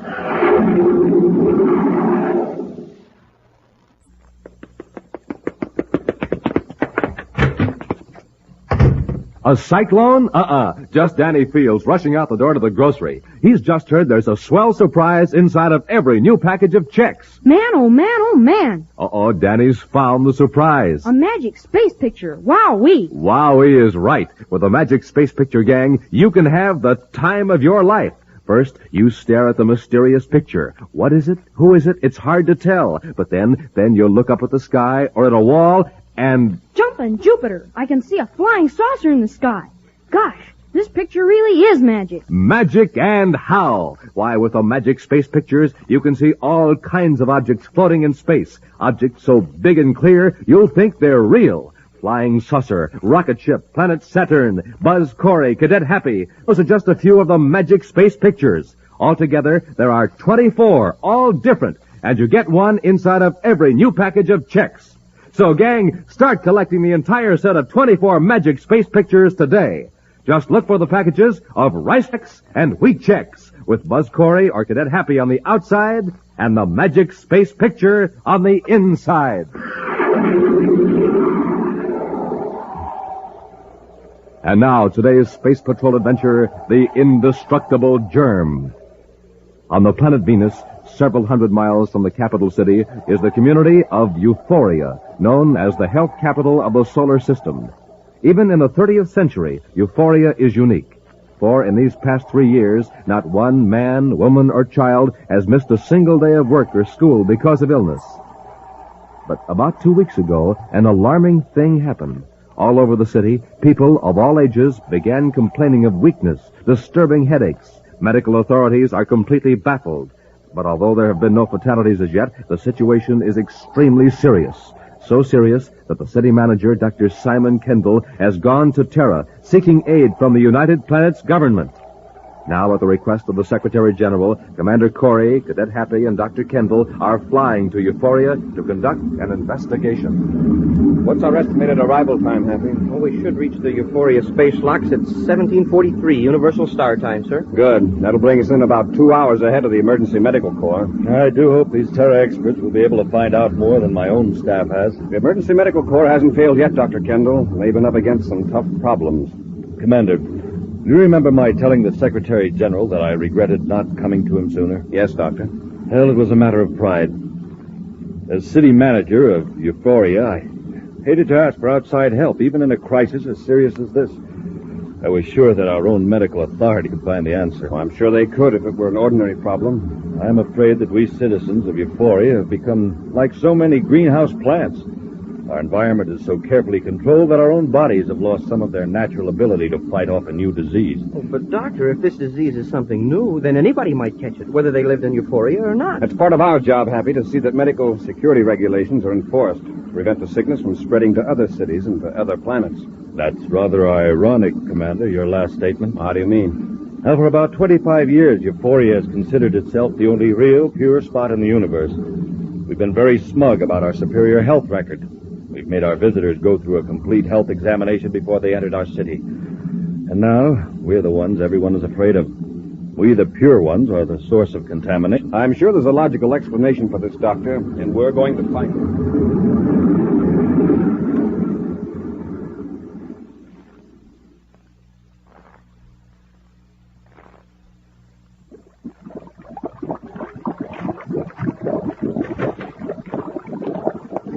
Miss Braden. Yes, Garn, what is it? Well, I know you don't like to be interrupted when you're in a lab, but I thought this was important. Is it about Euphoria? Yes, the city is quarantined. No one can enter or leave without an official space patrol permission. Oh, that's not so good. Not good? It means we won. We never dreamed our indestructible germs would be that effective. Yes, but what about our agents there? They'll have to stay in the city now. Yes, that's right. I never thought of that. If they have to stay there, they may come down with the sickness. Better if they do, then they won't attract attention. But if they get panicky and try to escape, they'll be caught and expose us. Then hadn't we better shut down the lab and leave Venus City? No. Venus City will be the headquarters of the scientists trying to stop the epidemic at Euphoria. We'll stay here so we'll know every move they make. Well, we won't need this germ-breeding apparatus anymore. Euphoria is completely contaminated. We have to get rid of it. You amaze me. We've spent 2 years perfecting this culture process. 1 year building it and another creating a new type of bacteria. And you want to destroy it. But we achieved our purpose. Dr. Kendall is ruined professionally. You know, if this disease ever gets a name, it'll probably be called Kendallitis. But we've got something big here, something important. What worked at Euphoria can work in other cities. You mean you want to infect other cities, too? Perhaps. Just think, Scarn. You and I both hate Dr. Kendall for getting us discharged from Terra University faculty. Yes, and we have the right to hate him. But we've done him more harm than he ever did us. So let's forget him. We can become rich and famous. How? We've produced an indestructible germ right here in our laboratory. Suppose we keep working and find a way of destroying this new type of bacteria. You mean develop a cure for the disease? Of course. Then we can start an epidemic all over the solar system. Before the smartest scientists can begin to make headway, we step in and offer a remedy. Yes. Then we'll be heroes. We'll be the scientists that saved the universe from candleitis. That's right, Scarn. Oh, wait a minute. Suppose somebody beats us to it, discovers a cure before we do. Oh, that's very unlikely. Well, frankly, I'm getting worried. Suppose there's an accident here in the lab. Suppose we get infected. Oh, we've taken every precaution. I know, but an automatic process is very complex. Something might go wrong when we're not here. The germs might escape. I've taken care of that. If there's any leakage in the apparatus, a warning bell will ring. If we're here, we can correct the trouble. But if we're not, the entire lab will be seared with fire. Not even these germs will survive that. I suppose you're right. But nothing's going to happen. Now, let's start working on a cure for our super vaccine.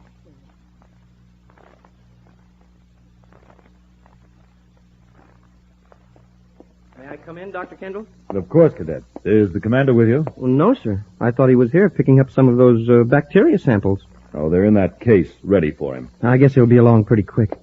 So you finally isolated the bacteria, huh? Yes. It seems to be a variety. It has an amazing resistance to ordinary germ-killing chemicals. In fact, it almost seems to thrive on them. Wow. We've never seen a single type of bacteria that can endure such a wide range of adverse conditions. No wonder you can't stop the epidemic. And it's getting worse. Our industries are being forced to shut down for lack of workers. Well, what if it spreads to other cities, Doctor? I'm hoping that the scientists at Venus City will be able to find a way of destroying the bacteria without harming human beings. Well, they've done it with nearly all the other diseases. Yes, but over a period of centuries. We scientists have been boasting of the fact that we found permanent cures for all the serious diseases. Now we've got this new one. It's as though nature were telling us you're becoming a little too conceited, little men. Oh, there you are, Happy. Oh, I thought I'd wait here with Dr. Kendall, sir. Good. Doctor, do you have those germ specimens? Right here, Commander. Fine. I'm doubling the security guard here at Euphoria. One of your citizens jumped quarantine. What? An employee at the atmosphere washing plant, Lyle Vosper, left the city without permission. Was he infected? Yes. He was told to report to the hospital. Instead, he managed to steal a doctor's credentials and escaped in a surface car. He's believed to be heading for Venus City. He's got to be stopped before he spreads the sickness. I know. I've alerted Venus City Space Patrol, and Happy and I are blasting off for there right away. Get the bacteria specimens, Happy.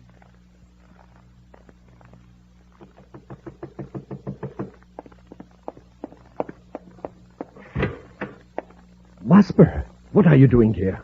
Where's Miss Brayton? She's not here right now. How did you get out of Euphoria? I had to. I've got the sickness. And you came directly here to our lab, you fool. Come in so I can shut the door. Scarred. You and Miss Brayton have got to cure me. What makes you think we have a cure? We've got to have. You told me nothing would happen to me. You said all I had to do was put some of the bacteria in the final stage of the atmosphere purifying system, then come back here after the epidemic started. Yes, but we underestimated the strength of the bacteria. We didn't expect a quarantine to be slept on the city so quickly. You've got to help me. I'm sick, Scarn, sick! Let go of me. Control yourself. Help me, Scarn, help me! I'll help you. That'll keep you quiet.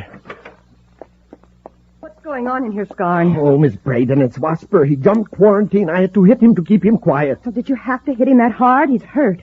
Oh, well, lock him up till he comes to. Then we'll decide what to do with him.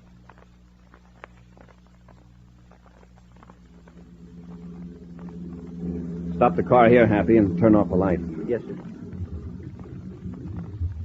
Now, from here we can watch this whole row of buildings. Which one is Vosper in, sir? Well, we can't be sure, Happy. Our agent trailed him to the neighborhood and then lost him. One thing's sure, he hasn't left the area. He'll have to come out to get something to eat. Yes, or someone will bring him food. If we watch carefully, we might be able to get a tip-off on where he is.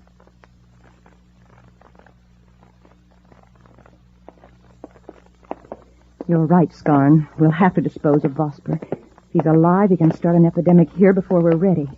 Or else the Space Patrol will find him. Come on, let's get him.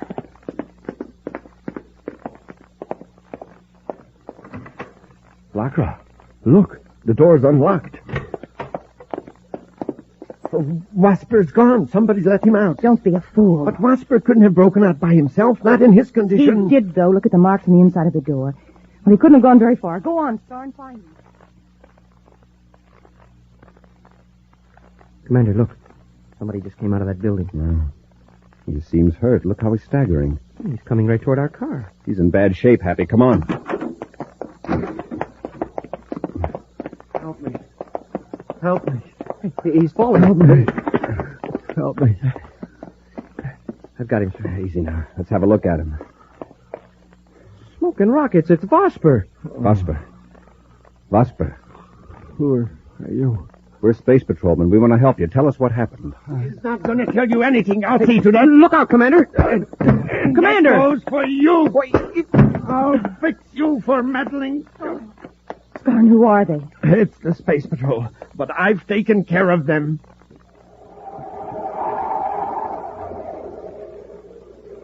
We'll return to Space Patrol in just a moment. How does he do it, Space Patrollers? He sees flying saucers in the sky. He sees a robot man on the wall. He sees the planet Saturn floating in the clouds. You bet I do. And sometimes, up there in space, I see a rocket ship or speeding jet car. How does he do it, gang? What magic power does this boy possess? No magic power to it. Magic face pictures. That's my secret. Yes, sir, Space Patrollers. That's the secret, Magic Space Pictures. And with these wonderful pictures, you can see flying saucers and robot men in the sky, too. You can even see pictures of Tonga in the sky, and Major Robertson, and Carol. Pictures so big and clear, they practically look real. It's fun, gang, and it's easy. You just stare at the magic space pictures, look up into the sky, and zowie! The magic goes to work. There in the sky, you see the magic space picture real big and real clear. There are 24 different magic space pictures, and you get one inside of every new package of checks. So start collecting those wonderful magic space pictures now. Swap them with your pals. Be the first one in your gang to have the whole set of 24. Here's all you do. Just get the new packages of rice checks or wheat checks with Buzz Corey or Cadet Happy on the outside and the amazing magic space picture on the inside. And now back to our Space Patrol adventure, the Indestructible Germ.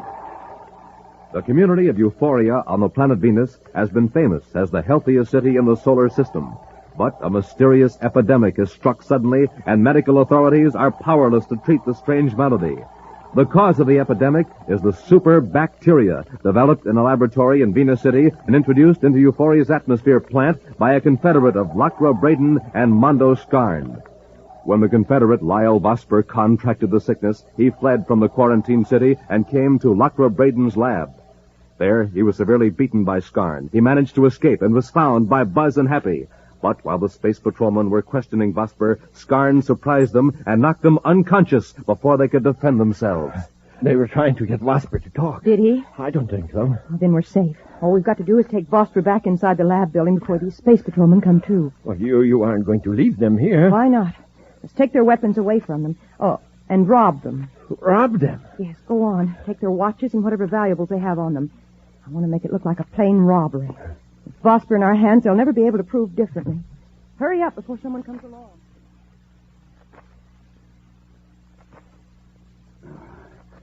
Happy, all right? Oh, not too good, but I'll live. Did you see who hit us?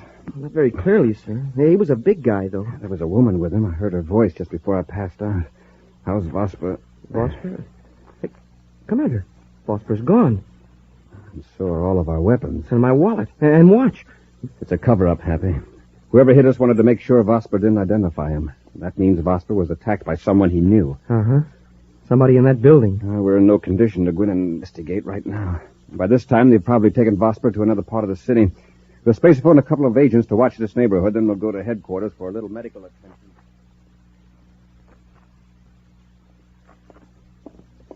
We're going to have to take Vosper away from the lab to dispose of him. The space patrolmen may have seen him come out of this building. That means they'll send someone here to search. Well, what about the bacteria process equipment? Leave it just as it is. Unlock the door and get Vosper. We'll carry him out the back way.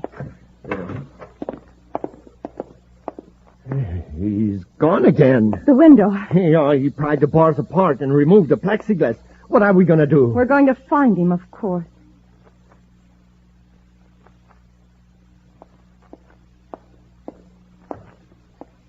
Good morning, Commander. Good morning, Happy. How do you feel? Oh, still a little groggy, sir. The doctor says I'll probably have to wear these bandages for a week. Both of us are looking as though we made a crash landing. Anything new from the lab, Commander?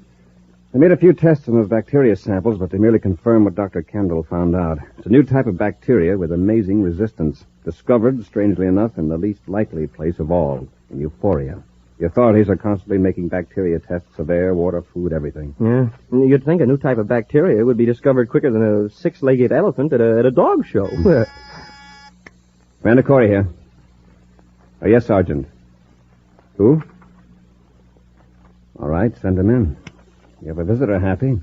Lyle Vosper. Vosper? At least that's the name he gave Sergeant Clary at the reception desk. Commander Corey? Yes, come in. You are the Lyle Vosper who jumped quarantine at Euphoria? Yes, Commander. And the same man we found last night on Pollock Street? I don't recognize you. I was pretty dazed. But you seemed to be ill last night, so ill you could hardly talk. Yes, I know. Happy, would you say this was the same man we saw last night? Well, it sure looks like him. He looks a lot healthier. Well, perhaps we should find out who his doctor is. I haven't been to a doctor. I guess I just healed quickly. We'll go into that later. Vosper, why did you leave Euphoria? You knew the city was under quarantine. I know, Commander. I was frightened. I knew I was coming down with that sickness. And yet you endangered the lives of others. Yes, I know I was wrong. But jumping quarantine isn't my worst offense. I'm here to give myself up and tell you the whole story. Let's hear it. I was sent to Euphoria to start that epidemic. You started it? Yes. I was hired by a woman named Lachra Brayton to plant the bacteria in that city. Well, why would anyone want to do that? Lachra Brayton and her assistant, Mondo Scarn, wanted revenge against Dr. Kendall. He got them fired from Terra University a few years ago, and he discovered they were embezzling university funds. Then it was Scarn who followed you last night and beat up Cadet Happy and me. That's right. They planned to do away with me, but I got away again. Do you know where they got the new type of bacteria? By artificial selection. They have an automatic breeder.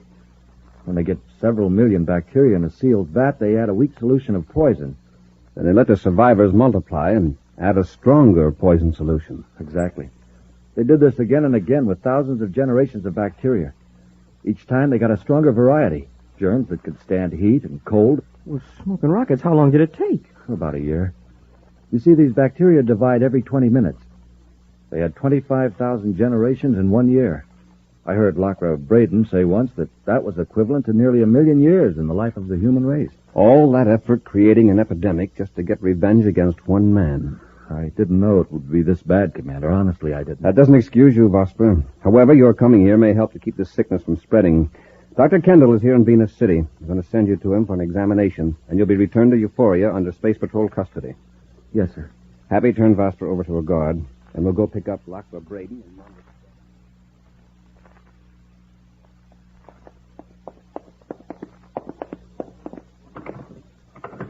The door's locked, sir. Lachra and Scar must have decided to get out of the city after Vosper got away. Let's have a look. Use your electronic key, Happy. Yes, sir. Okay, let's go in. Here's the lab, sir. Take it easy, Happy. There may be someone in there. I'll go first.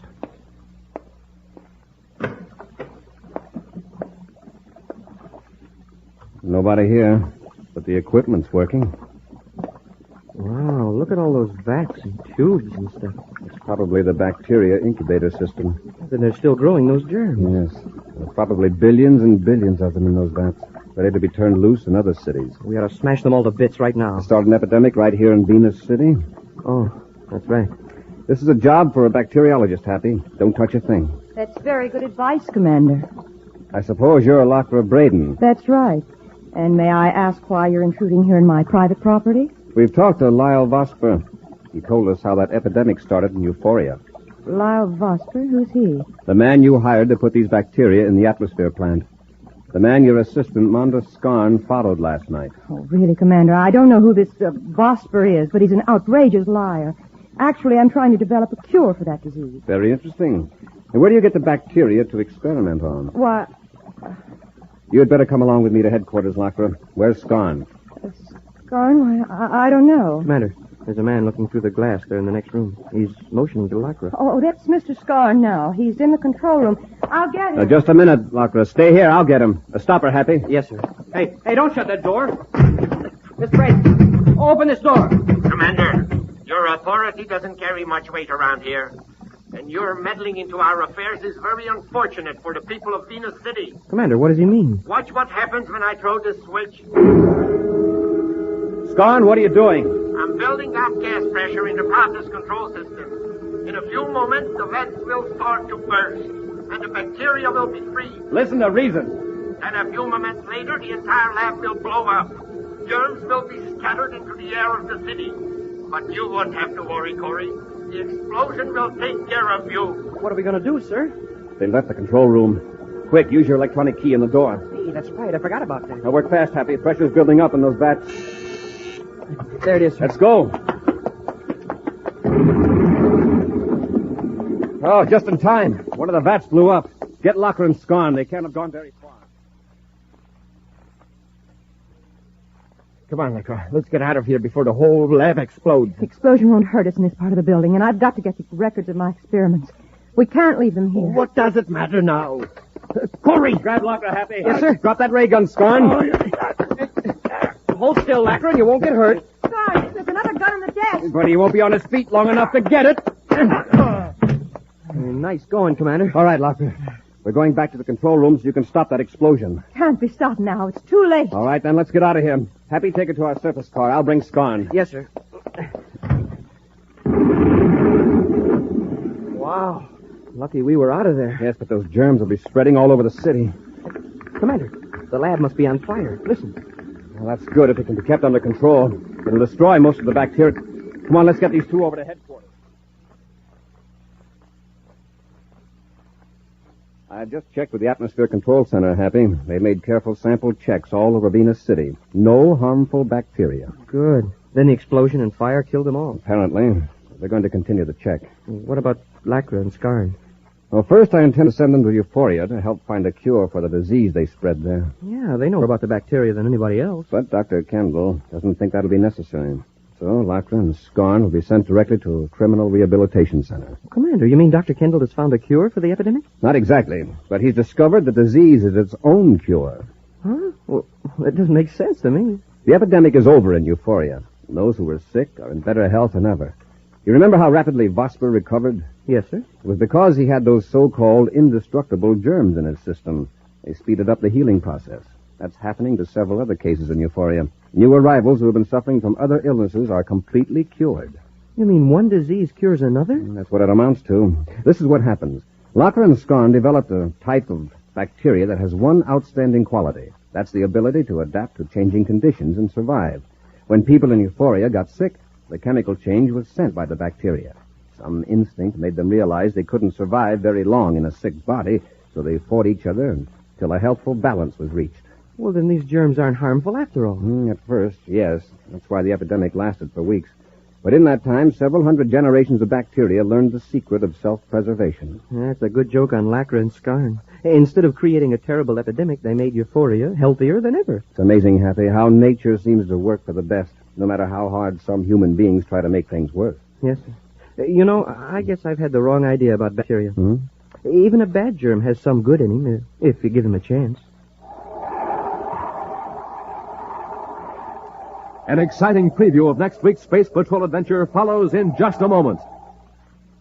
1, 2, 3, 4, 5, 6, 7, 8, 9, 10, 11, 12, 13, 14, 15, 16, 17, 18, 19, 20, 21, 22, 23, 24. Yes, sir, Space Patrollers, there are 24 different Magic Space pictures. And Buzz Corey wants you to have all of them.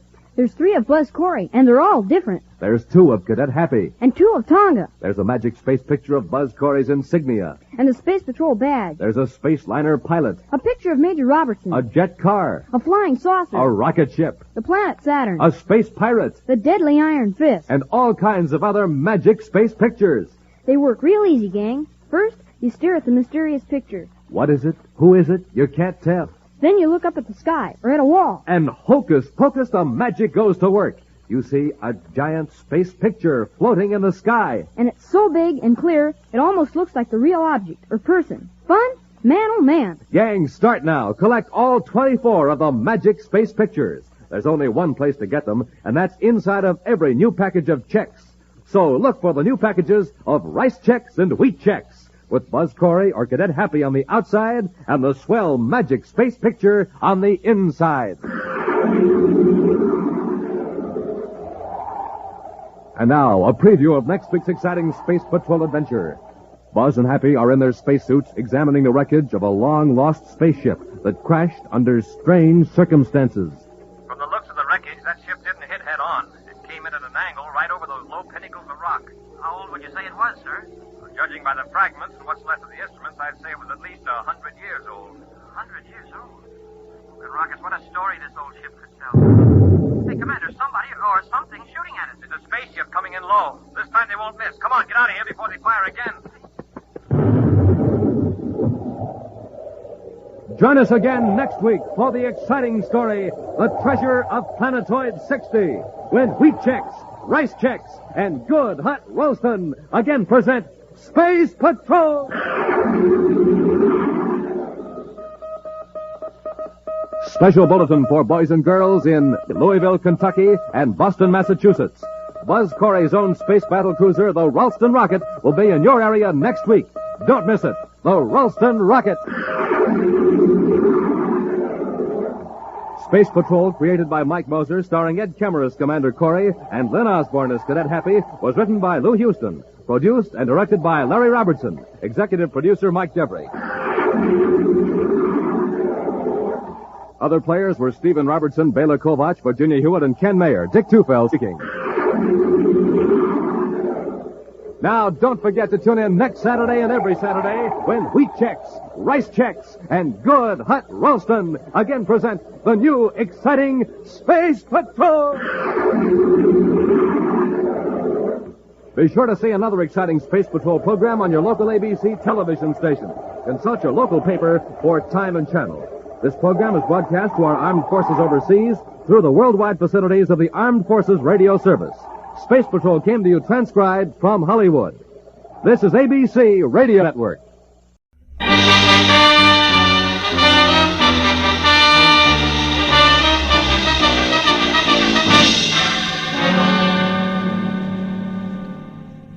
longer I sat in my office with my feet up on the desk and thought about it, the more convinced I became. Paul Niles was unquestionably the handsomest man I'd ever seen. He had a face that belonged on a Greek god, only his features were better, more finely chiseled. They looked as though they'd been molded out of alabaster from a blueprint by some inspired genius. And the classic side view he presented made the great profile show up like a bowl full of shredded wheat. In fact, the guy was much too good to be true in more ways than one, which had been my original impression of Niles when I'd first met him, just 2 hours ago at the corner of Sunset and Cahuenga, and at his insistence had driven him around the quieter streets of Hollywood in my car while he tried to hire me. He was scared stiff, but that was all he would admit to, and as he talked, I wondered what it would be like to have a face like that. Must become quite a problem. Women cluttering up your life. Marlowe, you're not listening to me. Unless you help me, I'm going to be killed. Soon, tomorrow, tonight, maybe in the next 10 minutes. I must have protection. From what? Who's after you? A girl. Her name is Nora Kirby. She's threatened my life, and now she's here in town. She actually intends to go through with it. I found out where she's staying. I went there to talk to her, but she was out. Why is killing you so important to her? Well, I don't even know for sure. It's something ridiculous. Nora Kirby obviously doesn't think so. Let's have it, Niles. Why? I can't tell you that. I see.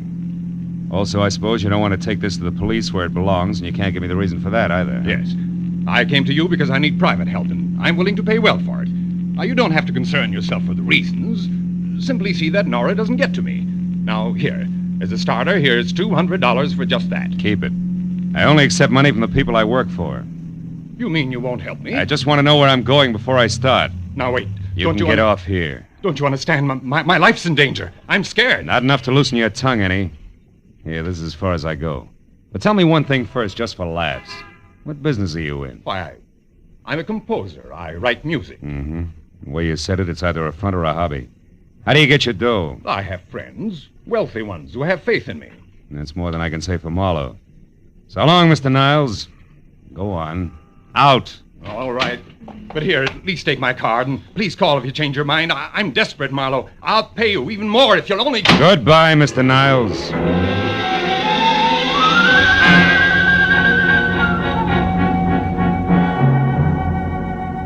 That was the way I'd left it 2 hours ago at 8. And I'd spent the time in between trying to referee a tug-of-war in progress with the feeling I had that I'd been stuffy on one end and my undernourished bank account on the other, and was slowly but surely getting no place. So when the break came, I grabbed at it. Hello, Marlowe speaking. Marlowe, this is Paul Niles again. Oh? I've thought it over. I'll tell you everything if that's the only way, because I've got to have help before it's too late. That's better. Where are you? In my studio, 3893 Avenida del Sol. 3893. That's off Coldwater Canyon, isn't it? Yes, now get over here right away, will you? Wait a minute, Marlowe, there's someone here. Somebody just came in now. What? Niles? Who's there? Who is it? Nora, is that you? Oh! Niles! Niles!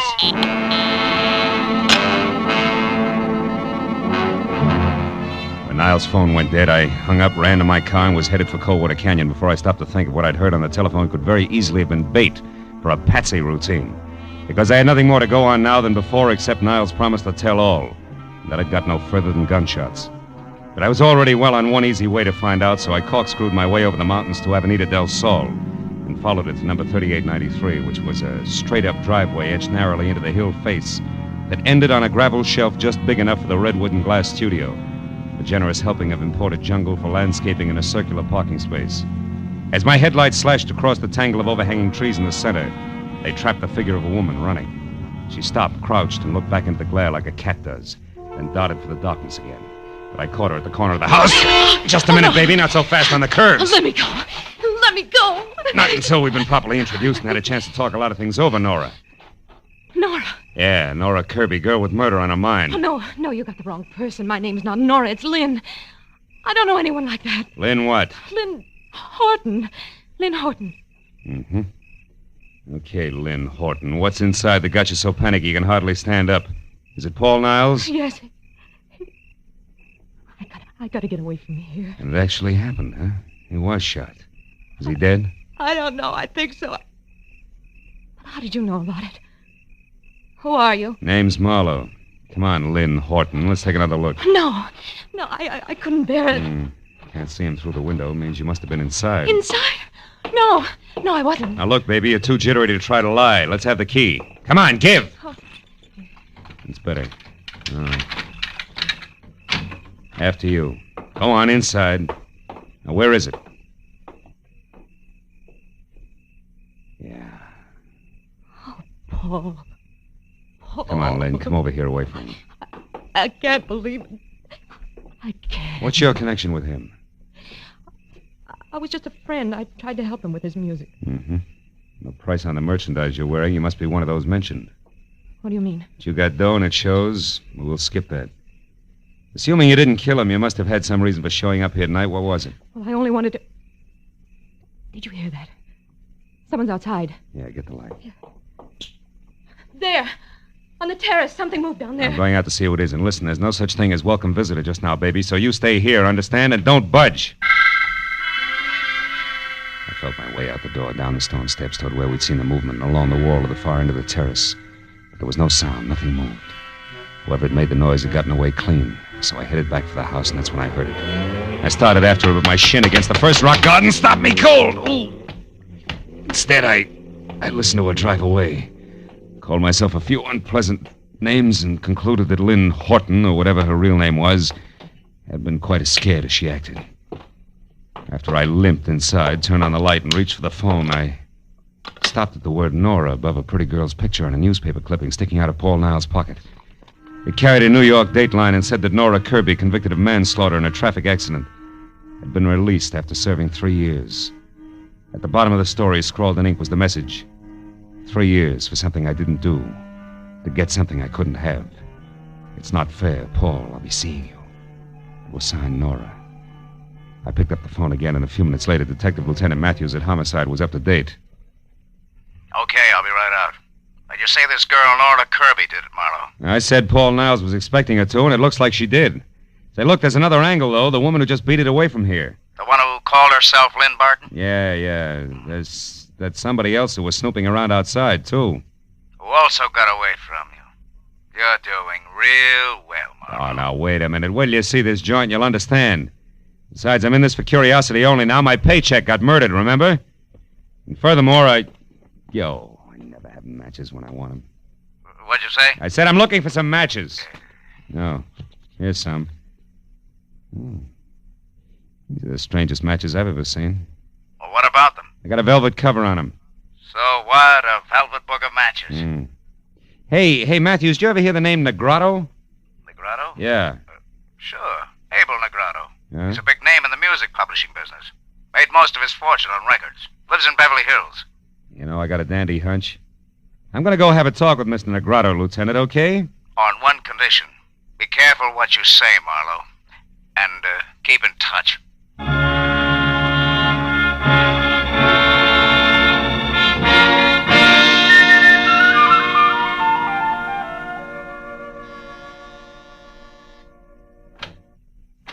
Good evening.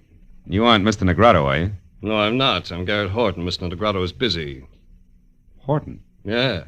Something wrong with that? No. No, it's a more common name than I suspected, that's all.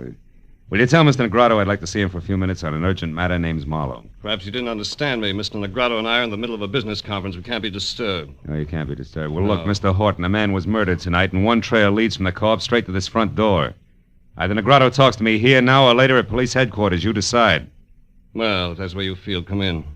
You an officer? Not exactly. I'm a private detective. I see. Well, follow me.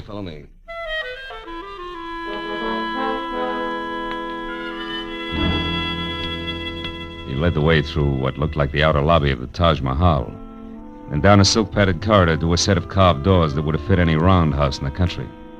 When we walked in, a man glanced up from a stack of papers and with a pair of eyes that belonged on a shark, did his best to look a hole through me. Horton introduced us. This is Mr. Marlowe, private detective. Mr. Negrotto, I'm looking for a girl named Nora Kirby in connection with the murder of one Paul Niles tonight. She either committed the murder or knows who did because she was there and saw it. And what exactly brings you to my house? Well, I found this book of matches near the door of the dead man's studio. I think it's yours. It is. Go on. Any idea how it got there? None whatever. And until you mentioned their names, I'd never heard of either Nora Kirby or Paul Niles. How about you, Mr. Horton? No, I'm afraid not. Oh, there's my wife. Oh? I'm sure you'll want to give her the third degree, too. Oh, just a moment. Lynn, darling. Come in here, please. Lynn, this is Mr. Marlowe. How do you do, Mr. Marlowe? I'm glad to know you, I'm sure. Thanks. I'm pleased to meet you, Mrs. Negrotto. Your brother and I have been trying to convince Marlowe here that we didn't commit murder tonight, but he thinks we did because he found this book of our matches near the corpse. Can you explain it, my dear? Why, no. I can't imagine. The man's name was Niles, Lynn. Paul Niles. Mean anything? No, nothing. How about Nora Kirby? I don't think I've ever heard the name before.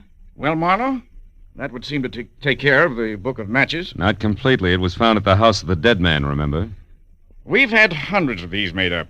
Passed them out freely. I think you've taken up quite enough of our time with this absurd business, Marlowe. So now I'll ask you to leave. I'll show you out. Don't Marlowe. bother. Now listen, Negrotto, and listen closely. I've been taking it easy so far, but somebody in this room is absolutely certain how those matches got out there. I know that for a fact. And I'm a private detective, don't forget. So if you suddenly remember something that needs talking over, I'll be in my office for 1 hour, but not one single minute longer. Good night, all.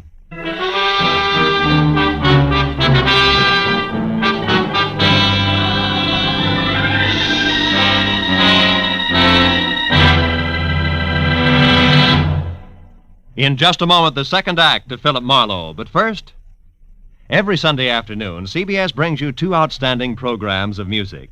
Gems from the great composers, played by the Symphonette, and the sweet, memorable songs of the outstanding modern composers and semi-classicists, sung by the Choraleers.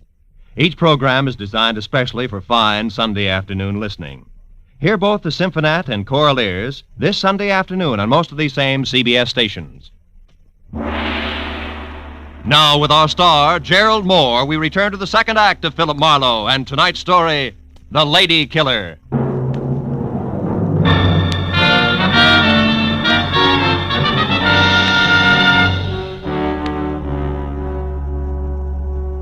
When I started back from my office on Cahuenga, I figured that there was an even chance that the double talk I'd left in my wake might stack up in the center of the Negrotto living room floor like so much dynamite, which, if touched off by the book of matches, could cause an explosion that would jar loose a few facts about the lives and loves of the late Paul Niles. Facts that would make finding Nora Kirby and clearly understanding her motives something less than impossible. And 20 minutes later, when I was slouched behind my desk and listening to the staccato report of a pair of high heels clicking sharply toward my door. I had a hunch that my theory of violent detonation was not just wishful thinking. When the door opened without the formality of the knock, that hunch turned a sure thing because the visitor was the not-quite lady called Lynn. Mr. Marlowe, And before she could speak her piece, the phone rang and sure thing graduated to cinch. It was another Negrado, the one named Abel. Marlowe, I suppose it's stupid of me to make this call, but frankly, your visit here has left me curious. You have a minute? Yeah, I think so. Hold the wire, will you? I need a light. Be with you in a second, Mrs. Negrado. All right, but what I have to say is important, Marlowe, so make it fast, will you? Just as fast as I can. I don't think your husband has much to say to me. Husband? Mm-hmm. That's Abel you're talking to? Yeah. Now, do you mind handing me those matches there? Thanks. Hello! Sorry to have kept you waiting, Mr. Negrado. I never seem to be able to hang on to matches. That's odd. You apparently did all right on that score tonight, Marlowe. Is that the reason for the call? More or less. Marlowe, you know as well as I do that servants, guests, anyone who's ever been in my home could have left those matches near the body of that Paul Niles. That's right, Mr. Negrado. Anybody. Which also includes you, your wife, your brother-in-law, and others in the family I've still to meet. What's your point, please? I'm in a hurry. Very well. Marlowe, I called to find out if you're holding anything back from me. If this murder concerns the Negrados beyond the appearance of those matches. I can't say. Because there is something. Because I don't know. Anything else? No, there isn't. Yes, Marlowe, there is. Oh? To be honest, I admire the way you handle the situation. What's your address? I may have work for you soon. Tonight. Thanks, Mr. Negrado, but I don't think I'll be available. At least not till I get through with the job I'm on. Which is what? Handling dynamite while I play with books of matches. Good night, sir. What did he want, Marlowe? Among other things, an express desire to hire me. To do what? Report on you, I suppose. He didn't say. What makes you think that's what he wanted? Addition, Mrs. Negrado. A rich old husband, a beautiful but bored young wife, and an unemployed Adonis always add up the same way. Also, you were here in my office just about clinches things, not to mention your presence near the corpse, the key you used. And I've heard enough, Marlowe. Look, I didn't want to get mixed up with Paul. I couldn't help myself. I swear I couldn't. He was different, Marlowe. Handsome. More charm than I'd ever known in anyone. Yeah, a real lady killer, I know. What are you getting at? Just this. I'll pay you any price you name. Only don't tell Abel that I had anything to do with Niles. He's a jealous man, Marlowe. Insanely jealous. If he knew about us, he'd... Kill Mrs. Negrado? I don't know. Marlowe, what do you want? Right now, everything you know about Nora Kirby. But I've never heard of her before tonight. You're lying. No, I'm not. It's the truth. No. Now, what do you want? Nothing. Good night. You mean you won't say anything? Oh, Marlowe, I don't know how to thank you. Don't try. Also, don't get mixed up about me, baby. The fact that I won't blackmail you doesn't mean I don't like you. The door, Mrs. Negrado, leave it open on your way out, will you? I'm expecting another visitor. No, my husband. No, just another man. The anchor man on a triumvirate I once left some dynamite with. I won't bother explaining that. Goodbye, Mrs. Negrado.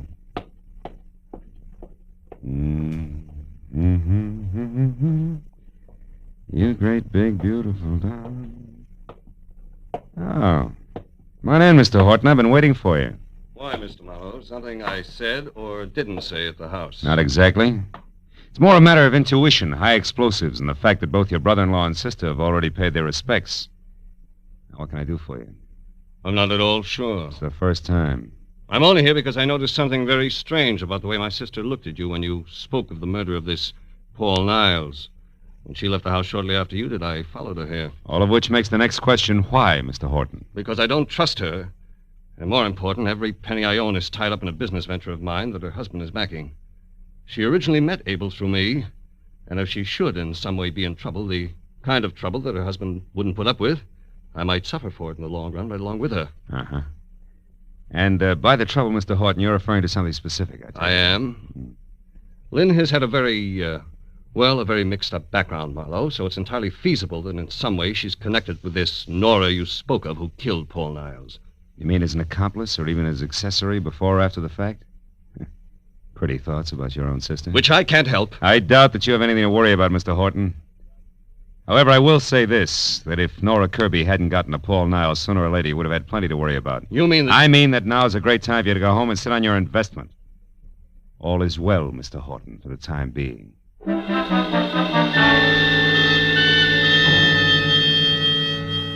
A moment after Horton left the office, I came to the hollow conclusion that although my little bombshell had exploded on schedule, damages had been light and it jarred loose neither fact nor fancy about the late Paul Niles and much less about the elusive Miss Nora Kirby.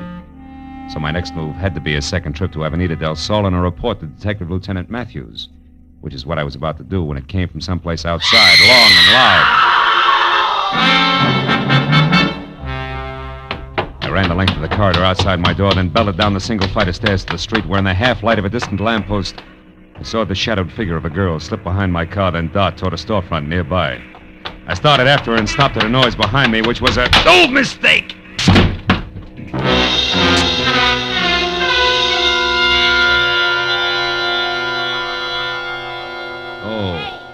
Hey, Junior, hey, come on, honey. Pull yourself together. Oh. Let's go, fella. Come on. Oh, it's you. You're the one who screamed? Screamed? Honey, you have got it bad. Listen, this is just silly. Hello, Sally. Relax, honey. You're lucky a cop didn't come along first. Being drunk is one thing. The DTs is something else, I know. Last year I was in the same shape, and it took me 3 months Now, wait a minute. Hold it, will you? Look, I was slugged, not slipped a Mickey. Slugged? Honest? Slugged, honest. If you don't mind giving me a hand, I'll get up. Ooh! Easy, honey. Oh, here, let me help you. Oh, I'm sorry. Oh. I figured you all wrong. Never thought you was slugged. Any idea who done it? No. Look, tell me, didn't you see anything? Before you found me, I mean? Didn't hear a girl scream, see her run away? Nothing at all. Oh. Honey, you must have been out longer than you thought. Maybe... Hmm? Hey, look, this card here on the ground. Yeah? What's your name, honey? Philip Marlowe, why? Why, I'll tell you why. I'll tell you more than that. You know who slugged you, honey? A polite guy. A very polite guy who left his card. Yeah, engraved and all. Paul Niles, know him? I used to. It won't work, Sweets. Niles gave me that card earlier tonight. Must have dropped it just now. Also, Niles is dead and that you. And what? Back of that card there in pencil. Give me that, will you? Gray's Motel, 1000 Santa Monica Boulevard, Bungalow 9. Sweetheart, I may have something good here. About who slugged you mean? Better than that, about who killed Niles and where she can be found. Goodbye, love. Here's 5 for your trouble, and bless you. As I piled into my car, I knew that putting Niles' conversation piece about having just come from Nora's place when he first met me, together with the address on the back of his card, was taking a lot for granted. But I sold myself that playing a long shot was better than not betting on anything at all, and I kept driving fast. When I came to a stop away from the place, which was run down, spread out, and quiet, I had a feeling that what I had earmarked, long shot, was quickly moving up to even money. And when I was standing next to the motel bungalow marked 9, that feeling became fact because inside and piled in an awkward heap on the floor was a still form of the girl the newspaper clipping had labeled Nora Kirby. It was another full second before I realized something even more important. On a hot night in August, there wasn't a single window open. And Nora Kirby was huddled close to a gas heater that was on but showed no flame. I picked up a stone at my feet, took one deep breath, then crashed the pane of glass, unlocked the window, and got inside and over to the girl, who I figured was taking the hasty way out of a murder that she no doubt had a very personal reason to commit. I stopped figuring when I was nearly next to her. I knew that she was still alive. And that a man gripping a .45 in his hand had just opened the front door. Don't make another move, Marlowe, or I'll kill you. Well, comes the switch. Brother-in-law Garrett Horton. I never would have guessed. You wouldn't have had to try if you kept your nose clean. Now, get away from her. Why? So she can die as a suicide, which the police will chalk off as logical, since she's already wanted for murder that you no doubt committed? Exactly. Murder I committed because there isn't anything worse one can do to a blackmailer. So that's it, Niles. The lady killer was blackmailing your sister. You found out and killed him before he could cause too much trouble. Family trouble that would end up hurting the good thing you've got with husband Abel, huh? Yes. Now, shut up and get away from her. We're going outside. You're kidding. Marlowe, I'll shoot you if you don't start walking. You're still kidding. Horton, you can't kill me without killing yourself. This room is jammed tight with the gas you turned on after you brought her in here unconscious. After you sapped her outside of my place because she was on her way to see me and tell me that you had murdered Niles. The flash from that gun in your hand, Horton will blow us all to bits. Face it, brother. For you, it's all or nothing at all. Go on, shoot. Go on, try it. I can't. I can't.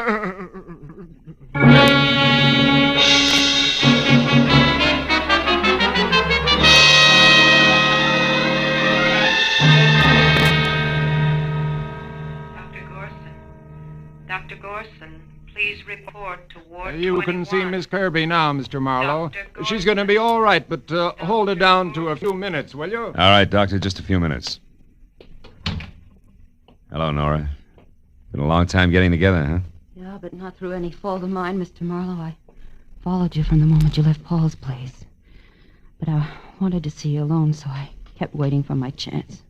Which was canceled out when Horton spotted you after he left my office. You ought to learn to run faster, honey. He had to take time to knock me out, and still he caught up with you. So did you, I'm very glad to say. Even though you probably weren't trying to save me at the time, were you? Frankly, honey, until Horton stepped back into that bungalow to keep me from interfering with things, I figured you were it. That might have been Marlowe. If Paul hadn't been killed just before I got to him, at least I'd have hit him with something hard. I had motive, you know. Yeah, I read all about it. 3 years in prison for something you didn't do. But tell me, if Niles framed you and you knew it, why didn't you go to the police? He couldn't have been that irresistible. But he was, Marlowe. And more. As a matter of fact, he didn't frame me in the first place. It was my own idea. You see, Paul was driving the car when we had that accident 3 years ago. Not me. You switched places with him? Why? He'd already had his license revoked for reckless driving. They'd have sent him away for 10 years at least, as against my 3. Believe it or not, at the time I couldn't think of waiting that long for him. No? Hello, Marlowe. Hello, Matthews. We checked her story. It's true enough, even if it's the kind of thing we're not supposed to be able to understand. Of course. Paul was strictly a lady killer, remember? Yeah, so he was. Well, I guess that ties everything in, huh? Not quite, Phil. I've just finished taking a statement from Horton. There's one more question. Whatever made you so sure that in a room half filled with gas, a gun exploding would blow everything up? Oh, well, that's simple. You what? Well, I figured, you see. I thought that... Yes, well, good night, Miss Kirby. Good night, Mr. Marlowe. So long, Lieutenant. So long, Lucky.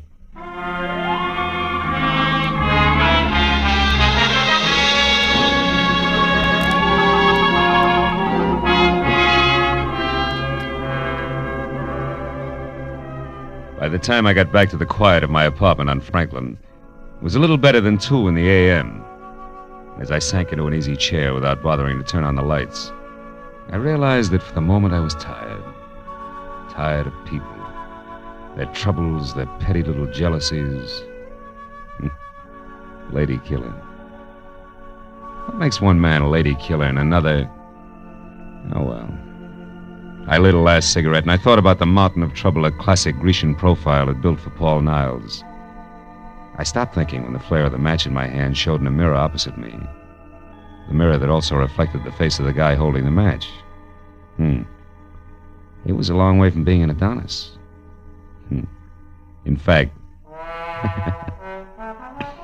he was slightly on the mud fence side. And at the moment, glad of it.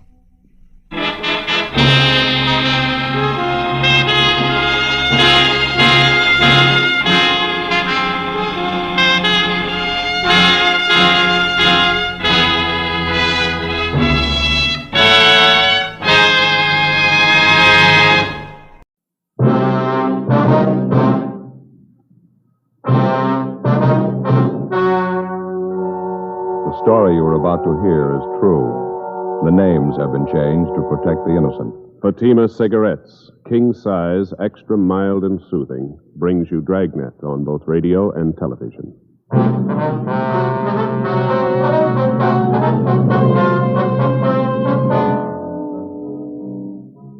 You're a detective sergeant. You're assigned a robbery detail. 2 armed bandits hold up a restaurant in your city. The owner is slugged, beaten viciously. One of the bandits is shot. The other makes good his escape. Your job? Get him. Friends, the name Fatima has always stood for quality. Fatimas are distinctive, with a truly different flavor and aroma. And in king-size Fatima, you get an extra mild and soothing smoke, plus the added protection of Fatima quality. Remember, in Fatima, the difference is quality. Because of its quality, its extra mildness, its better flavor and aroma, Fatima continues to grow in favor among king-size cigarette smokers everywhere. Switch to Fatima yourself today. Ask your dealer for Fatima in the bright, sunny yellow pack. King-size Fatima. The difference is quality.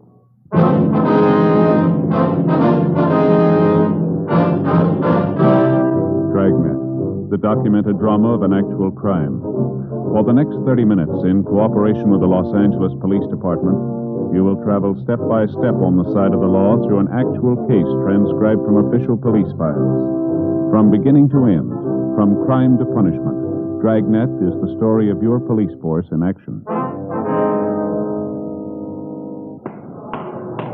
It was Monday, June 2nd. It was smoggy in Los Angeles. We were working the day watch out of robbery detail. My partner's Frank Smith. The boss is Captain Didion. My name's Friday. It was 7:53 a.m. when I got to room 27A. Robbery detail. Oh, good morning, Joe. Morning, Frank. What's doing? Not too much. How was the weekend? Oh, it was great. I hated to come back. It's sure nice up there. Where'd you go? Same place? Yeah, Lake Mary. You remember Don Camp House up there, don't you? Yeah, sure. He said to say hello.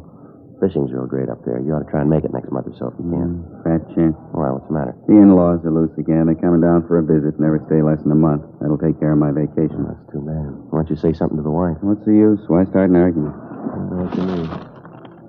Well, what do we got here? Anything hot? Yeah, this one here. Hold up and slugging, cafe down on South Hill. Radio car boys jumped and shot one of them. The other one got away. They identified yet? Yeah, the one who was shot, Benny Ashford, record long as your arm, graduate from Folsom. Some of them never learned. How about the number 2 man? Don't know. They tried to talk to this Ashford last night. He wouldn't tell them anything. I called the hospital just before you came in. They operated on the guy 6 o'clock this morning. You're going to call as soon as he's able to talk. It's going to be a couple days at least. Mm-hmm. How much they get? Here's a crime report. Thank you. You talked to victims yet? No, not yet. Fair night's work, isn't it? $805 in cash, man's diamond signet ring, estimated value of $1,500. 17 stitches in the victim's scalp, slugged with a revolver, huh? Must have meant business. Lousy thing. They didn't have to slug him. He couldn't put up much of a fight anyway, 68 years old. No other witnesses, huh? No. Just the owner, his wife, the bartender? That's all they have listed, yeah. Did you phone the victims yet? No, I was just going to when you came in. 2 phone numbers for them. They're both listed there. Yeah, I see. Why don't you finish up with the day book here, and I'll give him a call, all right? Okay, fine.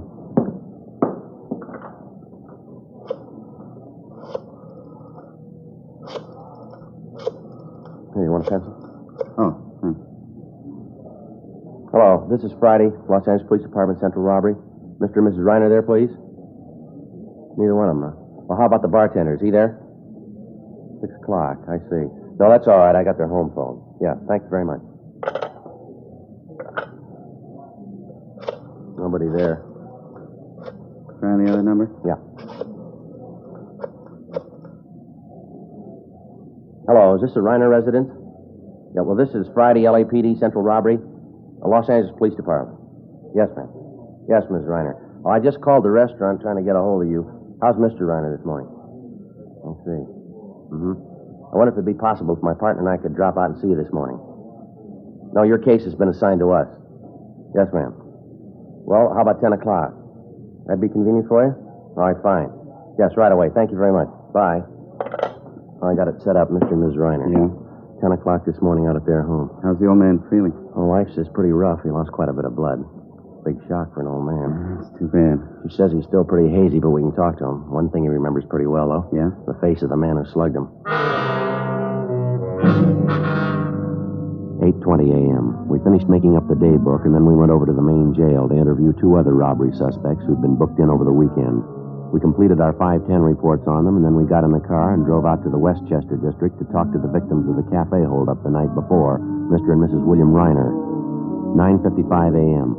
We arrived at the Reiner home, and a small, gray-haired woman answered the door and asked us in. She identified herself as Mrs. Reiner. Come right into the living room, officers, and make yourselves to home. All right, ma'am. Thank you. You go very ahead, much. sir. I hope you'll excuse the way the house looks. Everything's all upset. I haven't had a chance to do any picking up. It's perfectly all right, ma'am. We understand. I was up with my husband half the night. Head hurt him something terrible. It was almost 6 in the morning before he got to sleep. I hope this is enough to make up his mind for him. How do you mean, Mrs. Reiner? About selling the place. I've been after him for months to get rid of it. Business like that's for younger people. We're getting too old to keep it up.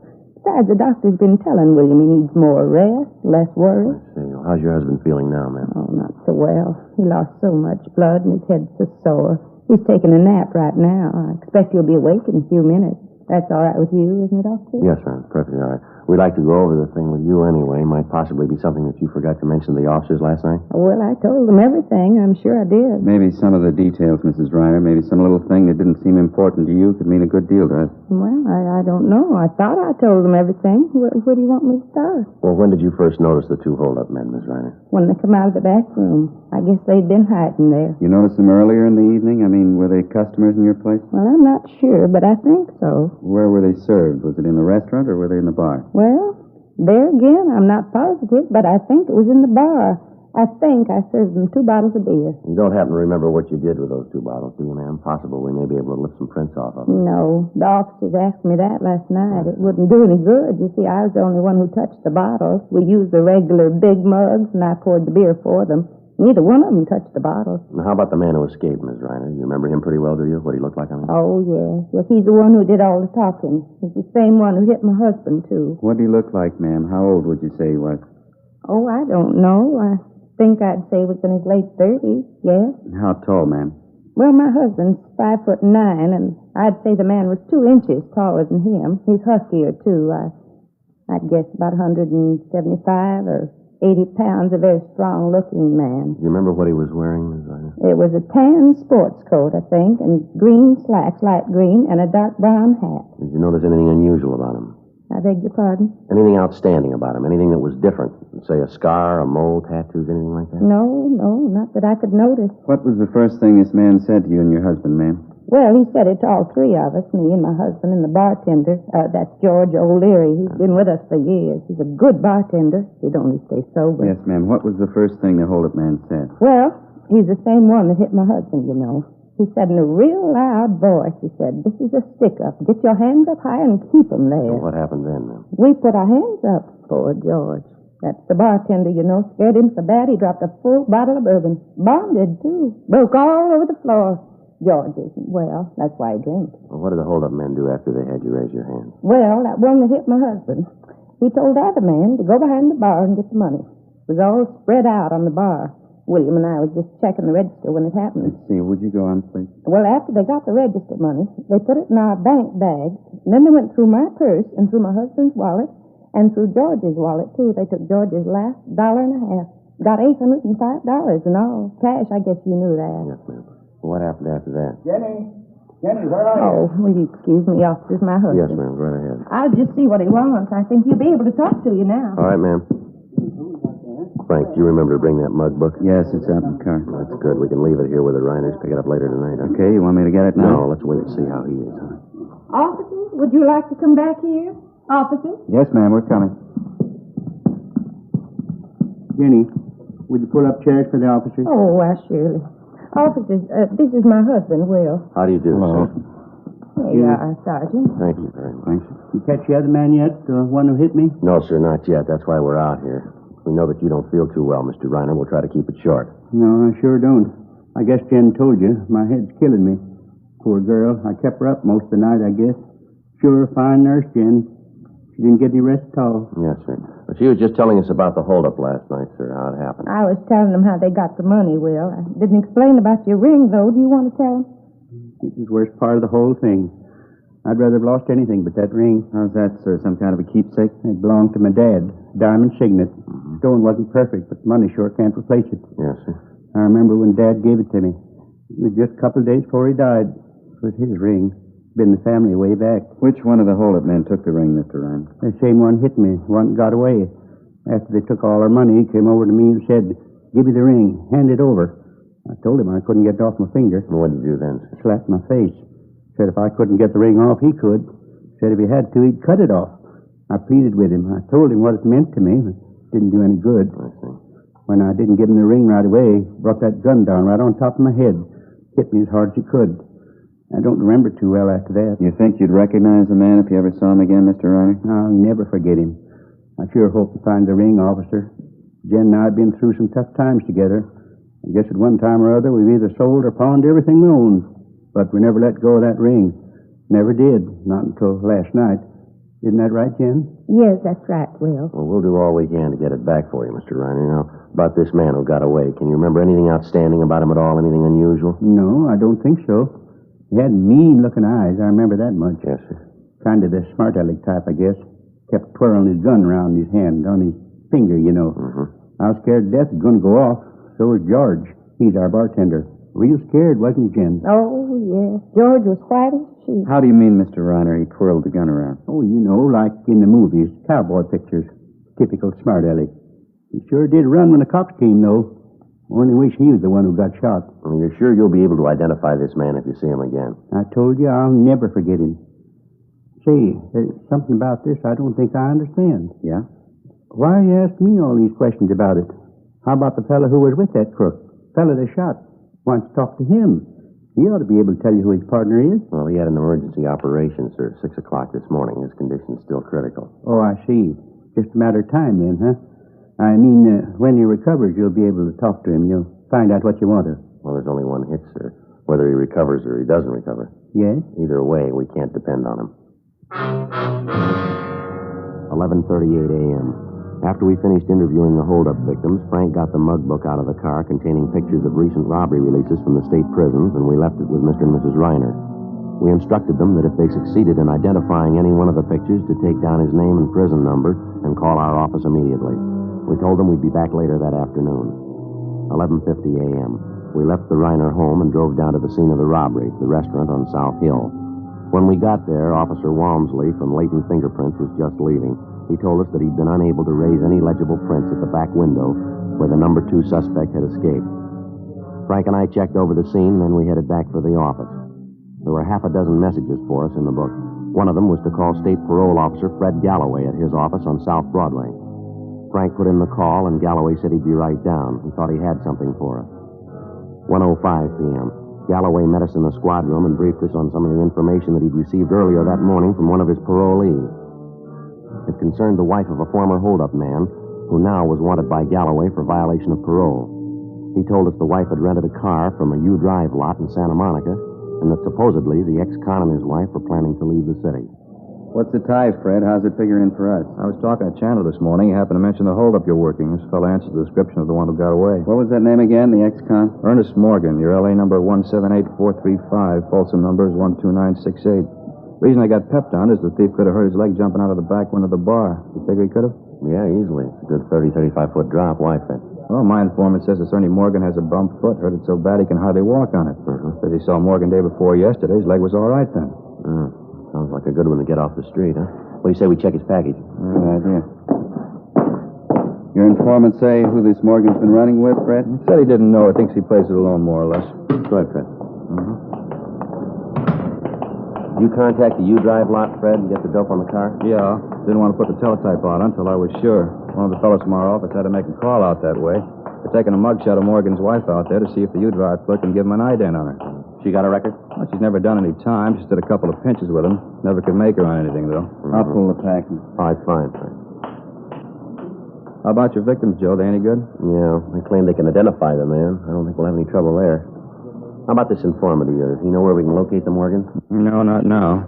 According to him, Morgan and his wife left town about 9 this morning. He thinks he might get a line on where they're headed, though. Well, how come your informant knows so much about Morgan? He run with him? No, he sold with him up at the joint. Fred, Joe, you want to have a look? Yeah. Here's the package, his mugshot. Is this your Ernie Morgan, Fred? Yeah, that's him. Good picture? Yeah, it looks just like it. The description, Joe. Got everything right down the line. Yeah. Check this right here. Habits and characteristics. Yeah, looks like it, doesn't it? What's that? He likes to twirl a gun in his hand. 1:52 p.m. We placed Ernest Morgan's picture in an envelope along with 24 other mug shots, and then we put in a call to Mr. and Mrs. Reiner, told them we were coming out to see them. They told us that so far neither one of them had been able to identify any of the pictures in the mug book that we'd left with them. Fred Galloway went back to his office, and we told him we'd notify him the minute we got a positive identification. 2:25 p.m. We drove back to the Reiner home. The old man was still in bed. Been all the way through this book of yours, officer. Couldn't find one who looked like the man, could we, Jen? No, his picture's not in there, Sergeant. We're sure of that. Let's see. Well, we've got some more of them here, folks. I'd like to have you look through them if you don't mind. See if you can identify one of them. Yes, all right. Jen, would you fix this pillow back here for me, please? Oh, yes, of course, dear. There. Yeah. Thank you. You see any picture in the book that resembled the man at all, sir? No, I didn't. None of them. Wasn't the one who looked like him. Well, here you are. See if any of these pictures look familiar to you. Thank you, sir. Jen, you want to sit here by me? We can see them together. All right, Will. Let's see now. Oh, my, look at this one, Will. Doesn't he look like a mean one? Hey, look at this one, Jen. Look at him. Think he's a college graduate, wouldn't you? Oh, my, yeah. Officer, this young man here, what did he do? Let me see that, ma'am. Oh, yeah, it's Marty Lee, hold up and murder, Miss Reiner. Shot and killed an elderly lady. She ran a candy store. Oh, my, can you feature that? Such a clean-looking boy. Never believe, would you, Will? Takes all kinds, I guess. Let's see now. No. Let me see, Will. Oh, no, that's not him. No, we've been through these already. Have you some more, officer? No, that's all, Mr. Reiner. You sure the hold-up man's picture isn't in there? No, sir. I looked at him all pretty carefully. I didn't see him. Did you, Jen? No, I didn't see him. Was his picture supposed to be in here? Well, we thought so, ma'am. Let's see. Here, how about this one? Does he look familiar to you? Jen? No, I don't know.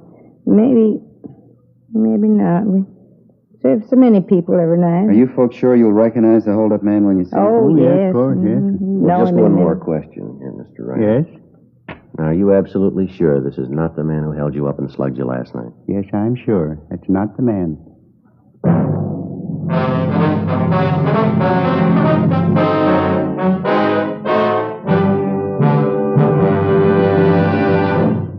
You are listening to Dragnet, authentic stories of your police force in action. Because of Fatima quality, its extra mildness, its better flavor and aroma, more smokers coast to coast are switching to king-size Fatimas every day. Switch to king-size Fatimas yourself. You'll find they're distinctive, with a truly different flavor and aroma. You'll find Fatima gives you an extra mild and soothing smoke, plus the added protection of Fatima quality. Yes, that's why Fatima continues to grow in favor among king-size cigarette smokers everywhere. Remember, the name stands for quality. Insist on mild and soothing king-size cigarette with the added protection of Fatima quality.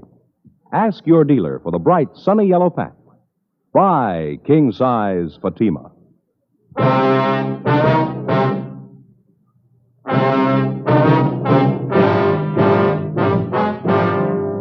Monday, June 2nd, 2:45 p.m. After the victims, Mr. and Mrs. Reiner, failed to identify Ernest Morgan as the robbery suspect, Frank and I got in the car and drove back to the office. Neither one of us had anything to say. Just at the moment we figured that we had the suspect positively identified, the victims themselves had contradicted what we thought was definitely the answer to the case. It wasn't by any means a news story. One of the first lessons a working detective learns is to keep an open mind, regardless of how incriminating the circumstances first appear to be. The big fallacy of a detective being too sure too soon is based, for the most part, on the failure to recognize that police work means human beings dealing with human beings. So instead of going by the usual odds, the human margin for error is doubled. Frank and I didn't have too clear an idea of how or why it came about, but suddenly we found ourselves farther away from the solution of the case than before we started. 3:10 p.m. Lousy day, huh? Yeah, sure. 10 after 3. Feel like I haven't slept for 2 days. Yeah, I know what you mean. Pretty hard to figure in it. Sure hope the wife did the washing today. Why? She won't feel much like talking. I sure don't. Well, let's check the book, huh? Yeah, I'll do it. A couple of phone calls, Joe. One from the hospital, prison ward. What do they want? Our number one suspect, Ashford, he's doing better than they figured. Be available for interview tomorrow morning. Lucky thief, huh? Was a copy, would have died. Another message. It's from Galloway. Wants us to call him. It's still the Madison number? Yeah. You want the pad? Oh, yeah, please. There you go. Adult parole, please, men. Thank you. Fred Galloway, please. Smith, robbery, LAPD. Thanks. Hi, Fred. Frank Smith. Uh-huh. Yeah, that right. You sure about that? Uh-huh, sure doesn't figure. No, I didn't mean a thing to him, yeah. Okay. Right, thanks, Fred. It's got me, Joe. Why, what's the matter? Galloway got the report back from that U-Drive lot, place where Morgan's wife rented that car. Mm-hmm. They identified her as the woman who rented that car. She offered him a deal. She didn't want to leave a cash deposit for the car. Well, what'd she offer? Man's ring, diamond signet. After we got the word from State Parole Officer Fred Galloway, we got out a broadcast and an APB, in addition to those we already had out. We requested that the rented car and the occupants be held for questioning in connection with the robbery of Reiner's Cafe the night before. If a man's diamond signet ring was found in possession of the occupants or in the car, it was to be booked as evidence.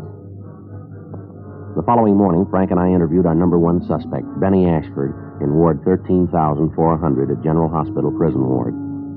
Because he had the idea his partner had run out on him and taken the money with him, that he'd let him down, Ashford was in a fairly cooperative mood.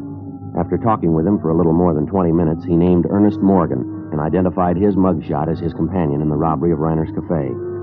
He also told us the holdup was Morgan's idea and that Morgan had told him the job would be a pushover. We asked him where he thought we might locate Morgan, and he told us our best bet was Las Vegas, Nevada. Supposedly, Morgan had a good friend in Las Vegas, an ex-con by the name of Harry Breen. Frank and I went back to the office where we met with Inspector Farnan and Captain Didion. At 1:30 that afternoon, according to instructions, Frank and I signed out a trip car and headed out U.S. Highway 91 for Las Vegas. We checked in at the Las Vegas Police Department a few minutes before 8:30 that night. The alleged friend of the suspect, Morgan, Harry Breen, had already been taken into custody by Las Vegas officers on the request of Captain Didion. We began questioning Breen, and he readily admitted that he was acquainted with Morgan. All right, how long ago did you see Morgan? I don't know, this afternoon sometime. About hours in an afternoon. When did you see him? What are you so excited about? What did he do, commit a murder? Well, look, Breen, how much time do you owe the state? What's that got to do We with it? didn't drive all the way up here just to pass the time of day with you. You know he's hot. If you want to cover for him, you can serve his time. Look, I don't get it. I'm not his keeper. If you want him, find him. I bet we're going to find him if we have to walk all over you to do it. When the two of you are up doing time, you can figure it out for yourselves. The trouble with you cops, once a guy does time, you can't leave him alone. I've been leveling since I got out. I've been carrying a lunch pail every day. All right, now look, Breen, who do you think you're giving a snow job? We've been kidded by experts. You're not giving us anything new. We didn't send Morgan up to see you. If you're so lily-white, how come Morgan got in touch with you? All right, I'll tell you. You're as bad right now as the day they locked the gate on you. You're never sorry for what you've done. You just moan because they caught you. Save that act for the jury, Breen. We're not going to buy it. Now, what about it? Where is he? Wait a minute, huh? What are you so sore at me for? I didn't rob anybody. Who said you did? You must have been talking to Morgan. All right, I have. I told you I talked to him. He came around this afternoon. Now, get off my back. What do you want? He's hot. He wanted to cool off. Where's he now? I don't know. Well, look, how should I know? He came around with his wife, asked for a favor. I couldn't do it. I just got married. My wife's a square. I told her about it. She wouldn't go for it. The guy's a big crybaby anyway, trying to tell me how we ought to stick together. He's never done a favor for me. You see the car he was driving, Breen? Yeah, convertible coupe, Packard. California plate. How'd you notice? You got the license number? No, he asked me where he could get some cold plates. I figured it was hot. You get him any plates? Look, I wouldn't know where to get them. I already told you. I've been leveling ever since I got out. There's no use kidding. I couldn't do any more time. I'm too old. One more trip and I'm through. I'm really through. I got a good wife. She works every day. I don't want to lose that. All right, Breen. You take your choice. What do you mean? Who do you like the best, Morgan or your wife? What about it? All right, you got it. The suspect's friend, Harry Breen, went on to admit that during the conversations he'd had with Ernest Morgan that afternoon, Morgan had told him that he and his wife were going to San Francisco. There, supposedly, they would contact a man by the name of Baker Harrison, who operated a restaurant out by Hunter's Point. He said the Morgans had told him that they planned on driving at night only to lessen the chances of the police spotting their car. We immediately got in touch with Inspector George Haig of the San Francisco Police Department and notified him of the latest developments in the case. He told us he'd read our teletypes and said that he'd placed the restaurant operated by Baker Harrison under immediate surveillance. We told him we'd leave early the next morning for San Francisco after we'd gotten a few hours' sleep. Before we turned in, we got off a teletype to Captain Didion, bringing him up to date on what had happened and what our plans were. The next morning at 6:30, Frank and I left Las Vegas for San Francisco. A few minutes after 7 o'clock that night, we checked in at the San Francisco Hall of Justice at Washington and Kearny Street. Inspector Haig was waiting for us.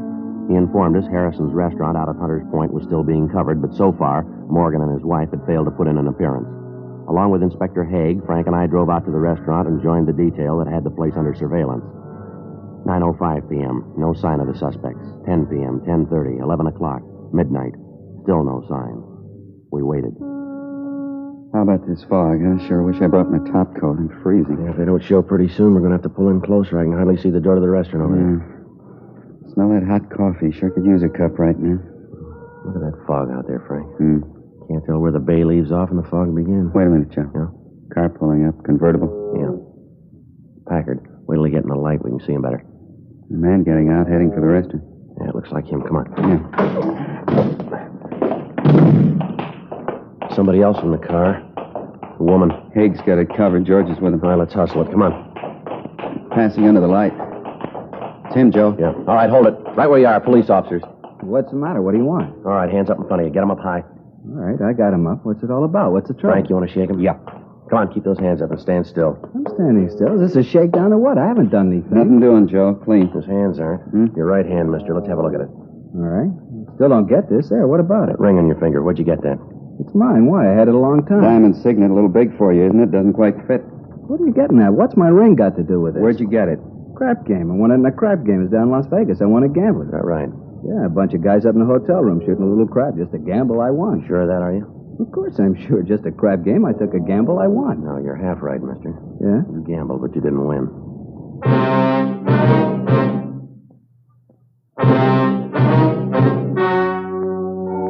The story you have just heard was true. The names were changed to protect the innocent. On August 8th, trial was held in Superior Court, Department 89, City and County of Los Angeles, State of California. In a moment, the results of that trial. And now, here is our star, Jack Webb. Thank you, George Fenneman. Friends, because you know what you're looking for in a king-size cigarette, all we ask you to do is compare Fatimas and then make up your own mind. You'll find Fatimas are distinctive, with a truly different flavor and aroma. You get an extra mild and soothing smoke, plus the added protection of Fatima quality. Smoke king-size Fatima. I'm convinced you'll agree that the difference is quality.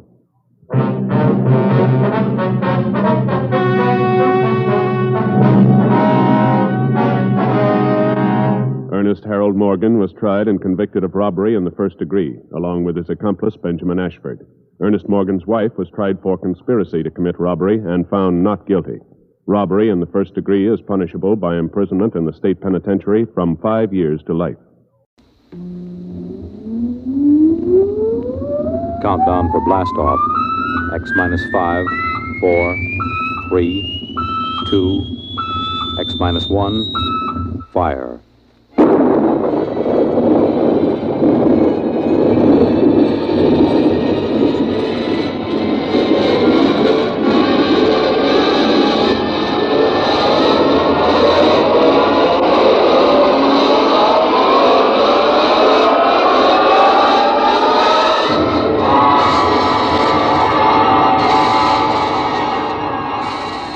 From the far horizons of the unknown come transcribed tales of new dimensions in time and space.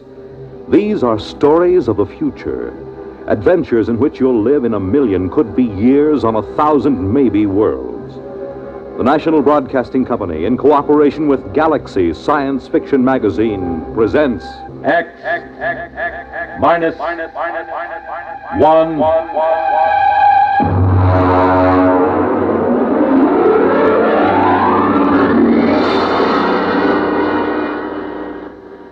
Tonight's story, A Pail of Air, by Fritz Leiber.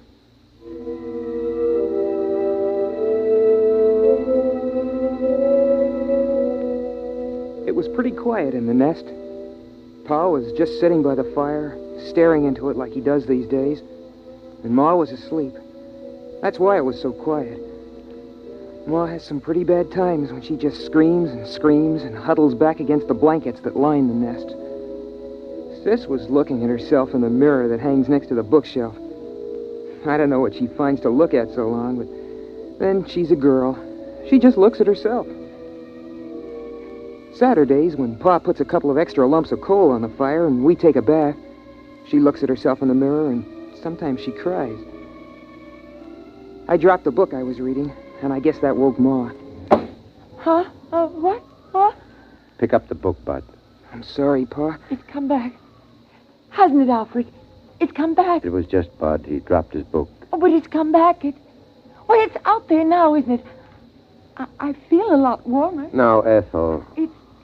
It's up there in the sky. Just the way it always was. I know. I had a dream, Alfred. I know, dear. Sis, melt your mother a cup of water. I'm combing my hair. Sis. Oh, all right. Got to get up. I know it's there. There'll be crocuses. And the spring bulbs. And daffodils. What are daffodils, Ma? Well, Buddy, they're a flower. And they're very pretty. Yellow. On a tall green stalk. Oh, I want to go out. I want to take the children out. All right now, Ethel. Here's some water. Come on, children. We'll all go out and you can play in the sun. Sure, Ma. Here, drink the water, Ma. It's cold, Alfred. You rap on the pipes and make that super send up some more heat. What's a super, Pa? It doesn't matter, Bud. There aren't any anymore. Oh.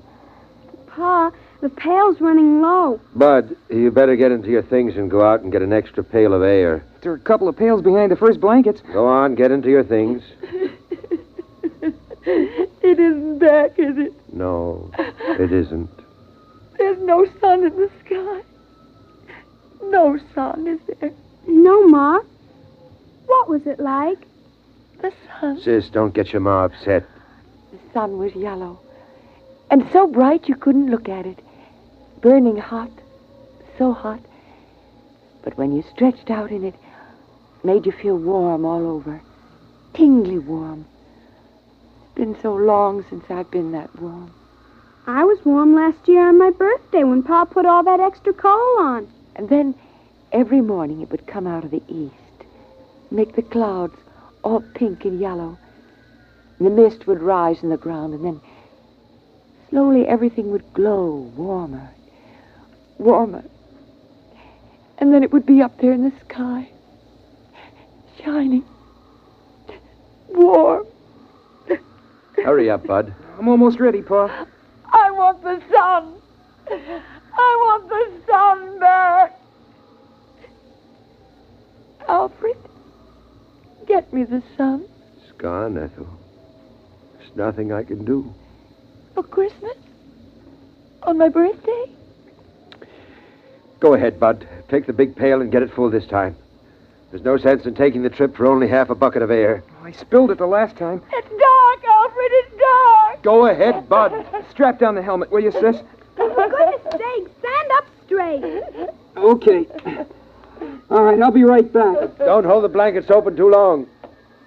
All right, Ethel. We're all safe. Bud'll be right back with another pail of air.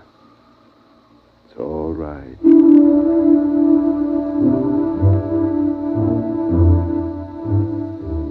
I went through the 30 or so blankets that Pa hung up to slow down the air escaping from the nest. Of course, I knew the way. I've been going out for air since I was a kid. Still, I get a funny, crawly feeling every time I go out of the nest. You gotta go up to the 5th floor, which is just above the blanket of frozen air. You see, when the earth got cold, all the water in the air froze first and made a blanket about 10 feet thick or so. And then down on top of that dropped all the crystals of frozen air, making another blanket 60 or 70 feet thick.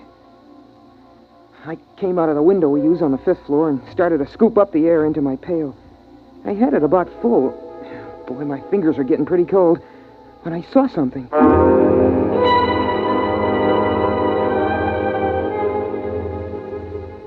Hey, that's a light. Oh, darn it, I kicked over the bucket. Oh, there can't be a light. Not moving around in a window like that. There can't be. Ma and Pa and Sis are back in the nest. I'm up here, and there can't be anyone else. Everybody on Earth is dead except us.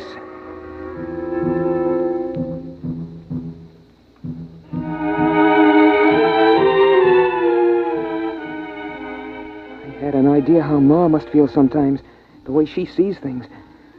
But there it was, moving around in the building across the way. I stood there shaking, and I almost froze my feet. I did frost my helmet so solid on the inside I couldn't see anything. So I hurried up and scooped up another bucket of air and headed back for the nest as fast as I could.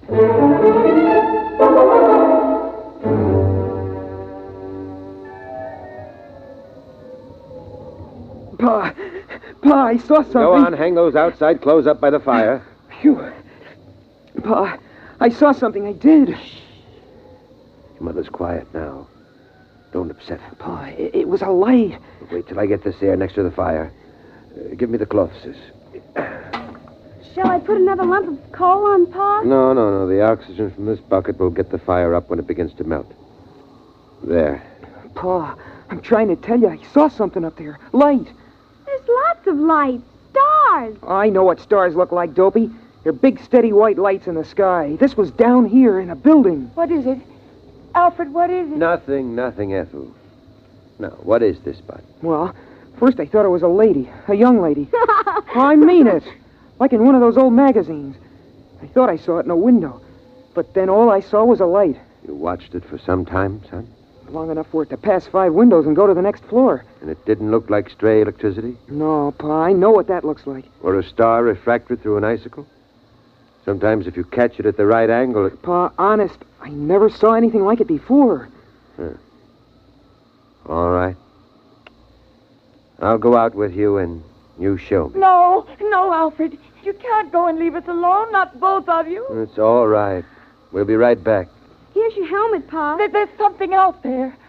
I've always known there was something out there waiting to get us. Hand me my glove. Something that's part of the cold, hates all warmth, wants to destroy the nest. Been watching us all this time. Now it's coming after us, and it'll get you, and then it'll come for me. Oh, don't go. Alfred, please don't go. Everything will be all right. Now, sis. Yes, Pa? You come watch the fire. Keep an eye on that air, too. If it gets too low or doesn't seem to be boiling fast enough, get another bucket behind the blanket. Alfred, don't go. I'll take care of it, Pa. Could there really be anybody out there? I don't see how. We heard the last radio voices a year before Bud was born. There hasn't been anything since then. Then what could it be? I don't know. Probably just a reflection. An ice crystal cracking. Come on, Bud. Get your helmet on.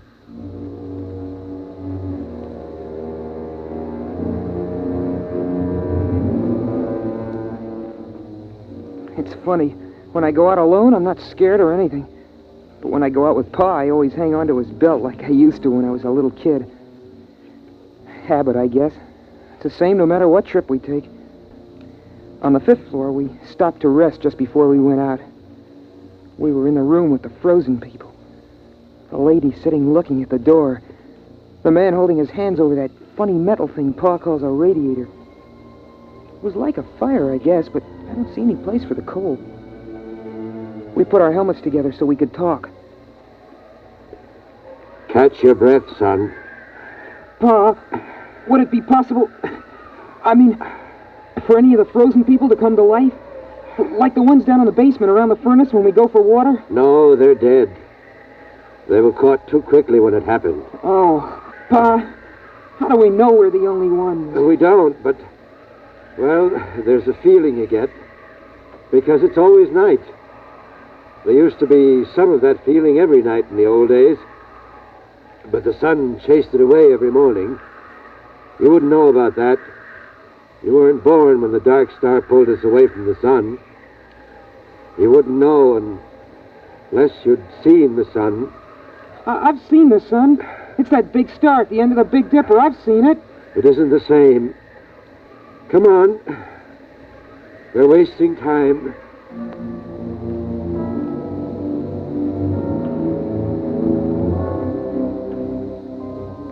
I don't know what the city looked like in the old days, but now it's beautiful. The starlight lets you see it pretty well. We're up on a hill, and the plain slopes down away from us. Some taller buildings push up out of the feathery plain, topped by rounded caps of air crystals. Some of them are on a slant because a lot of the buildings are badly twisted by the quakes and everything, when a dark star pulled the earth away from the sun. That's why Pa can't seal up the nest airtight. The building's twisted too bad. Besides, we have to keep the chimney open. We touched our helmets together so we could talk. Is that where you saw it, son? It isn't there anymore. Uh-huh. But it feels different. As if there's something out here, waiting. Bud, if you see something like that again, don't tell the others. Huh? Why not? Well, your ma's sort of nervous these days, and We owe her all the feeling of safety we can give her.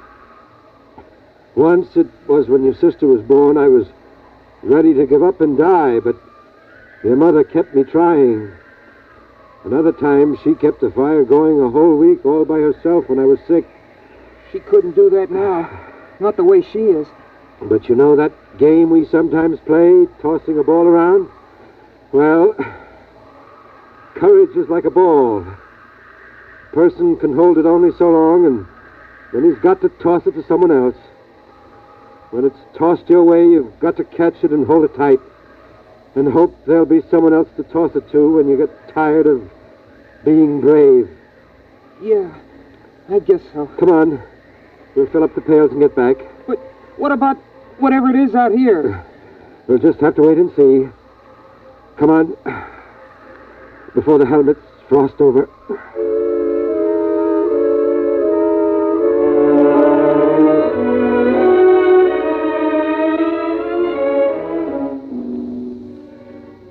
It's pretty hard to hide your feelings in the nest.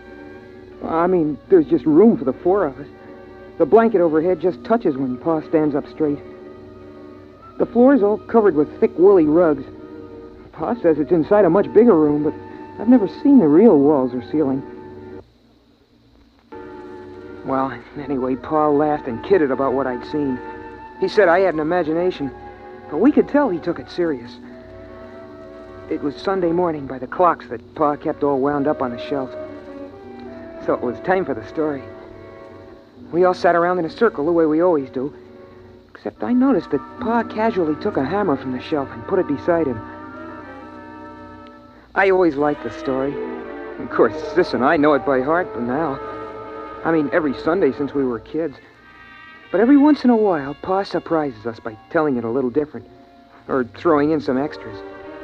It starts out with a song. Ma used to sing it, but she forgets the words sometimes. And now Pa sings it mostly.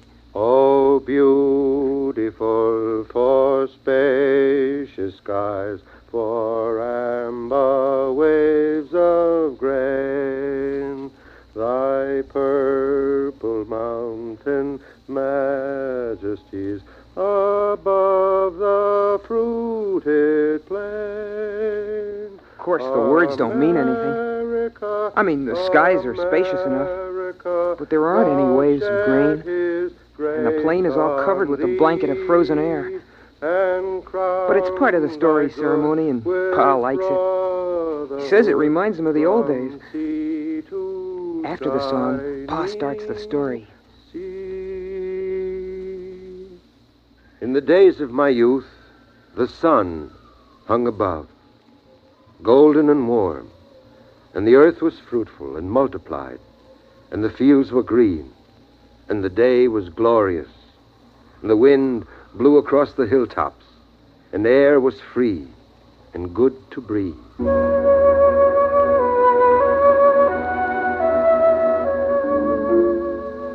That's the part of the story I like best, about how it was with the sun nice and warm. It's hard to believe, all those people living without having to worry about cold and air, never waking up sweating and screaming because you dreamed the fire went out. It's impossible to believe, but Pa was a good storyteller, and he made it seem real. And then the dark star came rushing out of space.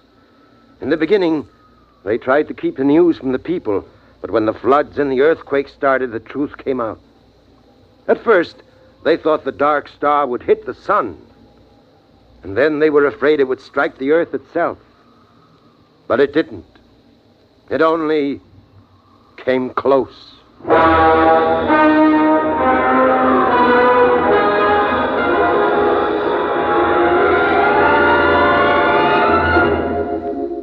Pa tells it like the sun and the dark star fought for the earth like two dogs over a bone. I know what he means, because I've seen a picture of a dog in a magazine. And then the dark star won and carried us off. But the sun kept the moon. There were earthquakes and floods. Pa says that mountains fell and oceans slopped over. Oceans, that's a lot of melted water lying around loose. It's hard to imagine. Pa says it was so. Then came the open question time in the story. Sis asked a question about what girls wore for clothes. And I asked Pa how people acted in those days when the earth was twisted and jerked almost apart. Well, Bud, I was too busy to notice much.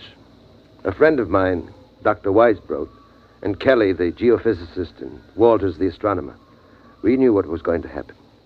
And we were working to fix up a place with airtight walls and insulation and big supplies of food and bottled air. But the place got smashed up in the earthquakes, and they were all killed. So I put the nest together at the last minute in the living room of our apartment. It's a 4-room apartment. You must have seen some of the people, like the frozen ones downstairs. At that time, Bud, I only thought of one thing. Your mother and survival. If I had stopped to think, I wouldn't have even tried to make the nest. It would have seemed ridiculous. Blankets and a coal fire against the cold and vacuum of space. But I didn't think. I survived.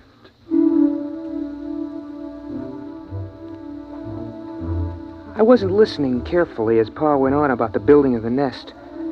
I kept thinking about something else. About that light I'd seen outside. I kept asking myself, what if the frozen people were coming to life? What if they were like the liquid helium that crawls toward heat when it should be frozen solid? What if something were coming from the dark star to get us? Something making the frozen people move, not by themselves. That would fit with what I'd seen. A young lady's face and the moving light. I sat there and shivered, thinking of the frozen people with minds from the dark star creeping, crawling, snuffing their way, following the heat to the nest. And then, over from beyond the blankets, I thought I heard a tiny noise. So I asked myself then, what's the use of going on? Why prolong a doomed existence of hard work and cold and loneliness? The human race is done. The earth is done. Why not give up, I asked myself. And then I did hear the noise, louder this time, a kind of shuffling tread coming closer. And then I got the answer. The Earth's always been a lonely place millions of miles from the next planet. And no matter how long the human race might have lived, the end would have come some night. Those things don't matter. What matters is that life is good, has a lovely texture, like some rich cloth or fur, or the petals of flowers, crocuses, daffodils, or the fire's glow. And that's as true for the last man as the first. Still, those steps kept shuffling closer. Pa was talking, and Ma was dreaming with her eyes closed, and Sis was looking at herself sideways in the mirror. And I was the only one who heard the noise. A noise outside. So right then and there, I told myself that I was going on as if we had all eternity ahead of us. I'd have children, and I'd teach them all I could. I'd get them to read books, try to enlarge and seal the nest. I'd try to keep everything beautiful and alive. I'd keep alive my feeling of wonder, even at the cold and the dark and the distant stars. Pa, I hear. I know. What is it, Alfred? What is it? What's going on? Oh, you've got to tell me. Pa, I'm scared. Quiet. But you heard it? Uh-huh. Kind of shuffling, coming toward the nest. Sis, take care of your mother. It's all right, Ma. Lie down. Come on. I'll take the hammer. You take the hatchet. What is it, Pa? What is it? I don't know. Listen. It's closer. Mush. Pa, the blanket is moving. Ready with your axe. Hello? Who's there? Is there somebody in there? Come in. It's all right. They're alive. Alive. Who are you? Alfred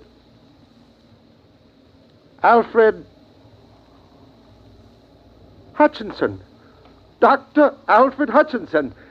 You can take off your helmets in here. But the air. We have air. We bring it in pails. Come on, Ralph. Let's take off the helmets. It's impossible. Where are you from? We thought we were the only ones. Los Alamos. The nuclear laboratory. Yes, that's right.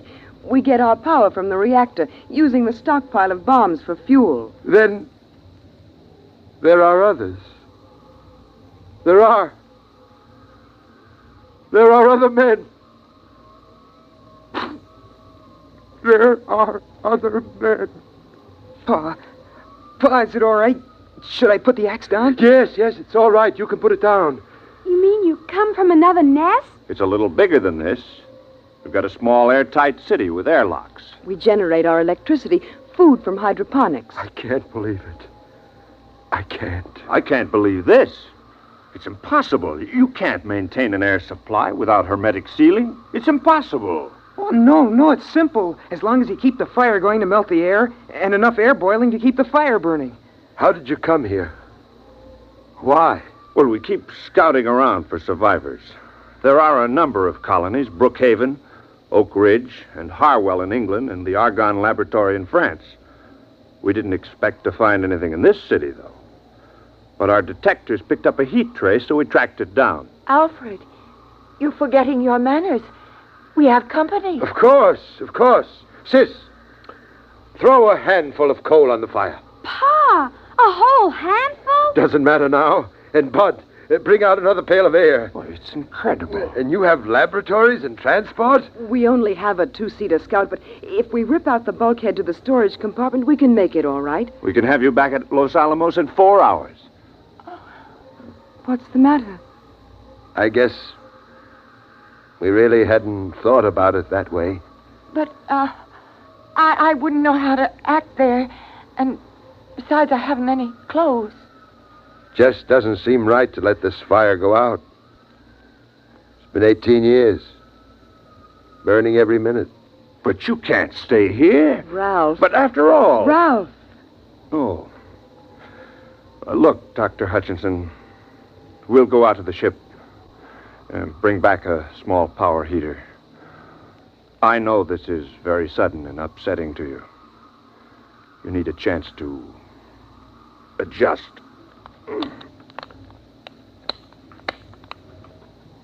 We'll be back in a few minutes. It's incredible. In buckets, air, buckets. Well, They didn't think the nest smelled so good. I could tell. She had a wave in her hair. Did you see that? And lipstick. I suppose we have to decide what to do. Pa, at Los Alamos and those other places, there'll be lots of people, won't there? Yes, I mean, not just your father or a brother. that's right. Boys? I suppose so.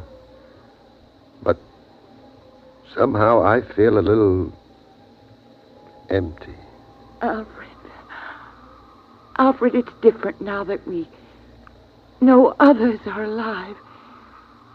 You don't have to feel the responsibility for keeping the human race going.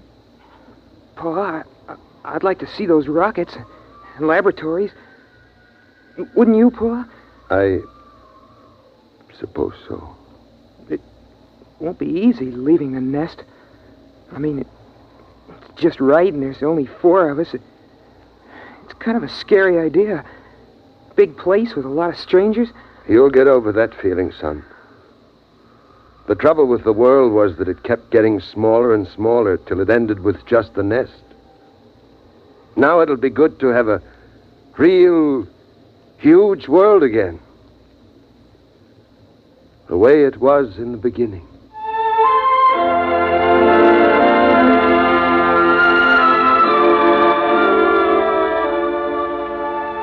And so, we're gonna leave the nest in the morning. By Pa's clocks.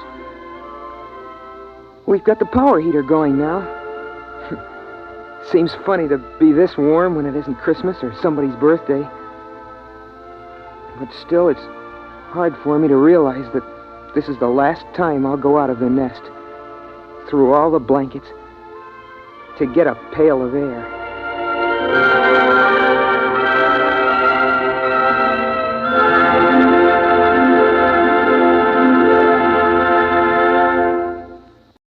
From Hollywood, it's time now for...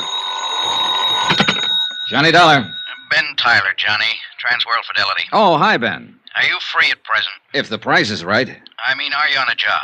It's beginning to sound like it. Can you be on a plane for Algiers in 2 hours? Sure. Who's the client? Lorko Limited, Amsterdam. You know, they're the... Diamond Cutters, an old firm. Big-time deals all over the world. Check. What happened? Oh, one of their couriers just dropped dead in the Algiers airport. Oh, too bad. He was carrying a briefcase with $100,000 worth of set stones. Top-grade diamonds. Don't tell me, Ben. Let me guess. That's right, Johnny. The briefcase is missing.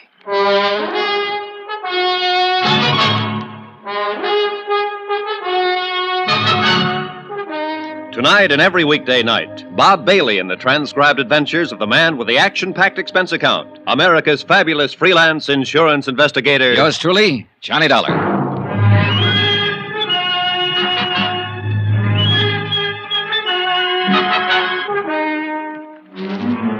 Expense account submitted by Special Investigator Johnny Dollar to the Home Office, Transworld Fidelity Company, Hartford, Connecticut. The following is an accounting of my expenditures during investigation of the Lorko Diamonds matter. Item 1, $324.60, transportation. A routine plane flight to North Africa and the city of Algiers.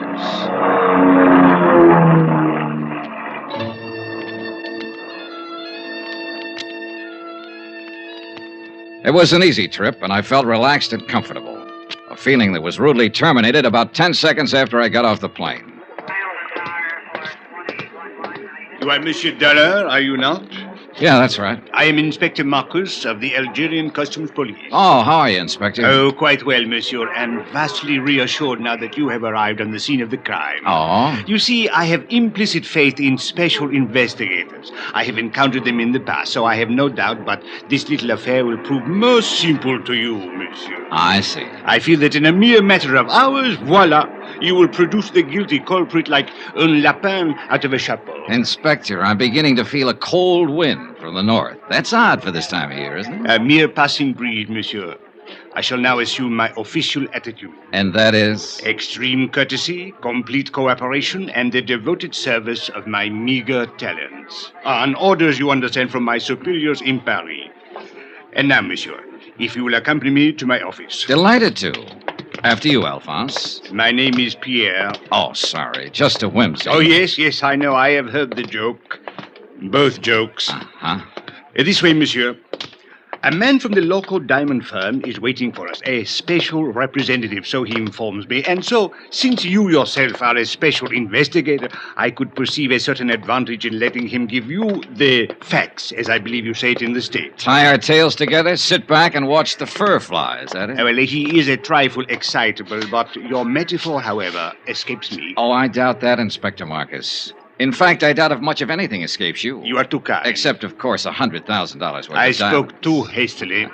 Vanished, disappeared, right under your nose. But there were extenuating circumstances. Oh, I'll bet there were. Tell me something confidentially. Did your superiors in Paris really blow their tops? Monsieur Dollar, if I may borrow one of your more colorful expressions, they said I had probably goofed.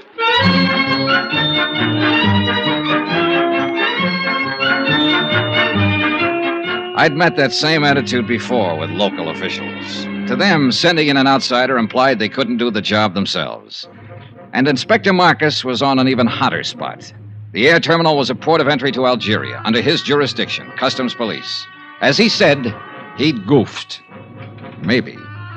It is a matter which hath entire past all apprehension. But he was right on one thing. London, Hans Zeindorf, the the Lorko representative, was a trifle excitable. In Amsterdam, it is unthinkable such thing have happened like this. Even in your New York, mein Herr Dollar, it cannot have happened. But here, in Algiers... It have happened. Yeah, this beautiful diamond gone. All gone. It's like barbarians. This Africa is no place for diamond. Maybe you ought to tell him that in Kimberley. It's differently there. It's entire different. All right, Mr. Zeindorf. Suppose you tell me just what happened. Who can know, mein Herr? 15 years, this courier has worked for Lorko Company. We are think he is trustworthy. Entire trustworthy. Well, even a trustworthy man can die of heart failure. But he has never had this heart failing before. All right, but... Perhaps it would be better if I were to, with your permission, of course, Monsieur Seindorf. Yeah, you tell. I am not talk this English much good. Precisely.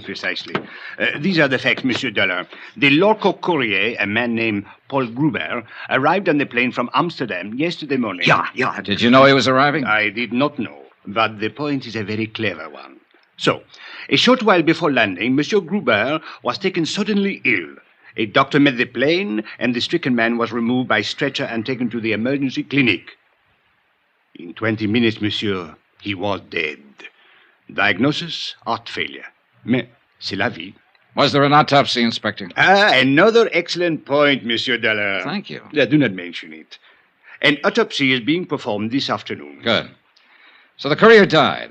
And then the briefcase? It was delivered along with his other personal effects unopened to the customs property agent here at the airport. And his name, the property agent? André Jourdain. He was very busy at the moment, left the briefcase lying on his desk, intending at the first opportunity to register and place it in the vault. But the opportunity didn't come, is that it? Precisely. Only a few minutes later, I heard a gunshot. Monsieur, he was lying on the floor in a pool of blood. He had been struck on the head. The briefcase was gone. All gone. This beautiful diamond gone entire. Yeah. When did you find out what was in the briefcase, Inspector? Almost 2 hours later. I radioed the Lorko firm in Amsterdam, informing them of the death of their employee. They replied immediately and stated that the briefcase contained $100,000 worth of diamond set pieces. Works of art. Beautiful. One brooch, one necklace, 2 bracelets. Precisely. Yes. The jury was being flown here on approval for examination by a prospective buyer. Name of the buyer? The Countess Maria de Tolia. What do you know about her? Monsieur Dollar, if you had seen her, you would not ask. She is exquisite, lovely, chic, charming, spirited, full of the joie de vivre. And no doubt loaded with potatoes. With a woman like that, who would ever inquire? I would. Since it looks as though she might be the only person in Algiers who knew that $100,000 worth of jewelry was coming in on that plane. May we. But she could not have known that the courier was going to drop dead in the airport.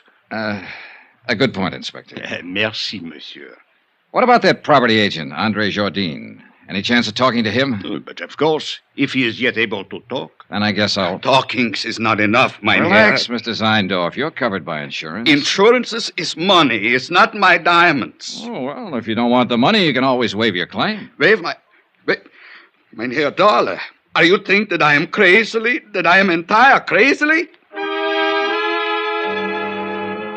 I talked to the plane crew who'd come in on the flight with the dying courier. I talked to Inspector Marcus's men, who'd been with him when he found the property agent lying on the floor of his office. I didn't expect much, and I got just that. But it didn't matter. I figured I may have had my man spotted already. The same old story. An ambitious and underpaid government agent opening a briefcase to register its contents and seeing the diamonds there for the taking. Hiding them quickly, then a fake slugging and firing a gun at a non-existent thief. Yeah, an old story. Expense account item 2, $3.40. Transportation into town and taxi fare to the Hospital of Our Lady of Sorrows. Inspector Marcus had phoned ahead to authorize my visit. One of the sisters led me down the corridor to the door of André Jourdain's room. She motioned silently and then turned away. I stepped inside and closed the door. Monsieur? You're André Jourdain? Mais oui, but yes. What do you want? My name is Johnny Dollar. I'm an insurance investigator. My company is the underwriter on the Lorko diamonds. Why have you come here? Well, to ask a couple of questions. Of course, if you'd like to consult an attorney before I have nothing to conceal, monsieur. What do you wish to know? Just exactly what happened when that briefcase disappeared. I have told it already to Inspector Marcus. Yes, I know. So now would you mind telling it to me? But there is no... Bien. I was working at the files when someone entered my office. I turned around and saw a man standing there, pointing a gun at me. Ever seen him before? No, monsieur. What did he look like? Well, he was quite tall. Heavyset? No, very thin, tall and thin. European, I believe. All right. What did he do? He ordered me to turn around, stepped up behind me, struck me with the gun. I fell against my desk. He grabbed the briefcase and ran to the door. You were still conscious? Oui, monsieur, but in terrible pain. I fumbled for my gun in the drawer of the desk and fired one shot. It is all I can remember. Uh-huh. You hadn't by any chance opened that briefcase? I had been too busy. And you didn't know what was in it? Not until they told me today. Andre, I wonder if you'd mind if I lifted a corner of that bandage and took a look at that wound on your head. If you are careful, it is very painful. Oh, sure, I'll be careful. Lie still now, please. It'll just take a second. I'll lift this edge and... I think I am lucky to be alive. Yeah, very lucky. Okay, thanks. It is nothing.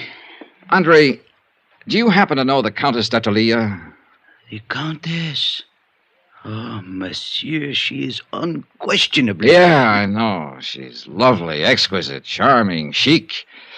Well, thanks for your cooperation, Andre. A pleasure, Monsieur Dollar. Take care of that head. It's the only one you've got. You Americans are so whimsical. Oh, yeah, we're all crazily, entire crazily. My pet theory was starting to limp. That slugging wasn't phony. It had taken 14 stitches to close the cut in Andre's head. Whoever hit him hadn't been kidding. They meant it for keeps. I walked down the corridor and stood waiting for the elevator, thinking it over, trying to figure it out. But no go. I needed more facts. And a moment later, I got more facts. Monsieur Dollar, I thought I would find you here. A clever piece of deduction, Inspector. Merci bien, monsieur. Don't mention it. What's on your mind? There should be something. Well, there's got to be some reason for that smug grin. What happened? Did the thief confess? Au contraire. I was on the point of asking what progress you were making on the case. You will be happy to hear none at all. Oh, that is too bad. Inspector. Eh? Extreme courtesy, complete cooperation, the devoted services of your meager talents. Remember? Touché. Actually, I came to tell you that I now have the report of the autopsy. The courier who died of heart failure. Only, he did not die of heart failure, monsieur. Except, of course, in a very literal sense. Well, what did he die of? Poison. Well, that was the end of a good theory. The courier had started to get sick on the plane, so the robbery and the murder had been planned well in advance of his arrival. By somebody who'd known he was bringing in diamonds. And so far, only one person fit the bill. As lovely, charming, and chic a suspect as you could ever hope to meet. The Countess d'Attolia.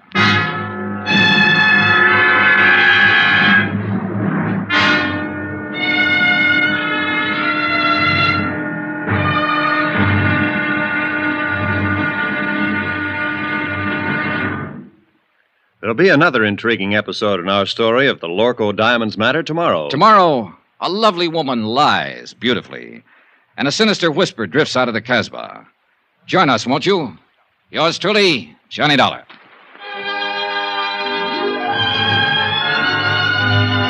Yours truly, Johnny Dollar, starring Bob Bailey, is transcribed in Hollywood. Written by Les Crutchfield, it is produced and directed by Jack Johnstone. Be sure to join us tomorrow night, same time and station, for the next exciting episode of Yours truly, Johnny Dollar. Roy Rowan speaking.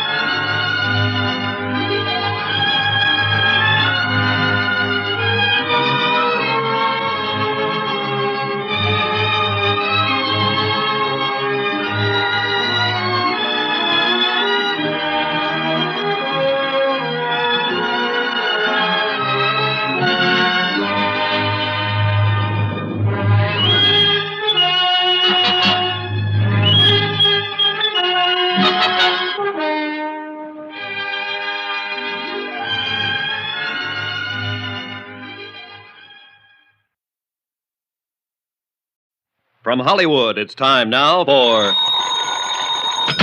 Johnny Dollar. This is the Countess D'Atolia. Oh, yes. My maid tells me that you were trying to reach me by telephone. That's right, Countess. I want to talk to you. Where are you now? At my residence, of course. Did you think I might come running immediately to your hotel, Mr. Dollar? Not after hearing your description. I'm seldom that lucky. What is it exactly that you wish to talk about? $100,000 worth of diamonds and a dead man. I'm a special investigator I know who you are. I investigate before I call you. Wow, not only beautiful, but clever. This ought to be interesting. I'm afraid I don't entirely understand your flippancy. Then suppose I come over and explain it to you. Say around 8 o'clock? I'll make a definite effort to be here. You know something, Countess? I think it's about time somebody built a small fire right under that lovely little complacency of yours. I'll be there at 8 with matches.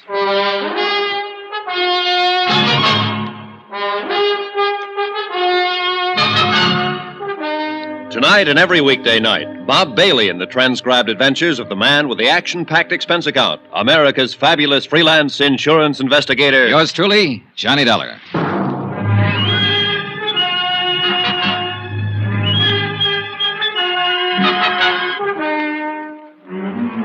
From Special Investigator Johnny Dollar, location Algiers, North Africa, to the Home Office Transworld Fidelity Company, Hartford, Connecticut. Assignment, the Lorko Diamonds matter. Expense account continued. Item 4, $6.80, dinner and appetizers. I'm never any good trying to spar with a lovely female suspect on an empty stomach. I was finishing up on black Algerian coffee and white Algerian brandy when a slightly green-eyed Algerian police inspector sauntered up to my table. Mon Dieu, Monsieur Dollar, you special investigators really do live well. In the lap of luxury. Pull up a chair, Inspector. Join me in a sarsaparilla? It is on your expense account? Be my guest. Merci, monsieur. Bon, my favorite brand. Help yourself. Merci. Anything new? Nothing at all. A complete impasse. Allez, votre santé. Mm-hmm. What about the man who sat next to that courier on the plane? Find out anything about him? I'm still working on it, which is to say, of course, my men are working on it. You police inspectors really do live well. I have to do my own legwork. But the glory, Monsieur Dollar. To come into a mysterious affair which has all the local police baffled, and to solve it immediately in one brilliant feat of deduction, to leave everyone gasping with admiration, to make one's exit to the sound of great applause. Not so fast, Inspector. I'm still back there with that brilliant feat of deduction. You have not yet found the solution? Just on the verge. Then I will drink to your success. With your brandy, of course, and with your permission. Go ahead, drink up a storm. But I'm afraid I'll have to leave you pretty soon, but you can still go ahead. No, monsieur. I suggest you change your plans. You will learn nothing which has any bearing on this matter. Which plan do you mean? That of questioning the Countess d'Atolia. Now, who found that out? As a matter of fact, she phoned me and inquired about you. Oh, so that's how she investigated me. Went straight to headquarters. Mais oui. Remarkable woman. Talented, beautiful. Et cetera, and so on. And along with it, it's 9 to 1. She's in it right up to her pretty neck. No. She is really not the type. This is an excellent brandy, monsieur. An Algerian brand, I notice. All right, Inspector. Let's bypass the byplay and lay him out face up. I think I prefer it to cognac. I don't know how she does it, but she's got you hypnotized. Just mention of her name and you go into a tailspin. Every cockeyed one of you. Exquisite. Lovely. Maybe so, but in my book, she's a real suspect. Elucidate, monsieur. Well, it's simple enough. She's the only person in Algiers, that we're sure of at least, who knew that a shipment of diamonds was coming in on that plane. Why? Because she's the one who ordered them. Monsieur, it is even simpler. She could not have poisoned the courier because she was not on that plane. She could not have stolen the briefcase from the customs property agent because it was done by a man. So, where is your case? An accomplice, a man, with the Countess calling the shots for him. What man, monsieur? Well, you got a good point there. Merci bien. Don't mention it. But from the influence she seems to have, it might be any man in Algiers. Inspector, it wasn't you by any chance. You raise a very interesting point. Now, suppose the Countess should ask me to kill someone for her. I wonder what I would do.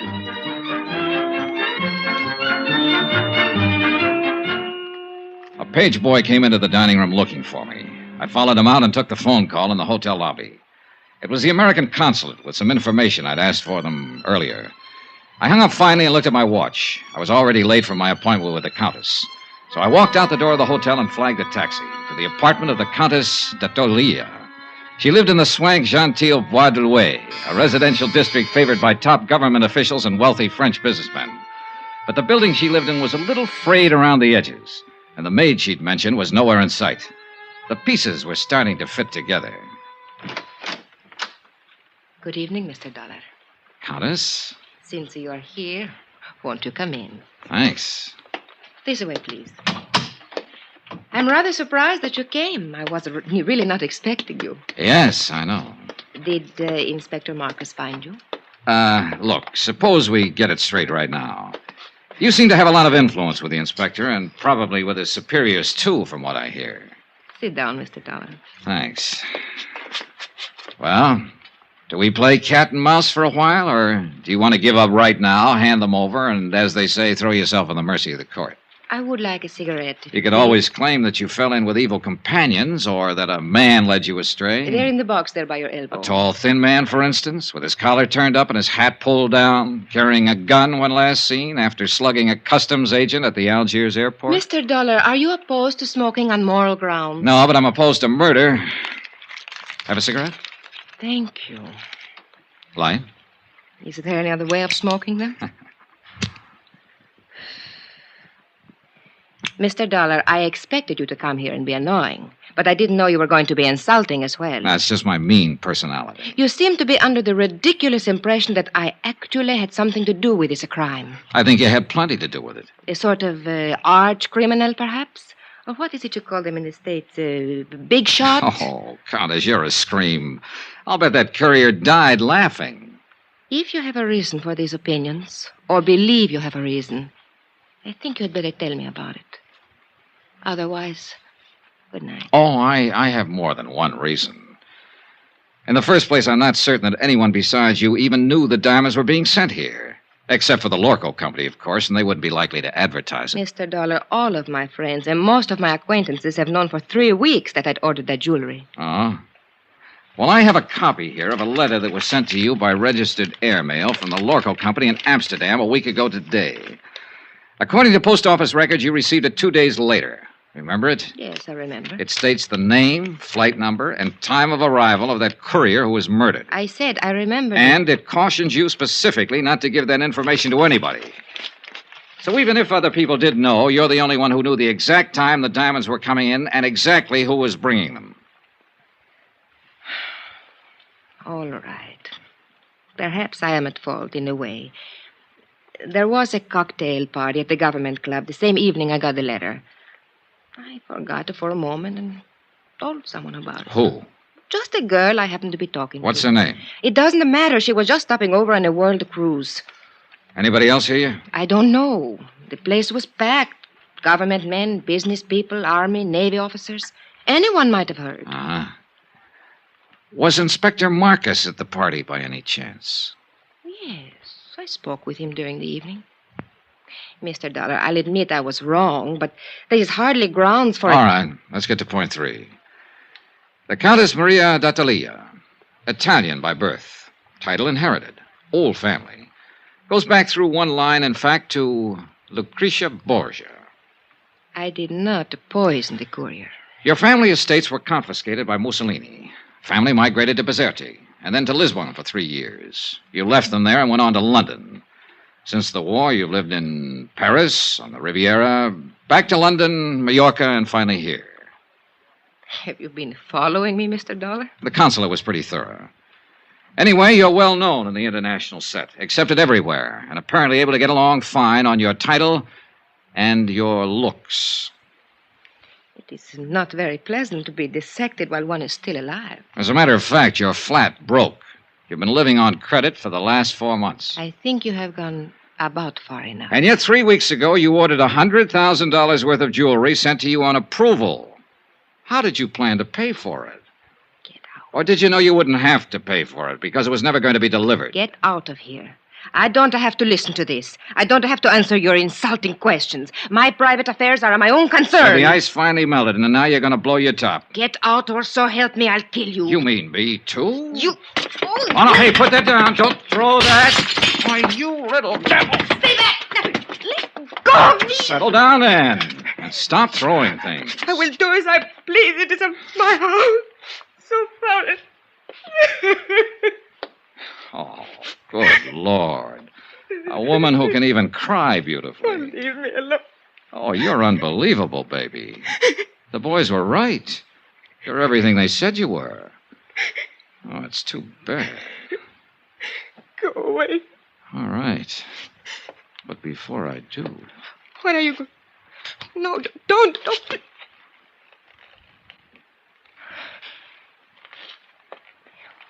Why did you kiss me? It beats me. Just call it a sudden impulse.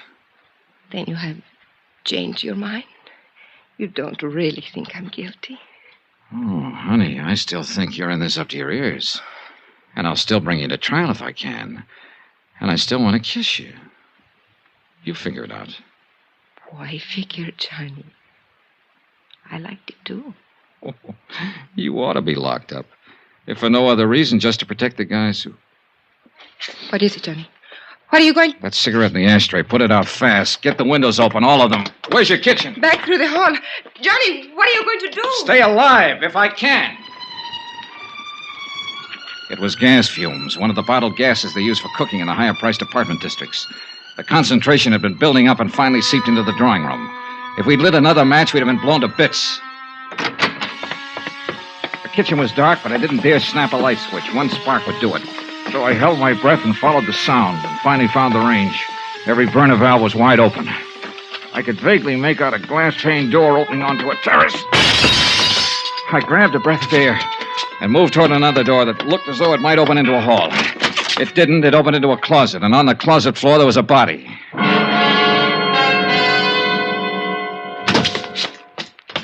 What happened, Johnny? Why did you go... Johnny, who's that? He's a man from the Lorko company. Name is Zeindorf. Zeindorf? But where did you find him? Out there on the floor of a closet. But why? What was he doing here? You tell me. I don't understand it. He has no business here. What is wrong with him, Johnny? Well, right at the moment, he seems to be a little bit dead.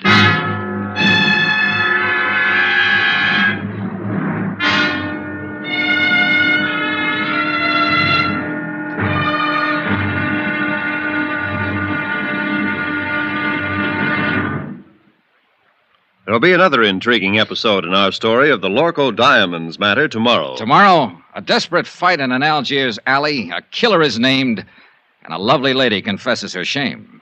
Join us, won't you? Yours truly, Johnny Dollar.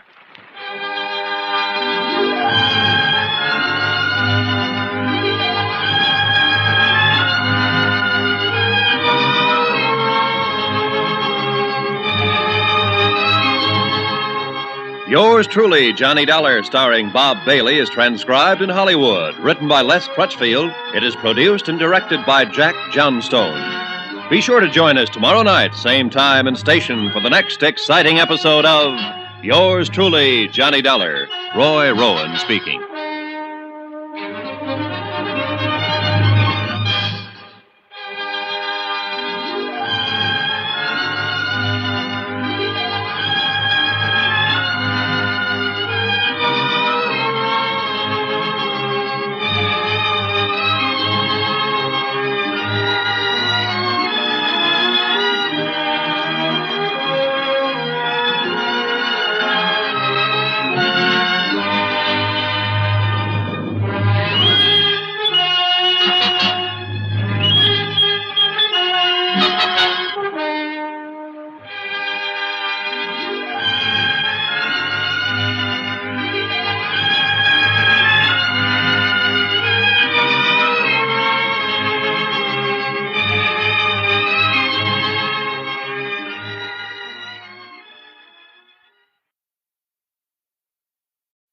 From Hollywood, it's time now for...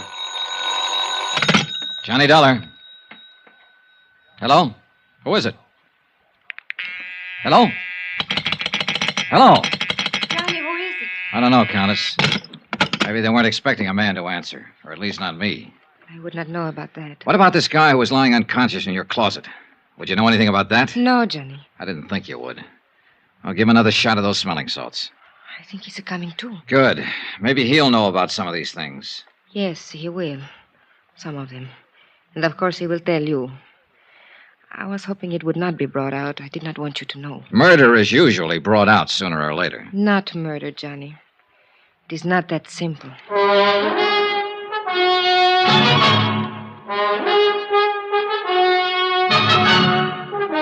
Tonight and every weekday night, Bob Bailey in the transcribed adventures of the man with the action-packed expense account, America's fabulous freelance insurance investigator. Yours truly, Johnny Dollar.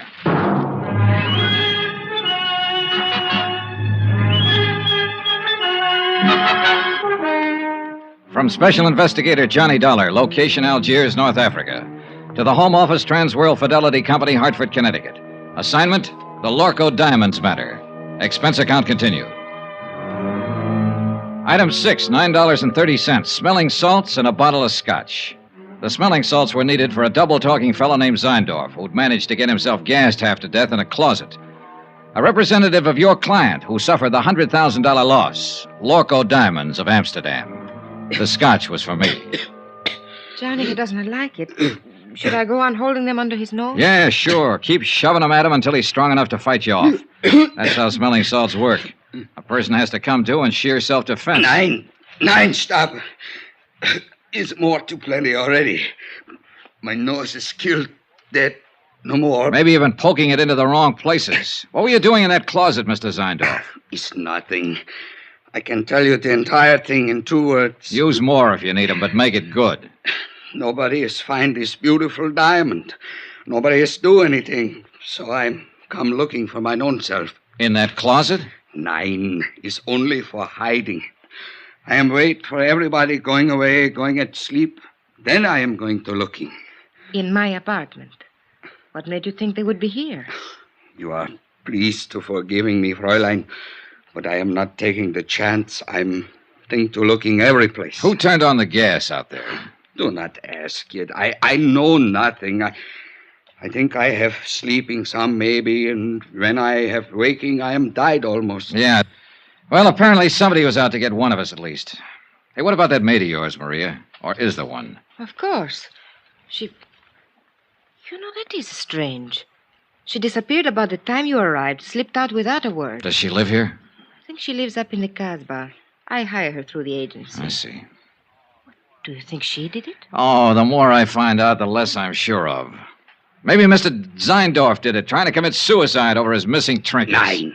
Suicide is one thing I am not. And I desist to listen no more. I am to leave here immediate. Oh, by the way, Mr. Zeindorf.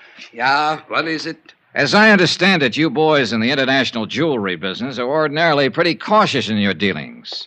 Yeah, the prudence, mynheer. Always the entire prudence. That's what I mean. You always investigate a new client thoroughly before you take any chances, is that right? Is entire correct? Johnny, no. Then why did you send $100,000 worth of diamonds here to Algiers at the request of a woman who doesn't have a cent to her name? Why, it is to me these things are always happen. Mynheer Dollar, I am the highest ethic of business. I cannot give you answering. Well, one of you better give me an answering. Oh, it is all right, Mr. Zeindorf. Please, you tell Contessa. All right. What he is trying to say, Johnny, is this. It did not matter about my financial standing because I was not actually a client. What do you mean? You ordered the stuff? Yes. Several pieces on approval, so I could make a selection. Anything up to $20,000. Somebody else was paying for it. It was being given to me as a gift. By whom? A fellow countryman of yours, a man named Charles Barrett. He's been here 3 months, lives on his yacht. Mr. Zeindorf, how did you know this man Barrett would pay for the diamonds? By the letter, mynheer. What letter? When I wrote to the Lorko firm, I took the liberty of enclosing a letter written to me by Mr. Barrett. His own authentical signings. We investigate immediately. What sort of a letter was it? He promised to pay for a gift of jewelry up to $20,000 of my own selection in return for certain considerations. What considerations? Romantic, Mynheer. It is a little present of the engagement. Is that what it was, Maria? An engagement present? Yes. I see. I think I go now. It's too much has happened in this place. Is it all right to smoke now? Yeah, sure. The gas is cleared out. Here. Thank you.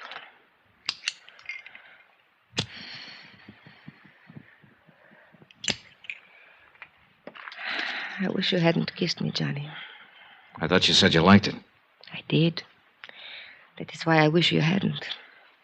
Are you trying to say that... Oh, relax, Johnny. I am not a child.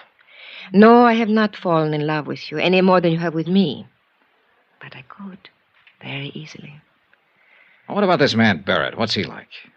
Oh, an overbearing, spoiled, middle-aged little boy. The price sounds kind of high. What else is there? Ever think of working? Where? At what? In Italy, yes. But you know what's open there for an impoverished countess. Yeah, I know. And I suppose you can't get a work permit anywhere else, is that it? Oh, forget it, Johnny. All I know how to do is be highly ornamental, say the right things to the right people, do the right things at the right time, and eat by stealing caviar at cocktail parties. You go hungry a lot that way. Yeah, I guess it's rough. Well, don't let it throw you, honey. You're not the first girl who married for money. What? I guess you don't understand. Nobody has said anything about marriage. Oh, I see. Well, Johnny, I imagine you will be leaving now. So, good night, Johnny. Goodbye. For all the progress I'd made in the case, I might as well have stayed at home. Another fish off the hook. Logical suspect number one had been the customs property agent Andre Jardine. But the blow on the head that sent him to the hospital hadn't been faked. And that, plus the fact the diamond courier had shown symptoms of poisoning before the plane even landed, seemed to leave Andre in the clear. And now number two, Maria Countess d'Atalia, was apparently able to supply another answer every time she needed one. And her answers were backed up by Hans Zeindorf, Lorko's own representative. We were shortcutting through the harbor district when I began to realize that the same car had been behind us ever since we'd left Maria's. It was a low-slung English job, expensive and easy to recognize. Driver. Oui, monsieur? Hit the gas a little harder. See if you can shake that car behind us. Mais oui. The other car picked up speed to match ours and still held the same distance. Hey, try a couple of fast corners. I want to make sure. Yeah?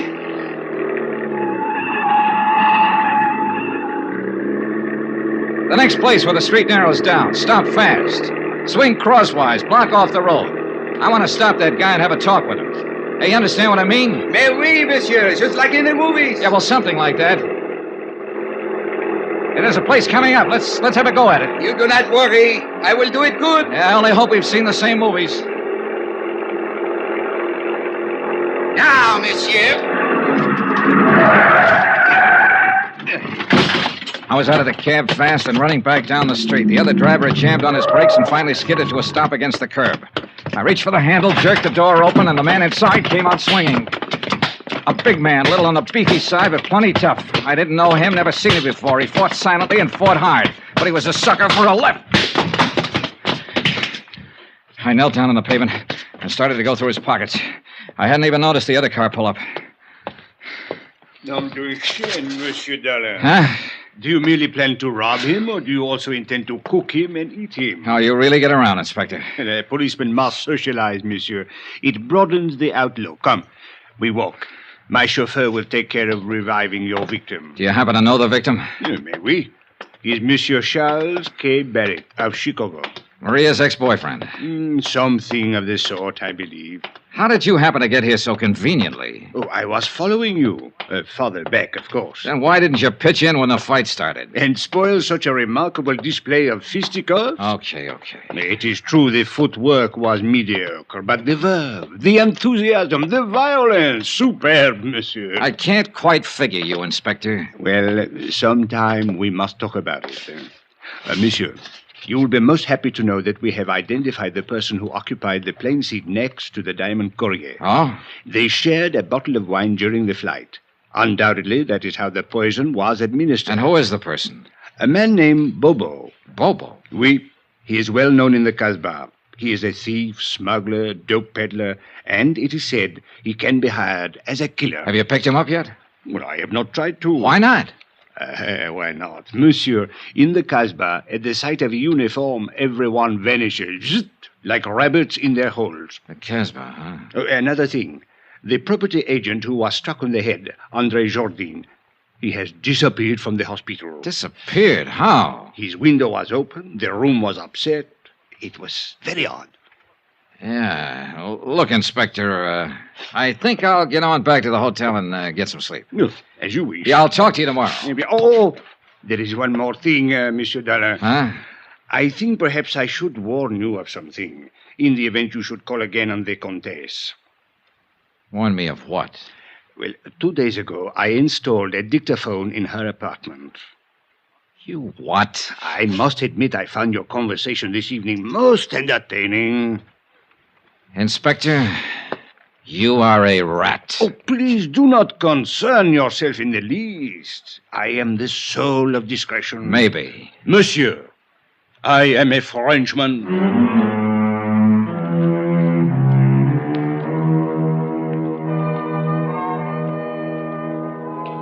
Twice tonight, the Casbah had been mentioned.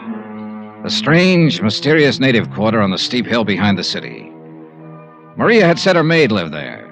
And now Bobo, who'd given poison wine to the diamond courier. I had an angle, and I had some ideas. The picture was finally starting to make sense. But I needed some more answers. And the trail led into the Casbah.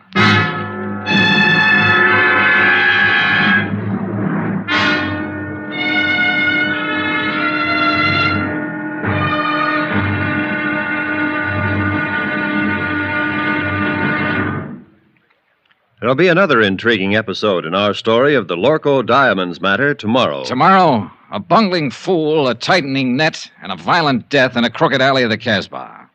Join us, won't you? Yours truly, Johnny Dollar.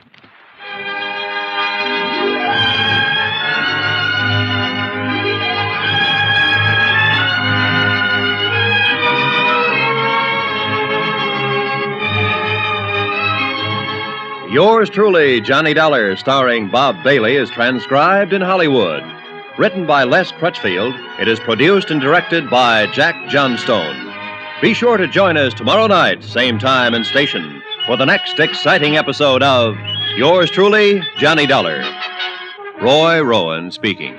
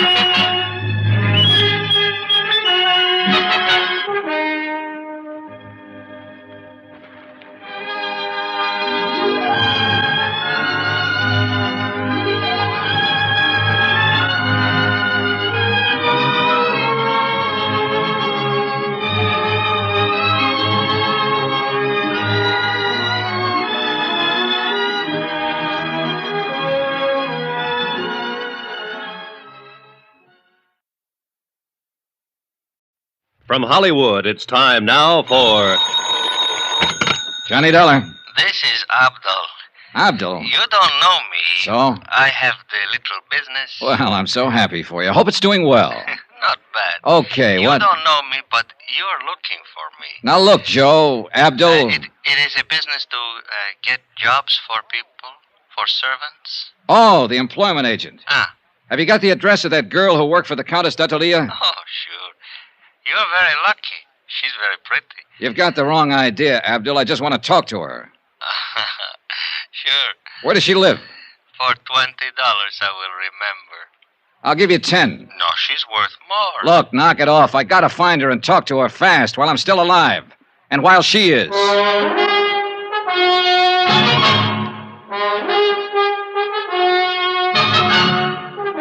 Tonight and every weekday night, Bob Bailey in the transcribed adventures of the man with the action-packed expense account, America's fabulous freelance insurance investigator. Yours truly, Johnny Dollar.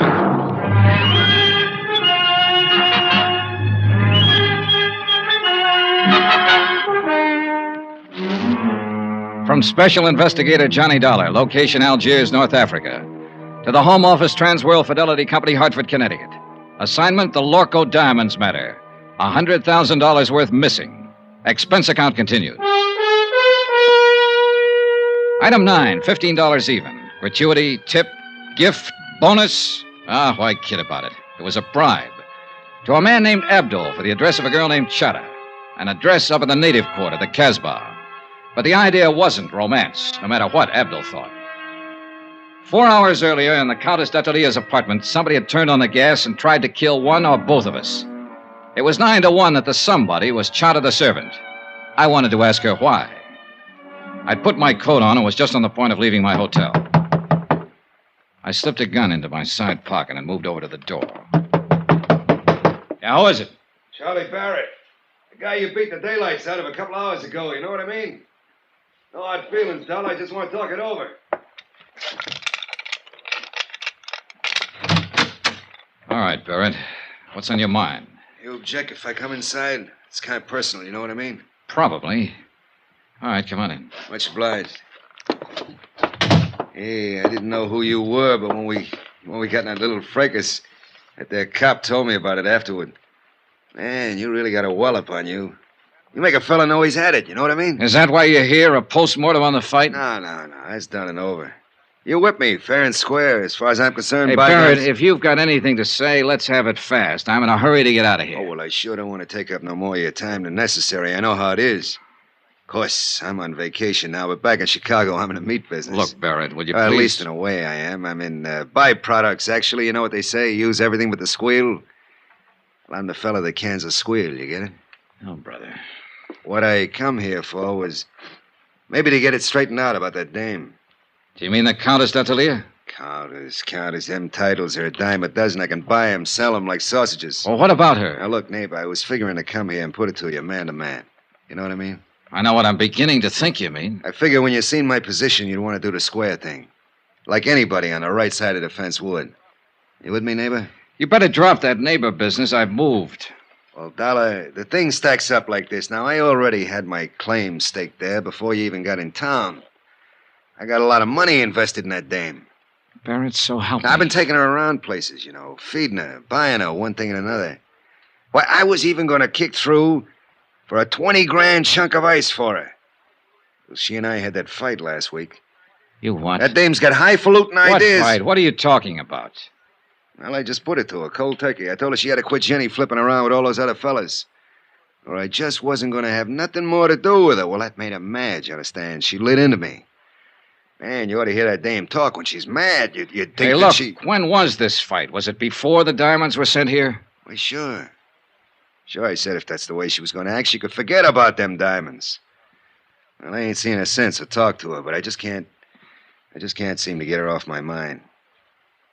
Now, look, Dolly, you was in her apartment there for 2 hours and 40 minutes tonight, and I don't like it. It bothers me. Strictly business, Barrett. And I got to get going. Now, wait a minute, Dollar. Just wait a minute. We still got something to settle here. Like I told you, I got money. Barrett, get out. Hey, you better hold your horses. I don't know if you know the name C.K. Barrett, if that means anything to you. But I got influence back there in them United States. So it's the hard way, huh? Look, you just work for that company of yours. You're nothing but an employee. And if you think you can talk to me like you can to some of these foreigners, then here, now. Still a sucker for a left. Hello, room service. This is Johnny Dollar. Some drunk just wandered in here and passed out. Would you send up a couple of boys to drag it out in the hall?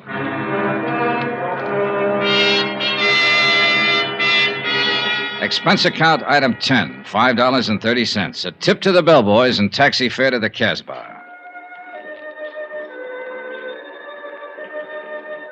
The taxi dropped me off at the end of the causeway, and from there on I walked. It was late, well after midnight, but the narrow, crooked alleys were teeming with life. Some of it out in the open, some of it under cover. Small groups of people met together here and there along the cobbled streets. Men of 24 tongues and dialects. And women, too, slipped silently in and out of the dark doorways, or crouched over tables in the dim-lit cafes and coffee houses. Groups usually fell silent when I passed and stared with hostile curiosity. The Casbah, backwash of North Africa. Little known, seldom bothered, and scarcely policed. And for an outsider, especially at night, more dangerous than dynamite. The address Abdul had given me turned out to be a coffee house, but it could still be legitimate. And there was only one way to find out.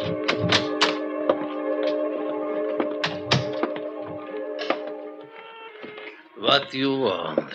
I want to see Chata. What for? Private reasons. Chata's not here. Where can I find her? Take a seat. Table in the corner. Maybe she come. I took the seat, ordered coffee, and waited. A wrinkled old Arab squatted on a rug in the middle of the room and played strange, weird melodies. Gradually, the other patrons went back to their conversations, ignoring me completely. In fact, pointedly. 20 minutes passed. The girl didn't show. You will, of course, not object, monsieur, if I take the liberty of joining you? No, sit down. Merci. So, you wish to see Chat? Yeah, that's right. Do you know her? Oui, I know her very well. Know where to find her? But naturally, monsieur. I always know where to find her. She's my woman. Oh, so you're the man they call Bobo. Oui, monsieur. The man who poisoned the diamond courier. Oh, monsieur, it is true that I gave him some wine. A little, not much. But I think perhaps it was a bad vintage. Yes, most unfortunate. It was for him. Well, perhaps it was for the best. Life is so uncertain. But I do not wish to think of such unpleasantness. Instead, let us talk about diamonds. Let's talk about killing, or attempted killing. Is Chata the one who turned on the gas in the Countess's apartment? It is possible that she did that. On whose orders? It was nothing personal, monsieur. I didn't even know that you were going to be there. I see. Then you really meant to... Diamonds, monsieur. That's enough of this foolish talk of killing. All right. All right, what about the diamonds? You were sent here by the company that has insured them.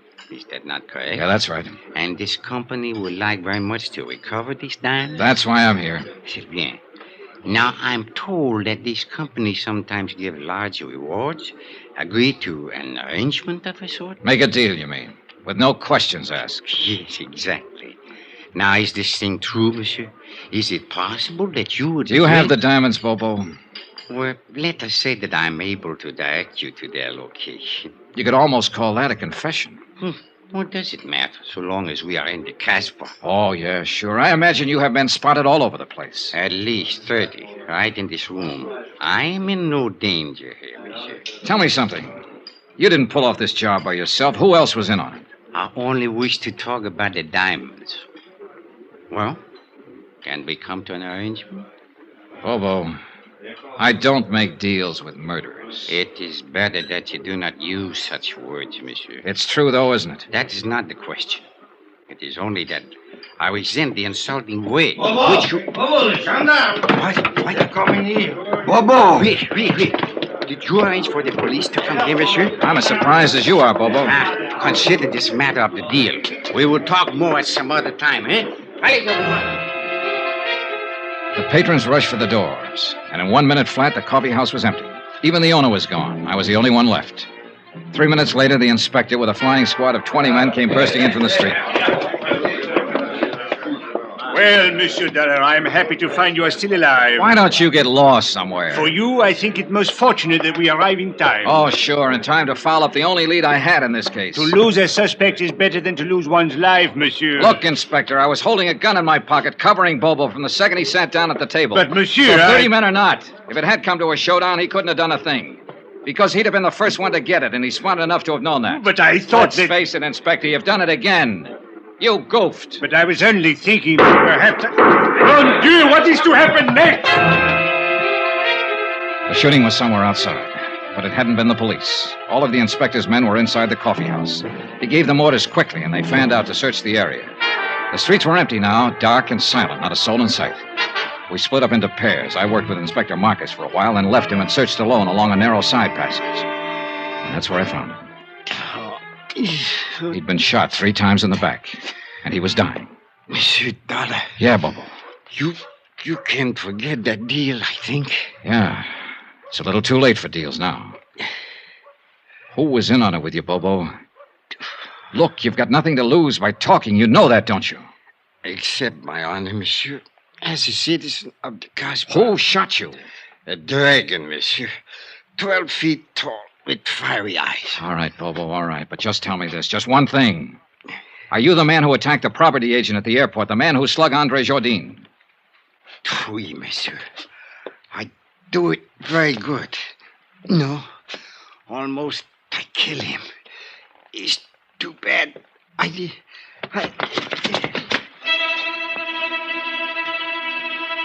A minute or two later, Inspector Marcus came up, and we stood there looking down at the dead man lying on the stones of the alley. He was a short man, stockily built, with wide shoulders and a deep chest. It was the body of a man of action, of accomplishment. But he'd chosen to be a smuggler, dope peddler, thief, and killer. And now he had become the victim of another killer. Did he say anything, monsieur? Was he able to talk? Yeah, enough. Eh? What is it you mean, monsieur? Do you know who is guilty of this? Yeah, that's right, Inspector. I know the whole story now. The whole filthy, rotten story.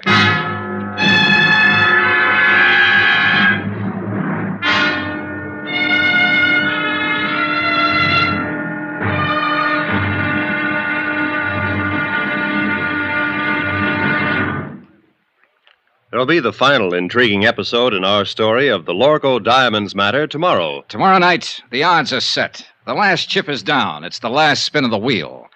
And death is the croupier. Join us, won't you? Yours truly, Johnny Dollar.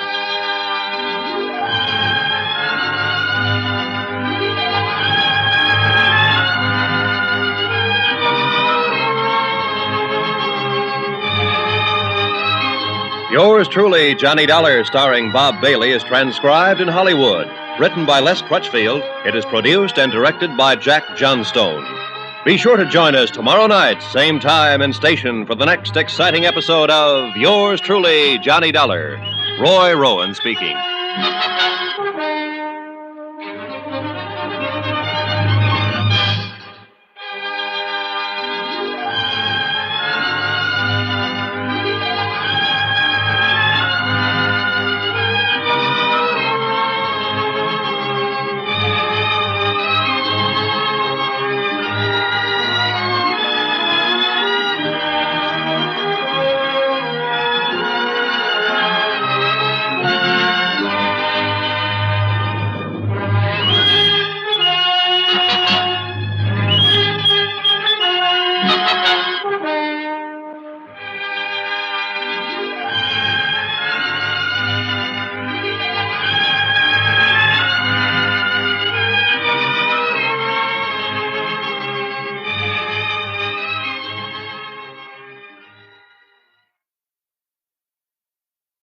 From Hollywood, it's time now for... Johnny Dollar. Johnny, this is Maria. Maria? Well, isn't it kind of late at night to call? You've got to help me, Johnny. I'm being followed. Aren't you at home? No, it's a little cafe on the waterfront. I came in here to phone. Why the devil did you have to go out? Everything was set up. If you'd stayed home, you'd have been safe. What are you trying to do, get yourself killed? Johnny, this is no time. Where are you? What's the name of the place? The Marrakech, number 41 Rue de la Mer. afraid to go outside. No, whatever you do, don't go outside. Stay right where you are until I get there. But, Johnny... Take your choice, Maria. It's either that or wind up on a marble slab. What do you mean? You know what I mean. You know better than anybody. Now stay there.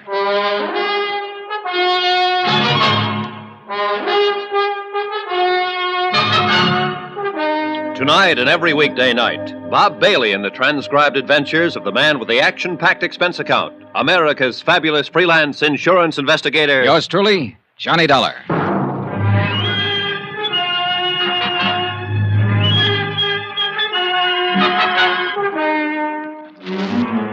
From Special Investigator Johnny Dollar, location Algiers, North Africa, to the Home Office Transworld Fidelity Company, Hartford, Connecticut. Assignment, the Lorko Diamonds matter. $100,000 in jewels stolen and a murder. Expense account continued. Item 12, $2.20. Taxi fare to the waterfront of the Marrakesh Cafe. There was no time to lose and no time to get help from Inspector Marcus.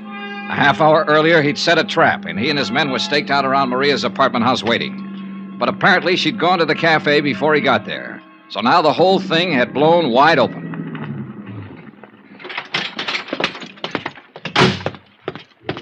The Rue de la Mer was a dead-end street close to the water, deserted at this hour of night.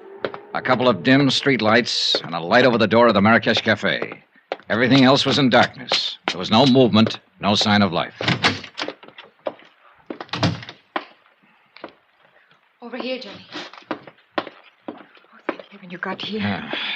No trouble so far. Huh? No. Except with that sailor over there. He finally passed out. Well, you're probably used to that kind of trouble. Cigarette? Yes, thank you. Now, what were you doing down here at this time of night? I was visiting a friend. Is that the friend's car parked out at the curb? Yes. Charlie Barrett, huh? The meat packer from Chicago who was going to give you the Lorko diamonds. Well, I figured he'd got over his mad spell. How did you know about it? He told me just before I knocked him out for the second time tonight. He said you two had a fight over a week ago, and that he told you he wasn't buying any diamonds after all. Well, it was just... For a while, I thought I had you tagged again. I wondered why you hadn't canceled the order when you'd been told he wasn't going to pay for the stuff. Johnny, it was just a talk. I knew he would come around. Yeah, well, that's about the way I figured it. Another explanation. So I let you off the hook again. Why, Johnny? Why have you been trying so hard? Trying what? To find some way of involving me in this. Well, the facts just seemed to turn up. I wasn't trying to find them. It made a big difference, didn't it? Learning about Mr. Barrett. Learning what about him? That I was accepting a $20,000 gift from him. Why should it? Your life's your own. It did, though. Before that, you were... Well, seemed to be interested. Sure. You're a very beautiful woman. And that's all it was? What more did you want? All right, Johnny. Forget it. I don't blame you. Hey, tell me something. What about Barrett? Now that you've kissed and made up, is the engagement back on again? I haven't decided yet, Johnny. Well, come on. Let's get out of here. I'll take you home. Do you think it's safe? There was no sign of anybody around when I came in. Whoever it was probably got scared off. Oh, I was scared to death. When I saw the lights of the cafe, I jammed on the brakes and ran for the door. The other car was right behind me. Get a look at the driver? No. How'd you get hold of Barrett's car? Borrow it? He gave it to me. Not a bad night's work. It's a good car. Get in. You really play rough, don't you, Johnny? Sometimes. It depends on the... Get down, quick, back of the car. It came from across the street. It's pitch black over there. What are you going to do? Look, Maria, you're safe as long as you're back of the car here. Well, what about you? I can't get a shot from here. I'm pinned down. I'm going to make a run for that stone curb. Try to draw a shot and see where the flash comes from. Be careful, Johnny. Oh, don't worry, kid. I'm the carefulest guy you ever saw. All right, now sit tight. Here goes. Are you all right, Johnny? Yeah, I think I got him spotted. Let's see just how close I get. There's somebody running away. Yeah, so do I.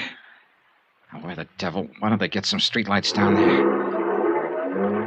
That car that's starting up. Yeah, I see it. They're getting away. One lucky shot might...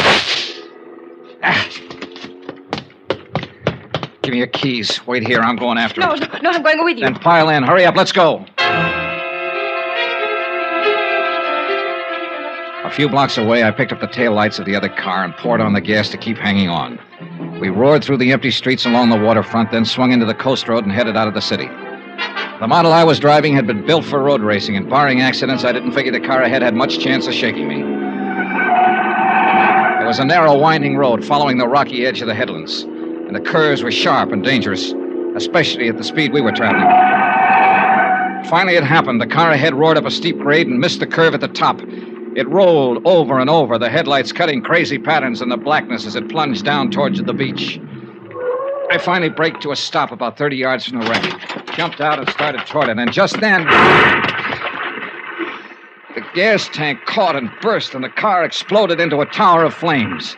I caught a glimpse of the driver, pinned in the wreck. Then the fire took over and covered him. And I knew one thing was certain. He'd had it.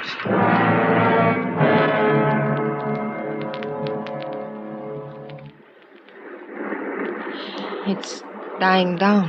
Yeah. The gasoline is all burned now. What a terrible way to die. What way isn't? I guess...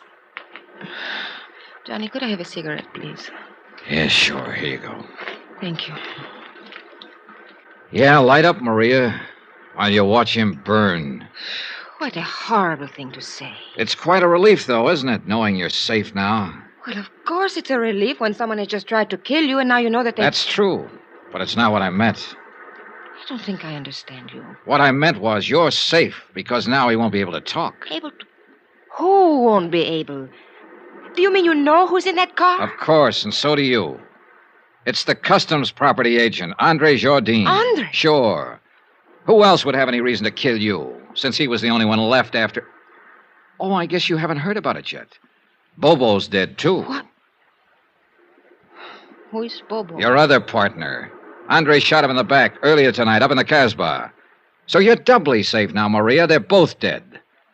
And for everything else, you've got an explanation. With just one exception. I don't even know what you're talking about. Oh, now, don't be modest. Actually, it was quite a scheme, whether you thought it up or Andre did. Oh, you are out of your mind. The idea was to make sure the diamond courier died, either on the plane or at least before he got through customs. That way, the courier's briefcase would be sent to Andre's office. Then Bobo was to help Andre fake the stick-up. But Bobo turned out to be a tough cookie. This may be true, Instead of sticking to plan, he decided to go for broke.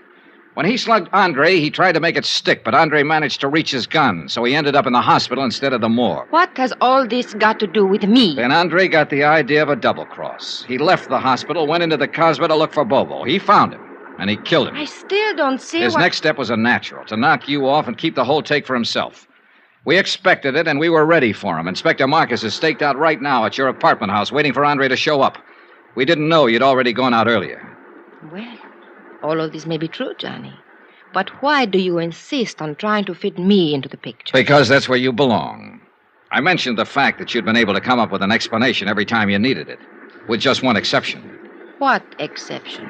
Both Andre and Bobo have tried to kill you this evening. Why? Unless you were in on this thing. What reason would they have? Well, I don't know. Of course. Why should I know? I don't know why they tried to kill me, Johnny. Oh, a good answer, Maria. And it'll probably work. Yeah, you figured that one out fast. I don't know what you mean. No, of course you don't. Well... Who has the diamonds? I will before morning. Johnny, why couldn't you... Knock it off, kid. You got the wrong guy. It won't work with me. It could. Sure, I know. You're beautiful, charming, lovely. And you're rotten. Rotten right to the core. What are you doing, Johnny? Going back to town. Well, wait for me. Goodbye, Maria. Johnny, wait! Johnny!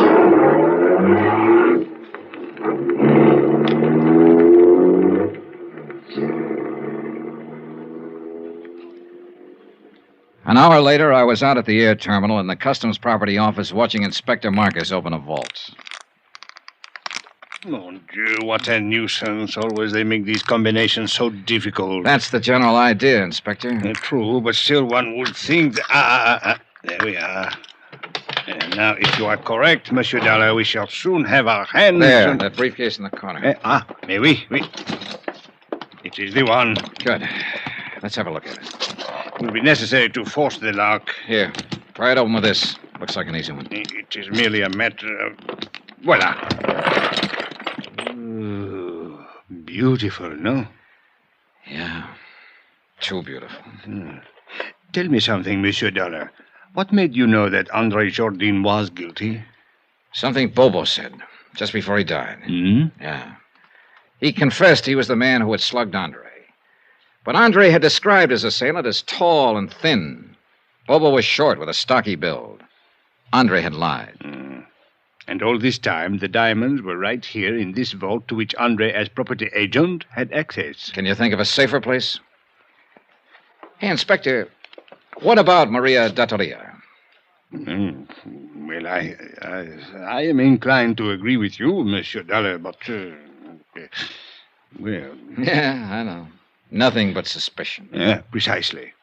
If I were to file charges and bring her to trial on such evidence as this, well, she would cry a little, perhaps, and look very beautiful. And, monsieur, the court would hang me, not her. Yeah, you're right. You could never make it stick. C'est la vie.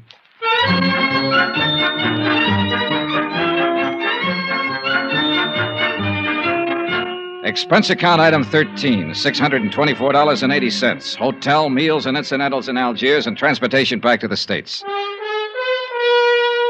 Expense account total, $1,214.60. End of expense account. End of report. Remarks? Social item. To be circulated widely. The Countess Maria D'Attolia was married yesterday to C.K. Barrett, a big tycoon in the meat business. The happy couple will make their home in Chicago. All companies in that area who may be asked to underwrite insurance on the life of C.K. Barrett don't. Yours truly, Johnny Dollar.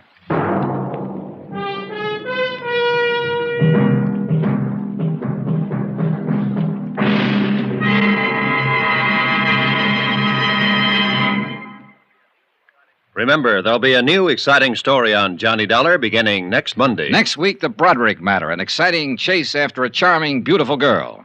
After all, who wouldn't? Join us, won't you? Yours truly, Johnny Dollar.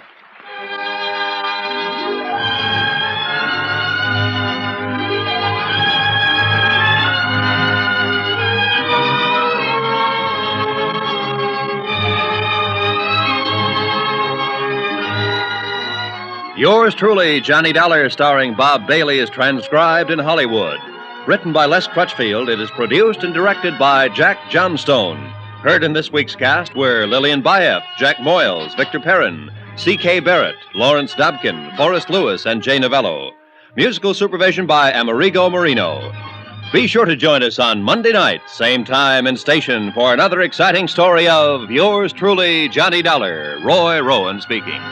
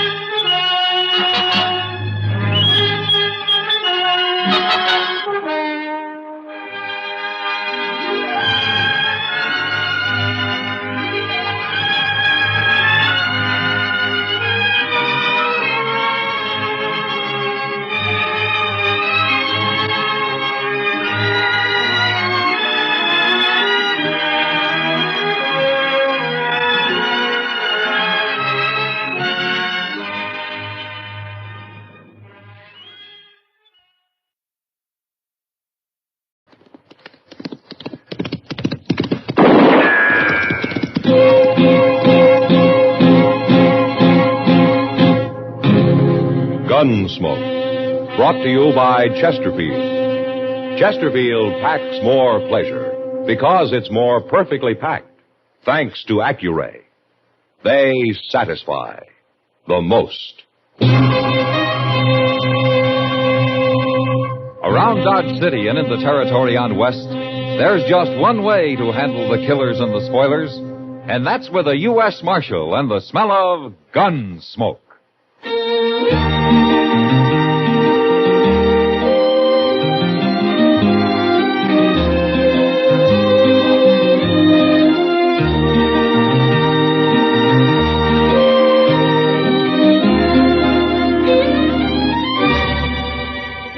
Gunsmoke, starring William Conrad. The transcribed story of the violence that moved west with young America. And the story of a man who moved with it. I'm that man, Matt Dillon, United States Marshal. The first man they look for and the last they want to meet. It's a chancy job, and it makes a man watchful and a little lonely.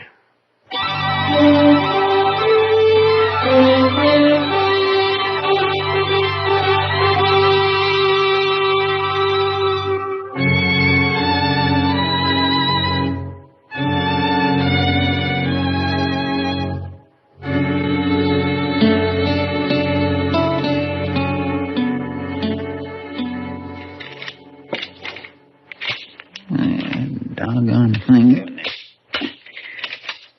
There. That works. Hello, Chester. Oh, Mr. Dillon? Are you going hunting? No.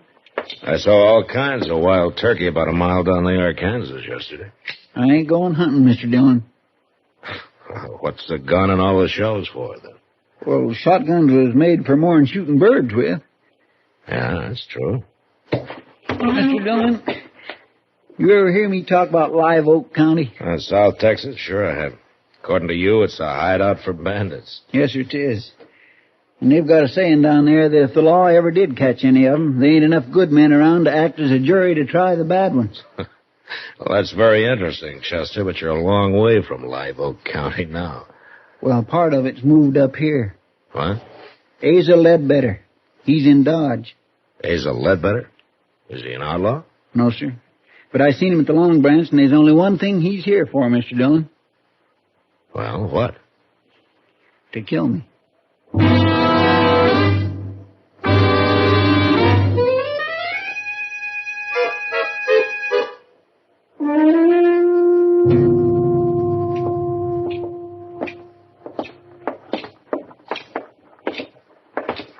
All right, Chester. Are you going to tell me why Asa Ledbetter is here to kill you? It don't matter why, Mr. Dillon. Okay. I'm going to go in there and talk to him. I'd as soon you didn't. I don't like people getting killed in Dodge, Chester. Even you. Now, you wait here, huh?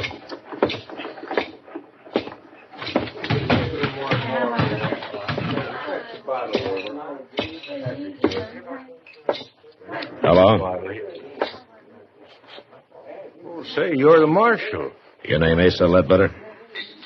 How'd you know that? Chester told me. Chester? Yeah, Chester Proudfoot. Well, okay, Marshal, he got my name right, but I don't recall his. What? I never heard no Chester Proudfoot. Glad to meet you, though. Buy a drink? Oh, thank you. Say, there was a fella in here a while ago, I remember, 'cause he was staring at me so hard. He heard me say my name, too. I was talking to a cowboy about finding work around here. Where you from, Ledbetter? Texas. What part? Amarillo. Ever been in South Texas? No, never have. Marshal, what's this all about? Chester thinks that you came here to kill him. Now, just look here, Marshal. I don't know this Chester fella. Never even heard of him. I don't go around murdering people. I hope that's true, Ledbetter. Of course 'tis. And I don't like nobody dragging down my good name, Marshal. Nobody is. So long. You just asked anybody from Amarillo about me, Marshal. They can tell you.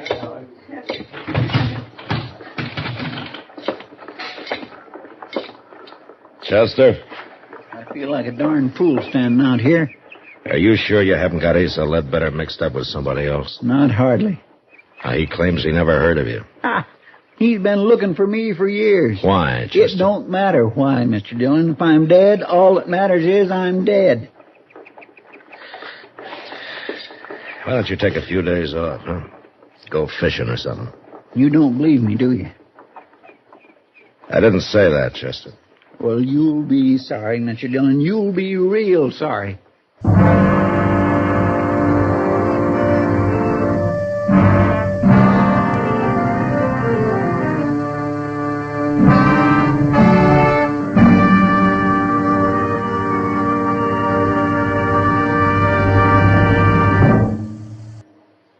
that whistling man Bobby Haggart really started something. Tonight, the Calypso Boys join in. Ready, amigos?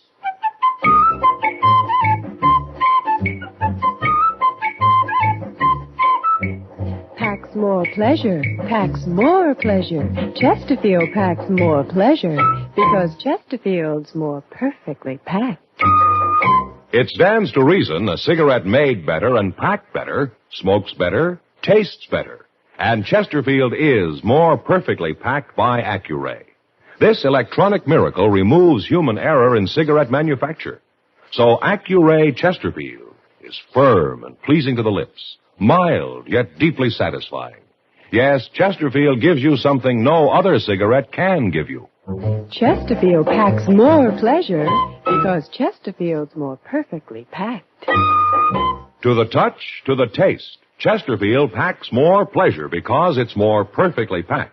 By Chesterfield, mild, yet they satisfy the most.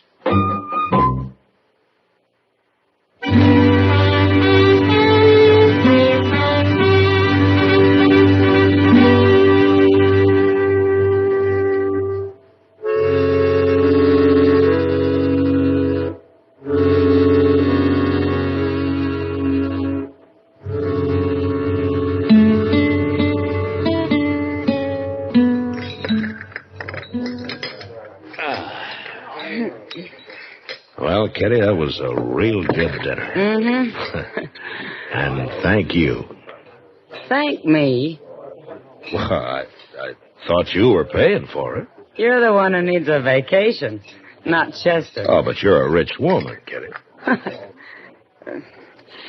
Let's talk about Chester. Does he really think Asa Ledbetter's after him? Well, that's what he says. It's not like Chester to make up a thing like that. No. Matt? You stay here. No, I'm going with you.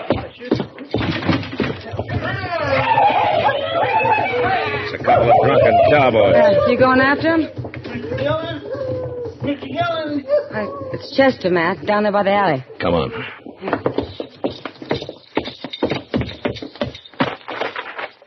What's the matter with his arm? Looks like he's been hurt. Yeah. He shot me, Mr. Dillon. He shot me. One of those cowboys? No, Asa Ledbetter. What? I seen them cussed cowboys coming, so I ducked in the alley here. And Ledbetter was down at the end of it, just waiting for me. I think he just hired them fellas to set up a commotion so he could get a shot at Here, me. let me see that arm. Bullet went right in. Here, Mr. Dillon. It didn't break nothing, though. Ah, Chester, you've been hurt worse than this a dozen times. Now, look, if you ducked in the alley, you were probably facing the street, weren't you? Yes, it was. All right, then Ledbetter wouldn't have been behind you. The bullet entered from in front. It was him, I tell you. Or the wild bullet from those cowboys. You think I'm lying? Well, I think you're worrying yourself into seeing things. I'm going up to Doc's, if I can make Now, it. wait a minute, Chester. Where's Ledbetter staying? Well, he told me the Dodge House, Matt. All right, I'll go talk to him. Sure. You go talk to him. How many times do I have to be shot around here before anybody believes me?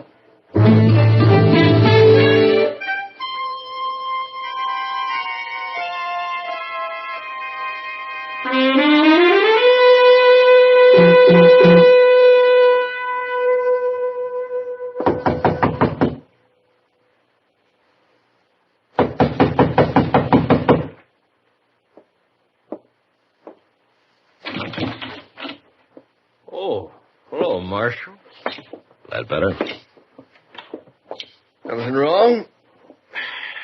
How long you been in your room here? Oh, I've been taking a nap, Marshal. Up until them drunks out there woke me up. Chester says you tried to shoot him a few minutes ago. Now, Marshal, I'm getting sick and tired of this Chester.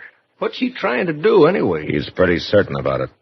Bound and determined to get me into trouble. I'm doggone if I know why. There must be some reason. Well, sure, and if there is, I don't know it. I'll be glad when I find me a job and get shut of this town. Never did hear nothing good about Dodge anyway. We try to keep it peaceful. Oh, sure, but it's like you say. Probably ain't enough good men left to act as jury to try the bad ones. Oh? Just where do they say that, Ledbetter? Oh. I Don't know. You heard it before, ain't you? Yeah, I've heard it before. It's a saying down in South Texas in Live Oak County. Well, that may be, Marshal. And I heard it in Amarillo. Now, ain't that possible? Yeah, I guess it is. Marshal, listen here. If I come here to kill a man, what would I be waiting around for? A change of weather? It don't make sense, does it? No. No, it doesn't make sense. Any part of it.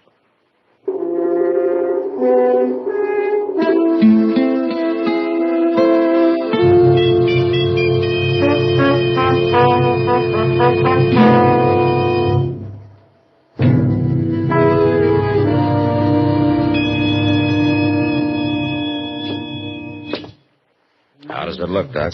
Well, it's just a scratch, man. A scratch? I suppose if I come in here scalped, you'd say the barber just give me too tight a haircut. Now, Chester, be brave, boy. Yes, see. There we are. In a week, you'll never know you got hit. Well, it's a mercy it wasn't my gun arm. Chester, I told you Asa Ledbetter was in his room the whole time. You mean he told you? I asked the desk clerk on the way out. Then he was lying, too. Chester, how long since you've had a good night's sleep? Now, Doc, don't you start that. Well, you admit you didn't actually see Ledbetter in that alley. But next time you'll see him all right, won't you? Yeah, whether he's there or not. Have you finished doctoring my wound? Oh, now, wait a minute. Getting mad won't help you. Well, maybe it will. Well, where are you going now? Who cares where at I'm going?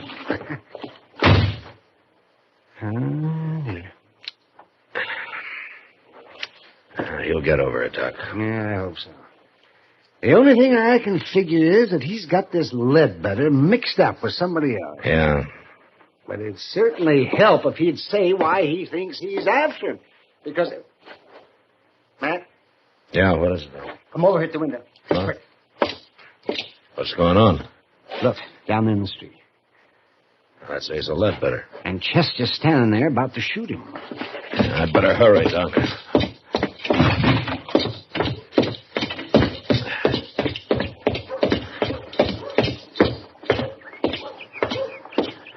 You on here getting plumb good and tired, are you? Then why don't you do something about it? Chester. You stay out of this, Mr. Dillon. I don't like gunfighting, no matter who starts it. I didn't start it. He come here to shoot me. Marshal, he is crazy. He ought to be locked up. Sure, I'm crazy. I should have called you out before. Now, you going to fight or not? No, I ain't going to fight. You scared? I've got no quarrel with you. Are you scared? Leave him alone, Chester. No. Then tell me what this is all about. No. Now, Chester, why don't you just go off and get drunk or something? Hey, Chester. Now will you draw?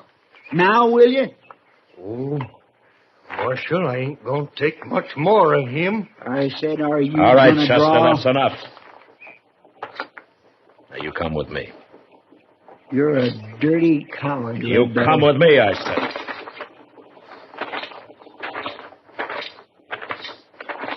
You're with him, ain't you? You and Doc and everybody. Maybe you are crazy, Chester. Sure. Oh, sure. Oh, where you going? I'm going to get me a drink. Alone.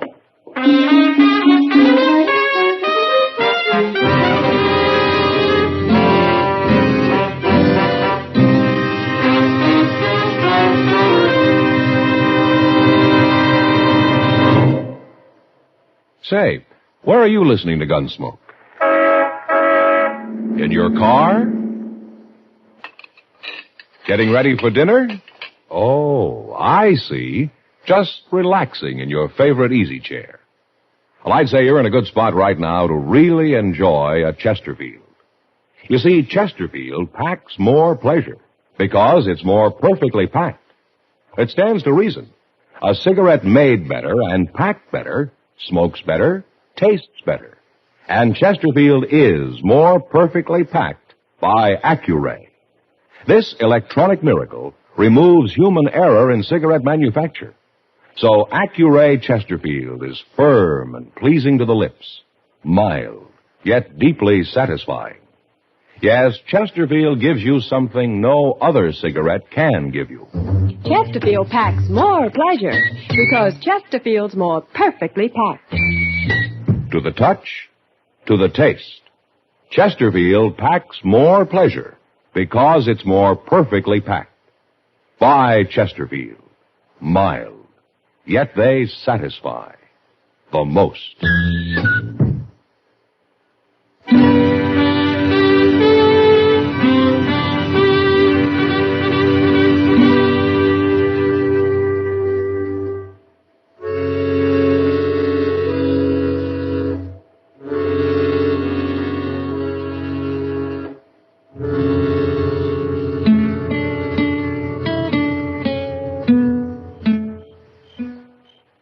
Doc?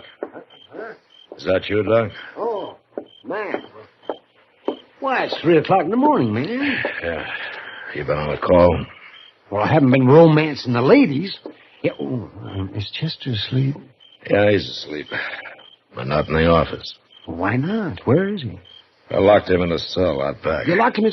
What? He got drunk, Doc. By sundown, he was as drunk as I ever saw him. Well, maybe he needed it, Matt. Maybe it'll bring him out of all this.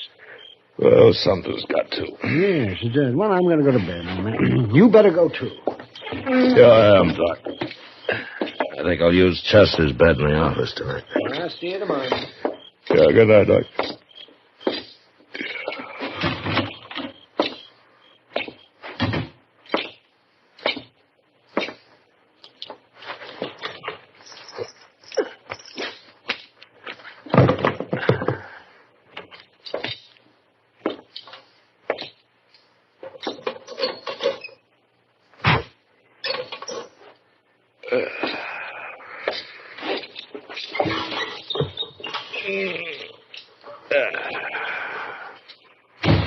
Don't move, Chester. This here's a shotgun.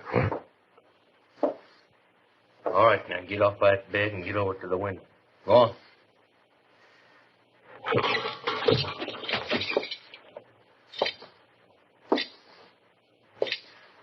Better.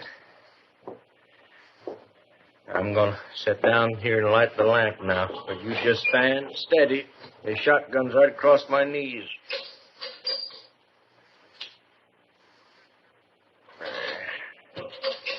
Now, Chester, you and me, we're going... Marshal? What you doing here? I was trying to get some sleep. Well, you don't sleep here. It's Chester's bed, all right. Where is he? Now, he's around somewhere. Where you going? Stand